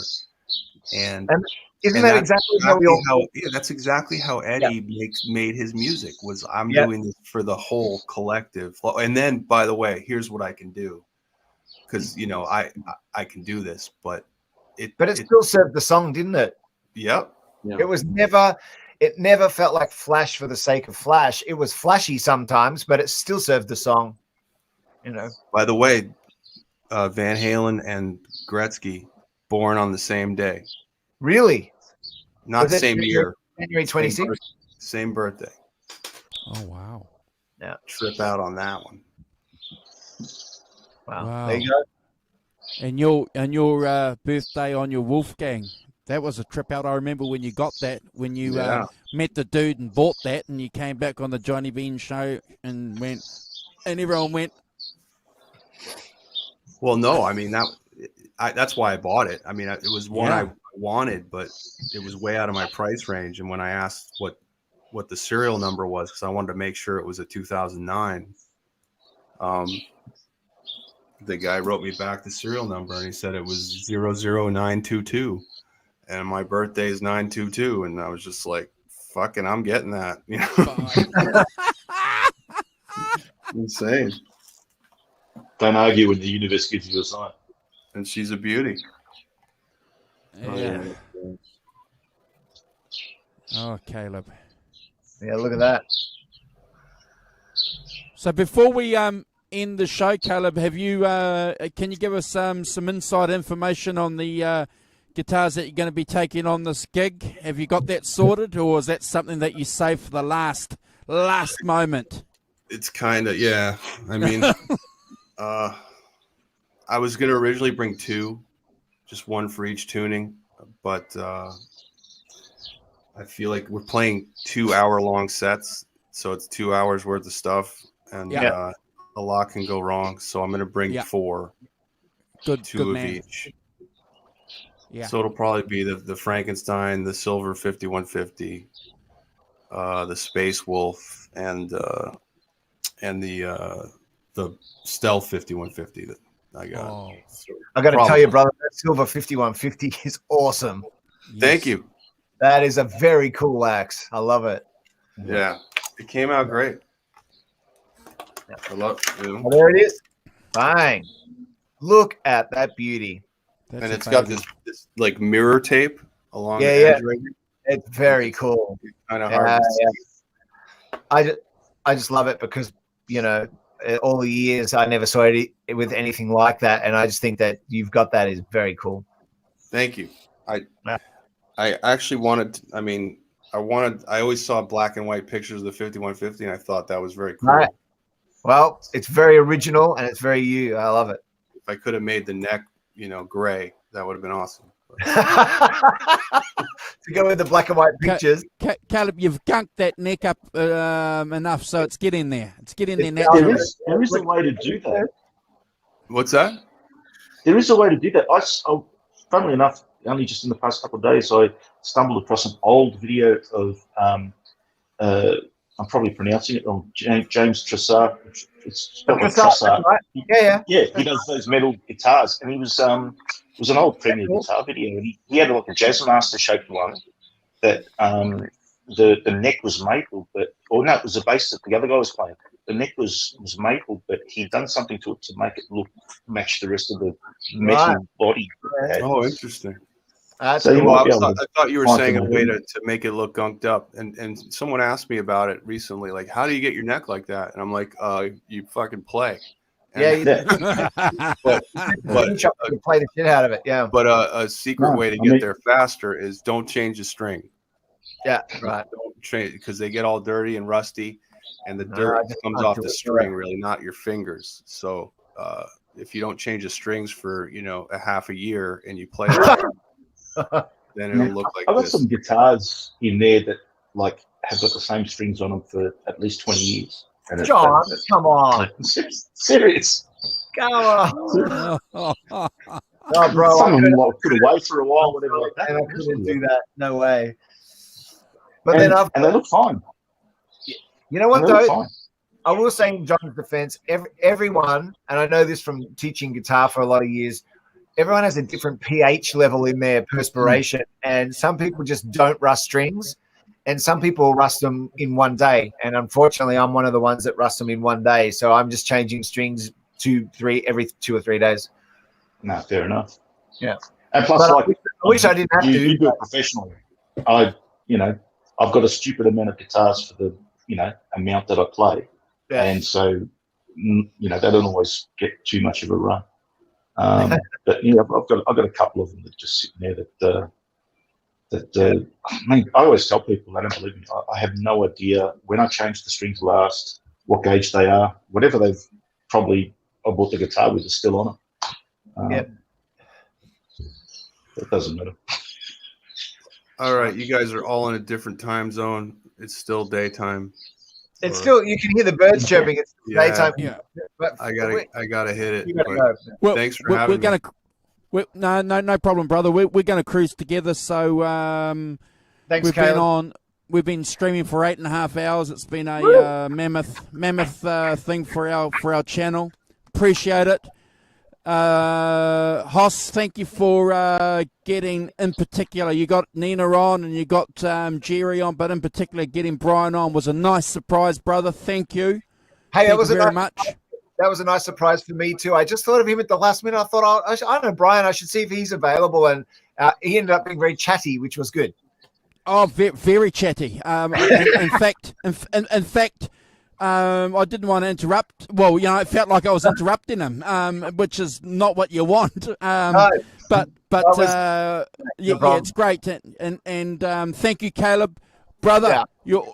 You've always got a home here on the 5150 show. Appreciate it, brother. We look forward to. You can jump on anytime you want. Thank you. And I usually do. Yeah. John, come back. Come back, brother. I appreciate everything that you've been doing for the channel, the support that you give us in the chat. Your humor and your wit is, you have us in fits, mate, which is great. I tried being serious once, everyone laughed. Nah, John, it's awesome, brother. You're welcome anytime. Brad. I appreciate it. Thanks, guys. I'll try to get a bit of connection next time. No problem. Brad, my brother, it was a year ago, bro, today that you and I dived deep and became fast friends, bro. And you helped me through it, bro. You helped me through it when Eddie passed, because the people that I was working with didn't give a shit about EVH, but you and I struck up a friendship, and I appreciate the messages and the support that we were giving each other back then, bro. I'll never forget it. And likewise, Andrew. I treasure the fact that we were able to connect over this as well. So it was very, very, very amazing experience to be at. The good things that come out of things like Ed passing is the collective. For example, we're all sitting here talking about the same thing, and we're all mates. We're all like brothers in other countries. Most of us are. Sorry? Most of us are mates. I'm just saying it's wonderful. Yeah, and the people that I've met through just Ed's passing, it's just been amazing. So Hoss. Yeah. I'm gonna give you the last word, bro, and I'm gonna pull the plug. Okay. I don't really have anything more to say than we've all already said over the last 8 hours, but obviously the news exactly 1 year ago was pretty devastating to everybody. It's been an interesting year, but the one good thing to come out of it is it's been very clear that the legacy that Ed has left is far more than the notes on his guitar, and you couldn't, if you were him and leaving this planet, there's nothing more you could wish for than that you have left a print on the human race that's more than just notes on a fretboard. So, that we get together as a community, and obviously all you guys, and when I say all, I mean all, like Andrew, Brad, John, Caleb, and everyone listening. I didn't even know a year ago. Didn't really know any of you guys a year ago, but here we all are chatting. And so that Ed has brought us all together, and not just us, but everybody. That's the most beautiful thing you could ever ask for. So yeah, it's a solemn moment, and we're all sad, but there's a tiny bit of joy in all of that, I think, Yeah. Not bad for a skinny little Dutch boy who hopped on a boat with his parents and a piano and came to the United States of America and conquered the world. And thank God he swapped from drums. Yeah, thank Alex. Yeah, thank Alex. Yeah, beautiful gentleman, beautiful. Well, he told us to keep playing, so we've got to do it. Yeah, he did. He told us over and over, keep playing. So I guess that's his message, isn't it? Yeah, that's it. Yeah. Rock and roll.